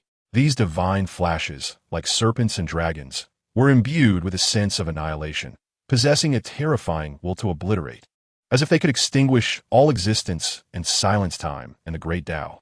The divine lightning unleashed a furious roar as it surged toward the 5 quasi-emperors before him. One elder's eyes glimmered with surprise, clearly taken aback. "Cultivating the heavenly Tao? You are quite the remarkable individual, but alas, you have come to the wrong place. This is not for you to enter." With that, he raised his hand. A supreme force erupted from his being, akin to a turbulent tide or the wrath of a deity. In an instant, the heavens were stained crimson. The elder wielded a blade forged from the very fabric of the heavens, striking it down. The space trembled, and infinite fissures emerged. Time collapsed, and all laws were shattered. This strike was akin to Pangu splitting the heavens, cleaving the entire universe in twain, ushering everything into oblivion beneath its might. The blade's aura surged, overwhelming and majestic. Boom! At that moment, the blade collided with the vast ocean of lightning. The blood-red light of the blade and the soaring thunder erupted in that instant, their brilliance intertwining like two ancient beasts embroiled in a battle. The scene resembled an apocalyptic spectacle. The space quaked violently, collapsing and fracturing into countless cracks. The divine might spread across the heavens, akin to a roaring tsunami or a volcano that had accumulated pressure for millennia. Endless ripples radiated outward, and wherever they passed, all laws were extinguished. Time seemed to stretch indefinitely. The realm of lay high and the sanguine light faded into the abyss, as if they had never existed. A flicker of astonishment crossed the elder's face. He had not anticipated that the individual before him possessed such formidable power, capable of matching his strike. Perhaps his earlier carelessness contributed to this outcome. Yet such considerations were trivial. After all, there were still 4 others of equal strength. No matter how skilled Chu Yang might be, could he truly contend against 5? Beyond the realm of the heavenly emperor, the gathered cultivators were taken aback. The emperor, merely a supreme, unleashed an overwhelming might that was utterly terrifying. The elder, on the verge of ascension to the emperor rank, was equally fearsome, capable of subduing even a progenitor of the same level. Yet here he was, able to withstand such a lethal blow, revealing the depth of his prowess. Truly, he was a formidable being from the ancient celestial clan. Nevertheless, the cultivators understood that even if the emperor could hold his ground against one, how could he face 5?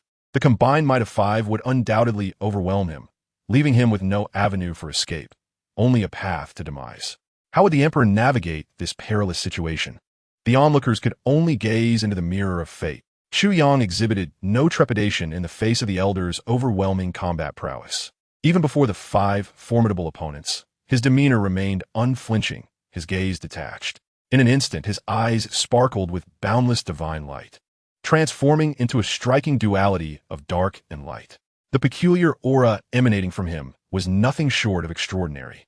The interplay of black and white brilliance erupted forth, weaving together in the void to form an intricate symbol reminiscent of the Taiji diagram, embodying the infinite laws of life and death.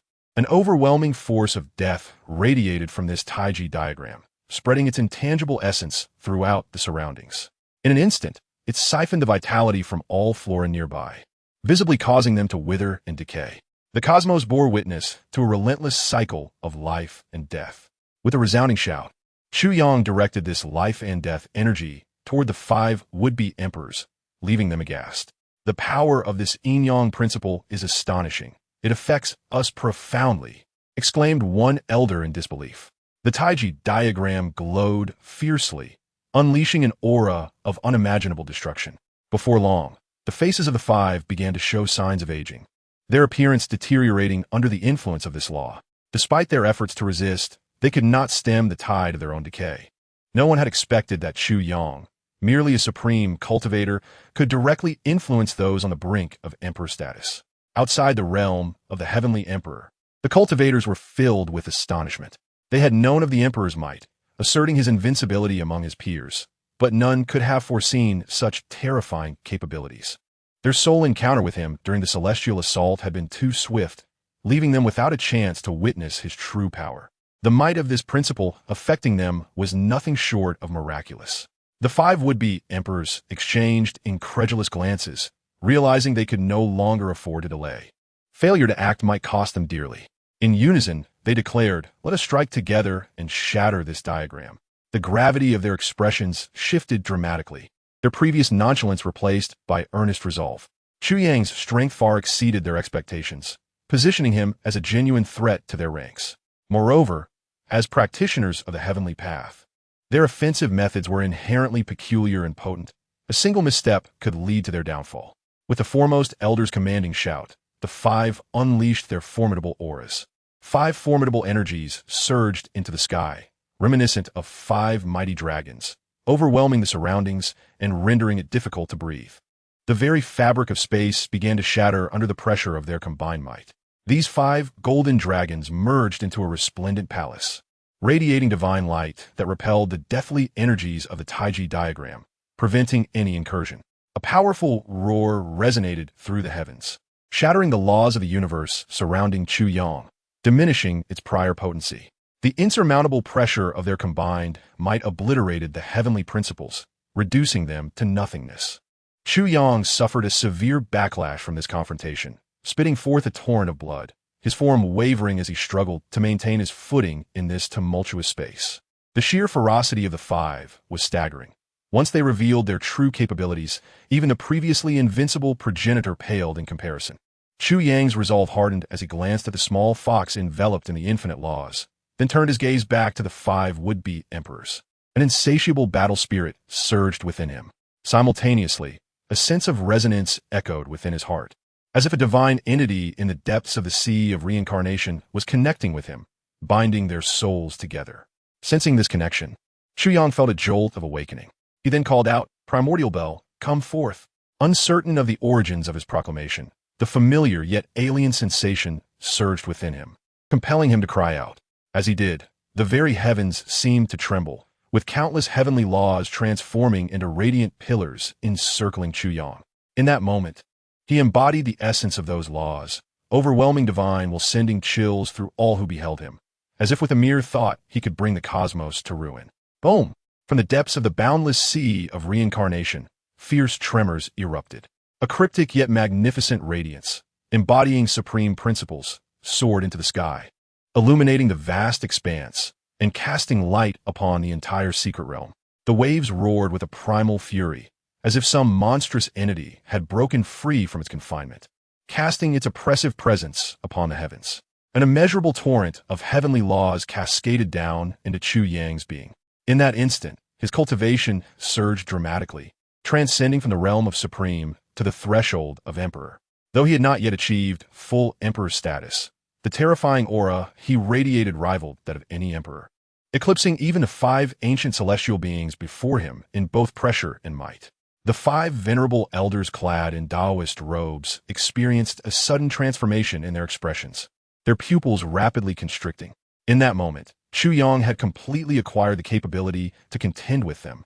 Even the assembled cultivators beyond the heavenly emperor realm were struck with disbelief, all sensing the terrifying aura emanating from Chu Yang, leaving them in shock. Indeed, since the inception of his cultivation, the speed and talent displayed by the emperor had shattered their previous understanding. Thus, it was not the fact that the emperor had reached the threshold of a quasi-imperial state that astonished them. Rather, it was the overwhelming resonance of the primordial bell, which trembled and vibrated intensely alongside Nie Fengyun at that very moment. An unparalleled pressure radiated from the bell, instilling fear and trepidation in the surrounding cultivators. Even Nie Fengyun was taken aback, realizing the profound connection between the emperor and the primordial bell. The call that transcended the river of time could elicit such a transformation in the bell. Truly, it was beyond comprehension. Chapter 63. The Tao of Heaven Nurtures. Supreme Tao Laws. Nie Fengyun found himself perplexed. As a supreme emperor, his bond with the bell's spirit, his own sister, was a connection of blood stronger than water. The primordial bell had long been bound to his soul, a transcendent artifact belonging solely to him. Yet at that moment, the emperor was merely half a step away from becoming a quasi-emperor, having crossed an unfathomable temporal divide. How could he summon the bell? Nie Fengyun sensed that, had it not been for the bloodline connection to his sister, the bell might have already broken free from his control, transcending time to respond to Chu Yang's call. Witnessing the bell's transformation, all cultivators understood that the emperor was indeed summoning the primordial bell.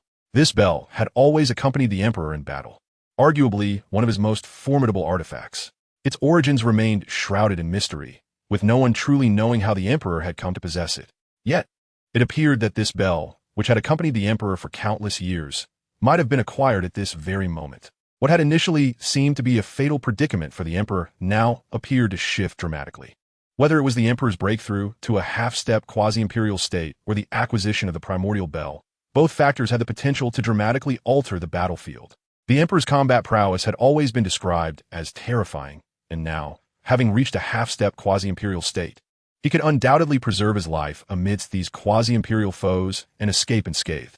Should he gain the primordial bell, he might very well possess the capital to confront these 5 quasi-imperials. A tremendous explosion erupted above the sea of reincarnation, followed by an immeasurable divine light piercing through its confines, soaring into the heavens and erupting into the firmament.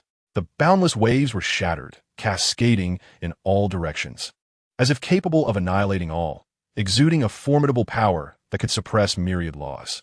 The overwhelming divine might erupted across the realm, as the celestial river hung inverted, and the sun and moon were turned awry by such overwhelming force. At that moment, the stars in the sky were reduced to dust, each one exploding before the astonished eyes of the onlookers. Soon, an ancient, majestic bell slowly manifested above the sea of reincarnation, its oppressive force compelling all to kneel in reverence. The 5 quasi-imperials were filled with horror, their expressions a blend of disbelief and shock. Clearly, they recognized this ancient bell.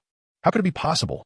This was a celestial weapon wielded by our ancestors, the primordial bell, who stands atop the path of immortality. Upon witnessing the primordial Tao, all becomes void. How powerful must our ancestors have been? Why is this individual able to manipulate the bell of our forebears? The 5 quasi-imperials were struck with fear, their thoughts in disarray, as if faced with an overwhelming terror. For beings of their caliber, few things in this world could evoke such emotion. The primordial bell had once unleashed unparalleled bloodshed in the ancient era, with their ancestors having suppressed the invasion of the outer evil races using it. For tens of thousands of years, those foreign tribes dared not set foot on the myriad spirits continent. Such an artifact, after their ancestor transcended, had remained dormant, unable to be wielded by anyone, hidden within the vast sea of reincarnation. Even a fragment of its divine essence could unleash world-destroying power. Yet they had never managed to awaken it. But now, Chu Yang had accomplished the impossible. He had awakened their ancestors' weapon, and the bell had manifested in response to his call. Beyond the heavenly emperor realm, the expressions of the gathered cultivators were fascinating. They had not anticipated that the emperor had obtained the primordial bell in such a manner. Initially, they believed that this formidable artifact had been discovered by the emperor in some secret realm during his early years. However, it now appeared that the truth was otherwise. The primordial bell had once been wielded by a forebear of the ancient celestial clan. What astonished them even more was how the emperor had gained the bell's recognition. Each celestial artifact possesses a distinct consciousness, with stringent requirements for choosing its master. If one does not meet its standards, they cannot harness its power. This is why the primordial bell had remained dormant since its master transcended. Yet, how could a mere half-step quasi-emperor gain the artifact's acknowledgement and summon it forth with a single call? It seemed as though the primordial bell was intrinsically linked to Chu Yang, as if it were always meant to be his weapon, allowing it to respond to his summons. Incredible. If this were true, did the emperor possess some undisclosed identity? At that moment, Yi Fan stepped forward, speaking solemnly. Although I have not practiced the Tao of Heaven, I have delved into it to some extent.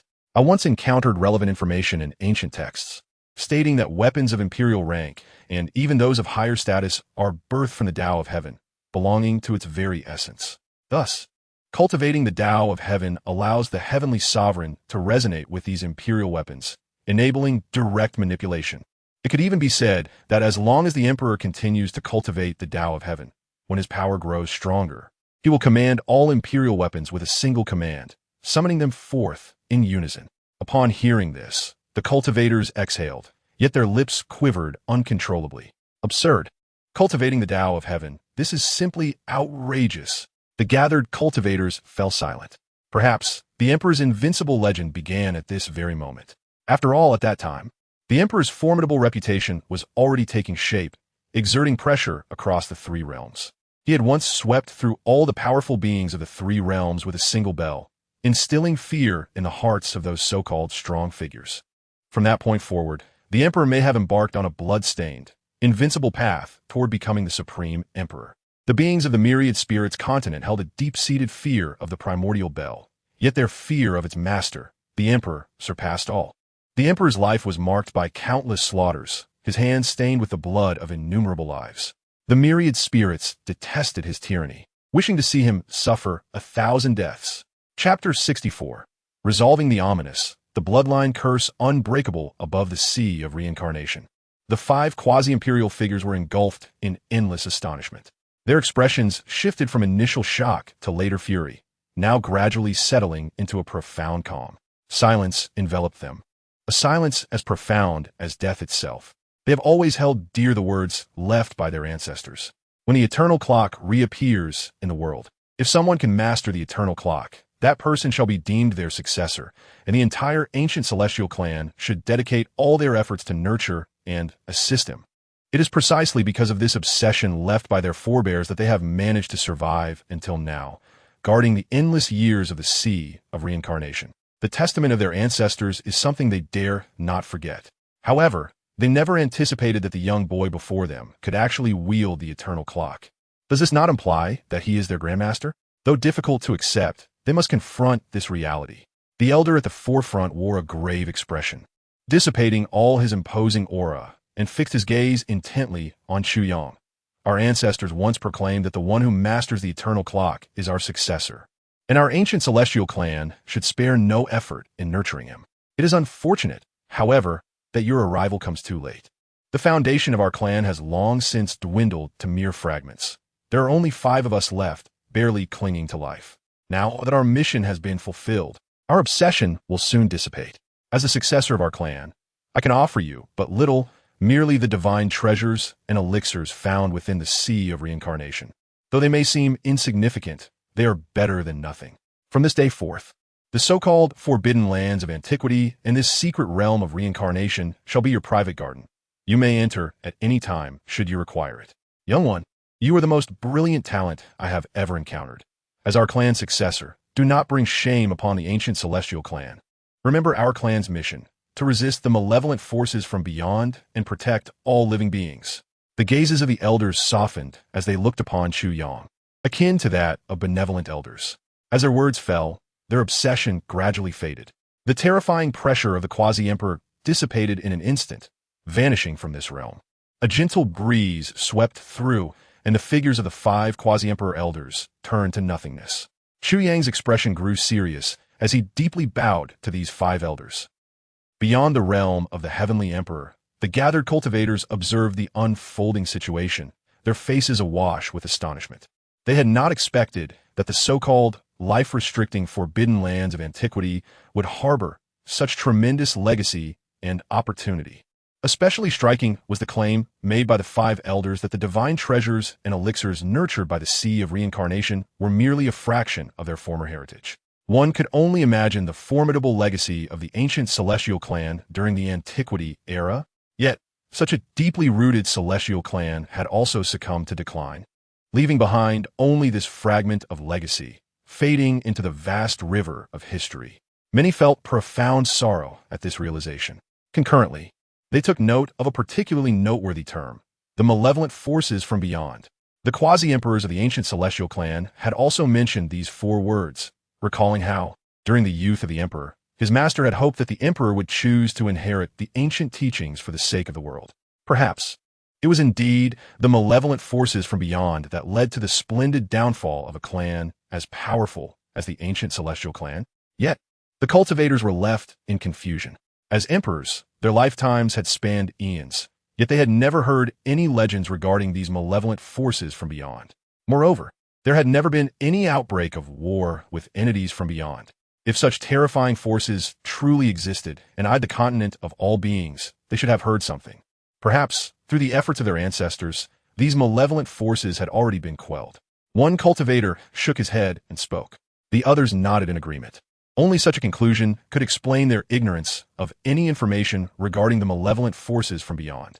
To bring about the decline of such a mighty ancient celestial clan exemplified the terror of these forces. It was known that, given the foundation and strength of the ancient celestial clan, even in the present world, they could effortlessly sweep through the 3 realms and unify the continent. This underscored the ferocity of the conflicts that must have once erupted with forces from beyond. The gathered cultivators remained silent, deeply moved. Their current era of peace was built upon the sacrifices of their forebears. Soon, the cultivators regained their composure and discovered another perplexing matter. The sea of reincarnation, being an unparalleled sacred ground filled with countless divine treasures and elixirs, should surely have the means to dissolve the bloodline curse afflicting the little fox. As for the so-called ominous curse, It was a consequence of the sea of reincarnation itself. Now that the emperor had become the master of the entire sea, resolving the curse should not be insurmountable. So why then did the little fox still perish? This seemed illogical. Upon uttering these words, all present fell into brief silence. They suddenly realized that perhaps all their previous conjectures had been mistaken. In fact, the little fox had not died at all. Yet if the little fox was indeed alive and had been saved by the emperor, considering their bond of life and death, why had they never seen such a little fox by the emperor's side? The situation was shrouded in mystery. Chu Yang's eyes shone with brilliance as he broke through the boundary of laws surrounding the little fox and cradled the already unconscious creature in his arms. He soared into the sky above the sea of reincarnation, placing her gently into the waters below. Within the sea of reincarnation, an endless vitality surged forth, a vitality that was exceedingly rare in the world. With such formidable life force, curing the little fox was evidently not a daunting task. Shao Qi, it is almost over. You will not perish. Soon, your curse shall be lifted. Chu Yang whispered softly, memories of the past flooding his mind, of the figure who had risked everything to save him, even at the cost of her own life. His face lit up with excitement. At last, the moment had arrived. The waters of the sea of reincarnation churned violently, and countless red water lotuses began to wither rapidly. A torrent of life force coalesced into a vortex, flowing steadily toward the little fox. Crack! A nearly imperceptible sound echoed. Wisps of black smoke erupted from the little fox's body, infused with an aura of ominousness and destruction. This was the ominous curse. The ominous curse that had lain dormant within the little fox had now been dispelled. Chu Yang's gaze brightened. Only the final bloodline curse remained. Once that was resolved, the little fox would truly be reborn. However, as time passed, the little fox's form remained frail and decrepit, the bloodline curse still intact, continuing to gnaw at her very being. Witnessing this, Chu Yang's heart plummeted. He could hardly believe his eyes.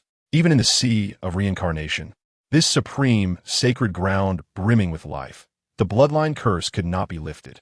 The bloodline curse was insurmountable. Chapter 65, Defying Fate. The sea of reincarnation was unable to dissolve the little fox's bloodline curse. The gathered cultivators were struck with disbelief and astonishment. They knew that even the more powerful ominous curse had been dispelled. How could this be? Was there truly no way to lift the bloodline curse? The cultivators fell into a hushed silence, unable to fathom that the emperor, despite his arduous journey to the sea of reincarnation, had still been unable to save the little fox. Would this little creature, so full of life, yet having endured such a tragic existence, face an untimely end? Witnessing the might of the sea of reincarnation, the cultivators understood well the immense and terrifying foundation it contained. Resolving the bloodline curse should not pose a significant challenge. The Empress of the Yao clan, by Shao Qi, was equally astonished. This scene had surpassed her expectations. The little fox had not survived. Yet, she was filled with confusion and uncertainty. In that moment, she had come to realize that this little fox belonged to her clan. While not a nine-tailed celestial fox, she was still of the celestial fox lineage. Furthermore, she recalled the little fox mentioning that the bloodline curse was not solely directed at her, but rather at their entire celestial fox clan. Given this, why were neither she nor her mother affected by this curse? It is only natural that someone favored by the heavenly path, endowed with profound blessings and the principles of the great Tao, remains unscathed by such a curse. Yet, why does her mother not bear the same bloodline curse? Could it be that the true decline of the celestial fox clan stems from this very bloodline curse? Bai Xiaoqi murmured to herself. In her childhood, her mother had once told her that the celestial fox clan was inherently the sovereign of the demon race, and should a nine-tailed celestial fox emerge, it would surely ascend to the throne of the demon empire. Before the influence of the bloodline curse, the glory and prosperity of the celestial fox clan were unparalleled, ruling over the entire demon race and leading them to unprecedented heights. Who could have foreseen that the once mighty celestial fox clan would dwindle to just her and her mother? The reasons behind this decline remained an enigma to her. Yet she firmly believed that the true culprit behind all this must be the emperor. After all, the emperor had once ruthlessly slaughtered countless demon clans, nearly bringing them to extinction. Perhaps it was during that time that the celestial fox clan began its gradual downfall. However, it now seemed that the reality was not as she had imagined. The bloodline curse may indeed be the true reason for the complete decline and potential extinction of the celestial fox clan. After coming to this realization, Bai Xiaoqi's face was aflame with fury and murderous intent. Regardless of who cast the bloodline curse upon my clan, even if it were a formidable emperor, I shall ensure you pay the price. The gathered cultivators fell silent. Their curiosity piqued about whether the little fox had perished and if the curse was the reason for her demise. They believed that to dispel the bloodline curse, one might need to find the originator of the curse. After all, to untie the bell, one must find the bell ringer. The methods of an emperor far surpass ordinary imagination. All eyes once again turned toward the heavenly emperor mirror. Within the image, Chu Yang bore a sorrowful visage, as deafening buzzing filled his mind. For Chu Yang, all hope of reviving the little fox lay in the sea of reincarnation. He had always believed that if he could find the sea of reincarnation, he could bring her back to life. Thus, he and the little fox had braved the ancient forbidden land, traversing the nether pool and confronting the quasi-emperor demon ancestor, enduring countless life-threatening crises until they finally discovered this sea of reincarnation. The belief sustaining them through this journey was the resolution of the bloodline curse within her. Yet now, the heavens had played a cruel joke on him. The divine realm of the sea of reincarnation could not dispel the little fox's bloodline curse and yielded little effect. Chu Yang's face fell into despair and sorrow, drawing forth a derisive laugh. How absurd! The little fox's life had already been so tragic and miserable. They had come this far, and hope was within reach. Yet now all hope lay shattered and in ruins. He merely wished for her to continue living, simply to exist. Was that too much to ask? Within Chu Yang's heart surged an unquenchable hatred. He despised the heavens, the cruel path of fate. How could it be that someone as kind-hearted as Xiaoqi, a beacon of purity and goodwill among the demon race, had endured such torment since birth? Now, even her right to live was to be stripped away? Chu Yang's heart bled, tears of blood streaming down his face. He gazed skyward, overwhelming resentment swelling within him. With a roar, the terrifying laws within him surged forth like a torrential flood. At that moment, Chu Yang embodied myriad heavenly laws, transforming himself into the very essence of the heavenly path, wielding boundless power as if he were an unparalleled ancestral being, exuding an aura of immense pressure. With a cold expression, he proclaimed, "Since destiny does not favor you, and the heavenly path has forsaken you, leaving you without hope of life, then I shall become the heavenly path and rescue you from this endless sea of suffering. If heaven does not pity you, I shall." As Chu Yang's words resonated, the laws surrounding him surged with fervor. His eyes transformed into a peculiar sight, one black, one white, emanating a powerful essence of life and death. The Taiji diagram of life and death, governing the laws of yin and yang, appeared behind him, radiating endless divine might. A cataclysmic force of devouring energy erupted from the Taiji diagram, consuming everything in its vicinity. Even the heavenly laws were not spared. Countless forces of heavenly laws coalesced into pillars of light, soaring skyward, intertwining with one another. 10,000 paths merged, blending into the laws of life and death, continuously pouring into the Taiji diagram. The terrifying path of life and death crashed like a meteor upon the sea of reincarnation, unleashing monstrous waves. Within the sea of reincarnation, the red water lotuses visibly withered at an alarming rate. An overwhelming essence of life surged toward the Taiji diagram. Even the vitality of the sea of reincarnation itself was being consumed and plundered. A powerful and terrifying vortex of law formed beside Chu Yang. All the surrounding forces of law converged within the Taiji diagram. At this moment, it felt as though the life essence of all beings in the universe was rapidly fading. The radiant sun in the sky dimmed significantly, the celestial bodies losing their light, as if they too were being drained of life force by Chu Yang's divine powers. An immeasurable vitality coalesced into a green aura, enveloping the little fox within. This gathered all the life force of the world, solely to reverse the little fox's fate. Sweat dripped from Chu Yang's face, clearly having reached his limit. The intense consumption of life force was already beyond what he could bear.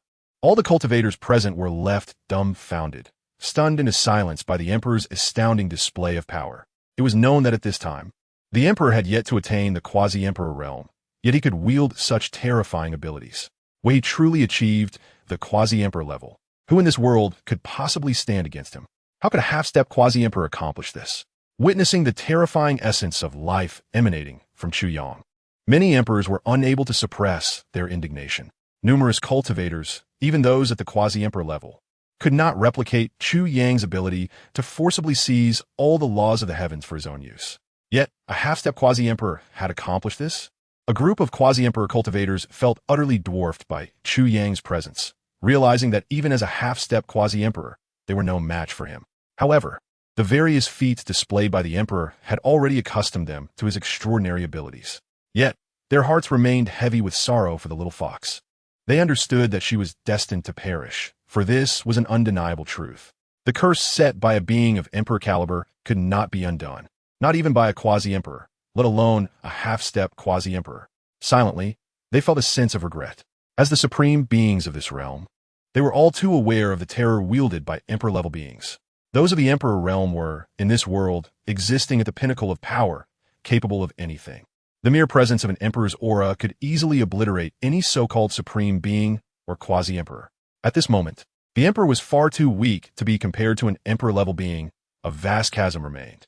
The cultivators thought this, yet they could not have anticipated the scene that would unfold next, which would leave them utterly astonished. Chu Yang's current methods could only be described as defying the heavens, as he drained the entire sea of reincarnation of all its life force. The profound legacy left by the ancient immortal clan was nearly depleted by Chu Yang at this juncture. Prior to this moment, no one would have believed that a practitioner merely at the threshold of quasi-emperor could exhaust the resources of the ancient immortal clan. Yet Chu Yang had undeniably accomplished this feat with his half-step quasi-emperor strength. He had drained the entirety of the ancient immortal clan as foundation. Thanks to Chu Yang's efforts, the little fox, which had absorbed the essence of life from the entire sea of reincarnation, was now gradually beginning to recover. Her once near-desiccated body was visibly revitalizing at a remarkable pace. The corporeal form corroded by the curse was slowly rejuvenating with vitality. The little fox struggled to open her eyes slightly, acutely sensing the once shriveled veins within her body filling with life once more, the blood flowing through every corner of her being. The malevolent bloodline curse dissipated like a wisp of violet smoke, expelled from her form. Within her, the flowing blood transformed, imbued with divine essence, even more potent than before. Even the life essence previously lost to Chu Yang was gradually being restored. Radiant divine light illuminated the little fox. As the spiritual essence of the world converged into a vortex, continuously surging into her being. At that moment, the little fox's face radiated with brilliance.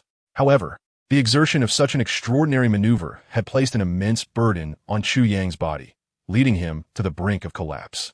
He succumbed to unconsciousness beyond the realm of the heavenly emperor. The gathered cultivators gazed in astonishment, their eyes wide with disbelief. Simultaneously, they felt an overwhelming dread. How could this be possible? The emperor had truly achieved it? He had actually shattered a curse set by a mighty emperor with his mere half-step quasi-emperor cultivation? This was utterly preposterous. Could it be that the principles mastered by the emperor were indeed so formidable as to enable him to confront an emperor without being overwhelmed? The thought of a quasi-emperor standing against an emperor seemed unrealistic. After all, the emperor's ability to dispel the bloodline curse was primarily reliant on the unparalleled life force of the sea of reincarnation. Otherwise, no matter how extraordinary the emperor's techniques, such an outcome would have been impossible. The onlooking cultivators felt their perceptions of reality shatter anew. They had long lost count of how many times their worldview had been upended by the emperor. Who could have anticipated that a practitioner with merely half-step quasi-emperor strength could unravel a curse left by a great emperor? This was an unfathomable feat. Many cultivators couldn't help but exclaim, "The emperor is truly extraordinary, a prodigy beyond compare." The emperor's capabilities surpassed their wildest imaginations throughout history. No one had ever heard of a prodigy achieving such remarkable feats as the emperor. Before long, many cultivators sensed a shift in the atmosphere. Wait, if the bloodline curse within the little fox had been resolved, did that not imply that she was still alive and had not perished? Impossible. The little fox must be dead. Otherwise, given the connection between the emperor and the little fox, how could they possibly be apart? In the face of such calamity, she would undoubtedly stand by the emperor's side. As this thought echoed, all present were momentarily bewildered. Initially, they had surmised that the little fox succumbed to the curse's encroachment and perished within the ancient forbidden land. This was also why the little fox had not been seen by the emperor's side since then. However, Given the current revelations, all prior assumptions have been shattered. The cultivators felt the situation growing increasingly convoluted, unable to comprehend what had transpired. The bloodline curse had been broken. Bai Xiaoqi wore a look of astonishment.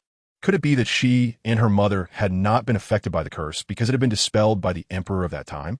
At this moment, someone pondered for a while and said with certainty, the little fox's bloodline curse may indeed have been lifted, but she ultimately perished. No one had ever witnessed this little fox, which served as the best proof that she had not survived. Yi Fan then spoke up. In my view, it is highly likely that the emperor's ferocity erupted, leading him to inadvertently slay the little fox. Though hard to believe, it was indeed true that the emperor had once unleashed an unprecedented bloodbath against the demon race. Chapter 67. The world kisses me with pain. And I respond with song, Chu Yang, awaken at once. As consciousness began to return to the unconscious Chu Yang, he vaguely perceived a familiar voice amidst the fog.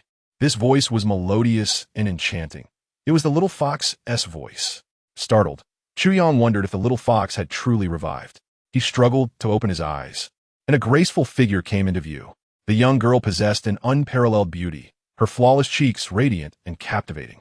Her skin resembled exquisitely carved jade, fair and luminous, delicate to the touch. Her features were exquisitely refined, seemingly crafted by angelic hands, leaving no room for criticism. Her cherry-red lips exuded allure, igniting an irresistible impulse to kiss her. Those lively, sparkling eyes were akin to the most dazzling gems in existence, glimmering as they focused on him. A smile graced Chu Yang's face as he gently caressed the little fox's cheek. You're all right? Yes. Tears glistened in Xiao Qi's eyes as she nodded vigorously. Although she had fallen into unconsciousness, her awareness of the external world remained intact. She was acutely aware of the lengths to which Chu Yang had gone for her, the arduous journey he had undertaken.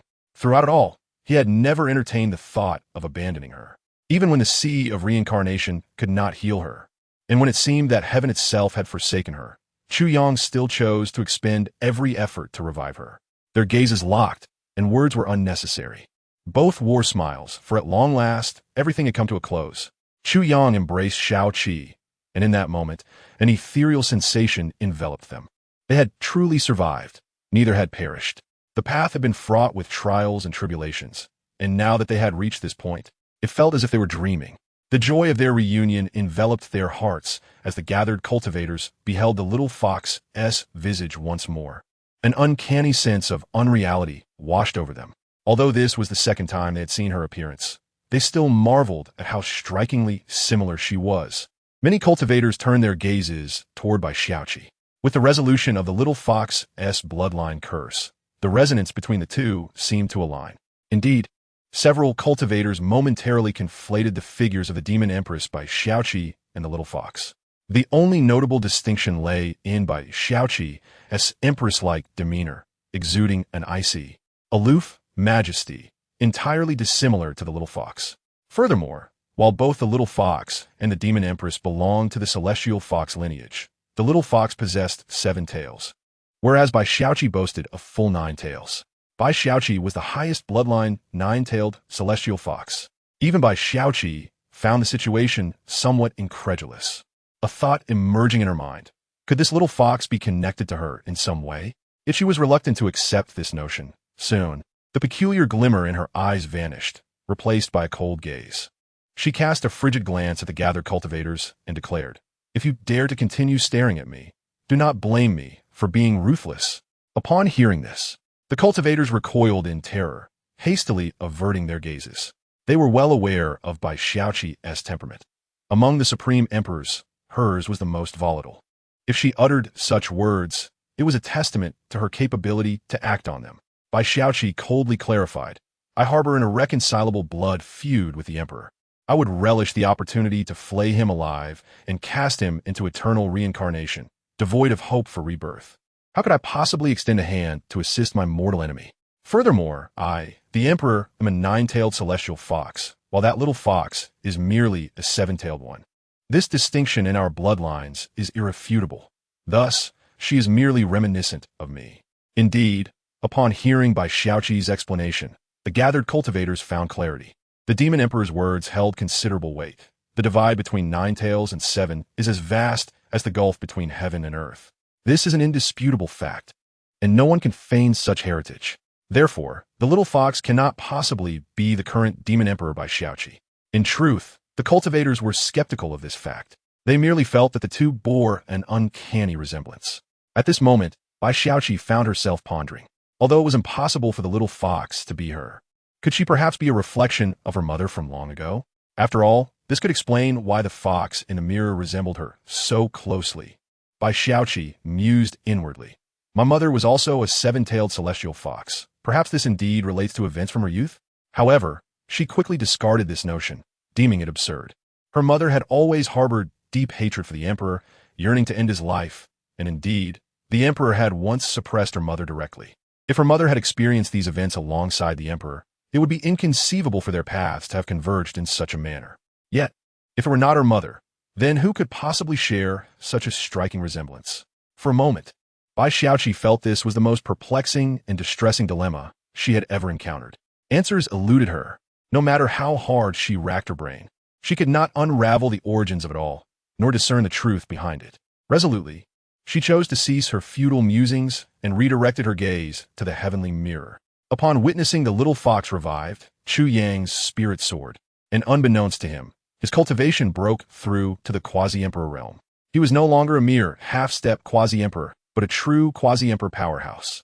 In an era where such strength was rare and great emperors withdrew from the world, this level of power allowed him to traverse the myriad realms with unmatched prowess. Yet, Chu Yang was indifferent to his newfound strength. His sole concern lay with the charming little fox before him. Tears shimmered in the fox's eyes as she felt as if in a dream. She had never anticipated a day when she could unravel the curse of her bloodline and be reborn. Her cheek pressed closely against Chu Yang's. Her voice suffused with tenderness and joy as she softly whispered in his ear, "Heaven has been kind to us. 2 souls with such tragic fates can live on, cherishing this beautiful existence." How wonderful! A look of contentment adorned her face. For many cultivators and demon kin, the ultimate aspiration was to break through in cultivation, to ascend to greatness, wielding unparalleled power and prestige. However, the little fox harbored none of these ambitions. From the very beginning, her desires were simple. All she wished for was to live on peacefully, to traverse the fleeting decades without worry. A request so profoundly basic, yet for her, it was an extravagant wish. Even amidst her tragedies and life of trepidation, she had never once complained. Though the world may kiss me with pain, I shall respond with song. Chapter 68. Yi Fan's confusion. Where did I go wrong? Chu Yang gazed at the woman before him with profound empathy. Her desires had always been so simple and pure, yet she was compelled to pay such a heavy price for them. It seemed that for one merely wishing to live, life could be so arduous. Before encountering the little fox, Chu Yang had never considered that for some, the very act of living could be a luxury. Even the cultivators outside the mirror, who had witnessed the myriad facets of humanity, felt a stirring in their hearts upon seeing the little fox. Their emotions stirred. Many female cultivators could not help but weep for the little fox's plight. They yearned for her to live a life of tranquility. Yet, they knew all too well that the little fox had ultimately met her demise. This was an undeniable truth. Perhaps for her, living truly was a luxury beyond her reach. Determination filled Chu Yang's eyes as he gazed tenderly at Xiaoqi, declaring, "From this day forth, I shall protect you, ensuring that no one and nothing shall harm you in the slightest." In that moment, Chu Yang felt a sense of relief. Although the journey through the ancient forbidden grounds had been fraught with challenges, the outcome was nothing short of perfect. Their strength had surged, and they had both survived. Moreover, a feeling unlike any he had experienced before blossomed within him. He looked forward to the days that lay ahead after leaving the ancient forbidden grounds. From the moment he bore the blood feud of his parents, he had ceased to live solely for himself. Now, he could finally live for himself. For Xiaoqi, for the both of them. Xiaoqi wore a gentle smile as she grasped Chu Yang's hand, saying, "I know of a beautiful place I have long wished to see, but never had the chance. Now that the curse has been lifted, I yearn to visit it." Upon hearing this, Chu Yang nodded in agreement. "Very well. I too wish to see if I can rival your beauty." Xiaoqi burst into a melodious laughter akin to silver bells. The two ascended into the skies, departing the ancient forbidden grounds. Once outside, they inhaled the fresh air of the outside world, feeling their spirits lifted. They traversed many mountains and lakes, discovering countless beautiful sights that had previously eluded them. Released from the burdens of their past, the little fox resembled a carefree girl, dragging Chu Yang along to explore every delightful place. This period marked the most relaxed time in Chu Yang's life. He cast aside all previous burdens, solely wishing to enjoy the company of the one before him, to play, to be childish, and to indulge in mischief together. They continued towards their chosen path, ignoring all else, relishing in the serenity of the moment. Witnessing the beauty of the world and savoring the delights of human cuisine brought them immense comfort. Shao-Chi remarked, "I never realized there were so many delightful places, stunning landscapes, and delicious foods in this world.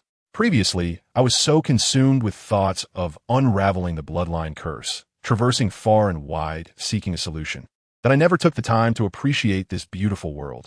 Reflecting on it now feels rather regretful." Her demeanor was tranquil, her face radiant with satisfaction. The rising sun bathed them in warmth, creating an exceptionally comforting atmosphere. Suddenly, Shao-Chi turned to Chu Yang and asked, "Do you have anything you wish to accomplish?" Chu Yang pondered seriously for a moment before responding. "Since childhood, I have borne the blood feud of my parents. My greatest desire is to find the one who took their lives and avenge them." The little fox seemed dissatisfied with this answer, as if searching for something deeper. "And after that, once the vendetta is settled, what do you wish to do?" She continued to inquire. "To avenge my parents? Then I shall seek out my sister to see how she fares. It seems a significant amount of time has passed since then. And after you have seen her? Once all of this is concluded, perhaps I shall reconnect with my brothers and share a drink in reminiscence." Shao-Chi's expression darkened further upon hearing this. Undeterred, she pressed on, "Is there nothing else?" Chu Yang gazed skyward in contemplation, realizing that aside from these obsessions, he had little else he truly wished to pursue. Shao-Chi was left speechless. She felt a strong impulse to knock some sense into Chu Yang's head, curious about what thoughts occupied his mind. Despite her obvious hints, he remained blissfully unaware. With a sense of determination, Shao-Chi no longer hinted, but directly inquired, "Have you never considered finding a beloved companion to share the myriad experiences of life, to relish the tranquility of sunrises and sunsets together? The path of cultivation can be desolate. Having a partner to accompany you is far preferable to wandering alone." Chu Yang shook his head and replied, "This is not something I should contemplate, and I have long grown accustomed to solitude." Shao-Chi shot him a fierce glare, as if wishing to consume him whole with her gaze, before storming off in anger. Chu Yang was perplexed and taken aback. Were women truly so inexplicable? He pondered seriously. His response seemed appropriate. Why then did Shao-Chi become upset? Shaking his head, he hurried in the direction where Shao-Chi had vanished, calling out, "Wait for me."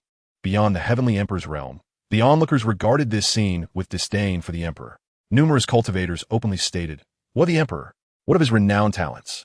In this aspect, I would easily surpass him by several streets." Initially, I did not believe there could exist such a resolutely oblivious man until I encountered the emperor.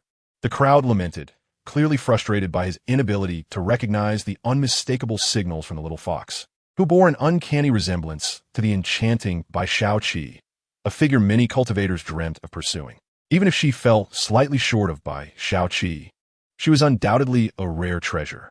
Yet, the emperor remained oblivious to such affections. Yi Fan seethed with jealousy and envy, grappling with the realization of his own shortcomings. Where had he faltered? In comparison to the emperor's unremarkable appearance, his own striking visage stood in stark contrast. He dare not comment on other attributes. But in terms of looks, Yi Fan was confident he could leave the emperor in the dust. Yet, even so, such a stunning woman cast her affections upon the emperor, while the many beauties surrounding him showed him not an ounce of interest. It was incomprehensible to him. Yi Fan thought vehemently one day, "I shall win over the enchanting by Shao-Chi." Chapter 69. Enchanting moments. Days passed, and they arrived at the location described by the little fox. Here, vibrant rainbows adorned the sky, radiating a kaleidoscope of colors, while the setting sun cast a warm glow upon the scene. The beauty was breathtaking. Even Chu Yang paused in awe at the sight before him, marveling at the existence of such a paradise in the world. Not far off, a waterfall cascaded from the cliffs, resembling a torrent of stars pouring from the heavens, an awe-inspiring spectacle. The air was filled with the melody of birdsong and the fragrance of blooming flowers. The lush vegetation thrived, and crystal-clear streams flowed gently, teeming with fish and shrimp. The little fox pointed to a towering ancient tree atop the cliff, saying, This tree is extraordinary. When I was tormented by the curse, lying beside it alleviated much of my suffering. Each time, it allowed my heart to feel a profound sense of tranquility. Hearing this, Chu Yang followed her gaze to the magnificent tree. Its towering presence seemed to pierce the clouds, as if it were a pillar connecting heaven and earth, inspiring awe. The verdant grass and blooming petals surrounding it thrived with life. They lay down beside the tree's roots, and Chu Yang observed the ever-smiling Xiaoqi. He inquired, "Is this the place you've longed for?" Xiaoqi nodded, smiling as she replied, "Indeed, had it not been for this great tree, I might have succumbed to the curse long ago. In a way, this tree is my savior. Moreover, the scenery surrounding it is equally enchanting, is it not?" Chu Yang agreed. After resting for a while, Xiaoqi joyfully leaped into the nearby, crystal-clear stream.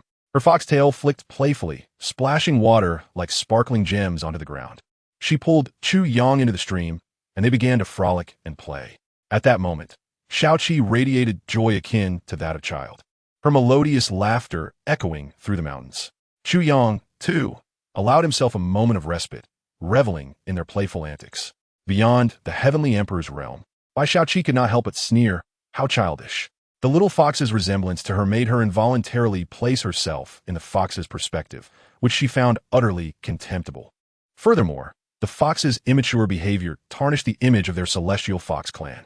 Observing the heartwarming scene, other cultivators couldn't help but smile faintly. Since witnessing the emperor's past, they had been steeped in a profound sense of melancholy. His experiences were nothing short of tragic.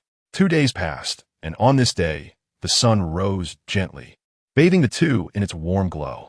Xiaoqi awoke from her slumber, and upon opening her eyes, she found Chu Yang gazing intently at her. This filled her with secret delight and nervousness, her delicate hands fidgeting uncertainly. Could it be that the beauty of this place stirred something within him, prompting him to confess his feelings? Had this resolutely oblivious man finally awakened to his emotions? Having dispelled the curse, Xiaoqi felt confident in her appearance. She believed it only natural for Chu Yang to be enchanted by her. Yet, if he were to confess, should she initially reject him? After all, a girl ought to maintain a sense of modesty. But Xiaoqi worried that if she turned him down, it might be ages before he would awaken again. Oh well, I suppose I shall reluctantly accept.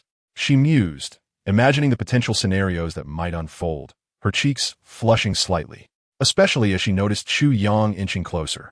Her heart raced with anticipation. A feeling previously unknown surged within her. Her mind went blank, and she could no longer think clearly. As Chu Yang's face drew near, a flicker of delight crossed her features, and she closed her eyes, awaiting what would come next. At that moment, a warm breath brushed her ear. "Don't move.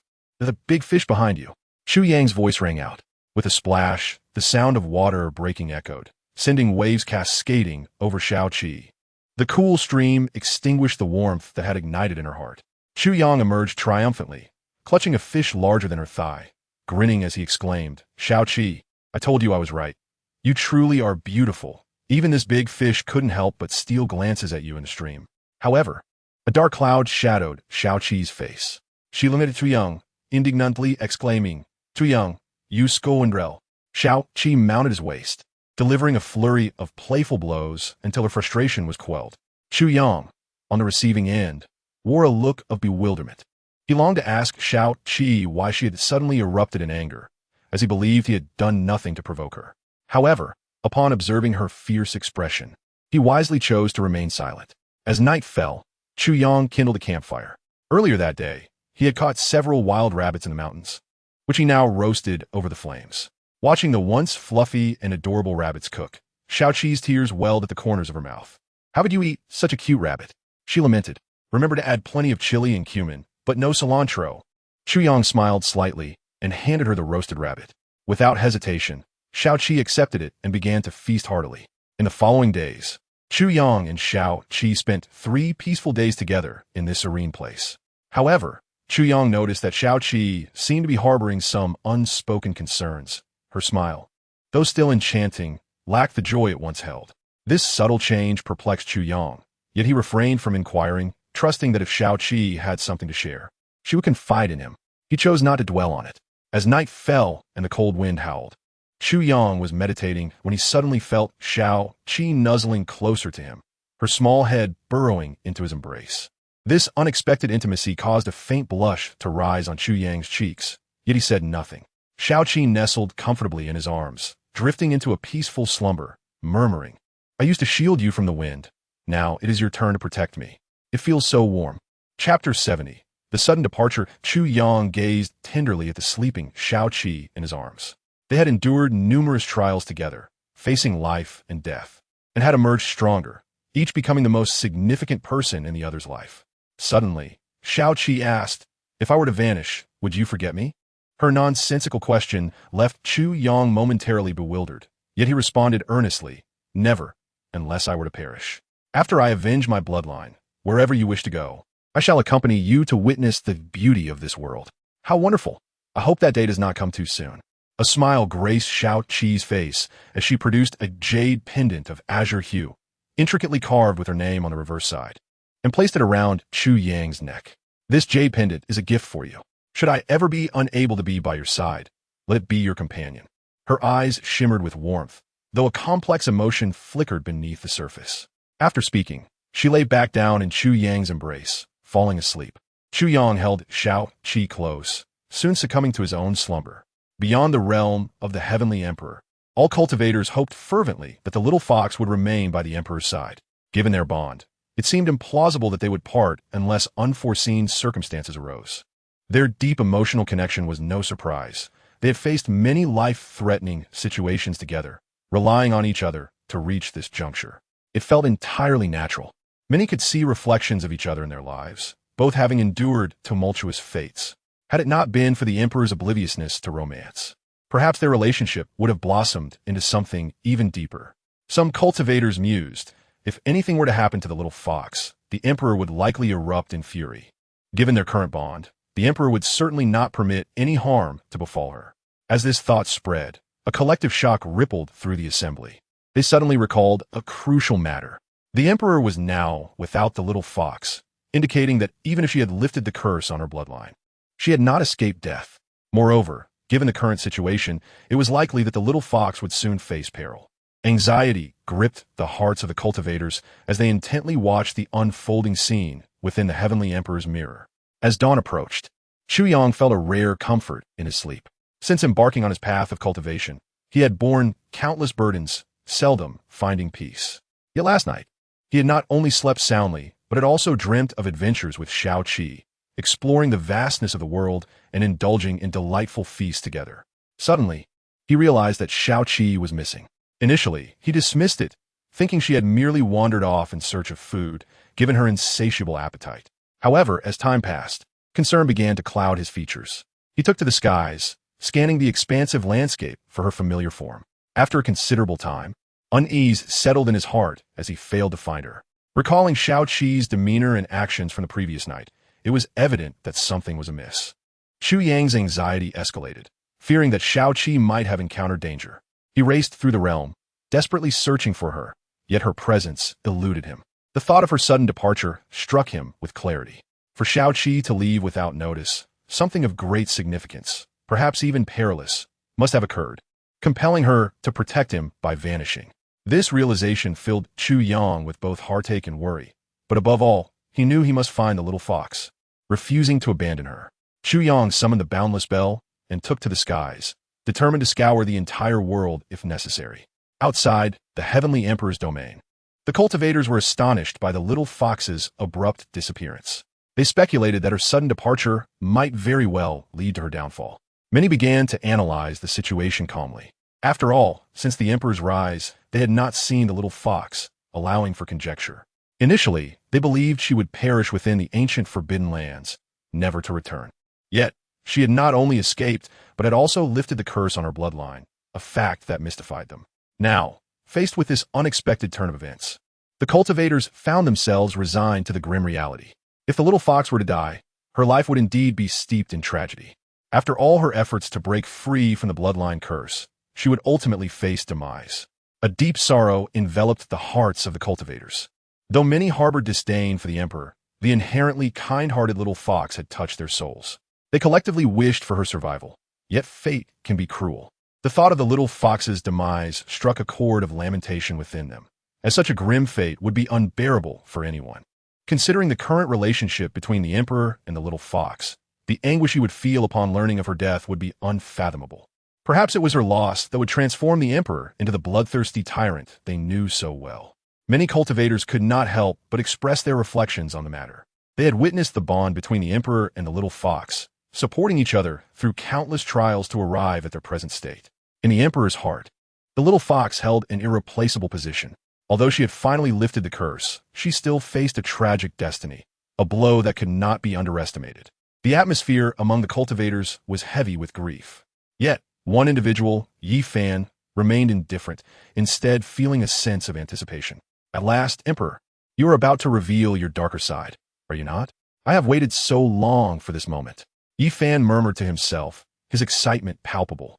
As the emperor's past evoked both admiration and sympathy among many cultivators, Yi Fan could not accept this shift in perception. The prospect of witnessing the emperor's transformation into a vengeful force filled him with uncontainable glee. Chapter 71. The Reason for Departure. The little fox is dead, holding the last jade pendant left by little Seven. Chu Yang's gaze was filled with complexity.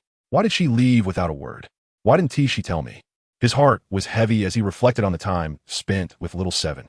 It was undeniable that her demeanor had been somewhat unusual during their final moments together. He had noticed it at the time, yet failed to delve deeper into the matter. Cradling his head in despair, Chu Yang sought clues from their past memories, attempting to discern where the little fox had gone. However, his efforts yielded nothing. Racked with guilt, he murmured to himself, I should have anticipated this. I had long detected her abnormalities, but chose to disregard them. Now, he feared that little fox had ventured into a perilous place, potentially facing unforeseen dangers. If that were the case, Chu Yang would carry the weight of guilt for a lifetime. During this tormenting period, he attempted self-hypnosis, convincing himself that little Seven might simply be frolicking somewhere and was not in danger as he feared. Nonetheless, such reassurances did little to ease his growing anxiety. He wandered throughout the realm, desperately searching for any trace of little Seven. Before departing from a last place they had shared, Chu Yang left a fragment of his will in that realm, capable of sensing all that transpired there. Thus, should little Seven return, he would be the first to know.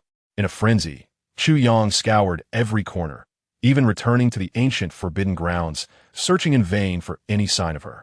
It was as if she had completely vanished from existence, leaving no trace behind. He traversed numerous realms, including the mortal world and celestial domains, and explored various forbidden zones, all to no avail. In his relentless pursuit, he even sought the help of the formidable swordmaster from the Heavenly Sword sect, who had once wounded him deeply, pleading for assistance in locating little Seven. Days passed with the support of the sect, yet still there was no news. This despair weighed heavily on Chu Yang's heart as he stood atop a mountain, crying out in anguish, Little Seven, where have you gone? That night, the inky darkness enveloped the land as Chu Yang pondered the possible destinations of little Seven. As a celestial fox, perhaps she had returned to her kin after breaking the bloodline curse? This thought struck him suddenly, and he felt a glimmer of hope.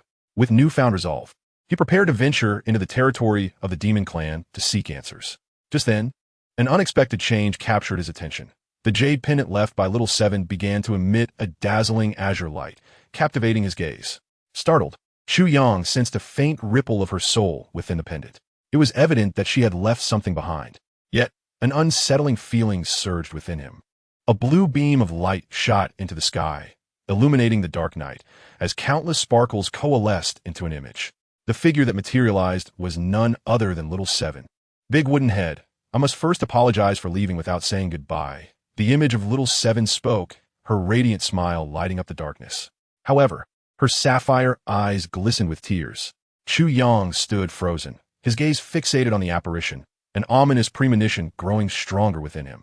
The soul reflection on the pendant will only manifest after my death. So, when you see it, it means I'm gone. We had promised to live and die together. Yet fate has taken a cruel turn. I never wished to leave. I long to stay by your side, to wander this world with you and experience its wonders. There were so many things I wanted to do, places to visit, and delicacies to savor, but now I must depart with regrets. As she spoke, tears streamed down her cheeks, yet she endeavored to maintain her radiant smile for Chu Yang's sake, wanting him to remember her at her most beautiful moment, not in sorrow. However, the sorrow in her heart betrayed her, causing tears to fall uncontrollably. After a brief pause, little Seven struggled to steady her emotions, striving to appear strong.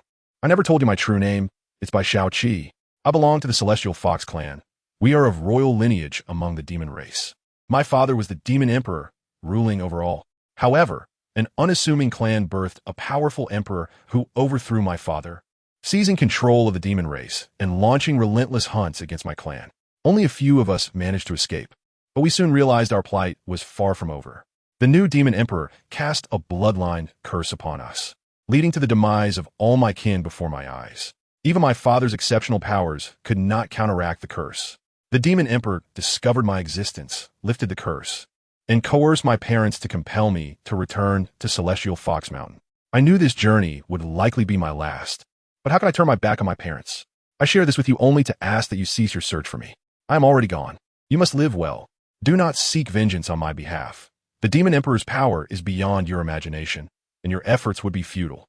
We are both victims of fate.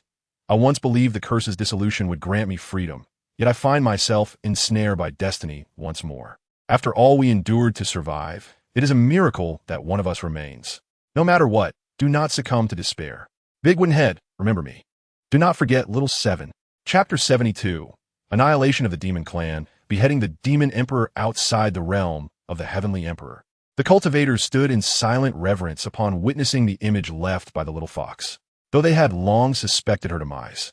The reality of the moment filled their hearts with sorrow. How could fate be so cruel to someone so deserving of life? All she wished for was the chance to exist, yet even that was a luxury denied to her. The plight of the little fox resonated deeply within the hearts of the cultivators. They mourned her tragic fate, knowing she could not escape the chains of sorrow. Suddenly, one cultivator spoke up. Wait, did she mention that her name was by Shao-Chi? Yes, I heard it too. I thought I misheard. Another replied, by Shao-Chi? The current demon empress is also named by Shao-Chi. The murmurs of disbelief spread among the cultivators as they turned their astonished gazes toward the Celestial Fox clan, the last remaining nine-tailed celestial fox, now the reigning demon empress. What began as mere resemblance in appearance now revealed an uncanny similarity in name. Isn't this rather coincidental? The only distinction may lie in the reflection of the little fox in the mirror, which is not the legendary nine-tailed celestial fox, but rather a seven-tailed celestial fox. Even Bai Xiaoqi gazed in astonishment at the unfolding events within the mirror. She too was incredulous, murmuring to herself, this little fox is also named Bai Xiaoqi? How could that be? Is it merely a case of shared names? However, if it were just one or two coincidences, it might be acceptable. But the sheer number of coincidences now is overwhelming. It compels one to speculate in that direction. Impossible. This is absolutely implausible. From the moment of my birth, there have been signs of celestial phenomena, resonating with the laws of heaven, and I have been favored and cherished by the great Tao, never once experiencing any curse throughout my life. Furthermore, prior to this, I have never had any interaction with the Emperor. If it were truly me, I would never have come to the aid of this being.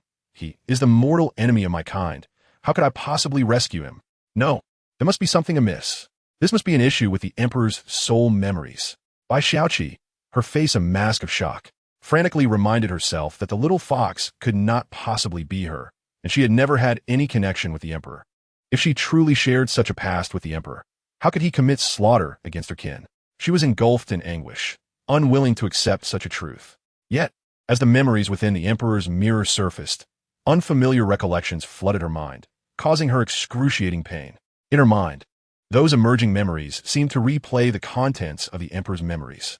Bai Xiaoqi felt a sense of disarray. She could not discern whether these were the reflections from the Emperor's mirror or her own memories. Yi Fan hurriedly approached, concern etched on his face, asking, "Are you all right?" However, Bai Xiaoqi ignored him entirely, lost in her tormenting recollections. Yi Fan felt a wave of embarrassment wash over him. He was deeply worried. Judging by the current demeanor of the Demon Emperor, the situation might be dire. If the Demon Emperor had indeed experienced those events alongside the Emperor, and if the little fox truly was the Demon Emperor, he found himself at a loss for what to do. Previously, Chu Nannan had already sided with the Emperor, and even Ye Fengyun appeared rather unsteady, potentially ready to betray their mission against the heavens at any moment. If the Demon Emperor also chose to ally with the Emperor, the repercussions would be monumental. Although the gathered cultivators sympathized with the little fox, they were reluctant to accept that the little fox was indeed the demon emperor. Once confirmed, the demon emperor's defection would become inevitable. The little fox and the celestial demon empress could not possibly be the same individual. It was merely a coincidence of names and appearances, absolutely impossible. Yi Fan continuously sought to reassure himself. All the cultivators harbored anxious and complex emotions as they turned their gazes back to the emperor's mirror. At this moment, the image of the little fox had already faded, dissipating like smoke. Following this, the jade pendant lost its luster, transforming into an utterly ordinary piece of jade, devoid of its previous divinity. Chu Yang felt as though he had been struck by lightning, his entire being on the verge of rupture. Little Seven is dead. Impossible. Little Seven cannot be dead.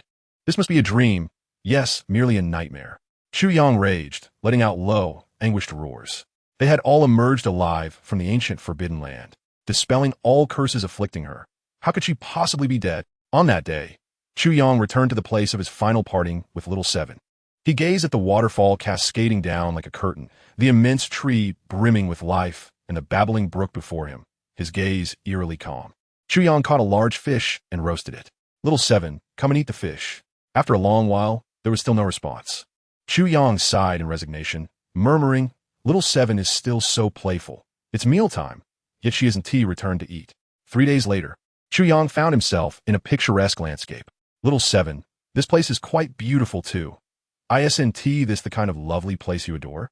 A week later, Little Seven, where have you run off to play? You've been gone for so long. Chu Yang sat alone atop a mountain peak, his eyes devoid of focus as he stared into the distance, holding the jade pendant that Little Seven had left behind. The gathered cultivators outside the emperor's mirror observed the emperor's demeanor, feeling a pang of discomfort in their hearts. Some cultivators angrily reproached the emperor for lacking compassion, claiming he had no intention of avenging the little fox. Others believed that the strength of a great emperor was far too formidable.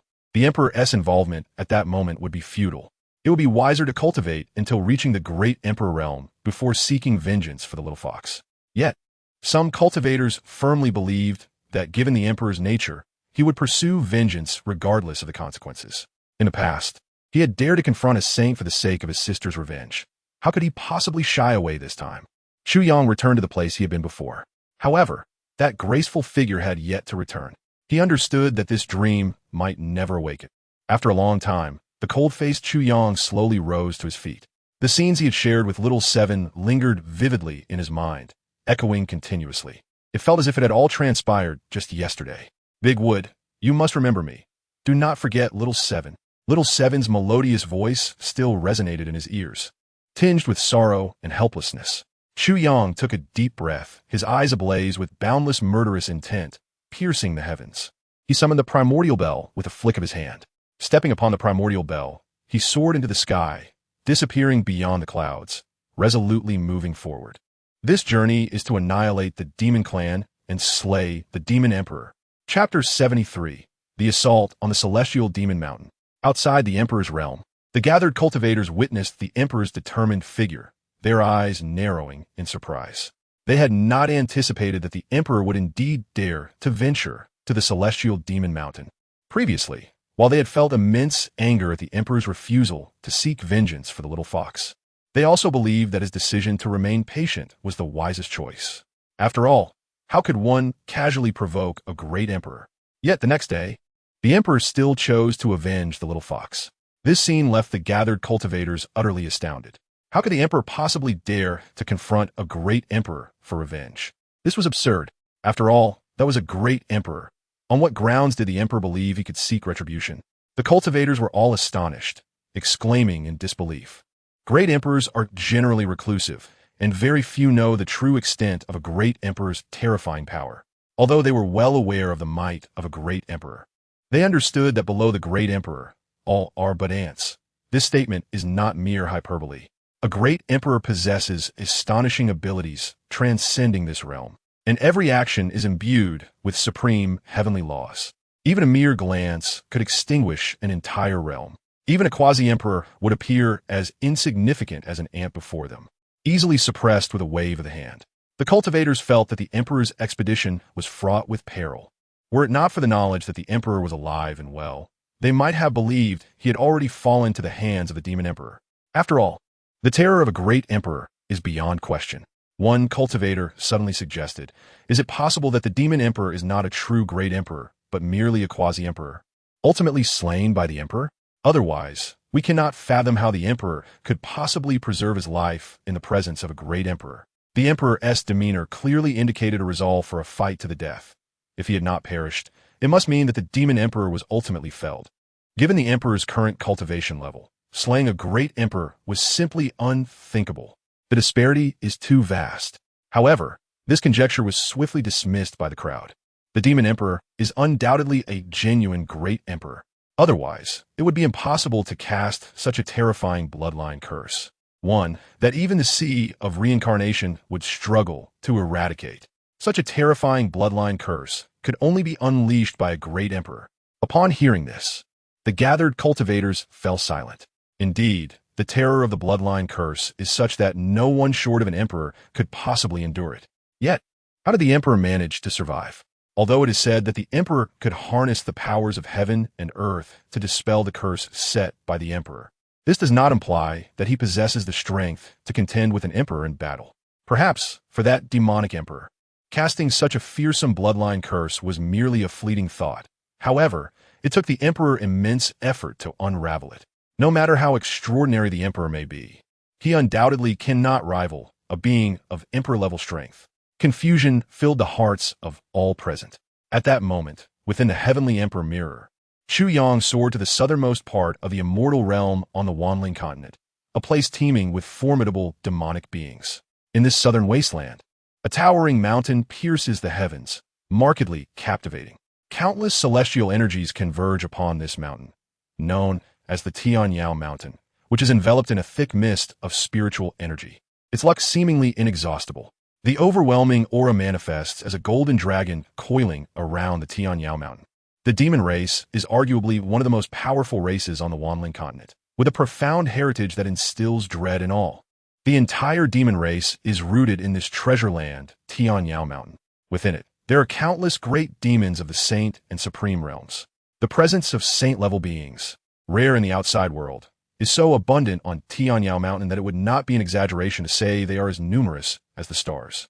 Saints abound like common beasts, and supremes walk freely. Even several quasi-emperors can be found. This domain of demons atop Tianyao Mountain is the most powerful demon kingdom on the Wanling continent, gathering nearly 90% of the demon race's resources. As the space before Chu Yang tore apart, he stepped into the lofty heights of Tianyao Mountain, gazing down upon the entire mountain range. The peaks undulated, concealing countless powerful demons within their depths. The vastness of Tianyao Mountain was beyond sight. Now, with his sharpened senses, Chu Yang noticed many terrifying auras upon his arrival, tearing through the clouds and piercing the heavens. He did not conceal his own aura, unleashing his divine sense freely to probe the myriad powerful demons of Tianyao Mountain. For Chu Yang, the purpose of this journey was vengeance for Shao Qi, to personally slay that demonic emperor. Tianyao Mountain, sacred to the demon race, has its own rules. No foreign beings are permitted to fly above it. To them, it is a grievous act of disrespect. Thus, when Chu Yang appeared above Tianyao Mountain, many powerful demon beings were roused from their slumber. Their eyes sparkled with fierce light, piercing through the mist, eager to discover which audacious individual dared to intrude upon their domain. Some hot-headed great demons intended to rush out and teach this outsider a lesson. However, upon sensing the quasi-emperor's aura emanating from Chu Yang, they fell silent, retreating in dismay. They chose to feign ignorance, pretending not to see anything. What folly would it be to offend a quasi-emperor? If trouble were to be sought, it would be the task of the top-tier demons to address it. They would merely observe the unfolding events. Thus, Chu Yang proceeded unimpeded into the depths of Tianyao Mountain. Not long after, a terrifying aura erupted forth. A formidable pressure shattered the heavens and earth, causing the sun and moon to flip and the mountains and rivers to fracture. A supreme realm great demon charged forth, shouting at Chu Yang, "Tianyao Mountain is the sacred ground of our demon race, and we will not tolerate your insolence. Kneel and repent before our kind." However, his voice abruptly ceased. Chu Yang merely cast a dispassionate glance at him, enveloping him in an inexorable deathly aura. The once vigorous and blood-filled great demon, upon receiving Chu Yang's gaze, had all vitality stripped away, reducing him to a desiccated skeleton, as if he had perished 1,000 years prior. Thus, a supreme realm great demon fell. With an impassive expression, Chu Yang pressed further into Tianyao Mountain. At this moment, all the demon beings understood that the visitor bore ill intentions. Dozens of supreme realm great demons surged forth, launching a devastating assault against Chu Yang. The sheer number of supremes, if unleashed upon the outside world, would surely incite a tremendous storm. Yet, Chu Yang remained utterly serene, exuding an endless killing intent. Today, he would cleanse the demon race in blood. Chapter 74.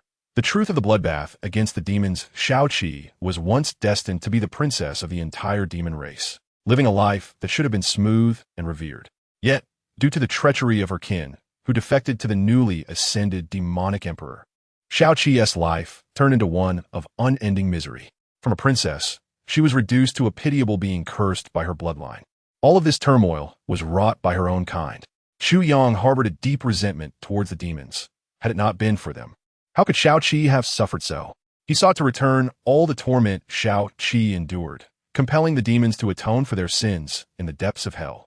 At this moment, Chu Yang's aura became overwhelmingly fearsome. The terrifying presence of a quasi-emperor surged forth like a tidal wave, sweeping all in its path. Countless laws of the universe transformed into divine lights, intertwining around Chu Yang, while an earth-shattering momentum shook the heavens. His eyes, at this moment, continuously shifted in hue, distinctly revealing a black and white contrast, reminiscent of the wheel of life and death, slowly turning. A dreadful aura of death enveloped the entirety of Tianyao Mountain, obliterating the very fabric of space and time. Arrows of death pierced through the barriers of existence, targeting the supreme realm great demons. The deafening roar erupted, resonating outwards, as the laws of death permeated everything they touched, draining all vitality. Surrounding life forms succumbed to the encroaching death, transforming into mere bones. The blackened aura of death spread like a plague among the demon populace. Those formidable supreme demons met with no exception upon encountering the deathly laws. Their vitality was stripped away, and they too became mere remnants. Furthermore, from all directions around Tianyao Mountain, countless demonic beasts surged like a torrent towards Chu Yang's position. Yet, his gaze remained undisturbed. The aura of death continued to radiate from Chu Yang, the black mist resembling the scythe of death, silently reaping the lives of demon beings. Ear-piercing wails filled the air, accompanied by the explosive sounds of bodies bursting apart. Countless great demons were reduced to blood mist in the skies. Whether they were the saint, great saint, or supreme realm, none could withstand the onslaught of Chu Yang. Even the mere proximity to him was enough to transform them into pools of blood, raining down from above. The rich scent of blood permeated the entire realm, a miasma of carnage overwhelming all senses. Crimson blood stained the earth, a boundless sea of blood unfurling, engulfing the entire Tianyao Mountain. The towering peaks crumbled one after another. The horrifying tides of blood surged forth like a cataclysm, consuming everything in their path. Within the endless sea of blood, innumerable demon corpses lay entombed, forming mountains of bodies that instilled terror. Severed limbs littered the ground, and the stench of decay hung heavily in the air, inducing nausea. On this day, thousands of demons bled the skies, obliterated from existence. Countless vengeful spirits flickered in and out of sight, rendering Tianyao Mountain akin to a hellish battleground. Even a millennium could not purge these spirits, and Tianyao Mountain risked becoming a desolate realm of lingering resentment. Despite having slaughtered countless demons, Chu Yang's expression remained unchanged. Dressed in pristine white, untainted by dust, Chu Yang advanced toward the innermost depths of Tianyao Mountain, undeterred by the multitude of formidable demons that surged around him, all of which were annihilated into a mist of blood. With unwavering resolve, he traversed the landscape, an inexhaustible killing intent enveloping the heavens. The gathered cultivators, witnessing the mountains of corpses and seas of blood, were gripped by fear and trepidation. Despite their own discomfort after having slaughtered countless beings, the emperor's countenance remained impassive. Could this be the truth behind the emperor's past massacre of the demon race? One cultivator lamented. It was no wonder, for in this confrontation with the emperor, the demon race had suffered the loss of innumerable saints and supreme beings, leaving them severely weakened and unable to reclaim their former glory. The emperor harbored boundless hatred for the demon race, yet we have always been ignorant of its origins. Now, it appeared that his enmity stemmed from a single demon, leading to a bloodbath of the entire race. The cultivators fell silent, as the image of the emperor in their minds was that of unrestrained brutality, a scourge upon all beings, a harbinger of slaughter. His actions seemed devoid of reason, stemming solely from his own tyranny. Thus, the emperor bore the brunt of many derogatory titles, the massacre of the demon race being but one. However, they did not anticipate that this so-called bloodbath was merely a consequence of such a singular motive. The cultivators found themselves at a loss for words. Were they to consider the situation from the emperor's perspective, they might also have made similar choices in the face of such adversity, resorting to the wholesale extermination of the demon race. The little fox, having depended on him for survival, had endured much together, only to face betrayal from her own kin, ultimately leading to her demise at the hands of her own kind. The emperor's restraint from descending into complete madness and unleashing a bloodbath upon the entire continent of beings was already commendable. In retrospect, all the emperor's actions seemed justifiable. To label him a murderer of innocence seems rather unjust. Bai Xiaoqi's gaze softened as she murmured, "So this is the truth of that time. The demon race's splendor met its end in such a manner, and you bore such a stigma, all for the sake of the Tianyao Fox clan." She felt a tinge of irony. The emperor's every action was for their kind, yet she had harbored resentment against him for millennia. Perhaps for the demon race as a whole, the emperor was indeed a mortal enemy, a villain of unspeakable atrocities. But that did not entitle her, Bai Xiaoqi, or the Tianyao Fox clan, to harbor hatred towards the emperor. After all, had it not been for the emperor's intervention, their lineage might have been extinguished long ago, and their subsequent resurgence would have been inconceivable. The Tianyao Fox clan's current standing within the demon race was bestowed by the emperor. Yet, Bai Xiaoqi's expression quickly reverted to indifference. Even acknowledging that the emperor's actions were for the Tianyao Fox clan, why, then, did he later turn against her mother? Moreover, he had suppressed her for an entire millennium, subjecting her to unimaginable torment. Even if driven by her mother's vengeance, she had no choice but to oppose the emperor. Only by eradicating the emperor could her mother be liberated from her suffering. The true animosity between her and the emperor lay here. The bloodbath of the demon race was merely a minor facet of it. Chapter 75, Slaughter. Entering the Tianyao Palace, Yi Fan sensed the shifting sentiments among the surrounding cultivators, particularly noting Bai Xiaoqi's changing demeanor, as her hatred towards the emperor seemed to wane. This caused him considerable alarm. What the hell? Can this really be absolved? He thought, feeling as though 1,000 mythical beasts were stampeding through his mind. He spoke up immediately. While the emperor's massacre of the demon race may have been provoked and thus somewhat forgivable, we must not forget the atrocities he later committed. At that time, the demon race may have deserved their fate, but what of the millions of cultivators across the continent? What wrong had they committed? Nevertheless, the emperor continued his bloodshed, indiscriminately slaying countless cultivators from the myriad races, and this is an undeniable truth that must not be overlooked. Upon hearing this, the expressions of all present cultivators shifted dramatically. Waves of rage surged forth, fueled by the fury of those whose ancestors had perished in that massacre. The emperor's methods were ruthlessly cold and bloody, inciting outrage among mortals and deities alike. Countless cultivators began to vocally denounce the emperor's past actions. For many, it was the emperor's initial slaughter of the human race that had incited rebellion. Had it not been for his grievous deeds, which so defied the natural order and incited universal wrath, they would not have descended to their current plight. The emperor's merciless nature truly began at this juncture, and his assaults on humanity were not merely a singular event. The emperor's initial indiscriminate massacre left no mortal unscathed, igniting the fervor of indignation. Since the emperor ascended to power, the hearts of all human cultivators were fraught with anxiety, fearing that the merciless emperor might suddenly turn his blade upon them. Under such oppressive circumstances, the cultivators united in rebellion, banding together to suppress the emperor. Within the heavenly emperor's domain, the skies became drenched in blood, as this large-scale slaughter seemed to invoke the lamentations of the heavens. The once clear skies became shrouded in dark clouds, unleashing a torrential downpour of crimson rain. Clearly, the overwhelming demon blood staining Tianyao Mountain had summoned forth malevolent energies, even tainting the very essence of the cosmos. As the piercing rain fell, it seemed as if the heavens were weeping. Yet, amid this chaos, Chu Yang remained unmoved, surrounded by an overwhelming force of arcane power erupting from him like a volcanic eruption. consuming all in its wake. In that moment, he appeared both divine and demonic, his oppressive aura compelling all beings to bow before him. Even the sun, moon, and stars trembled under his might. The vast expanse of the demon race dissipated into a mist of blood, scattering across the realms. Unimpeded, Chu Yang tore through the void before him, and as the scenery morphed around him, he arrived at the very core of Tianyao Mountain, the Tianyao Palace.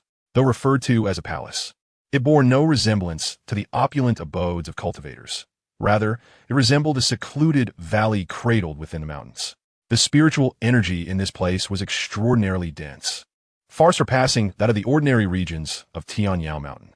The Tianyao Palace itself floated above this valley, beneath which lay an expansive, azure ocean exuding an enigmatic aura. This vast sea, while appearing tranquil, radiated an ominous heat, as though it could incinerate all existence.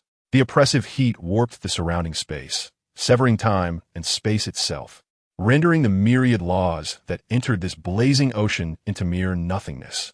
Before the grand entrance of the Tianyao Palace hung a golden plaque, its divine radiance bursting forth as if embodying the truths of the universe, exuding unfathomable mystery and overwhelming might. The golden light surged skyward, showcasing its extraordinary nature, imbued with supreme imperial authority, compelling all to bow in reverence. As Chu Yang approached the Tianyao Palace, a slight furrow appeared on his brow. He sensed an immensely terrifying presence lurking deep within the palace. Though this aura was restrained and not outwardly displayed, Chu Yang could still perceive it, a wave of pressure washing over him. Clearly, the owner of this formidable presence was likely the so-called demon emperor. Yet, Chu Yang bore no semblance of fear. He stepped forward, intent on entering the palace, only to be met by an overwhelming force. An ancient figure materialized before him, blocking his path, their aura shrouded in malevolence. Without uttering a word, the figure's piercing gaze remained fixed on Chu Yang, and the invisible yet palpable pressure emanating from them bore down like a colossal hand. Chu Yang. This is a quasi-emperor demon ancestor, outside the realm of the heavenly emperor. Upon witnessing the emergence of this quasi-emperor, the assembled cultivators were struck with profound astonishment. It is known that the demon race already has a known emperor-level powerhouse, yet now a quasi-emperor has appeared. Moreover, there are over 100 supreme demons within the demon race. Although many have been slain by the emperor, it is evident just how formidable the demon race's foundation truly is. It is astonishing that during that era, the demon race possessed such terrifying depth, an emperor, a quasi-emperor, and countless supremes. Such power, if manifested in the realm of all beings, would undoubtedly crush any major clan. The cultivators could not help but lament the overwhelming foundation of the demon race. Truly, they are worthy of being called the foremost race of the ancient times. Who could rival such depth? Yet, despite this terrifying foundation, it was ultimately vanquished by the emperor. No one could comprehend how the emperor accomplished this feat. Not only were there supremes, but even the yet-to-appear emperor-level powerhouse of the demon race seemingly fell at the hands of the emperor. They even speculated whether the emperor had concealed his true strength and had actually broken through to the level of an emperor. Otherwise, how could he have slain an emperor? However, through the heavenly emperor's mirror, they clearly sensed that the emperor was merely a quasi-emperor, still far from reaching the emperor realm. Chu Yang remained silent, merely raising his hand. In an instant, the heavens and earth shifted, and countless celestial phenomena unfolded. Boom! Suddenly, a divine thunder from the ninth heaven descended, illuminating the entire sky with violet lightning. Now that Chu Yang had reached the quasi-emperor realm, his divine thunder was far more terrifying than before. Like a cataclysmic force, the divine thunder filled the sky, the deafening explosions resonating in everyone's ears. Beneath such divine thunder, the laws of time and space shattered, and the void above was rent with enormous fissures. The terrifying divine might swept in all directions. Bang! The divine thunder, akin to the unparalleled punishment of the heavenly path, struck down upon the quasi-emperor demon ancestor with earth-shattering force. The thunder crashed down, unleashing a horrifying destructive power that enveloped the quasi-emperor demon ancestor in an instant. In the next moment, the demon ancestor's body was obliterated, and under such world-destroying might, his soul was utterly annihilated. Even a quasi-emperor could not withstand a single strike from Chu Yang. An inexhaustible killing intent erupted from Chu Yang as he kicked down the gates of the heavenly demon palace. Chapter 76. Chu Yang invites the demon emperor to death outside the realm of the heavenly emperor. The gathered cultivators fell into a stunned silence. They were utterly bewildered. Although they were aware that the emperor had attained the quasi-emperor realm, and that few could match him at the same level, they never anticipated that he would annihilate a quasi-emperor demon ancestor with such overwhelming ease.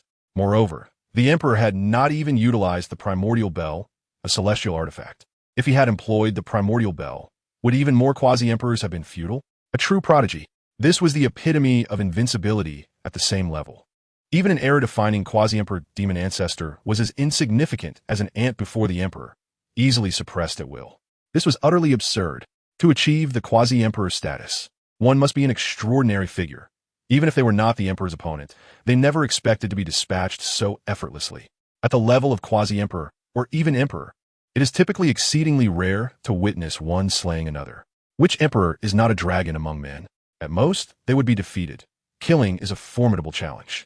Yet, the emperor accomplished it, effortlessly crushing and annihilating even those of quasi-emperor caliber. This exemplified his unrivaled combat prowess. In this moment, the cultivators were deeply moved. The strength displayed by the emperor, while still insufficient to contend with true emperor powerhouses, undoubtedly possessed the capability to engage them. With the cultivation of a quasi-emperor, he could challenge an emperor. For the gathered cultivators, this was beyond their wildest imagination. Yet, it was unfolding before their very eyes. As the scene shifted, Chu Yang stepped forward, entering the palace of the heavenly demon. Instantly, his oppressive aura erupted, sweeping forth like a cataclysmic tide, piercing the heavens. A terrifying presence surged, shattering countless stars beyond, reversing the rivers of stars, and causing infinite laws to collapse. Chu Yang, with no restraint, unleashed all of his aura. The imperial might permeated the skies, causing the demons on heavenly demon mountain to tremble, unable to resist, but kneel in submission. Such overwhelming imperial might was beyond their capacity to withstand. Hud. As Chu Yang advanced step by step, his aura continued to rise. With each step, he progressed from the early quasi-emperor stage to the mid-stage, and then reached the pinnacle of the quasi-emperor. However, he found himself unable to take the final step. Chu Yang could distinctly sense that even the heavenly path seemed to be obstructing his reckless elevation, preventing him from taking that final stride. Cultivating ordinary methods. Forcibly raising one's realm can severely impact and damage a cultivator's foundation, let alone attempting to cultivate the heavenly path. Forcing an elevation was akin to depleting the roots of the heavenly path. At present, Chu Yang had merely advanced from the early quasi-emperor stage to the pinnacle. So the impact was not significant, but to forcibly elevate to an emperor level might invite endless retribution from the heavenly path. In serious cases, it could lead to the complete collapse of the heavenly path's foundation, endangering one's life. A thread of destructive power pulsed within Chu Yang's palm. He murmured, "The pinnacle of the quasi-emperor? To slay a demon emperor does not necessitate becoming an emperor." Confidence radiated from Chu Yang's face. The invincible resolve within his heart remained steadfast. The cultivators were astounded by Chu Yang's rapid ascent. Had it only been about a year since the emperor began cultivating the heavenly path, this time was even more terrifying and monstrous. Within just a year, he had ascended from an ordinary mortal to the pinnacle of the quasi-emperor realm, and with one final step, he could attain the supreme status of an emperor. Yi Fan's heart was in turmoil. For so long, his pride lay in his rapid cultivation speed.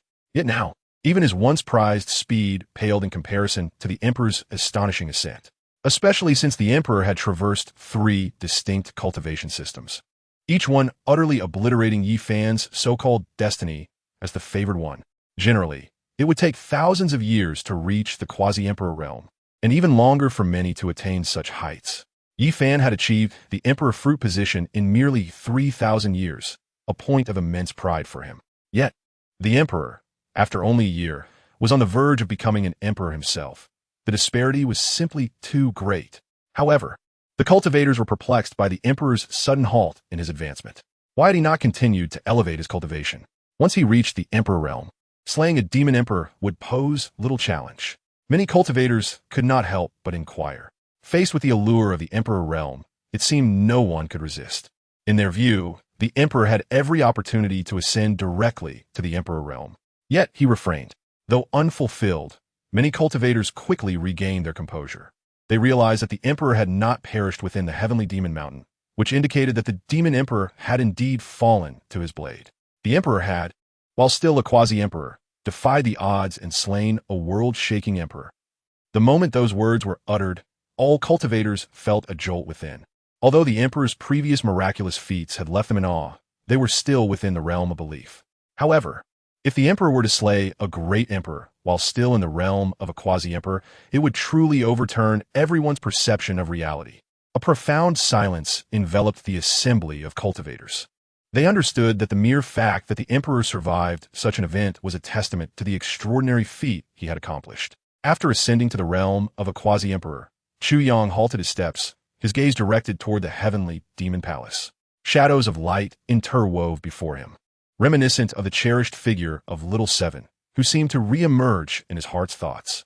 He beheld the scenes of her childhood, frolicking within the heavenly demon palace, where the demon tribes revered her as their princess, witnessing the remnants of her once joyous childhood. Ultimately, he recalled the harrowing moment when Little Seven, upon returning to the heavenly demon palace, was compelled by the demon emperor to take her own life. Time slipped away as the visions faded, shifting through myriad scenes. The imagery returned once more to the desolate expanse of the heavenly demon palace. Chu Yang felt a pang of anguish in his heart. Little Seven had known full well that her return would spell her doom, yet she braved it nonetheless. One could only imagine the depths of despair and terror she must have felt at that moment. With this thought, Chu Yang's gaze blazed crimson, unleashing torrents of bloodlight that enveloped the entire heavenly demon mountain. A thunderous roar erupted from his lips, resonating throughout the heavens. Chu Yang demands the demon emperor to come forth and meet his demise. Chapter 77. The secret of the path to the red dust immortal. That monumental sound wave reverberated like rolling thunder, akin to the fierce roar of an unparalleled Tao ancestor. Cultivators across the myriad realms of the continent perceived this thunderous bellow, sensing the wrath it harbored. Even the scorching inferno beneath the heavenly demon palace paled in comparison. The demons within the heavenly demon mountain trembled in fear, for they knew they had summoned an extraordinary adversary. Compared to the immense pressure emanating from that roar, even the mightiest supreme and quasi-emperors appeared insignificant and fragile. They could only hope that their current demon emperor would subdue this formidable great emperor. Boom! Deep within the heavenly demon palace, a terrifying aura of unparalleled might emanated forth. The supreme pressure seemed to make even the heavens and earth tremble. The very fabric of reality began to crumble, and waves of destructive energy surged, shattering the surrounding void. The space before Chu Yang abruptly collapsed, revealing a fissured void. From within, a towering figure clad in imperial robes slowly emerged. His visage seemed ordinary, yet his eyes held a steely resolve, radiating boundless golden light, sharp and domineering. To this middle-aged man, the world itself seemed inconsequential. The overwhelming pressure swept across the heavens and earth. The laws of the universe around him ignited and disintegrated. Even time and space were not exempt from his influence. Standing there, he exuded an aura of invincibility, dominating all. This was the might of a great emperor. Throughout the ages, great emperors have occupied the apex of the myriad realms. The demon emperor's gaze flickered, as if stars danced within his eyes. His profound gaze fell upon Chu Yang, scrutinizing him intently. Under the watchful eyes of this unparalleled demon emperor, Chu Yang felt an unsettling sensation, as if all his secrets were laid bare. The demon emperor finally spoke. I never anticipated that such an extraordinary prodigy would arise in the myriad spirit continent. Each of his words resonated like the profound tones of the Tao, reverberating throughout the realm. A glimmer of admiration sparkled in the demon emperor's eyes. After all, such figures as him held great appreciation for the brilliance of their successors. From the moment Chu Yang set foot in the heavenly demon mountain, he had been observed, yet remained unperturbed. To him, it would be an embarrassment to personally suppress someone who had ventured into the demon tribe alone. Moreover, Chu Yang was not yet a figure of the emperor's caliber, unworthy of his intervention. Thus, he allowed Chu Yang to rampage freely within the heavenly demon mountain. However, even he could not have foreseen that numerous supreme beings, alongside a quasi-emperor, would fail to impede him. As Chu Yang ascended to the pinnacle of quasi-emperor status, there was no one left in the world save for great emperors who could stand against him. If he did not act now, the very foundation of the demon tribe would be obliterated by Chu Yang's hands. While he harbored admiration for Chu Yang, he also felt a deep-seated resentment. This incident would undoubtedly have a profound impact on the prestige of the entire demon tribe. With an impassive expression, the demon emperor inquired, "Have you come for the heavenly demon fox clan?" In the demon emperor's view, they had not wronged such a remarkable prodigy. The only conceivable grievance stemmed from the annihilation of the heavenly demon fox clan. Moreover, aside from this individual, only a great emperor possessed the potential to unravel the bloodline curse he had set. Chu Yang's gaze turned icily resolute, an overwhelming killing intent surging from his being as he coldly demanded, "Why did you kill Bai Xiaoqi?" To question a great emperor with the authority of a quasi-emperor was unprecedented. Chu Yang was perplexed and bewildered by the demon emperor's massacre of the heavenly demon fox clan. After all, for a being of such lofty status as a great emperor, there was no need to concern himself with the heavenly demon fox clan. Even if there were reservations, he could simply eliminate the top-tier powerhouses. Why then must he resort to killing Little Seven? She posed no threat to their standing. Furthermore, her life had already been fraught with suffering, having endured countless trials to finally dispel the bloodline curse, only to find a glimmer of hope for survival. Why could she not simply live in peace? Did she not deserve the right to exist? Was it truly justifiable to eradicate the heavenly demon fox clan due to their royal lineage within the demon tribe? The demon emperor stood with his hands clasped behind his back, his eyes distant as he gazed at Chu Yang, and replied, "If you were aware of the monumental secret harbored by the heavenly demon fox clan, you too would make the same choice as I."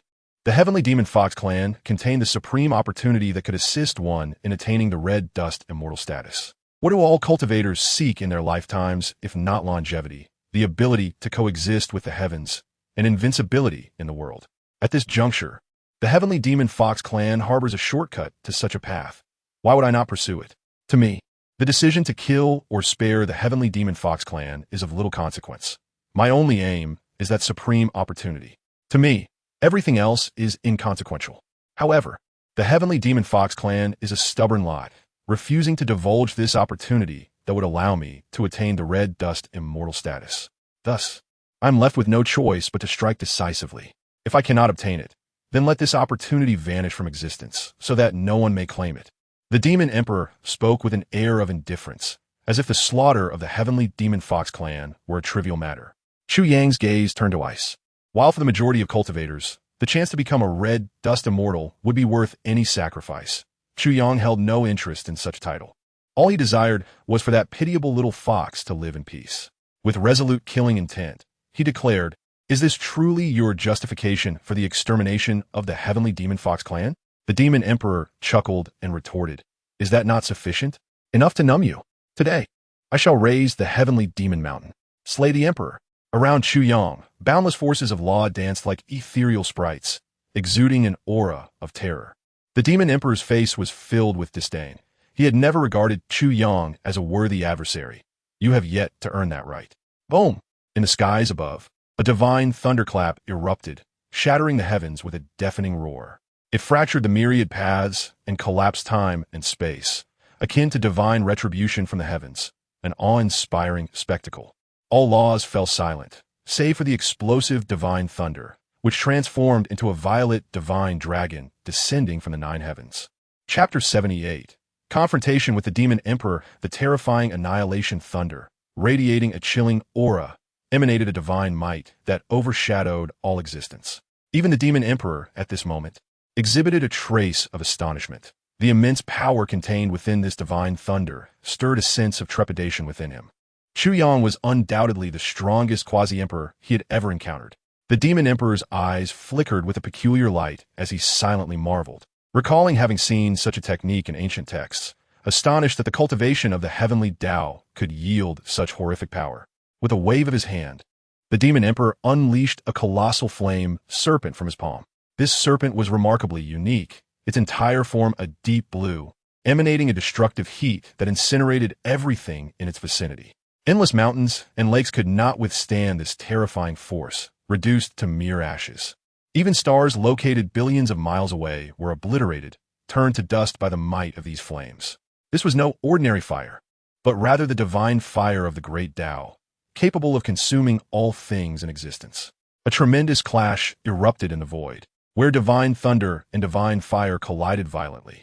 The shockwaves fractured the very fabric of this realm, causing the cosmos to collapse. The two formidable powers clashed like colliding celestial bodies, creating a scene reminiscent of an impending apocalypse, instilling dread in the hearts of countless cultivators across the myriad realms. The luminous lightning of the nine heavens and the blue divine fire intertwined, perpetually devouring one another amidst the thunderous roars that resonated throughout the realm. This space seemed transformed into a hellish battlefield, ravaged by the two divine lights, while an overwhelming imperial might surged forth, engulfing the entire world. The ripples of this cataclysm extended for millions of miles, as the very essence of life caught in its wake was annihilated. Countless cultivators, merely catching a glimpse of the two blinding lights, found their consciousness erased. Time itself quaked as this battleground became a site of epic conflict. The surrounding galaxy shattered, and even the most terrifying spatial turbulence succumbed to the overwhelming force of this battle. After an indeterminate period, the apocalyptic scene gradually subsided, and the surrounding chaos began to quiet. The radiance of the divine thunder dimmed, and the divine fire gradually faded from existence. The space around them had long since become disordered. Perhaps they stood in a place hundreds of years in the past, or perhaps thousands of years into the future. The turbulent flows of time roared like ancient beasts. Chu Yang remained composed, devoid of any ripples, his murderous intent undiminished. Conversely, the demon emperor was struck with awe, unable to fathom how a mere quasi-emperor could possess such formidable strength. He had encountered numerous quasi-emperors, yet none had withstood even a second before him. In the past, he could extinguish their souls with a mere glance, but this individual before him was able to resist his divine fire without yielding an inch. Although Chu Yang's cultivation was merely that of a quasi-emperor, the demon emperor understood that the true combat prowess of this prodigy could not be assessed by mere cultivation levels. The absurd notion that a quasi-emperor could contend with an emperor was now manifesting before his eyes. The demon emperor suppressed his disdain, gradually adopting a serious demeanor, perceiving Chu Yang as a formidable adversary of equal standing. With a wave of his hand, a divine cauldron enveloped in scorching flames materialized. This cauldron was forged from countless rare fires collected from across the heavens, possessing unparalleled destructive power capable of incinerating all creation. Multicolored beams of light erupted from the cauldron, each representing a type of fearsome otherworldly fire, known for their catastrophic destructive capabilities. Even a single one could instill dread in a quasi-emperor. Now, with over 100 beams unleashed simultaneously, the sky was engulfed in a crimson blaze. "Come forth," Chu Yang bellowed, his voice resonating like the very essence of the heavenly Tao, echoing throughout the realm. In an instant, the primordial bell appeared, radiating blinding golden light that illuminated the surroundings. A sound, imbued with the supreme resonance of the Tao, emanated from the bell, shaking the heavens like surging waves infused with immense power. All laws of the universe converged into a singular divine radiance within the primordial bell. Holding the primordial bell, Chu Yang appeared as a towering figure, akin to a celestial progenitor capable of subduing all adversaries. The golden brilliance of the bell enveloped the beams of otherworldly fire, neutralizing their once terrifying presence, rendering them null and void. Witnessing this scene, the demon emperor's fury ignited. How could a mere quasi-emperor repeatedly evade his suppression? It was a source of profound humiliation for him. The thought of an emperor being unable to subdue a quasi-emperor would surely provoke laughter among others. The demon emperor emanated boundless energy, his bloodlust soaring high. In that moment, he transformed into an unparalleled divine weapon, charging towards Chu Yang. His thunderous roar reverberated, causing the very fabric of this temporal realm to tremble. Unmatched imperial might descended, dominating the heavens and earth. Yet, even in the face of this brutal assault, Chu Yang remained unfazed, choosing not to retreat, but instead tearing through the fabric of space with his bare hands, crossing immeasurable distances to stand before the demon emperor. As their fists collided, a terrifying force surged outward. For beings of their caliber, every technique was merely a flourish. They had transcended complexity, returning to simplicity. Each strike was the embodiment of the most potent divine art, capable of annihilating the world. Boundless divine fire surged from the emperor, while Chu Yang was surrounded by countless laws of the Tao, standing resolute against the might of an emperor. In the ensuing clash, neither could claim the upper hand, resulting in a stalemate. The demon emperor's initial contempt transformed into solemnity as he sensed his spiritual energy waning under the intensity of the battle. To be on the verge of being overpowered by a quasi-emperor was a profound disgrace. Chapter 79. Slaying the Demon Emperor for the Demon Emperor. As a being of imperial stature, it was one thing to fail to suppress a quasi-emperor, but now to find himself in a position of disadvantage? It was an utter humiliation. The Demon Emperor morphed, revealing his true form, a legendary three-legged golden crow. In ancient times, 10 such crows existed, residing in the heavens, bringing endless suffering and calamity to the world. Eventually, the great deity shot down 9 of them, leaving only one to become the current sun. No one anticipated that the supreme demon emperor of the present day would embody a three-legged golden crow. The overwhelming imperial might surged like a tidal wave, enveloping the sky. The three-legged golden crow expanded tremendously, towering 1,000 feet high, exuding a terrifying aura. Bathed in boundless divine fire, this fearsome heat scorched the earth, incinerating all paths of existence, rendering even the laws of the great Tao as fragile as paper, shattering them into fragments. The three-legged golden crow stands like a colossal giant, exuding an overwhelming aura that sends shivers down the spine. Behold, this magnificent creature flaps its enormous wings that eclipse the sun, letting out a haunting long cry that shakes the very heavens and earth. The divine flames spread across the sky, incinerating all that surrounds it. Mountains and rivers vanish into nothingness, and even the Milky Way cannot hinder the expansion of these divine flames. The terror of the three-legged golden crow instills dread in the hearts of all observers. Even those gathered outside the heavenly emperor's mirror, watching the battle, are struck with profound astonishment. The horror of the demon emperor exceeds their wildest imaginations. Moreover, its true form is that of an ancient three-legged golden crow, which is even more astonishing. Many of the onlookers are at the level of great emperors, yet they humbly acknowledge that facing this three-legged golden crow would not guarantee them any chance of victory. The terror of the demon emperor is thus evident. Transformed into the three-legged golden crow, the demon emperor moves with astonishing speed, seemingly unimpeded by the constraints of space. In an instant, it traverses thousands of miles to stand before Chu Yang. At this moment, compared to the overwhelming presence of the three-legged golden crow, Chu Yang appears exceedingly insignificant. The demon emperor glares fiercely, cornered by a quasi-emperor, an unprecedented situation in its lifetime. The manifestation of the three-legged golden crow amplifies its terrifying aura even further. Infinite divine flames erupt, creating a fearsome spectacle in the heavens. It resembles a scene of apocalyptic destruction, instilling fear in all hearts. The divine flames surge forth, carrying an immense imperial might towards Chu Yang, intent on incinerating him completely. Faced with such a terrifying assault, Chu Yang does not attempt to evade. Instead, a hint of mockery graces his lips. Just as confusion envelopes the onlookers, a radiant beam of colorful divine light descends from the heavens, casting a weighty pressure upon the world. This light embodies the will of the heavenly Tao, a supreme force that compels the universe to submit. Transforming into a beam, it descends upon Chu Yang's brow. At that moment, an astonishing third eye emerges mysteriously on his forehead. This celestial eye is unlike any other, surrounded by endless profound patterns of the Tao, standing tall between his brows. The terrifying will of the heavenly Tao bursts forth from this eye. In this instant, Chu Yang seems to embody the very essence of the heavenly Tao itself. All laws bow before him, and the great Tao reveres him. Countless beings prostrate themselves beneath this grand will. The celestial eye slowly opens, unleashing boundless divine light that pierces the sky. Its pupil, white and devoid of emotion, exudes a chilling indifference, as if it embodies the aloof will of the heavenly Tao, weighing heavily upon all living beings. The winds and clouds suddenly shift. Thunder rumbles ominously, as calamities of lightning descend, threatening to obliterate the world. Empowered by the will of the heavenly Tao, these thunders become incredibly formidable.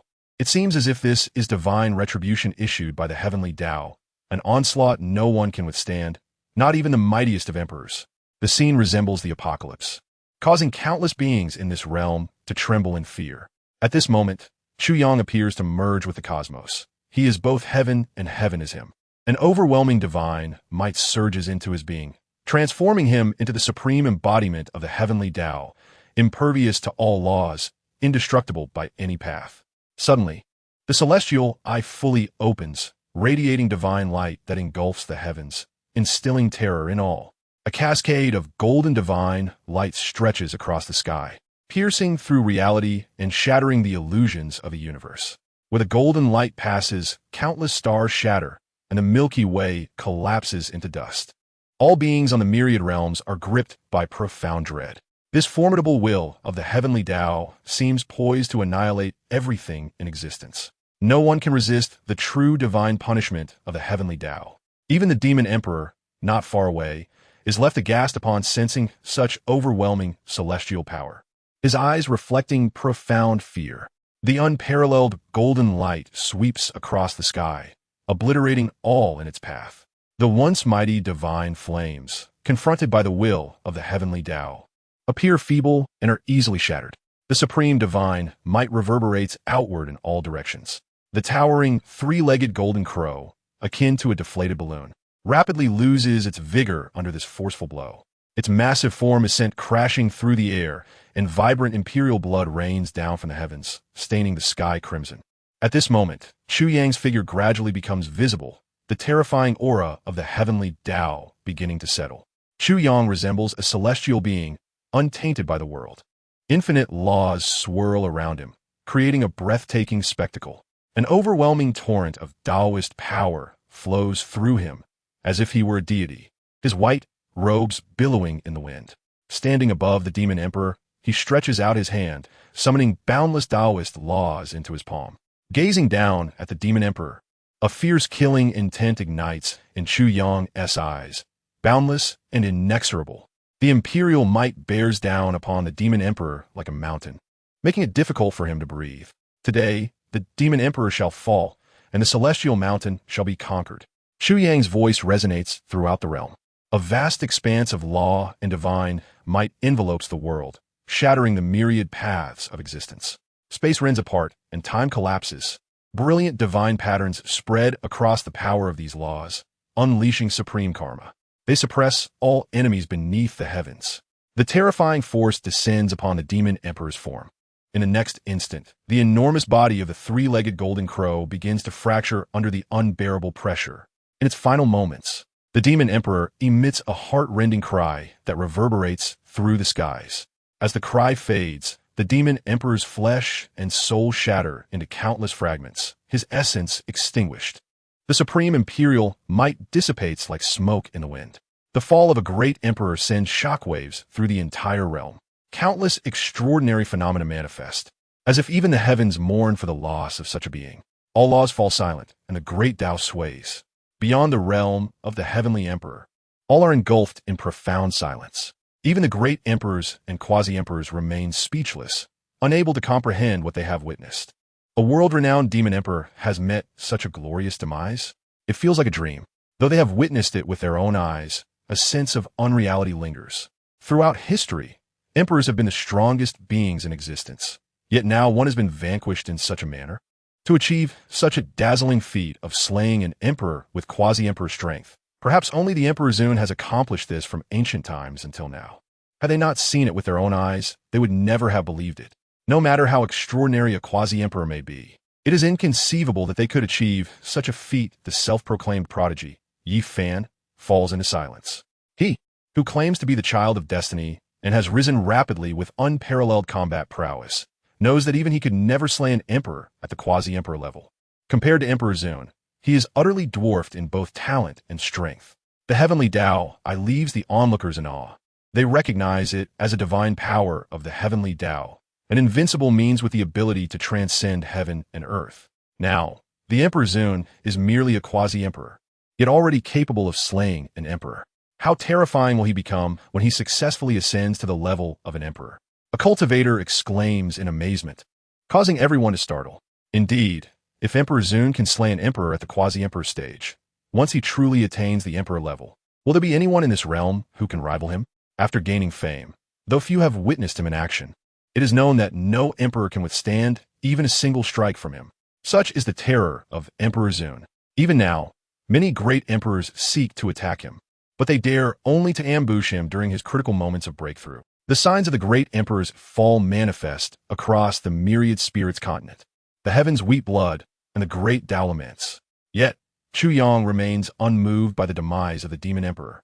He watches coldly as the body of the demon emperor withers away, its essence completely extinguished.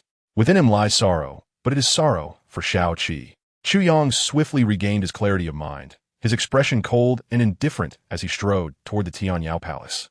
He was resolute in his intention to eradicate the bloodline of the demon emperor, avenging Shao Qi. However, at that moment, two figures emerged slowly from the depths of the palace. Chapter 80. The Origin Curse. The madness of the empress. These were two women, possessing exquisite figures clad in resplendent robes that exuded an air of grandeur.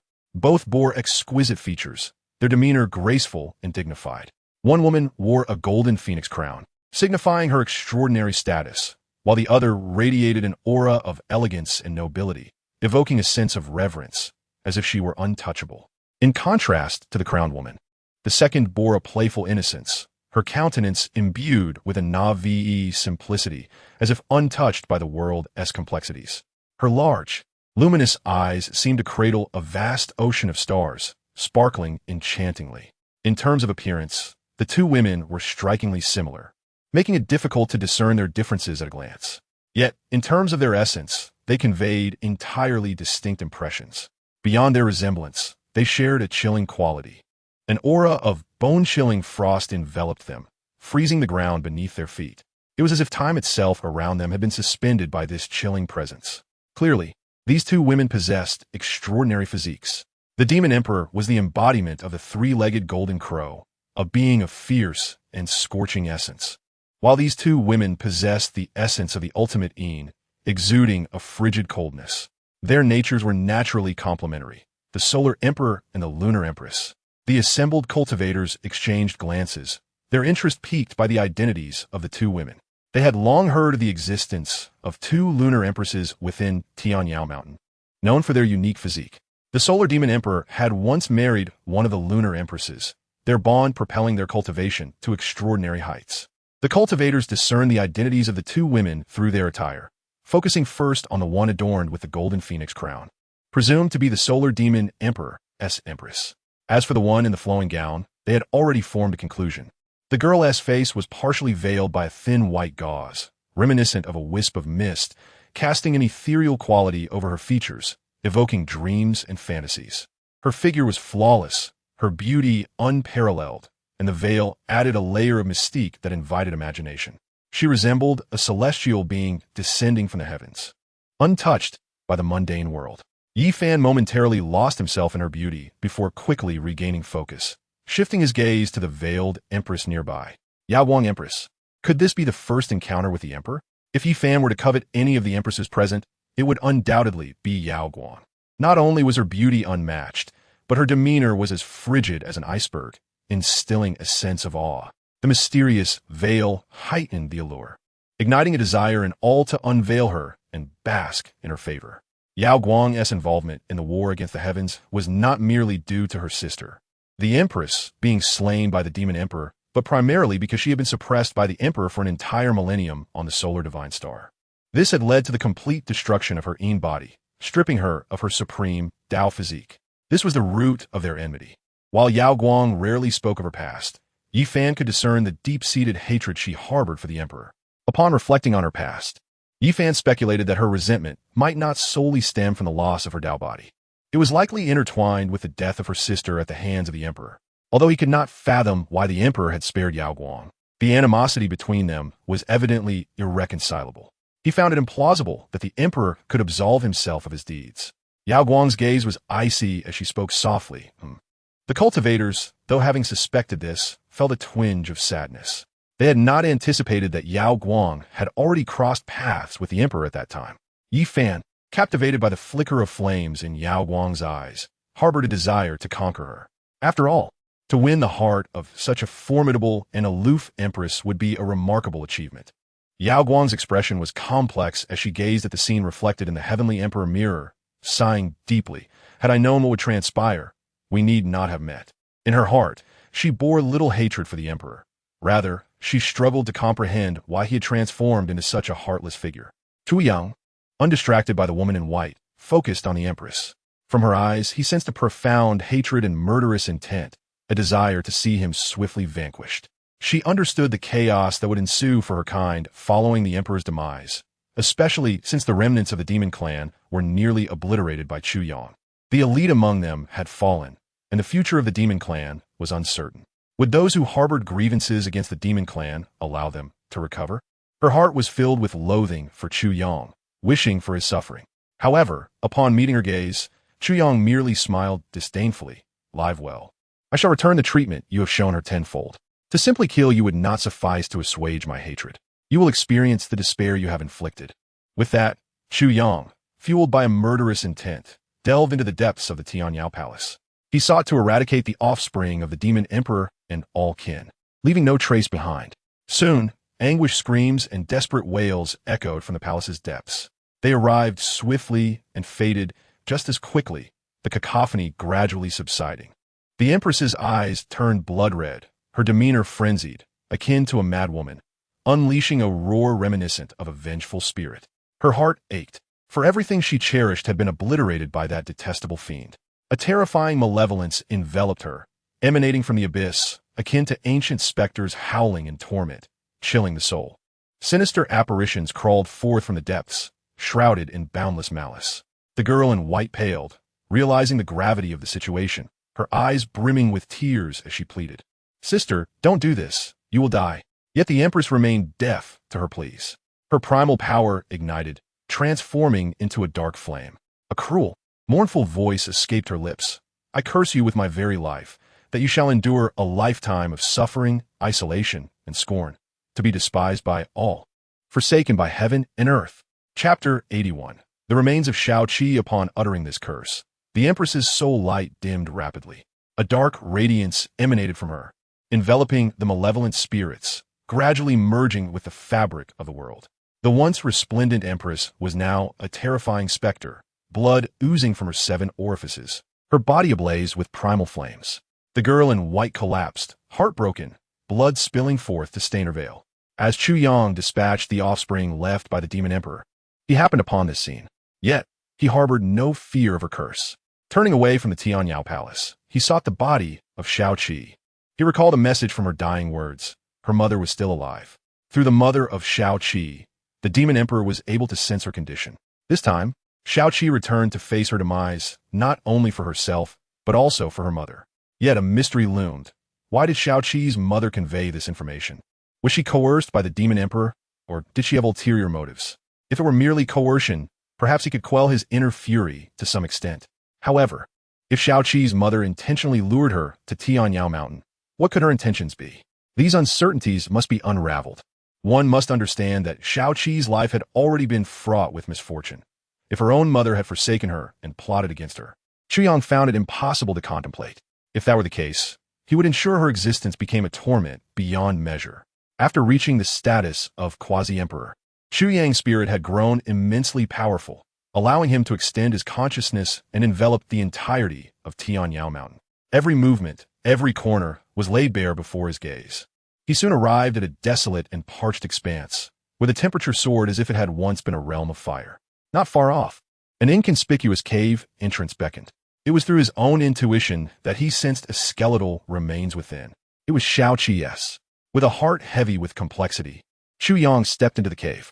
Upon entering, he was met with barren rock walls, and in the center lay a wooden plank draped with a white cloth concealing a corpse. He approached cautiously, kneeling down, his trembling hand reaching out to unveil the shroud, shaking with trepidation. At last, he lifted the cloth, revealing a desiccated skeleton, though the body had long lost its color, appearing as lifeless as bark. Chu Yang recognized it instantly as Shao Qi's remains. A profound sorrow enveloped him, tears glistening in his eyes. Even at this moment, he could scarcely believe that Shao Qi had truly perished. The innocent, kind-hearted little fox, whose life had been a tapestry of suffering, was indeed gone. Chu Yang's voice emerged hoarse, his hands quaking uncontrollably, rendered helpless. Even in the face of mighty emperors, he had never quivered. Yet the sight of this withered frame left him trembling. Outside, the heavenly emperor's realm, the gathered practitioners sighed. The little fox had ultimately succumbed. Only upon witnessing her remains did they fully grasp the reality of her fate, clarifying why her presence had not graced the emperor's side thereafter. However, Bai Shaoqi was left in disarray, grappling with confusion. What connection did this identical little fox, sharing both visage and name with her, hold?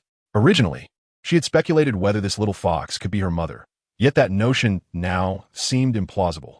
If it were her mother, then who was the one subdued by the emperor? As for herself, that was even less plausible. For the little fox in the mirror had perished while she remained alive and well. If she was not her mother, then who was this little fox? It was an enigma beyond explanation. In a moment, Bai Shaoqi felt a piercing headache, clutching her head in profound anguish, as if memories long sealed were slowly resurfacing.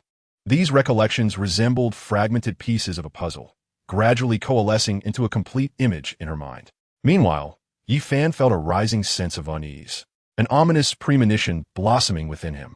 Could it be that the little fox was truly Bai Shaoqi? If that were the case, it would be an utter catastrophe. Yi Fan's gaze grew complex, disbelief clouding his thoughts. If the truth were indeed such, how would he navigate the ensuing turmoil? He could only reassure himself that the little fox was irrevocably deceased, while Bai Shaoqi thrived, making it impossible for them to be one and the same. Yet, even if they were not the same person, the little fox might still have significant ties to Bai Shaoqi, leaving Yi Fan in a state of disarray. From the depths of the cave, a woman emerged slowly. Her tattered garments and vacant eyes spoke volumes of her despair. Her gaze fell upon the remains, and Chu Yang could see the depths of hopelessness and sorrow reflected in her eyes, veins streaked with red. The woman bore a striking resemblance to Shaoqi. She must be her mother. With an expression devoid of emotion, she regarded Chu Yang and spoke. Shaoqi once told me that after her death, someone would come seeking her, and she hoped I could persuade you. With a heavy sigh, she continued, Shaoqi's life has been fraught with calamity from her birth. She scarcely enjoyed any peace before the demon emperor began his purge of the Tianyao Fox clan and placed a bloodline curse upon us. She had managed to resolve the curse, freeing herself from this wretched existence. Yet in the end, it was my actions that led to this fate.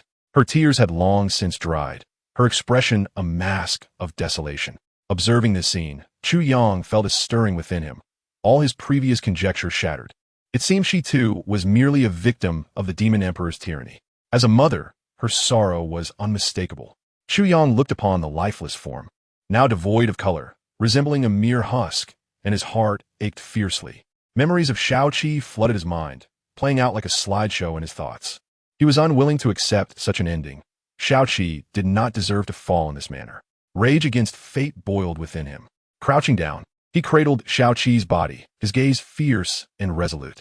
The world around him shifted dramatically, an overwhelming force of the laws of existence manifesting in the heavens, as if heralding the end of days. Chapter 82. The final step to ascend as Emperor Chu Yang's eyes flickered, transforming into black and white. An immense aura of the laws of life and death surged from him. The primordial Tai Chi diagram, embodying the essence of life and death, reappeared behind him, radiating brilliant divine light, piercing the heavens and illuminating the skies. An ocean of law power surged forth, flooding into this diagram. In that moment, the Tai Chi diagram swelled, obscuring the very fabric of reality, exuding an imposing and fearsome presence. All the forces of the laws converged into the Tai Chi diagram, converting into boundless vitality. The energies filled with the essence of life transformed into beams of divine light that streamed into Shaoqi's body. At that moment, the divine radiance surged, and Chu Yang extended his arm, forcibly drawing upon the laws of the heavens, infusing the boundless power of the great Tao into the withered remains. The once desiccated corpse began to show signs of revival, as if experiencing a miraculous resurrection. Flesh and blood gradually reappeared upon her frame. In a frenzied state, Chu Yang continued to channel the divine mechanisms of the heavens into the little fox's body. Time seemed to reverse, and Shaoqi's physical form restored at an astonishing pace. If you desire beauty, I shall seize eternal youth from the heavens for you. Chu Yang cried out. Soon, the visage of the little fox reverted to her resplendent form following the dissolution of the bloodline curse, breathtaking and mesmerizing, eclipsing all else. Her tails re-emerged behind her. Chu Yang murmured, Is the supreme bloodline of the Tianyao Fox clan the Nine Tails? Then I shall defy fate and forge an unparalleled lineage for you. With those words, He raised his hand once more. This time, the very heavens seemed to resist, striving to thwart his actions. Yet, Chu Yang's resolve remained unshaken. He arrogantly seized the heavenly Tao's laws, instilling terror and trembling in the beings of this world. An endless collapse of time and space ensued, and all laws fell silent. The might of the heavenly Tao's laws is undoubtedly formidable. At the center of Chu Yang's brow, a celestial eye slowly opened once more. Within this vertical eye, an infinite power of laws erupted. It is known that the terrifying laws contained within the celestial eye could even severely injure a mighty emperor, showcasing its extraordinary strength. However, all the power of the laws was forcibly transformed by Chu Yang into the purest essence of life, continuously flowing into Shaoqi. This terrifying vitality even caused a desolate land, barren for centuries, to sprout countless lush green plants. Petals bloomed, appearing exquisitely sorrowful. This supreme, karmic retribution forcibly allowed Shaoqi, who originally possessed only 7 fox tails, to defy fate and grow an 8th tail, then a 9th. The bloodline power within Shaoqi underwent a tremendous transformation. The 9-tailed celestial fox, this is the most potent bloodline power, and only a handful of races can rival it. A trace of blood seeped from the corner of Chu Yang's mouth, a consequence of karmic backlash. The force required to forcibly enhance a bloodline carries immense karmic weight. Had it not been for Chu Yang's profound foundation, this backlash alone could have led to his demise. His eyes glowed crimson as he recalled the moments spent with Shaoqi. To heal him, she had ventured into the heavenly sword sect to steal elixirs. To ensure his survival, she had even sacrificed her precious source blood at the brink of her own demise. To shield him from a dire curse, she had traversed the abyssal pond with her own flesh, emerging in a horrific state. Such a tragically fated little fox. Did she not even have the right to live? Outside the heavenly emperor's realm, the gathered cultivators were initially stunned by the emperor's audacious act of altering fate. Each was moved. Such a reversal of destiny is immensely taxing and deemed impossible. Previously, the emperor had only been able to save the little fox because the bloodline curse was resolved. Yet now, with life and death separated, how could he bring her back after so long? Throughout history, no one has achieved the feat of reviving the dead through their own strength. One cultivator sighed, pondering whether the emperor truly could revive the little fox. Moreover, did you notice that the little fox, which originally had only 7 tails, had now transformed into a 9-tailed celestial fox? As this statement fell, the expressions of the crowd grew exceedingly complex. The little fox was now also a 9-tailed celestial fox. In the current world, only the demon empress by Shaoqi possessed the bloodline of the 9-tailed celestial fox. The proximity to this truth was palpable. Bai Shaoqi gazed in disbelief at the image reflected in the mirror. How could this be? How could he elevate a 7-tailed celestial fox to the level of a 9-tailed celestial fox? She felt a tumult of emotions, growing increasingly restless. All her life, she had been favored by the heavenly Tao, born amidst celestial phenomena, and was a 9-tailed celestial fox, showered with adoration. Yet, what was she witnessing now? That little fox was also a 9-tailed celestial fox. Impossible. That little fox certainly could not have been revived. She refused to believe it.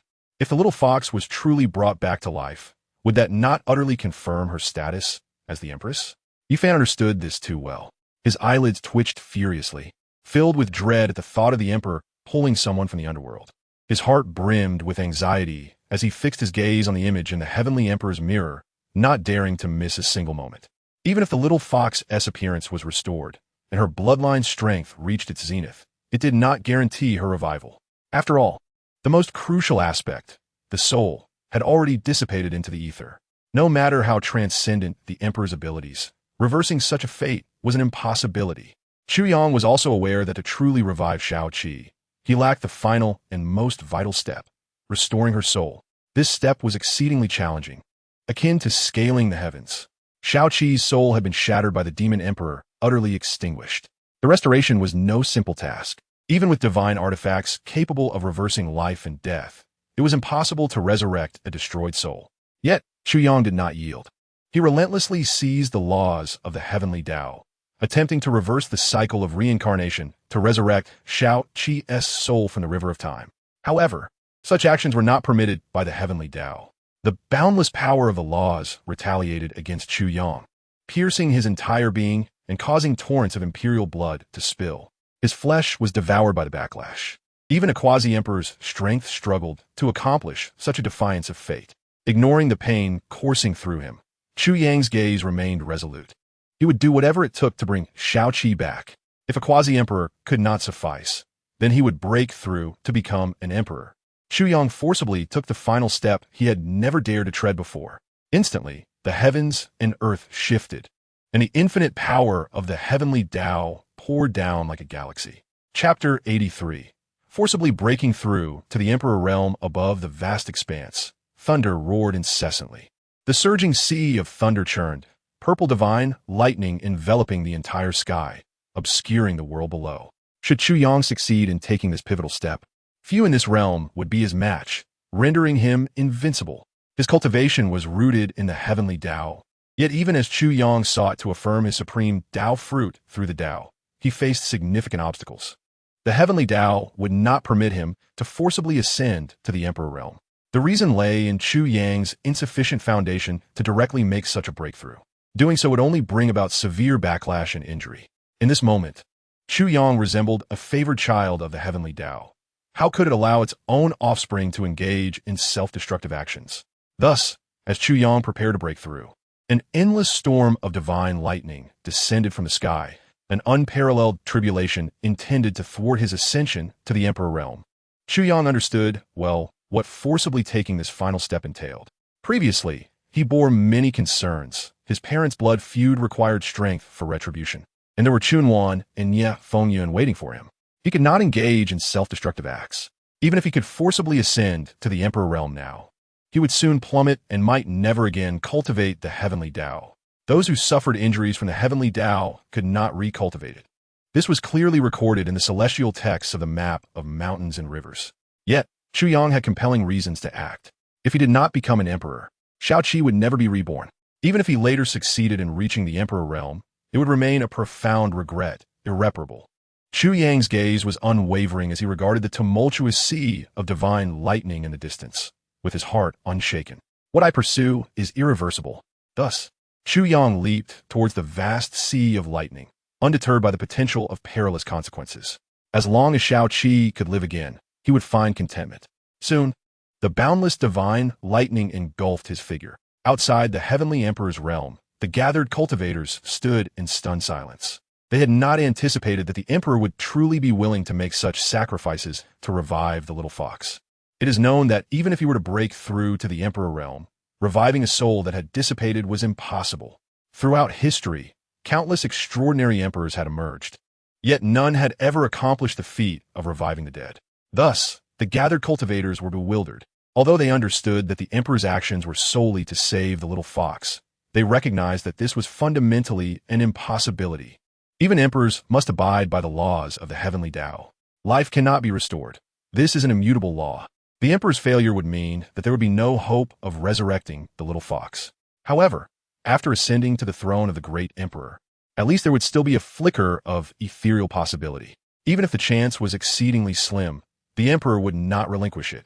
At this moment, Ye Fengyun spoke solemnly. He understood the emperor's character better than most of the cultivators present, and thus had long been aware of the emperor's intentions. Upon hearing Ye's words, all the cultivators fell into a profound silence. To risk a forced breakthrough into the realm of the great emperor for a mere wisp of a hope that might not even exist was unfathomable to them. If they were in his position, they would never contemplate such an act. Yet, such unexpected behavior was often witnessed in the emperor's past. It seemed as if he was blissfully ignorant of failure, unaware of the dire consequences that awaited him should he stumble. Like a naive youth who refuses to turn back until he hits a wall, this conduct appeared utterly foolish in the eyes of the assembled cultivators. In the scene before them, the boundless sea of thunder erupted with a deafening roar. Strikes of purple divine lightning, exuding a sense of annihilation, instilled fear in the hearts of all. The divine lightning was imbued with the laws of the heavenly path, possessing the terrifying power to obliterate everything. It represented the most perilous tribulation. The thunder tribulation that Chu Yang faced was far more terrifying than what an ordinary quasi-emperor would encounter when breaking through to become a great emperor. This apocalyptic thunder tribulation sent shivers down the spines of those cultivators watching from the periphery of the heavenly emperor realm. leaving them in a state of profound unease. Were they to confront such a fearsome tribulation, they might be instantly obliterated, their souls extinguished, leaving not even a trace behind. As the divine thunder descended, the waves of destruction rippled across the entire continent of myriad beings. Yet, Chu Yang did not employ any protective measures. His tribulation was distinct from that of others, for he had defied the will of the heavenly path, forcibly challenging the tribulation meant for a great emperor. This lightning was aimed not only at his physical form, but also at his very soul, a monumental test. The path he cultivated was that of the heavenly laws. By opposing the heavenly will, he was effectively sabotaging his own future, and thus the emergence of this tribulation was intended to sever Chu Yang's path ahead. It sought not just to annihilate his body and soul, but to obliterate any prospects he might have had. Streaks of formidable lightning cascaded upon Chu Yang, exploding with earth-shattering sounds. Boom! The tribulation struck him relentlessly, reducing him to a bloodied figure, his flesh torn asunder. His exposed bones were a ghastly sight, a terrifying spectacle. The ground where Chu Yang stood was mercilessly ravaged by the indiscriminate strikes of the tribulation, turning it into a desolate wasteland. His aura dwindled at an alarming rate. Indeed, at that moment, his presence was even less imposing than when he was merely a quasi-emperor.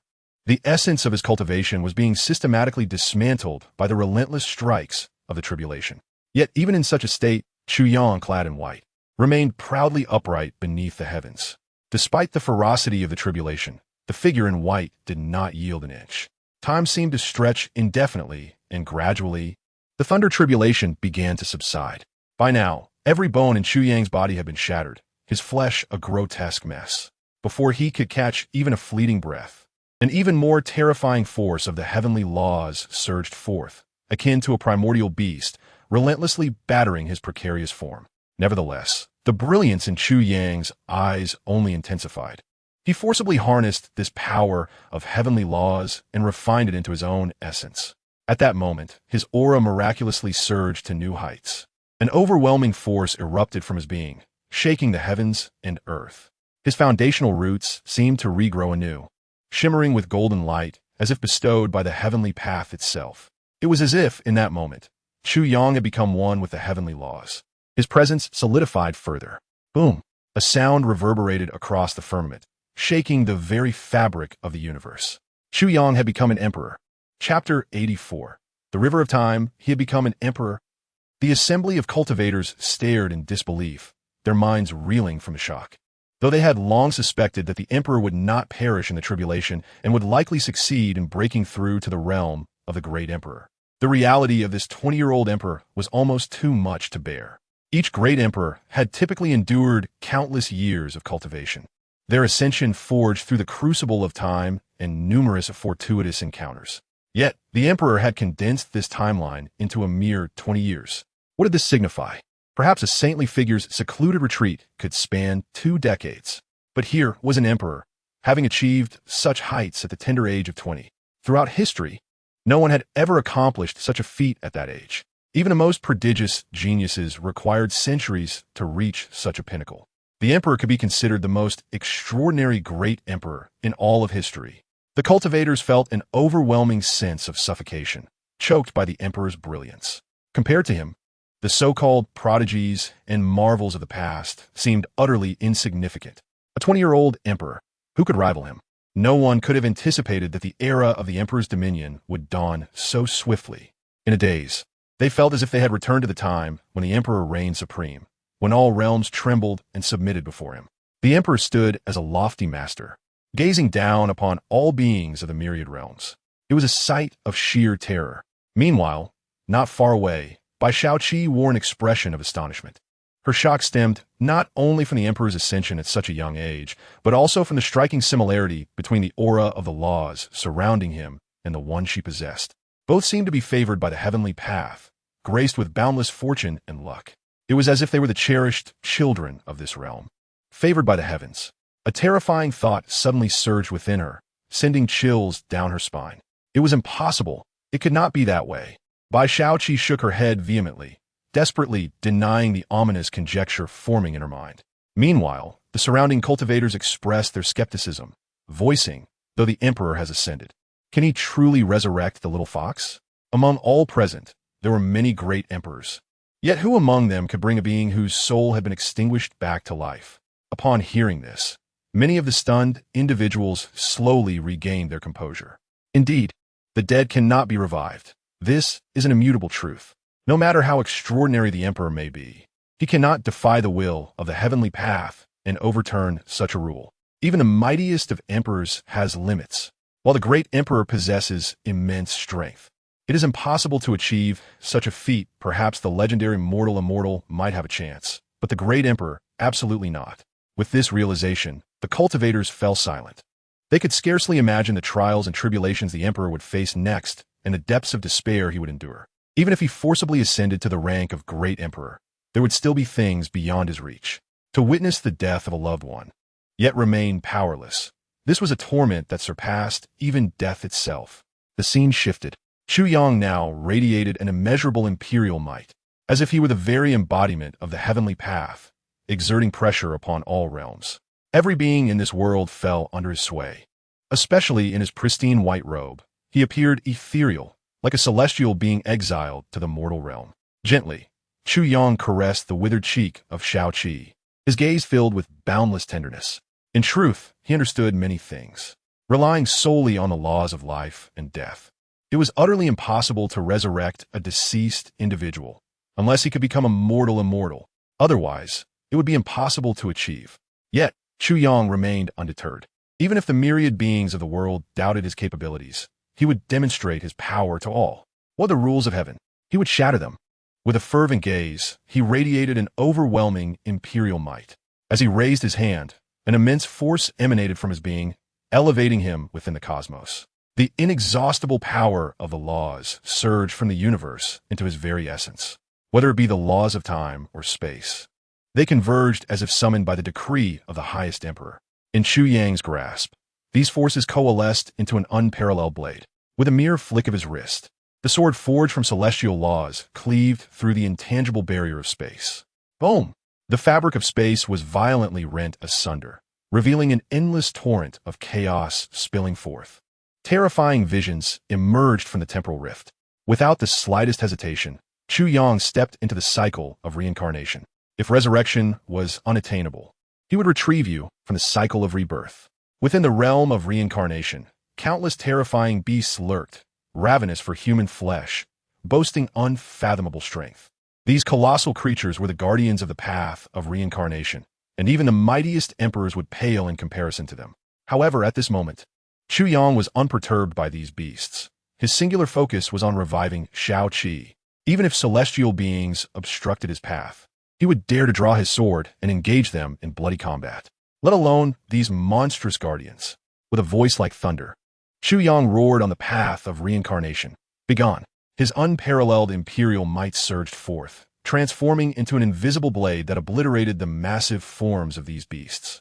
Even the emperors were no match for Chu Yang now. His heart was filled with the conviction to revive Shao Qi, intensifying his combat prowess to a terrifying degree. The once tranquil and harmonious path of reincarnation was ruthlessly stained with blood by Chu Yang's advance. Behind him lay the remains of countless formidable beings. Delving deeper along the path of reincarnation, Chu Yang beheld a vast river. This river bore little difference from the ordinary rivers of the outside world, yet it stretched infinitely, with no one knowing its terminus. Within its depths, myriad scenes were continuously projected.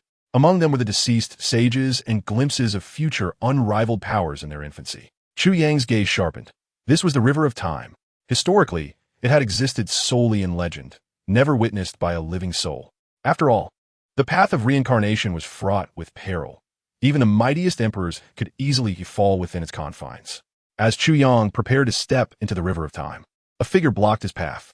The individual appeared ragged, their hair disheveled, and their eyes clouded, reminiscent of a beggar. Yet, the aura emanating from them surpassed that of the emperors. This was a half-step celestial being, the guardian of the river of time. Chapter 85. Rescuing souls from the river of time, Chu Yang regarded the figure with calm indifference, while the guardian cast a glance at him, but remained silent. An oppressive aura enveloped both, causing the path of reincarnation to tremble. The terrifying pressure swept across the realms, heralding the arrival of imperial might. Chu Yang bloed, gome. As his words echoed, countless bolts of divine thunder manifested above the heavens. These awe-inspiring bolts brewed in the void, their world-ending power radiating forth, capable of annihilating entire celestial bodies, crashing down with a resounding roar. Half-step celestial being, heaven above, this was indeed the guardian of the river of time. The onlookers were struck with astonishment upon witnessing this scene through the heavenly emperor's mirror. The guardian's might was formidable, incomparable even to the emperors. However, in contrast to a true celestial being, the guardian's strength still fell short, leading the onlookers to ascertain that this individual was firmly within the realm of half-step celestial beings. The path to immortality is arduous. Throughout history, no one has truly achieved the status of a celestial being. Even within the depths of the reincarnation sea, the powerful soul wave resembling a celestial being remained uncertain. Yet, despite this, a half-step celestial being was not something an emperor could contend with. One cultivator remarked, "The guardian's strength is formidable. It is likely that the emperor abandoned the idea of entering the river of time upon witnessing such power." Nods of agreement spread among the cultivators, clearly accepting this conclusion. After all, a half-step celestial being was beyond the reach of any emperor. The divine thunder rained down relentlessly. At present, Chu Yang had transformed into a true emperor, unleashing terrifying divine thunder, the likes of which no emperor could withstand. Yet, the guardian before him merely waved a hand, conjuring an infinite expanse of temporal and spatial pathways. The astonishing divine thunder dissipated silently into the ether, as if it had never existed. Chu Yang's expression grew solemn. The guardian's power was immense, wielding the ability to command the laws of time and space. Time itself was an enigmatic force, and unraveling its mysteries was no trivial task. The guardian then spoke, "Junior, relinquish your pursuit. Once deceased, one cannot return to life. You are the most extraordinary existence I have witnessed throughout the river of time, and I have kept a watchful eye on you. You possess a greater mission. Why forsake your bright future for her? You wish to revive her, yet she may not remember your kindness. Even if you succeed in bringing her back, she may hold no gratitude towards you and could even harbor resentment. Why endure this? As the guardian of the river of time, it would not be an exaggeration to claim omniscience. Every moment of history, past and future, lies bare before my gaze." Chu Yang smiled gently, his gaze tenderly fixed upon the figure cradled in his arms. "What if she forgets? What if she despises me? All I desire is for her to live a life of peace and safety. Everything else is inconsequential." The guardian sighed, his murky eyes igniting with brilliant golden light as he fixed his gaze intently upon Chu Yang. "If you wish to enter the river of time, it is not impossible. However, you must understand that interfering with the river of time will yield immense consequences. Your cultivation will be devoured, and you shall perish within the river. Do you still wish to save her?" The guardian's voice was ethereal, as if it transcended this realm of existence. Chu Yang replied with unwavering resolve, "Yes." Without hesitation, he spoke with conviction. "I hope you will not regret this." The guardian's voice grew increasingly ethereal, gradually fading from this realm. Chu Yang's gaze remained steadfast. With no hint of hesitation, he leaped into the vast river of time. Upon entering the river of time, Chu Yang felt as though the world was spiraling out of control. Time seemed to flow backward, the river reversing its course. In that moment of entering the river of time, he distinctly sensed an overwhelming tide of karmic retribution surging into his body, eroding his very essence. Despite Chu Yang's formidable abilities, this karmic backlash was irreversible. His cultivation at the emperor level began to plummet. And this was merely the entry into the river of time. Should he intervene, the consequences would be far more harrowing. Soon, the images before Chu Yang began to clarify. His gaze sharpened as he realized he stood within the very cave where he had last parted from Shao-Chi. The familiar rainbow, the cascading waterfall, the towering trees, and the babbling brook all filled his vision, alongside the well-remembered silhouette. He found himself in the time and space of the day Shao-Chi had departed without a word. Within the cave, Shao-Chi's eyes were filled with complex emotions, tears shimmering within her gaze. Before departing, she left behind a lingering thought, sealed within the jade pendant gifted to Chu Yang. Shao-Chi rose and gently kissed the sleeping Chu Yang on the forehead, whispering softly, "Big wooden block, I'm leaving. You must take good care of yourself." She stepped out of the cave, glancing back 3 times with reluctance. 2 streams of tears cascaded down her cheeks. Shao-Chi truly wished to remain by his side forever, but alas, she had to go. Chu Yang existed like a transient shadow, ethereal and detached from the world, observing the unfolding events before him. In time, Shaoqi arrived at the heavenly demon mountain, where, under the Emperor of Demons' coercion, she was compelled to take her own life. In death, the Emperor of Demons mercilessly extracted her essence and shattered her soul. As Chu Yang traversed the river of time, he bore witness to the despair etched across Shaoqi's face. A profound sorrow pierced his heart. He longed to reverse the flow of time and slay the detestable demon emperor. Yet, he understood the peril of such an act. Before he could even strike the emperor down, he would be consumed by the backlash of karma. The weight of a mighty emperor's consequences was dreadfully formidable. Suppressing his fury, he endeavored to safeguard Shaoqi's soul. Despite his celestial abilities, within the currents of time, he could only preserve a fragment of her true spirit. As he forcefully altered the causal tapestry of time, the dreadful backlash struck him like a multitude of daggers, piercing his heart and soul. In an instant, his cultivation plummeted. Aware that he could no longer delay in protecting Shaoqi's spirit, he brought her essence into the present realm. With unparalleled might and the fruits of an emperor's path, he fused her soul with her corporeal form once more. The relentless backlash of karma raged against him like a volcanic eruption, pummeling his being. Though his body had crumbled and his imperial essence shattered, Chu Yang remained resolute, not ceasing his efforts. After completely merging Shaoqi's soul with her body, he infused her with his own cultivation and path, resurrecting her. At this moment, Chu Yang was a mere shadow of his former self, bloodied and battered, his aura diminished. The overwhelming force of karma continued to assail him. He understood that having completed this act, having sacrificed his entire cultivation, he could not emerge alive from the river of time. At the very least, she was alive, and that sufficed. Vivid memories of their shared moments flooded his mind. As his eyes closed, he murmured, in the end, "I owe you so much." A long sigh escaped him. An invisible hand pulled Chu Yang from the river of time, guiding him along the path of reincarnation. Chapter 86. Memories Emerge. The empress's turmoil that gathered cultivators beyond the heavenly emperor's realm erupted in chaos. They sensed the once terrifying might of the emperor dissipating gradually, like a receding tide in the heavens. This phenomenon rippled through the vast expanse of the 8 desolations and 4 extremes, spreading across the 9 heavens and 10 earths. The starry rivers collapsed, the Milky Way reversed, and countless celestial bodies vanished beneath the overwhelming force of the emperor's divine presence. The hard-earned Tao fruits of the emperor, along with his astounding cultivation, suddenly shattered into nothingness. Upon witnessing this scene, all were moved profoundly. The emperor had indeed relinquished his extraordinary cultivation solely to resurrect the little fox and protect her last shred of true spirit. The expressions of the cultivators were filled with deep emotion. A 20-year-old emperor, unmatched throughout history, exemplified the extraordinary nature of the emperor. He cultivated the heavenly path, gaining the favor of the celestial order, and was destined for great fortune. With such unparalleled talent, had he not sacrificed his Tao fruits, his future would have been unbounded, potentially allowing him to ascend to the highest echelons of existence. Yet he chose to destroy his supreme path for the sake of saving a little fox. The cultivators lamented his fate, recognizing the brilliance that could have illuminated his future. A young emperor who could have dazzled an era met a tragic end in such a manner. Complex emotions painted the faces of all present. Even as the emperor became a ruthless tyrant, his actions in this moment were worthy of admiration. From his youth to this point, no blemish could be found in his character. Even those who despised him could find no fault. Perhaps the only regret lay in his eventual transformation into a world-destroying fiend.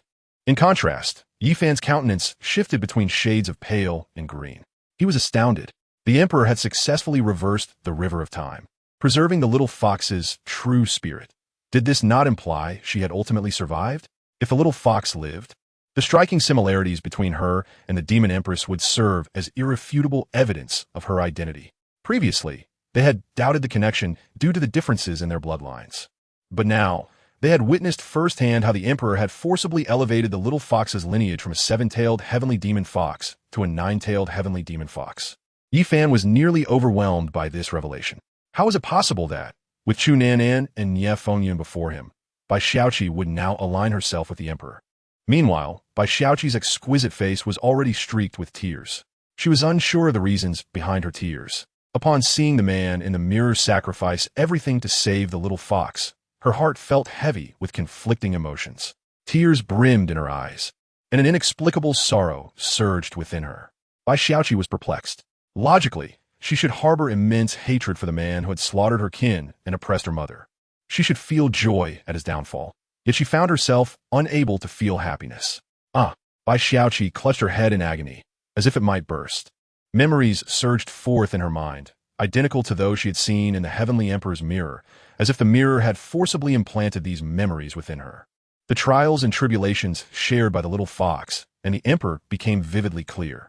The images flooded her mind, as vivid as if she had witnessed them firsthand. Deep within her consciousness, an invisible shackle that had long restrained her was silently released, allowing the buried memories to surge forth like a tidal wave. Time passed, and the brilliance in Bai Xiaoqi's eyes shifted, at times resembling the formidable demon empress, majestic and towering over the masses. At other moments, she appeared as the pure-hearted little fox, brimming with tenderness and playfulness. She gazed vacantly into the heavenly emperor's mirror, her heart heavy with sorrow. At this moment, Chu Yang had returned to the cave. His breath was feeble, his cultivation completely depleted, and he bore the heavy burden of karmic retribution upon his frail body.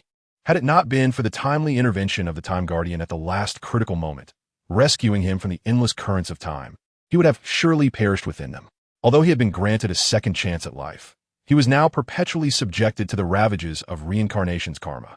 Moreover, since Xiaoqi was inherently deceased, even with the thread of her spirit protecting her and merging back with her physical form, she remained unrecognized by the heavenly Tao. After all, the dead cannot be resurrected. This is an immutable law of the heavenly Tao. Without its acknowledgement, Xiaoqi would remain beyond the grasp of revival. Thus, it became evident just how arduous the task of resurrecting a deceased being truly was. For an ordinary person without any cultivation, revival might be somewhat simpler. But for cultivators and demon races, their very entry into the realm of cultivation was akin to defying fate, standing in opposition to the heavenly Tao, making them its adversaries. How could the heavenly Tao possibly permit such beings to return to life? Chu Yang chuklet lichtli. Although he had lost all his cultivation, he remained favored by the heavenly Tao, a true beloved of fate, imbued with boundless celestial fortune. He was determined to bestow all his fortune upon Xiaoqi, so she might gain the heavenly Tao's recognition. Chapter 87. A Sudden Awakening. The truth-revealed fortune is an intangible essence, enigmatic yet undeniably real. Those with great fortune attract the favor of the heavenly Tao, blessed with unparalleled opportunities, ensuring a life free from calamity. For someone like Chu Yang, who was graced by the heavenly Tao and possessed of great fortune, even the loss of his imperial cultivation could not prevent him from making a swift comeback through his fortuitous destiny. Re-entering the imperial realm was merely a matter of time. Boom! A terrifying aura of the heavenly Tao emanated from Chu Yang, as the ethereal fortune dispersed from his being, flowing toward Xiaoqi. These potent forces coalesced in the air, forming a magnificent dragon of fortune, its cries echoing powerfully. Yet, this dragon resisted fiercely, unwilling to depart from Chu Yang's body. For these fortunes had been with him since birth, akin to a part of his very essence. Sensing his resolve, the dragon fought against its separation. Nonetheless, Chu Yang's determination prevailed as he forcefully extracted the dragon of fortune from himself, pouring it entirely into Xiaoqi. With a continuous influx of celestial fortune, the overwhelming will of the heavenly Tao began to calm, diminishing the resistance and rejection from Xiaoqi. Chu Yang could clearly perceive that, as he relinquished the dragon of fortune, the once familiar forces of the laws surrounding him grew, increasingly alien, until he could no longer sense the heavenly Tao's laws. Even the celestial eye at his brow faded gradually with the dragon's disappearance. He had severed all ties with the heavenly Tao, no longer the favored child of destiny. Yet, Chu Yang was unconcerned by this. Observing Xiaoqi's spirit gradually merging, a smile graced his lips, genuinely delighted for her. Her life had been fraught with suffering and hardship, enduring trials that were unjust. Now, with the blessing of this celestial fortune, her future should be one of ease. All he wished for was her safety in the days to come. A sense of melancholy mingled with relief crossed Chu Yang's face, but joy prevailed. At last, Xiaoqi's life would transform, free from torment. With the celestial fortune and the bloodline power of the nine-tailed celestial fox, Her future was undeniably bright. Gazing at her delicate features, he radiated tenderness. With her spirit now whole, he need not fear that she would recall the past upon awakening. She would embark on a new life. He wished to shield her from further suffering. Shao Qi's mother regarded Chu Yang with a complex expression, her eyes filled with sorrow. She sighed softly, "You have already done enough for Shao Qi and our Celestial Fox clan. Without you, we would never have broken this curse. Now, you have forsaken everything to save her. I truly do not know how to express my gratitude. This child has suffered so much, relying on no one, enduring untold torment. Meeting you is truly the fortune she earned in her previous life." Chu Yang smiled faintly, shaking his head. "In truth, I owe her a debt. Had I not encountered Shao Qi, I would not be who I am today. Now, I can only hope for her peace." With that, his solitary figure gradually faded from sight, walking further into the distance. Suddenly, a resounding change echoed from the horizon, an immense golden light of the Tao illuminating the world. This golden beam, filled with the will of the heavenly Tao and infinite laws, finally descended upon a certain location in the celestial Fox Mountain. Upon witnessing this, a smile formed on Chu Yang's lips. Shao Qi must be awakening now. He did not wish for Shao Qi to stay by his side. A decision born of necessity. The dreadful force of karma would ensnare him, and having lost the favor of the heavenly Tao and his imperial might, he was vulnerable to the terrifying curse cast upon him by the Empress during her fall. Chu Yang's future was destined for hardship, devoid of tranquility. Yet he was unafraid. He only feared Shao Qi would suffer alongside him. That little fox had endured too much pain, heart-wrenching and unbearable, and he could not bear to see her suffer even a moment longer. Chu Yang's complexion turned pale as he wandered through the ruins, utterly exhausted, collapsing amidst the debris. Outside the imperial realm, the gathered cultivators felt a profound sense of unease. The little fox had endured a tragic life, but what of the emperor? His trials were perhaps even more harrowing. Yet he still chose to save this little fox, unwilling to let her repeat her past. He sacrificed everything he had for her. In this moment, they came to a sudden realization. The little fox who had followed the emperor into the ancient forbidden land, enduring countless perils, was none other than the future demon empress, by Shao Qi. They had not anticipated that the emperor would indeed revive the little fox, who had become the current demon empress. The expressions of the cultivators varied. Some were relieved, others struggled to accept, some were shocked, while others found clarity. The emperor had bestowed upon the little fox his unparalleled fortune, his imperial essence, and all his blessings. This was why Bai Shao Qi had experienced celestial phenomena at her birth and received the heavenly Tao's favor, becoming the beloved of fate. With all this bestowed upon her, her future was assured to be one of ease, devoid of calamity. Indeed, this proved true. With such immense fortune, Bai Shao Qi's strength ascended rapidly, achieving imperial cultivation within a mere millennium, establishing herself as the new demon empress. She revitalized the prestige of the celestial fox lineage and commanded the entire demon army. Under her leadership, the demon race, previously languishing, began to flourish once more, reclaiming its status as one of the most formidable races on the continent of all spirits. Upon witnessing this, Bai Shao Qi was overcome with tears. All her memories flooded back, and she understood everything. The little fox in the mirror was not merely a coincidence. Nor was it a coincidence that they shared the same name. She was able to possess all of this, the overwhelming fortune and boundless blessings, entirely due to him. Chapter 88. Why You Treat Me This Way. It was he who, with unparalleled divine powers, elevated his own bloodline to its utmost pinnacle, allowing her to retain her youthful essence. Furthermore, in a desperate bid to save his own life, he ventured alone into the river of time, enduring immense karmic backlash, all to protect a fragment of her divine soul. Ultimately, he even relinquished his heavenly fortune and all the blessings he had amassed, solely to ensure that she could gain the approval of the heavens and truly resurrect herself. It was precisely because he gave everything to her that he earned his own rebirth, securing her peace and prosperity in this lifetime. Yet, this very person who had bestowed her everything was now imprisoned by her, alongside the powerful beings of the heavens, within the heavenly emperor's mirror. Tears streamed down by Shao Qi's face, and her heart ached profoundly, especially after the memories buried deep within her mind fully resurfaced. She felt an overwhelming sense of guilt and regret. How could she have done such a thing to Chu Yang? The sorrow deepened after recalling the shared hardships with the little fox. Why didn't you tell me everything?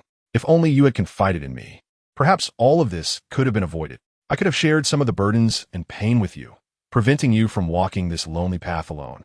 Yet, you chose to bear so much by yourself, never willing to share with anyone. How could you be so foolish? Is there truly someone as naive as you in this world? Bai Xiaoqi, in a frenzy of grief, wept uncontrollably. At that moment, she bore no semblance to the empress who commanded the heavens. She resembled a fragile girl, cradling her head in despair. Especially when she thought of the moment Chu Yang faced betrayal from all sides, his eyes reflecting indifference and pride. Even in that dire situation, he never contemplated revealing the truth. Later, as the esteemed emperor, he found himself utterly alone, even betrayed by those closest to him. What despair must have filled his heart during such a time? Bai Xiaoqi couldn't bear to think further, as the more she pondered, the more her heart shattered. Given all that Chu Yang had done for her, even asking her die would not be too much to ask. After all, everything she possessed now was a gift from him. The crowd of cultivators sighed in sympathy, reflecting on the situation. Who could have anticipated that such a revered empress, favored by the heavens and capable of suppressing the realms, would exhibit such vulnerability? However, they understood, for the sacrifices made by the emperor for her were indeed monumental. Only Yi Fan felt utterly bewildered, his mind racing with confusion. What on earth was happening? Were they witnessing the emperor's path to redemption? How could this be? He simply couldn't fathom it. Especially after confirming that the little fox was Bai Xiaoqi, he felt on the verge of collapse. How could such a dazzling empress express affection for the emperor and even kiss him? This was utterly unacceptable to him. He had always aspired to win the hearts of empresses, yet his desires remained unfulfilled. Clearly, he was far more handsome than the emperor, and as the destined one. Why had no empress ever shown him such affection? Gradually regaining his composure, he sought to calm himself. Although Bai Xiaoqi's memories had returned, he still wished to attempt to win her over, hoping she wouldn't choose to turn against him. Indeed, the emperor had once held genuine feelings for her, but he had ultimately changed, suppressing the demon race and even personally subjugating her mother. Thus, the current emperor had clearly cast her aside. At that moment, however, as Bai Xiaoqi was engulfed in sorrow, she heard Yi Fan inciting her further, igniting her fury. Get away. Does he need you to judge his actions? Do you even have the right? You must understand that everything I possess now is because of him. Without him, there would be no Bai Xiaoqi. Do you comprehend? He has already endured so much pain, yet he still bears so much alone, facing the world's scorn. How is that fair? Even if the world despises him, I have no right to hate him, nor to act against him. Do you understand? Yi Fan, scolded by Bai Xiaoqi, wore a stormy expression. This was the first time in his life he had been so publicly humiliated. After all, he was a destined one. When had he ever faced such indignity? Yet, despite his inner turmoil, he could only swallow his pride. Bai Xiaoqi was on the brink of collapse, and provoking her now would only push her further into opposition against him. As long as there was still a chance, he believed he could salvage the situation. He was convinced that once the emperor displayed his most ruthless side, Bai Xiaoqi would surely reconsider her stance. Although he yearned for the Empress of Radiance, he refused to let go of Bai Xiaoqi, whose celestial beauty would eventually find her place in his harem. With a fierce glare at the figure in the heavenly emperor's mirror, Yi Fan clenched his teeth, vowing, "Damn you, emperor, I will fight you to the end. I will see who will stand by your side once your most savage nature is unveiled." Bai Xiaoqi was in turmoil. He had sacrificed everything for her, even risking his life. Yet later, he turned against the demon race and acted against her mother, suppressing her for countless years. Why? If the emperor had only targeted her, she would have had no complaints. However, he had never harmed her, and during the second massacre of the demon race, he had not laid a finger on her, only targeting the demon race and her mother. Was there perhaps a hidden truth she was unaware of? Bai Xiaoqi felt utterly lost. She no longer knew whether to love him as she once did or to hate him for the sake of the demon race and her mother. She was at a loss, her head pounding with confusion. All the cultivators' gazes fell upon Bai Xiaoqi, yet none noticed the complex expression of the Empress of Radiance beside her. Her starry eyes were fixed on Bai Xiaoqi, and she couldn't help but sigh. If only you hadn't entered his heart first, making him remember you. Perhaps I too could have reached his inner world. For Bai Xiaoqi, he had shown unwavering affection, sacrificing everything for her. But why must you treat me this way? Chapter 89. A stunning feast in the mortal realm at this moment. Chu Yang slowly rose from the ruins, surveying the devastation around him. He was now stripped of all his formidable power, reduced to an ordinary person once more. The absence of strength within him left Chu Yang feeling lost and disoriented. He was uncertain of his path forward. Originally, his chance to cultivate anew was due to the cultivation methods left behind by manager Chun in the Scroll of the Mountains and Rivers. Now, having forsaken all his heavenly fortune and severed his foundation, the prospect of cultivating again seemed utterly impossible. Bearing an overwhelming blood feud, yet lacking the corresponding strength and cultivation. Where was he to go, and what was he to do? Chu Yang was in a state of bewilderment. His gaze drifted, and the beautiful visage of Shao Qi flashed before his eyes, her melodious voice echoing in his ears. The words she once spoke to him resonated vividly. No matter what happens in the future, do not give in to despair. Those familiar words felt as if they had been spoken only yesterday, stirring something deep within Chu Yang's heart. Indeed, he has not yet reached the depths of despair. As long as life persists and death has not claimed him, there remains the promise of a brighter dawn. No matter how arduous the journey may be, or how unsatisfactory the outcome could appear, surrender is not an option. Although he has lost all his cultivation, the indomitable spirit buried deep within his heart still endures, pulsating with fervent intensity. Thus, he must pursue the path that truly belongs to him. The voice of Shao Qi reverberated once more within him. Chu Yang, where do you go from here? A journey to the mortal realm, a banquet of astonishing beauty. As the sun dipped below the horizon, Chu Yang's silhouette appeared somewhat desolate and forlorn, yet he moved forward with unyielding vigor. Under the glow of the setting sun, he gradually faded into the distance. Now, Chu Yang found himself once more in solitude, embarking on his journey alone, walking the path of isolation. Beyond the realm of the celestial emperor, the sight of Chu Yang's seemingly disheartened figure stirred a sense of melancholy among the cultivators. What kind of conclusion could possibly befit a sovereign who has endured such tumultuous trials? What unforeseen circumstance could transform such a resolute emperor into this state? They could not fathom it. Their hearts were intertwined with both resentment and pity for the emperor. From a young age, he had sacrificed his own supreme essence to ensure his sister's survival, thereby eradicating his own unparalleled foundation. Later, he gained fame as a prodigy, mastering the sword path and earning respect through his blade. Ultimately, for the sake of his brothers, he chose to forsake his sword heart, relinquishing his invincible sword path. Now, even that unrivaled imperial cultivation has dissipated, with the essence of the heavenly Tao lost and the aura of the great path faded. The cultivators could scarcely imagine what remnants of power the emperor still possessed. His life had been fraught with suffering. Though merely a 20-year-old youth, the hardships he has endured surpass those of cultivators who have lived for centuries, having experienced the myriad facets of humanity. If they were to be placed in the emperor's position, despair would have consumed them long ago, extinguishing any flicker of hope. One cultivator, nearly in despair, lamented, "How did the emperor rise again?" Throughout the vast expanse of the Wanling continent, any cultivator who walks far enough along a singular path of law could become a legendary figure. Achieving the status of an emperor through a singular path is already an indication of exceptional talent, transcending the ages. Yet, the emperor has traversed 3 paths thus far, each marked by imperial prowess that crushed his peers. With his later resurgence, he has now walked 4 paths. Is there anyone else in the entirety of the Wanling continent who has experienced such a journey? The cultivators were filled with profound reflections. They gradually began to comprehend why the emperor, years later, attained the rank of emperor, able to forcibly suppress the formidable beings of the heavens. With his singular strength, he instilled a sense of suffocation among all the powerful entities of the Wanling continent. The emperor's unparalleled talent is a rarity throughout history. Meanwhile, Bai Xiaoqi's gaze was filled with sorrow, her emotions tumultuous. Now that the memories of the little fox had fully returned, she understood the emperor's character more deeply, allowing her to empathize with the arduous and lonely journey behind the emperor's brilliance. For the emperor, not only has he lost all his cultivation, but he must also bear the venomous curse laid upon him by the empress, laden with the inexorable chains of karmic retribution. These shackles will bind him for a lifetime.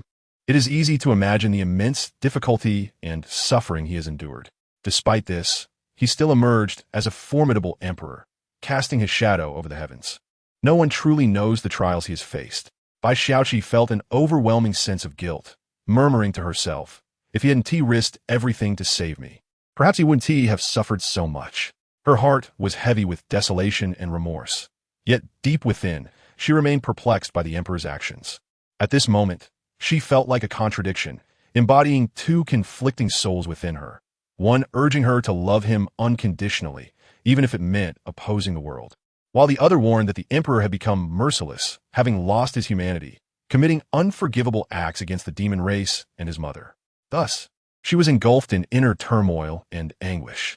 Seeing this scene, Yi Fan felt a pang of discomfort as well. The surrounding cultivators had noticeably softened their perceptions of the emperor. Many had begun to praise him, which filled his heart with bitterness.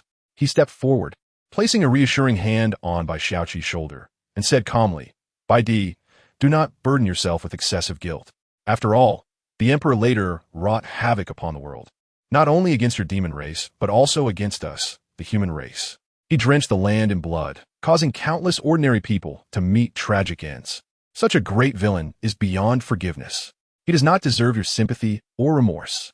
After speaking, he turned his gaze towards the surrounding cultivators, his face ablaze with indignation as he admonished, "You all appear utterly ridiculous. A bloodthirsty tyrant, and yet you think he deserves forgiveness, that we should pity him? Remember well the deeds the emperor has done to you, to the world." Yi Fan spoke with righteous fervor, determined to shift the attitudes of the cultivators. He could not allow the emperor to be exonerated. Otherwise, all their painstaking efforts would be in vain. Upon hearing Yi Fan's words, the cultivators were taken aback. While the emperor's current plight might evoke sympathy, it was merely a fleeting moment. The later actions of the emperor were indeed reprehensible, provoking the wrath of both gods and men. At that moment, the eyes of all the cultivators gleamed with murderous intent, eager to eradicate the emperor reflected in the mirror. Even the Yao Guang empress, standing nearby, wore a frostbitten expression, her beautiful eyes glinting with coldness. A heartless man like the emperor is unworthy of pity. Chapter 90. A millennia of suppression. The hatred of the Yao Guang empress Chu Yang intended to depart from Tianyao Mountain, seeking to venture into the mortal realm and continue his pursuit of the path that belonged to him. However, he found himself without direction, aimlessly wandering onward. As he prepared to leave Tianyao Mountain, a sudden flurry of sounds echoed through the air, causing Chu Yang's gaze to sharpen. He witnessed a flash of cold light slicing through the space before him, narrowly missing his head as the sword's brilliance wreaked havoc around him. A strand of black hair fell before him, the chilling aura of death enveloping him in an instant. At that moment, a young girl clad in a white dress emerged slowly. She possessed an exquisitely flawless visage, appearing no older than 7 or 8, with stunning features and skin as pure as white jade, seemingly delicate enough to shatter at a touch. Within her enchanting gaze, a radiant star seemed to twinkle with brilliance. Dressed in white like freshly fallen snow, she was as untainted as a celestial maiden descending to the mortal realm, captivating all who beheld her. Her expression was one of innocent purity, so much so that her innermost thoughts appeared transparent through those beautiful eyes. Navi to the ways of the world. This was Chu Yang's assessment of the girl before him. She was none other than the sister of the former demon emperor's empress. However, unlike before, she did not don a veil, revealing her exquisite features akin to a porcelain doll, though her countenance now bore an icy chill. The animosity she felt towards the man before her was profound, wishing to dismember him piece by piece. Yet she was torn, for the ruckus caused by Chu Yang during Xiaoqi's revival had caught her attention. Thus, she had been secretly observing him from a distance. The audacity with which he ventured into the river of reincarnation to protect her true essence left her utterly astounded. Furthermore, his willingness to forsake his own fortune solely to resurrect Xiaoqi touched her deeply. The mind of a young girl is often simple and beautiful. In that moment, she couldn't help but ponder whether she, too, might one day encounter a destined partner like Chu Yang, someone willing to sacrifice everything for her. She was acutely aware of Chu Yang's purpose for visiting Tianyao Mountain. It was precisely this knowledge that left her heart in turmoil. Previously, she had persistently urged her sister and brother-in-law not to confront the Tianyao Fox clan, especially when she learned that her brother-in-law intended to eradicate Xiaoqi. She had pleaded desperately, hoping he would spare the life of the pitiful little fox. However, her words had proven utterly futile. She raised her gaze to Chu Yang, who had now lost his formidable powers. If she wished to avenge her sister and brother-in-law, a single strike would suffice. Yet, she found herself unable to act. In her eyes, her sister and brother-in-law were guilty of heinous crimes, while Chu Yang's attempt to save the little fox held no fault. She had contemplated killing Chu Yang before taking her own life, but now, she found herself incapable of doing so. Her heart harbored little animosity towards him. Her brother-in-law's actions could only be deemed self-inflicted. Chu Yang regarded the conflicted woman before him with indifference and said, "You are aware that I have lost my powers. If you wish to kill me, do so quickly. I am no match for you now. If you cannot bring yourself to strike, then step aside and do not obstruct my path." Upon hearing Chu Yang's words, Yao Guang's face contorted with rage, her entire being trembling with fury. Yet ultimately, she could not bring herself to strike. Tears streamed down her cheeks. After a prolonged silence, she made a decision, relinquishing her sword to Chu Yang and declaring, "If you have killed my sister and brother-in-law, I see no reason to live. If you intend to kill, then take me along." Chu Yang stared at the young woman in white before him, momentarily taken aback, then replied, "Are you unwell? If I had wanted to kill you, why not have done so back in Tianyao Palace?" He was not inclined to indiscriminately slay the innocent. Understanding that both Shao Qi and the Tianyao Fox clan were victims of the demon emperor and empress, there is a time for vengeance and a time for justice. He believed, however, he had never encountered someone so foolish as to beg for their own demise. Witnessing the unfolding events through the heavenly emperor's mirror, the gathered cultivators were equally astonished. Countless gazes fell upon the distant figure of the Empress Yao Guang, incredulous that she would entertain such peculiar thoughts at that moment. They could not fathom why, even if she could not strike, she would plead for someone to take her life. It was utterly incomprehensible. Yao Guang's expression was frosty, regret simmering within her. Why had she not mustered the resolve to slay him back then? Had she acted decisively, many subsequent events could have been averted. Shaking her head, she attempted to explain, "At that time, I believed the fault lay with my sister and brother-in-law. Their actions were despicable, inciting my hatred, while the emperor seemed a good person in my eyes, which is why I could not strike." After hearing her explanation, the cultivators could not suppress their laughter. How naive! It was absurd to think that the Empress Yao Guang, who now suppressed the three realms, once held such a simplistic view of right and wrong. The world knows no absolute truth, and such notions are laughable. Yet it was precisely this trait that made Yi Fan regard Yao Guang as a rare and precious flower. He believed he could win her heart, aiming to bring her into his harem, convinced that with the right approach, it would be effortless. In that moment, he genuinely believed that Yao Guang's hatred for the emperor was not merely due to the deaths of her sister and brother-in-law.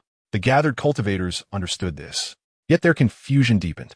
If Yao Guang did not harbor hatred for him, why had she later turned against the emperor in the battle of the heavens? The Empress Yao Guang had fought with fervor, clearly intent on ending the emperor's life. Her gaze drifted far away, as if lost in memories of the past, recalling the events that had transpired and the emperor's actions that ignited her fury. Back then, for reasons unknown to me, he unjustly suppressed me on the sun god star, sealing my powers and subjecting me to a millennium of torment, during which my tiny body was also destroyed. Upon hearing this, the cultivator's expressions hardened. The tiny body is most vulnerable to the sun god fire, and the emperor had cast Yao Guang into the sun god star, allowing her to suffer for a millennium. Such torment was far worse than death, an act of unparalleled cruelty. How could the emperor commit such an atrocity? Yao Guang had lost her tiny body due to his mercilessness. He was beyond inhumane. The gathered cultivators seethed with anger at the emperor's actions, finding no shred of humanity in his behavior.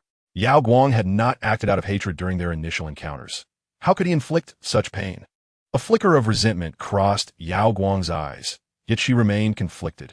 What could have driven the emperor to such extremes?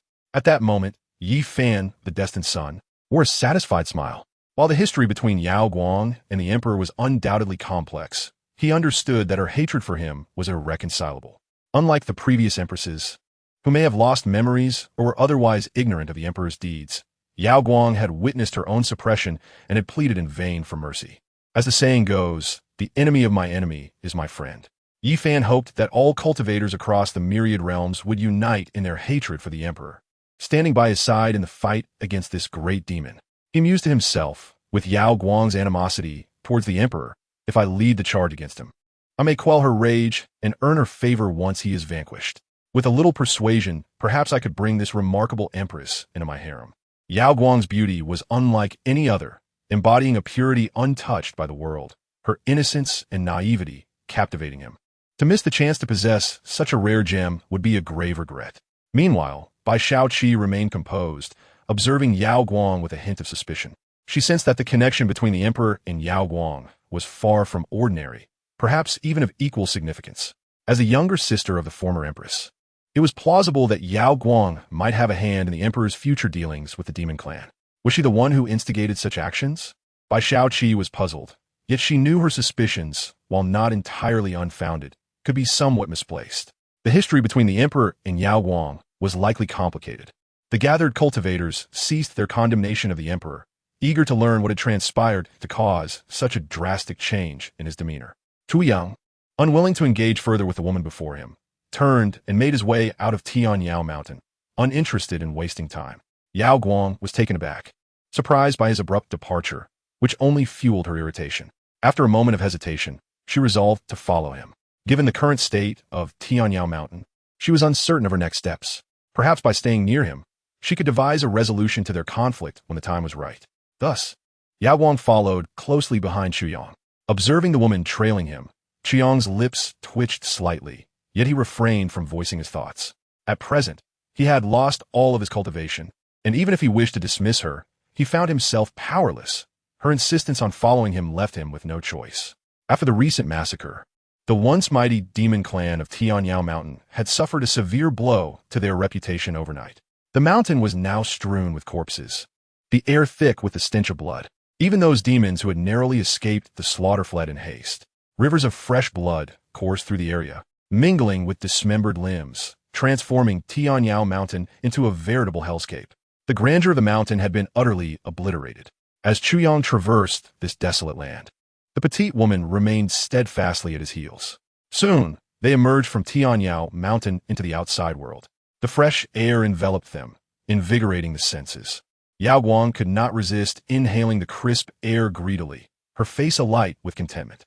Having returned to a mortal form, Chu Yang once again experienced the long-forgotten sensation of hunger. After traversing several mountains, they arrived at a small stream. With practiced ease, Chu Yang leaped into the water and caught a plump fish with his bare hands. A fire was soon lit, and the fish was skewered and roasted. The enticing aroma wafted through the air, drawing Yao Guang's gaze to the cooked fish, causing her mouth to water. Despite her moderate cultivation, her realm was still low. She had yet to reach the great ability stage, possessing only the strength of the spirit-calling realm. This meager power rendered her only slightly stronger than an ordinary person, preventing her from achieving a state of fasting. Thus she too felt the pangs of hunger. After a day of trailing Chu Yang, weariness and hunger weighed heavily upon her. Yet, she could not summon the courage to ask Chu Yang for a share of the meal. Chu Yang found himself puzzled, as Yao Guang's sister and brother-in-law were both immensely powerful. So why was she so weak? Clenching her silver teeth, Yao Guang resolutely approached the stream, intending to imitate Chu Yang's fishing technique, believing it could not be too difficult. With a splash, she plunged into the water, clumsily attempting to catch fish, but each effort ended in failure. Unconcerned with Yao Guang's struggles, Chu Yang finished his meal and leaned against a nearby tree to rest. Frustrated, Yao Guang returned to the shore after a fruitless endeavor. The chill of the night air sending shivers down her spine. Cold and hungry, her face bore an expression of dismay. She had never endured such hardship before. Nonetheless, she did not seek Chu Yang's assistance, but rather chose to warm herself by the fire. The two exchanged not a word. Thus, the dawn of a new day arrived. Chu Yang continued on his journey. Even though they had merely exited Tianyao Mountain, they remained within the territory of the demon clan, a perilous situation. Any encounter with a formidable demon would spell disaster for him in his current state. Yao Guang had awakened, yet the previous night's ordeal had left her feeling unwell and weakened, her complexion paling. Upon seeing Chu Yang move onward, she did not hesitate, but resolutely followed him once more. 3 days passed in this manner. During this time, although Yao Guang still could not hunt effectively, she had gained some understanding of survival, at least how to seek out fruit trees when food was scarce. One day, she attempted to hunt again, but encountered a fierce beast. After a grueling struggle, she managed to slay it, yet her lack of combat experience left her injured. Her once pristine white dress now bore several tears. Chu Yang remained indifferent, his expression unchanged. Yao Guang tended to her wounds as best she could and continued to follow him. Chapter 92. The Body of the Dark Moon. The Emperor's ambitions. Chu Yang felt a biting cold as rain fell in a relentless drizzle. The sky was overcast, and the icy raindrops cascaded down. The chilling wind howled around him. Even Chu Yang found it increasingly difficult to endure such harsh weather. Suddenly, He glanced back to see the small woman trailing him had succumbed to the elements, collapsing into the rain-soaked ground. With a sigh, he ultimately chose to lift her up and press on. Traveling alone was already challenging, and now, with Yao Guang as an added burden, it was uncertain how long it would take to escape the demon territory. The woman in his arms trembled slightly, struggling weakly, her voice barely audible. "Don't worry about me. Just put me down." Chu Yang cast her a sideways glance, a hint of irritation in his eyes. "Stop squirming." Yao Guang wanted to protest further, but the look on Chu Yang's face silenced her. Her thoughts were a whirlwind of emotions. Carrying Yao Guang along only deepened Chu Yang's sense of pressure. Though Yao Guang was delicate and light, she felt as heavy as a mountain to Chu Yang in his current weakened state.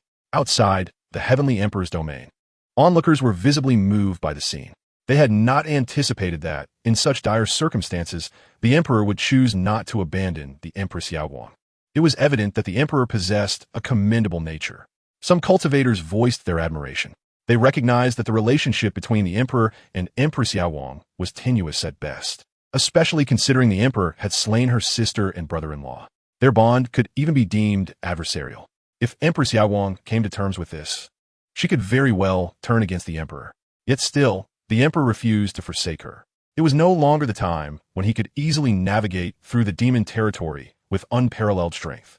Now, he had become a mere mortal, and every moment spent within the demon realm posed a threat to his life. Observers reflected on the true nature of humanity, which often reveals itself not in moments of prosperity, but rather in times of poverty and despair. The Emperor's character remained impeccable, without a trace of flaw.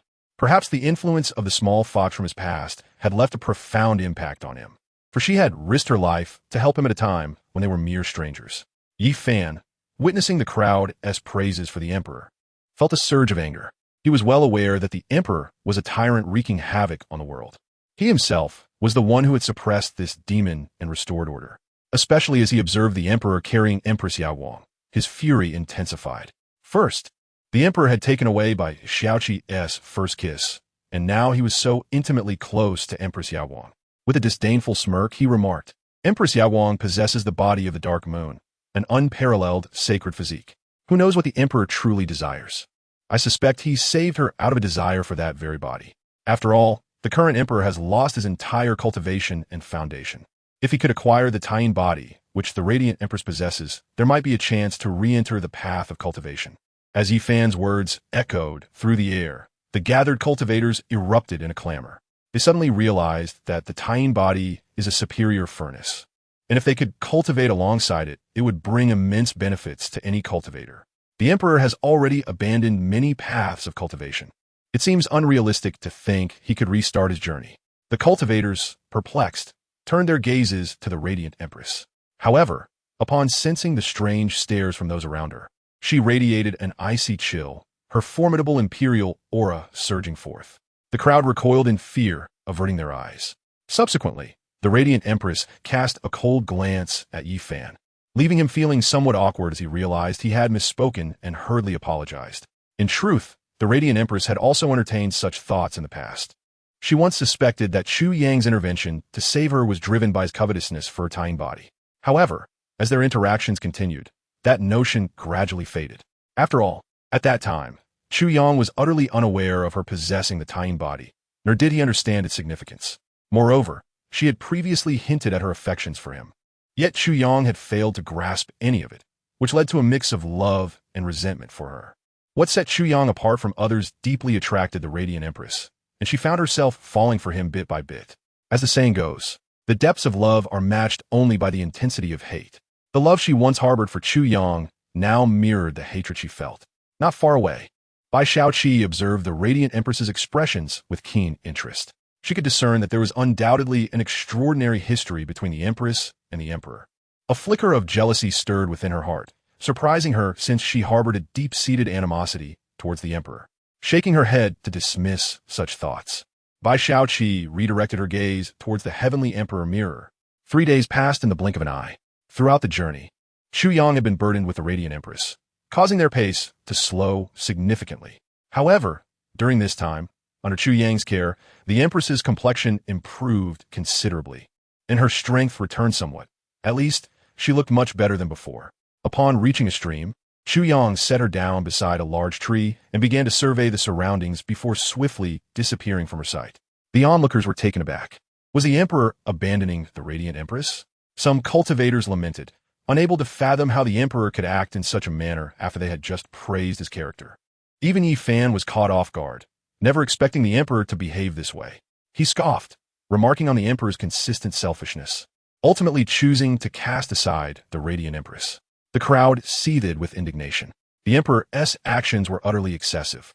What difference did it make whether he saved her or not? It only served to torment the radiant empress further, offering a glimmer of hope only to plunge her into despair. All the cultivators voiced their discontent, condemning the emperor's behavior. Chapter 93. The stubborn little woman. After witnessing Chu Yang leave in such a manner, even the radiant empress believed he intended to abandon her. From the very beginning, Chu Yang had shown disdain for her presence, clearly irritated by her following him. Now, with the perfect opportunity to leave her behind, it would be entirely expected. A flicker of despair crossed her delicate features. She understood that, in her current state, survival was an arduous task, nearly impossible. Yet, to her surprise, half a day later, the very man who had abandoned her returned. However, this time, Chu Yang bore numerous wounds, blood trickling down his arm. He appeared even more fragile than before, as if he might collapse at any moment. With unwavering determination, he dragged a lifeless deer behind him. The radiant empress's eyes reflected a complex array of emotions as she looked at Chu Yang and asked, "Why have you returned?" If he had truly intended to abandon her, her heart would not have been so conflicted. She could have easily directed her hatred towards him, but now that he had returned, it only complicated her feelings further.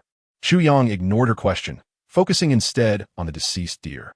He began the process of skinning it, expertly removing the hide and organs, then washing the carcass in the stream. This was a familiar task for him, and he quickly finished the job. Gathering wood from the surrounding forest, he built a fire, skewered the deer, and began to roast it. As night fell, the savory aroma of roasting meat wafted through the air, with golden meat glistening as fat dripped down. The radiant empress swallowed hard, her captivating eyes fixated on the deer meat, clearly longing for a taste. Yet, she understood that this man would not share his food with her, leaving her to merely watch. Chu Yang tore off a succulent leg of the deer and offered it to the radiant empress, surprising her. She had not expected this seemingly indifferent, even disdainful man to provide her with food. Though her gaze lingered greedily on the deer leg, she turned her head away, unwilling to accept his offering. Without food, she would lack the strength to even contemplate whether to retaliate against him. Observing this proud little woman, Chu Yang remarked, "Indeed." After he spoke, the radiant empress hesitated for a moment before finally relenting, taking the leg from his hand. Without concern for her demeanor, she grasped the large piece of meat and began to devour it eagerly. For days, she had subsisted solely on fruits, with no taste of meat and not enough to satisfy her hunger.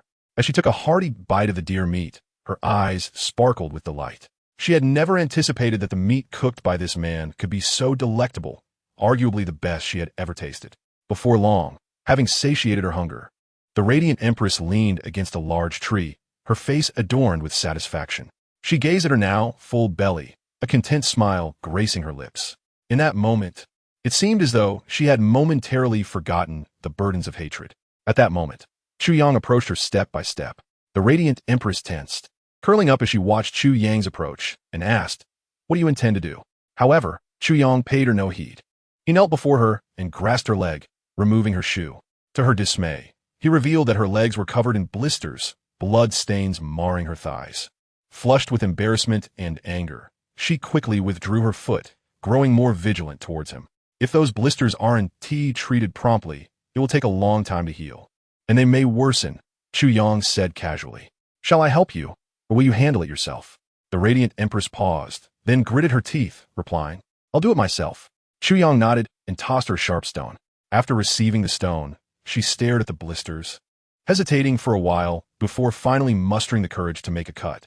In the next moment, a cry, as tragic as that of a slaughtered pig, escaped from Yao Wang's lips. Her forehead was drenched in cold sweat. The immense agony was nearly unbearable. Blood stained the blue stone beneath her, and she found herself unable to continue. The excruciating pain was simply intolerable. Ultimately, with Chu Yang's assistance, she managed to tend to the blisters on her feet. Once that was taken care of, Chu Yang carried her to the stream, where he thoroughly washed her legs and wrapped them in animal hide. At that moment, Yao Guang lay beside him, resting.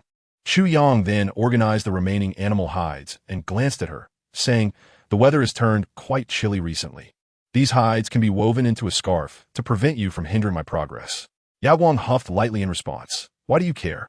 However, despite her words, a peculiar emotion began to stir within her heart. Before long, Chu Yang completed the scarf and personally draped it around her neck. Yao Guang toyed with the scarf, muttering, "It's so ugly. This is the most hideous scarf I've ever seen." Ugly as it was, it did provide a significant warmth, allowing Yao Guang to sleep peacefully through the night. The next morning, Chu Yang woke her early, saying, "It's getting late. We must depart." With sleepy eyes, Yao Guang clutched the scarf and murmured, "Just a little longer." Chu Yang smirked, turning away. "Come or go, it's up to you." Upon hearing this, Yao Guang's expression tightened, and as she watched him walk away, her drowsiness vanished. "Hey, wait for me," she called out, rising to chase after him. Yet, the sharp pain in her legs contorted her delicate features, and large beads of sweat trickled down her cheeks. The pain was unbearable. "I can't do anything about you." Isu Chu Yang sighed softly and quietly approached her, pretending to lift her onto his back. Yao Guang gritted her teeth against the pain, her pride shining through as she declared, "I can walk myself." Chu Yang ignored her protest and effortlessly threw her onto his back. If she were to walk on her own, she would likely ruin her legs before the blisters had a chance to heal. As Yao Guang lay on Chu Yang's back, she fell into a thoughtful silence, no longer making a fuss.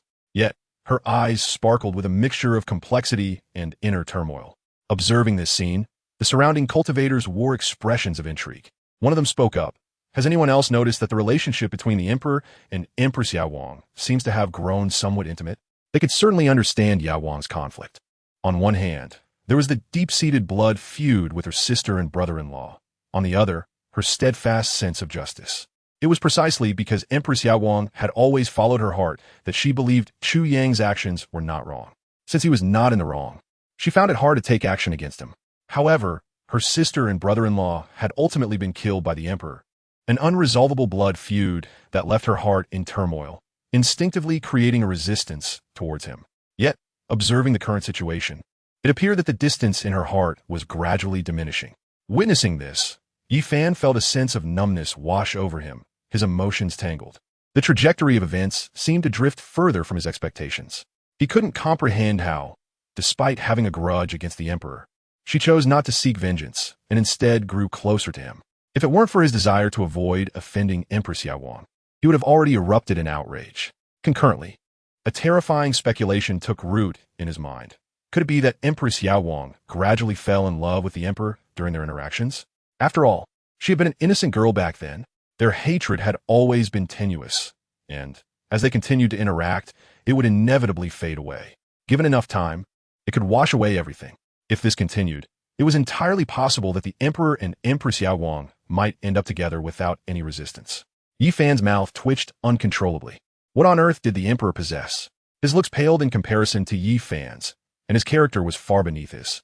Yet, one after another, extraordinary women had expressed affection for him. After pondering for a moment, Yi Fan concluded that the animosity between Empress Yao Guang and the Emperor likely stemmed from more than just her suppression on the Sun God Star and the destruction of her lunar body. There might have been emotional entanglements that culminated in love turning to hate, leading to their final falling out. He was almost certain that during their subsequent interactions, Empress Yao Guang must have developed feelings for the Emperor. This realization ignited a deeper resentment in Yi Fan. He could only hope that nothing substantial had transpired between them. Otherwise, he would truly be devastated. At that moment, Yi Fan's gaze shifted towards Empress Yao Guang, who appeared slightly moved, as if lost in thought.